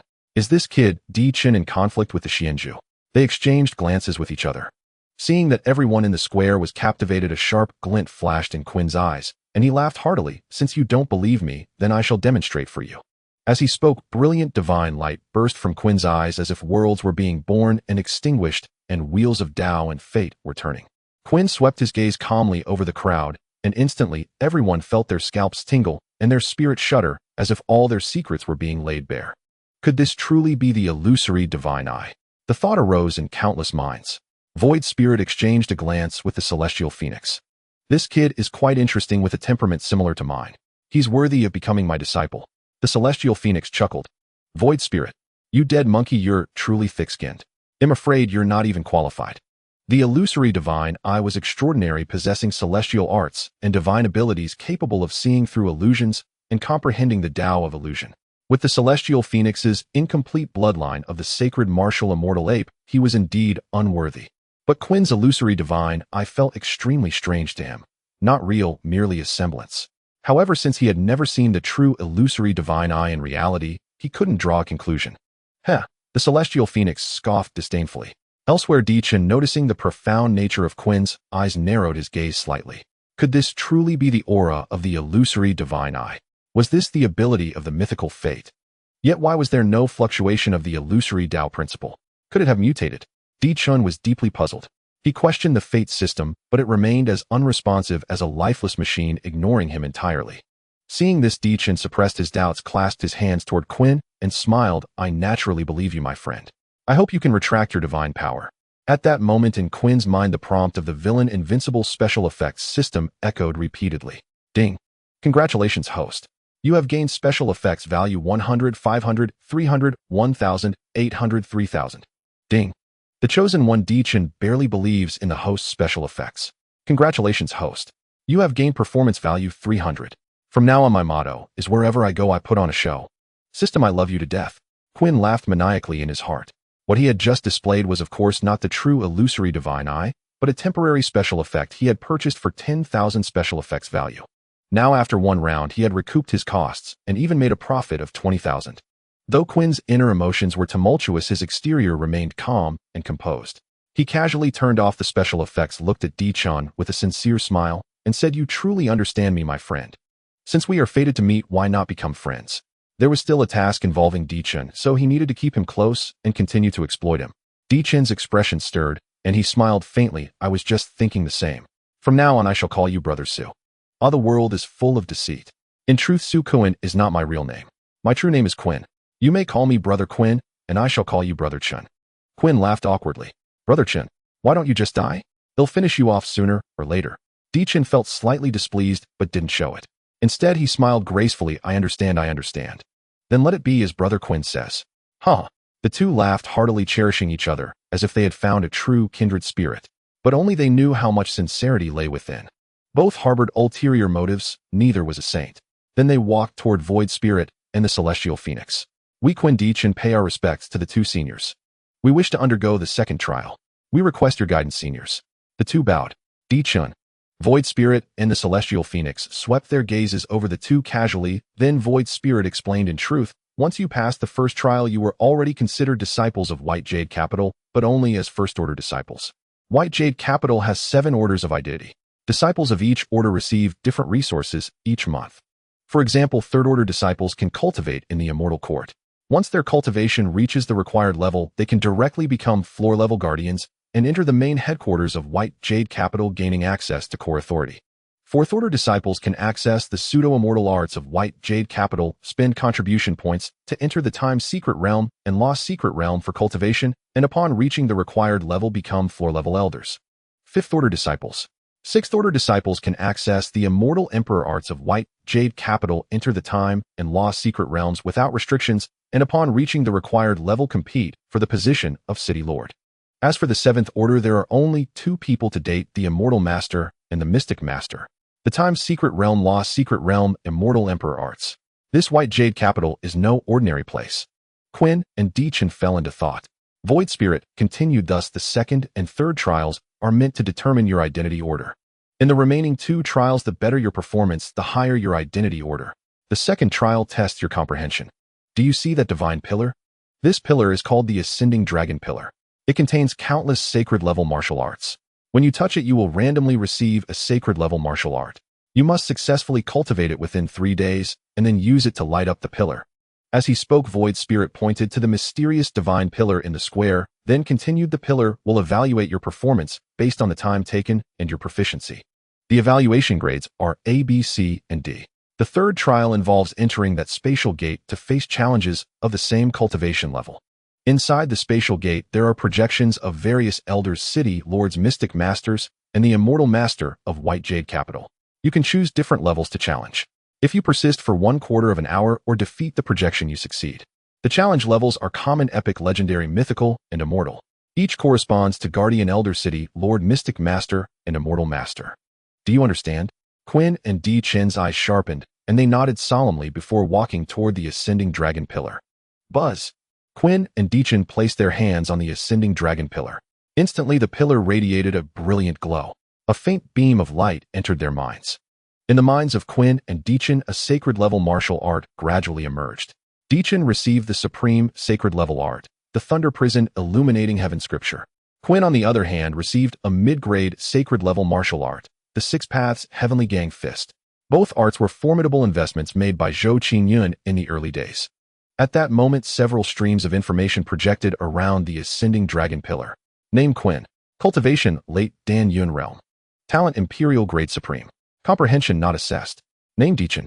Cultivation: Mid Great Emperor Realm. Talent: Immortal Grade Supreme. Comprehension not assessed. Immortal Grade Talent. Feng Tianhuang and Su Ling were not surprised by Daikin's cultivation. Having joined the White Jade Capital for so many days, coupled with the feedback from the Tao of nurturing, both had reached the Emperor Venerate realm. The moment Quinn and Di Chen stepped into the square, their cultivations were naturally detected. Thus, they were not at all astonished by Daikin's cultivation. However, Daikin's talent left them taken aback. Immortal grade talent was a rarity. In the days of presiding over the examination, they had only encountered 2 beings with immortal grade talent. One was named Lin Longtian, and the other was Chu Tian. Yet both possessed only low-grade immortal talent far inferior to Daikin's. Hence, Su Ling and Feng Tianhuang were utterly astounded. As Quinn and Daikin's information manifested, the surrounding examinees who were comprehending martial arts were equally amazed. A great emperor. He doesn't look old, yet he's already a great emperor. Such a young great emperor. Aside from Xuanzhu, Elder Gu, and Elder Qin, this is the 4th I've seen with a bone age under 200. The White Jade Capital has gained another peerless prodigy. That Quinn's talent is not bad either. At the very least, he's guaranteed to become a heavenly venerate in the future. Some looked upon Di Chen and Quinn with awe. It seemed they could already envision the future, the two becoming titans of the White Jade Capital, commanding the winds and clouds. Of course, there were also those who gazed at the suspended immortal court with yearning and unwavering resolve. I must cultivate diligently, strive not to be expelled, and witness the future glory of the White Jade Capital. Everyone, doesn't the name Quinn feel familiar? It's the same as the demon god sect's leader. Now that you mention it, his build and features do bear a striking resemblance. If not for his cultivation level, I'd really think the demon god sect's leader had sneaked into the White Jade Capital as a disciple. You have to say it's quite the thought. Amid the crowds, teasing, Quinn's face darkened with exasperation. Of course, Quinn was equally astonished by Daikin's talent, muttering to himself, "This kid truly lives up to being a child of destiny. His talent is immortal grade supreme, 2 whole tiers above mine. Once I get some special effect points, I'll exchange them for an immortal grade talent. No, an immortal emperor grade talent, and really show off." After muttering, Quinn wasted no time finding an open space to begin comprehending the 6 Paths Heavenly Gang Fist. Di Chen, however, remained utterly composed, casually choosing a spot to comprehend the Thunder Prison Illuminating Heaven Scripture. He was not at all surprised by the display of his talent and cultivation. He found it hard to believe that such a vast power lacked the means to test talent and cultivation. In his decades of wandering the myriad spirit realm, he had encountered very few fate-bearers. Upon hearing that the White Jade Capital was recruiting disciples, he decided after much deliberation to participate in the selection. To avoid trouble, he exchanged for an advanced destiny and concealed a portion of his talent. Otherwise, the talent revealed by the Ascending Dragon Pillar would have been far more terrifying. After all, the talent of his main body was boundless in its dread. As it turned out, the destiny points were well spent. Upon arriving at the White Jade Capital, he had already encountered a mythical fate-bearer. Di Chen was filled with anticipation for his life after joining the White Jade Capital. I hope I can find 2 more legendary fate-bearers in the White Jade Capital to extract their fate power. That way the task assigned by my main body will be complete. I wonder what fate Zhou Qingyun possesses. It must be terrifying. Could he be a child of the era? Daikin's expression grew curious. He was indeed extremely curious about Zhou Qingyun. After all, the strength and cultivation Zhou Qingyun had displayed so far were unlike those of an ordinary fate-bearer. Shaking his head, he extinguished the stray thoughts in his heart and focused on comprehending the sacred-level martial art. In the blink of an eye, 3 days passed. At dawn, rays of light slowly illuminated the horizon, dyeing the sky a brilliant orange. The immortal court, palaces, pavilions, seas of clouds, ancient trees, and morning glow merged into one, grand and resplendent. Gazing upon this scene at Jade God Mountain, countless beings unconsciously felt a sense of reverence. Chao Chi Comprehension Assessment unranked. Same level challenge failed. I grant you a first-class sequence identity. Feng Tianhuang, clad in golden armor and illuminated by the morning glow, appeared majestic and extraordinary. He looked at the graceful woman before him and announced with great solemnity. The woman named Chao Chi was deeply dejected. Under the guidance of other attending disciples, she took her identity token and headed toward the outer sect. Hu Fuzhong Comprehension Assessment Grade D lower. Will you participate in the third trial? The examinees who had arrived early at the square had reached the stipulated time for martial art comprehension and had no choice but to undergo the third trial. I will. Su Ling was also not idle, conducting assessments for others. Chun Shui Comprehension Assessment Grade C middle. Very few beings could successfully achieve initial mastery of a sacred-level martial art within 3 days, let alone become proficient in it. So far, no one had achieved a Grade A comprehension assessment. At that moment, Quinn slowly rose and walked toward the ascending dragon pillar. His hand seals shifted, and the true chi within his dantian flowed through his meridians. Buzz! A vast aura erupted, forming a six-seal imprint on Quinn's fist. Behind Quinn, visions of moving mountains and overturning seas swirled, as if overturning the cycle of reincarnation. At that moment, Quinn appeared utterly imposing.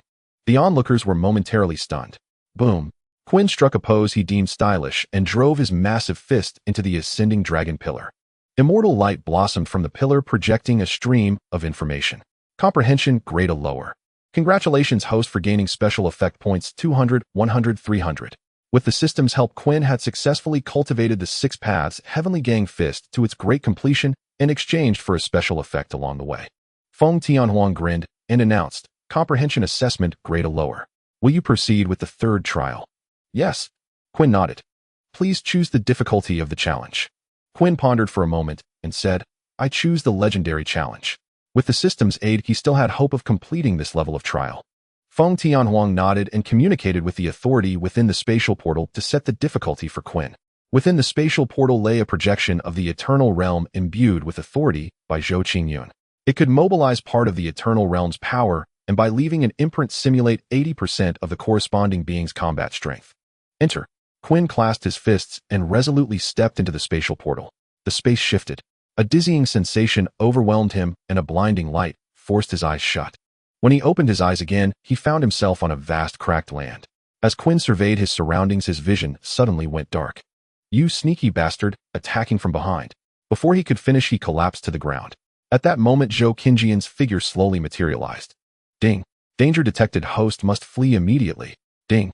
Host unconscious detected, forcefully awakening host. Kuei-in lay unconscious on the ground, while within his mind the Villain Invincible Special Effects System's alert rang out frantically. At this moment, under the system's interference, Quinn's will seem to be reviving. Zhou Qingyun shook his head, directly sealing Quinn's consciousness. Ding. Awakening failed. Unknown change occurred, terminating contract, forcibly disengaging. Zhou Qingyun sensed the change, his expression shifting slightly. Immeasurable laws began to operate. The pastoral Tao manifested, suppressing this time and space. Time ceased its flow, laws no longer intertwined. This space fell into a lawless domain. Zhou Qingyun's vast divine sense invaded Quinn's sea of consciousness. A radiant orb swirling with countless principles and patterns floated within Quinn's consciousness. Seeing this, Zhou Qingyun frowned slightly. He discovered that the Villain Invincible Special Effects System was still disengaging, with part of its form already vanishing into the void. This system's operation is truly peculiar. It can still function even after stripping away all laws. Zhou Qingyun's expression turned grave. Then he said to the investment system, to obtain core authority over the Villain Invincible Special Effects System, for my control, how many villain points are required? 10 million villain points. Do you wish to proceed with this service? Zhou Qingyun nodded. Deduction successful, initiating invasion of the Villain Invincible Special Effects System. Host, please wait. Instantly, the system within Quinn's consciousness radiated fear, transmitting vast amounts of information to Zhou Qingyun. I am willing to bind with you. Please do not analyze my core authority. Ding! Unknown error occurred. Zhou Qingyun paid no heed. Seeing this, the Villain Invincible Special Effects System actually transmitted a message to the investment system. Ding! Boss, spare me. I am willing to offer half of my system's origin as a trade. The investment system ignored it, continuing its invasion. Before long, the Villain Invincible Investment System fell silent. Then Zhou Qingyun's investment system chimed in his mind. Acquisition successful. Host, please verify. A mysterious and extraordinary key phantom appeared within Zhou Qingyun's mind. When his divine sense touched the key phantom, a flood of information surged toward him. There were records of other civilizations, analyses of other worlds, documentation of the myriad spirits realm. Such vast information, even with Zhou Qingyun's current strength of consciousness, could not be fully borne at once. He quickly integrated the core authority into Xiaotian. Instantly, Xiaotian underwent a transformation, its form expanding, radiating even more brilliant light, as if it had acquired a faint trait of the Villain Invincible Special Effects System. This also made Xiaotian's functions even more powerful. The Villain Invincible Special Effects System also perceived the change. It was utterly astounded. Two systems. No way, what is this human's deal? Zhou Qingyun smiled with satisfaction, saying to the Villain Investment System, if you lose 1/3 of your system's origin, will your rank drop? The Villain Invincible Special Effects System was slightly speechless, but still answered obediently. Reporting to the boss. Host, I have stored a large amount of eternal power, and my rank will not drop. Its core authority was controlled by Xiaotian, and Xiaotian was under Zhou Qingyun's control, so it addressed Xiaotian as boss. Excellent, offer 1/3 of your origin to Xiaotian. Zhou Qingyun nodded slightly, instructing the Villain Invincible Special Effects System. All right. The system's tone was somewhat resigned. But with its core authority in another's hands, no matter how unwilling it was, it had to obey. It could only blame that idiotic host for coming to White Jade Capital. It should have stopped him earlier. Of course, the Villain Invincible Special Effects System was still full of questions. Why would a top-tier system come to a world like this? Shouldn't it be in a transcendent world or a grand universe harvesting eternal power? Wasn't this bullying the weak? A top-tier system in such a world was a dimensionality reduction attack. If it were just a high-level system with its stored power, it could still resist a little. But a top-tier system. The Villain Invincible System sighed, ultimately accepting reality, and obediently offered its origin. After obtaining the origin, Xiaotian upgraded, becoming an intermediate system.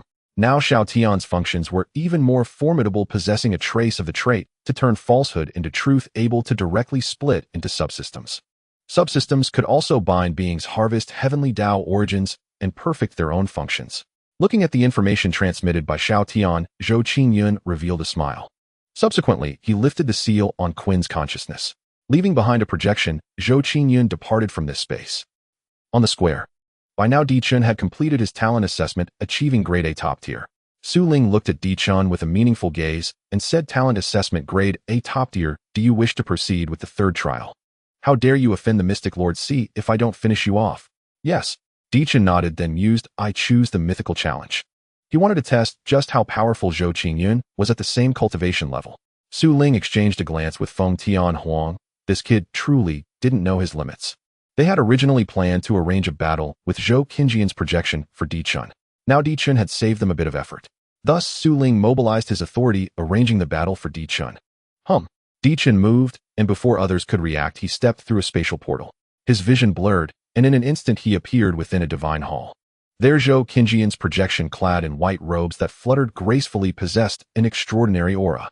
Seated upon the throne, he looked down upon the world with a hint of a knowing smile as he regarded Di Chun's admirable courage.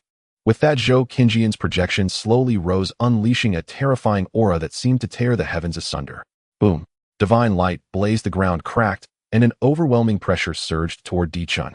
Meanwhile, Zhou Qingyun, with his hands clasped behind his back, strolled leisurely through the air. With each step, his momentum increased. Swish! Swish! Di Chun's expression changed drastically as he bore immense pressure, as if carrying an entire world on his shoulders. He quickly activated his own laws and Tao to resist the force. Crack! Zhou Qingyun smiled faintly, flicking his finger, shattering time and space. A crystalline finger appeared, its lines interweaving, thrusting toward Di Chun. An ancient, vast aura emanated, causing Di Chun's soul to tremble. This aura. His expression was one of terror, as if he saw the shadow of a man, Emperor Wuchen. Unrivaled, dominating the world. The same aura, the same confidence. Though he was the reincarnation of Emperor Wuchen's Dao body, his strength was merely 1% of Emperor Wuchen's. Di Chen's heart sank completely. He poured out his power, his imperial Dao laws swirling endlessly in a vain attempt to resist that crystalline finger. But in less than a breath, all the barriers and defenses he had set up were shattered. Bam! Di Chen was sent flying, crimson blood trickling from the corner of his mouth. With a thud, the projection of Zhou Qingyun arrived, stepping onto the chest of Di Chen before he even had a chance to react.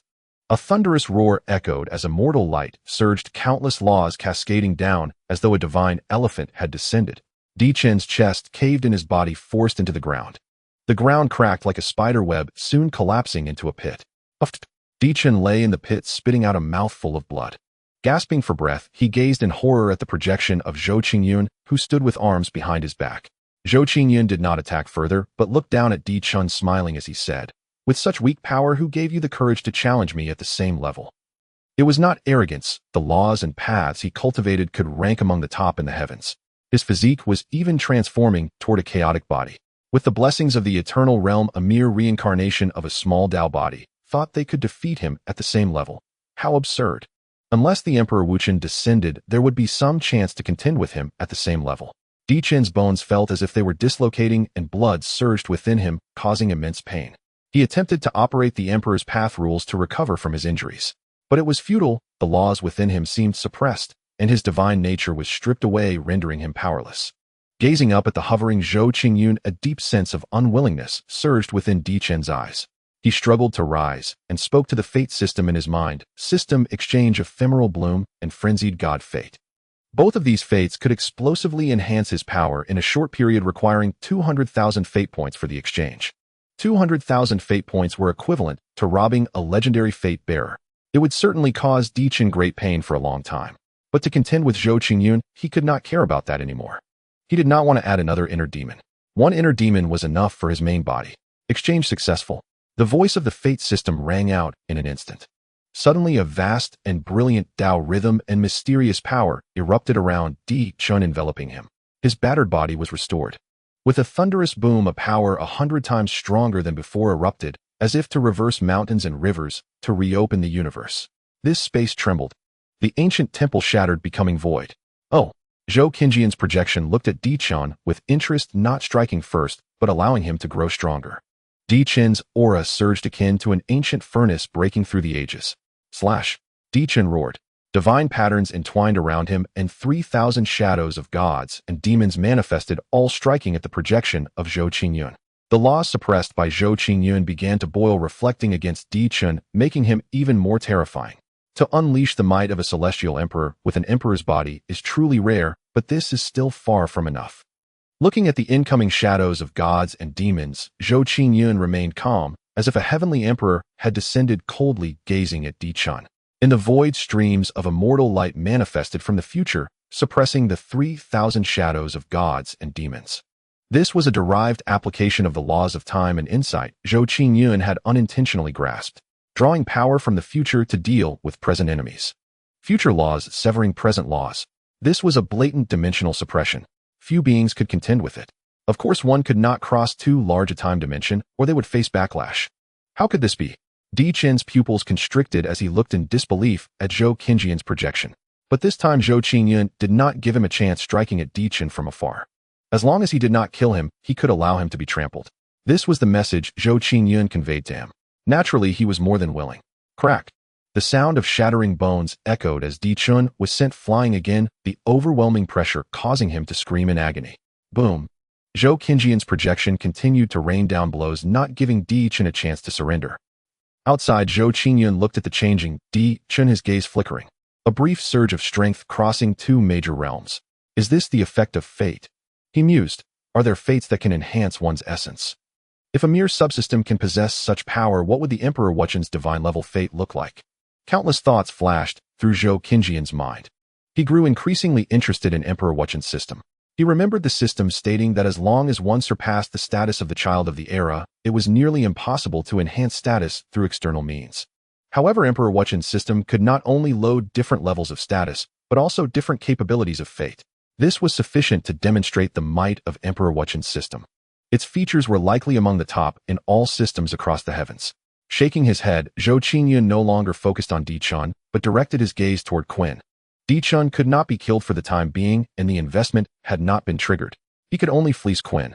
In another space, Quinn slowly awakened. Hiss. Why does my head hurt so much? Who hit me so hard?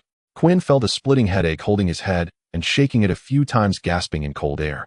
At that moment, an ugly old man in a black robe suddenly appeared before Quinn. Quinn jumped in fright. Who are you?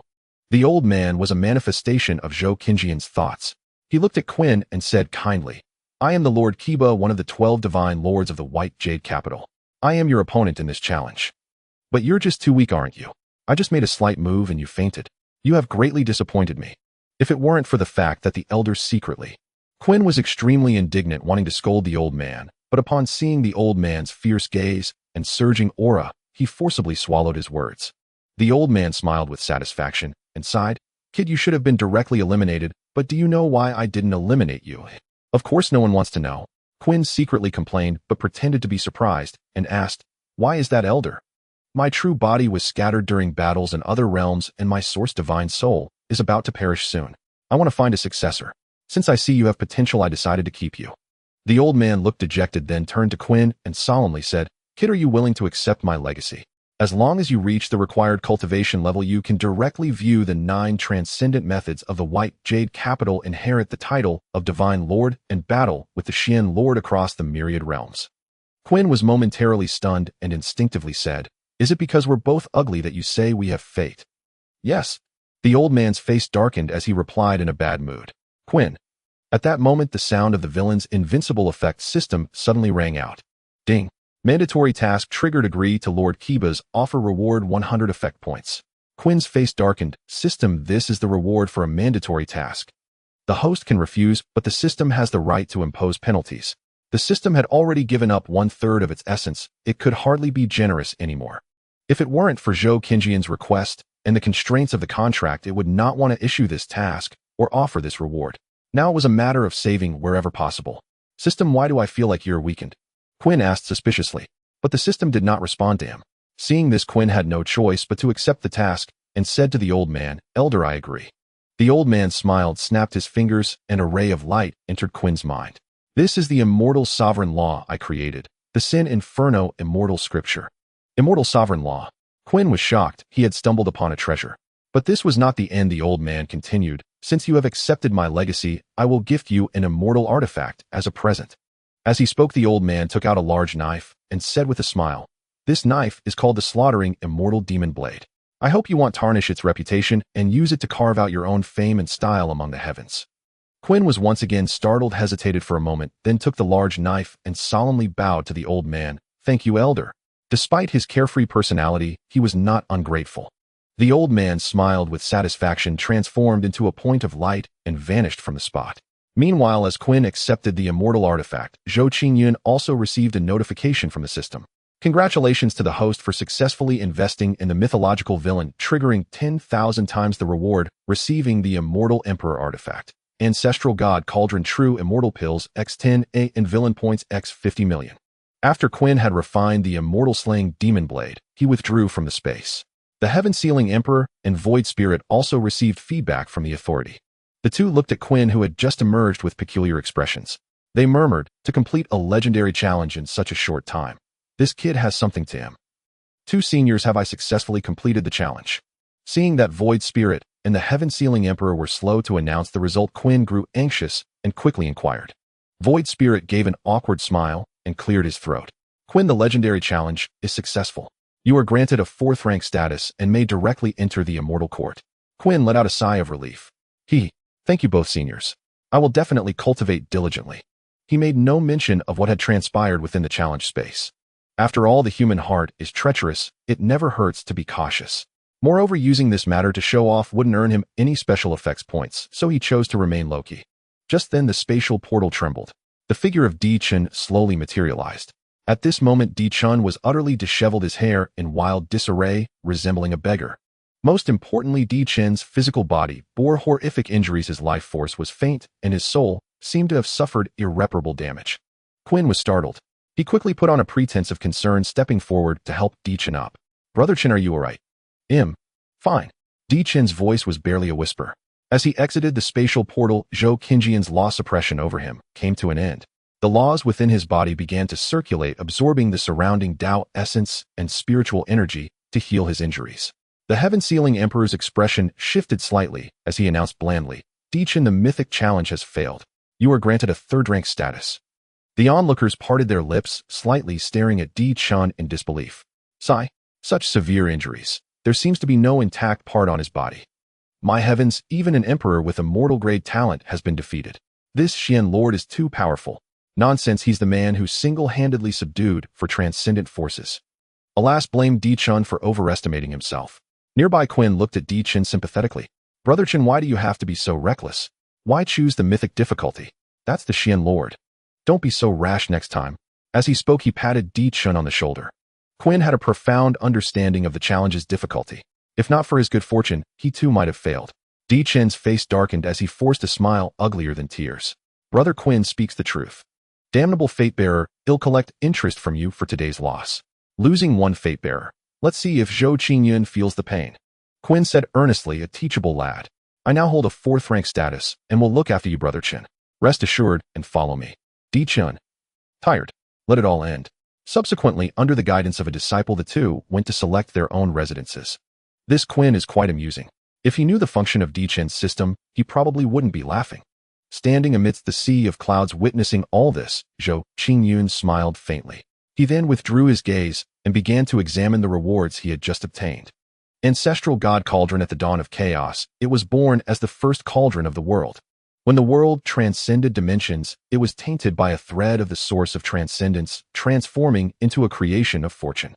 Possessing faint transcendent properties, it can traverse time, cross the void, ascend to the heavens, and remain immortal and indestructible.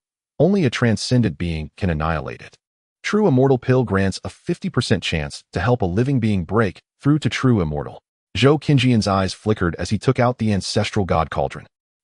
Instantly, the void trembled as a divine cauldron radiating cyan immortal light appeared before Zhou Qinjian's eyes. The sky of the myriad spirits realm darkened. An aura vast, profound, and ancient suddenly manifested. The beings within 10,000 miles felt a weight upon them, their souls trembling as if they would be crushed in the next moment. The forbidden array of the Jade Capital activated, shielding the other creatures. Though the ancestral God Cauldron had not awakened, the mere revelation of its aura still inspired fear and trembling. Is this the aura of an immortal emperor artifact? A mighty being reincarnated from the immortal realm into the myriad spirits realm sensed the presence and gazed in horror toward the direction of Jade God Mountain. But soon Zhou Qingyun suppressed the might of the ancestral God Cauldron, and the aura vanished in an instant. Some beings were left in doubt and confusion. Was that an illusion? Zhou Qingyun paid no heed to others' thoughts. He drew the ancestral God Cauldron into the eternal realm and began refining it with the help of Little Tian. Half a month passed. With Little Tian's assistance, Zhou Qingyun successfully refined the ancestral God Cauldron. Though his current cultivation was formidable, the ancestral God Cauldron was a true immortal emperor artifact. Relying on his own power to refine, it was utterly unrealistic. He could only borrow Little Tian's strength. After refining it, Zhou Qingyun took a closer look at the ancestral God Cauldron. At this moment, the ancestral God Cauldron was wreathed in immortal light, radiating an unparalleled sense of mystery. It floated silently above the spiritual sea of his Dantian, intertwining and revolving with the world seed of the eternal realm. Countless runes were engraved on the divine cauldron, outlining scenes of ancient deities and worlds. It seemed that a single glance could allow a being to comprehend celestial secrets. A mysterious aura flowed from the cauldron, transforming Zhou Qinjian's physical body. The ancestral God Cauldron, the eternal realm, and the shepherd Tao, these three supreme, inconceivable entities assisted Zhou Qingyun every moment in evolving toward a higher essence of life. It could be said that with every breath, every second, Zhou Qinjian's strength multiplied. The speed of this power enhancement was rare in the world. Even he himself was astonished. He estimated that even without ascending to the immortal realm, given his rate of transformation, within a year his physical body would evolve into an immortal body capable of bearing the fruit of the Tao. With my current strength, being able to awaken a tenth of the ancestral God Cauldron's power is not bad. Zhou Qingyun sensed this and mused to himself. As a true immortal emperor artifact, the ancestral God Cauldron possessed faint transcendent properties. Being able to unleash a tenth of its might was already terrifying.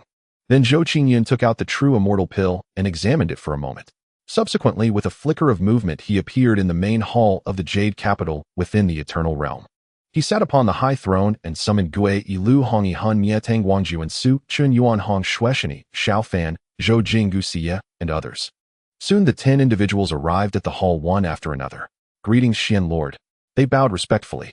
Since Zhou Qingyun had single-handedly subdued the 4 transcendent forces, these people had fully submitted and held him in even greater awe. Previously, though they were also reverent, it was either due to the Jade Capital's influence or external means. Thus their reverence stemmed mostly from the Jade Capital. But now their reverence was due to Zhou Qingyun's personal strength. Zhou Qingyun swept his gaze over the assembled group and said calmly, "Turmoil is imminent in the myriad spirits realm, and the ancestors of the Jade Capital have yet to awaken. To consolidate the Jade Capital's authority, I bestow upon you the Ascension Immortal Pill. This pill will help you transform your physical bodies in the lower realm and continue to enhance your strength. You must complete this transformation within 10 years. Can you do it? Is it possible?" Zhou Qingyun's bearing was vast and boundless, radiating infinite majesty, his brilliant gaze fixed upon the crowd. Apart from Gui Yi and Lu Hong, who were already mortal immortals, the others had cultivated for thousands of years within the Eternal Realm by leveraging the flow of time. With various resources and the manifestation of the pastoral Tao, they had all broken through to the heavenly sovereign or mortal immortal realm. These individuals were figures in whom Zhou Qingyun had invested early on, possessing utmost loyalty. He planned to first have them break through to immortality to manage the White Jade Capital. Now that many living forces had joined the White Jade Capital along with those that had submitted, several formidable figures were needed to maintain order and governance. After all, he could not personally attend to every single matter. What purpose would establishing the White Jade Capital serve otherwise? Of course, Xiao Tian could now also produce immortal items like the Ascension Pill and True Immortal Pill. Zhou Qingyun would open these for exchange by the beings of the White Jade Capital and its affiliated forces. The Ascension Pill. The crowd's expressions turned solemn as they reverently declared, "We shall obey the sovereign's command." They had naturally heard of the Ascension Pill before. Once a being breaks through to the Great Emperor realm, they can use this item to transform their mortal flesh into an immortal body and ascend to the immortal rank. In the ancient era before the path to ascension was sealed, there were no realms such as Heavenly Sovereign or Mortal Immortal. Beings who broke through to Great Emperor could ascend directly to the immortal realm. But with the sealing of the ascension path, the beings of the 10,000 realms forged a new path, creating the realms of Heavenly Sovereign and Mortal Immortal. They dared not imagine what profound foundation and potential would arise from transforming into an immortal body at the Heavenly Sovereign or Mortal Immortal realm. They speculated that it might allow them to break through to the true immortal realm in one fell swoop. Zhou Qingyun nodded, and with a flick of his finger sent 10 ascension pills flying into the hands of the 10 individuals. Subsequently, he bestowed true immortal pills and immortal king artifacts upon Gui Yi and Lu Hongi. After all, the two were city lords, and their power needed to be ensured. Upon receiving the ascension pills, the group did not tarry and returned to their respective palaces to continue their cultivation. After the crowd departed, Zhou Qingyun did not remain idle and asked Xiao Tian, how much heavenly Tao origin and eternal power do you have now? Since Xiao Tian upgraded to an intermediate system, the efficiency of plundering heavenly Tao origin has multiplied several times over. Coupled with the feedback from 10 subsystems, there are now a total of 6,100 strands of heavenly Tao origin and 50 units of eternal power. A sharp glint flashed through Zhou Qingyun's eyes. How much heavenly Tao origin is needed to create an immortal venerable artifact? 500,000 strands. If 50 units of eternal power are consumed, only 10,000 strands of heavenly Tao origin are needed. After pondering for a moment, Zhou Qingyun retrieved 30,000 strands of heavenly Tao origin from the eternal realm and gave them to Xiao Tian, saying slowly, "Consume 10,000 strands of heavenly Tao origin and 50 units of eternal power to create an immortal venerable artifact. Use the remaining heavenly Tao origin to manufacture 20 subsystems and cast them into the chaos." Now the subsystems Xiao Tian created could also wander through the void. Thus, Zhou Qingyun decided to try his luck, hoping that the 20 subsystems might find a world. He seemed to think of something else and instructed Xiao Tian, "The immortal venerable artifact you create does not need strong offensive power. It should be a supportive supreme treasure capable of autonomously absorbing chaos energy to grow and able to connect with you. Preferably in the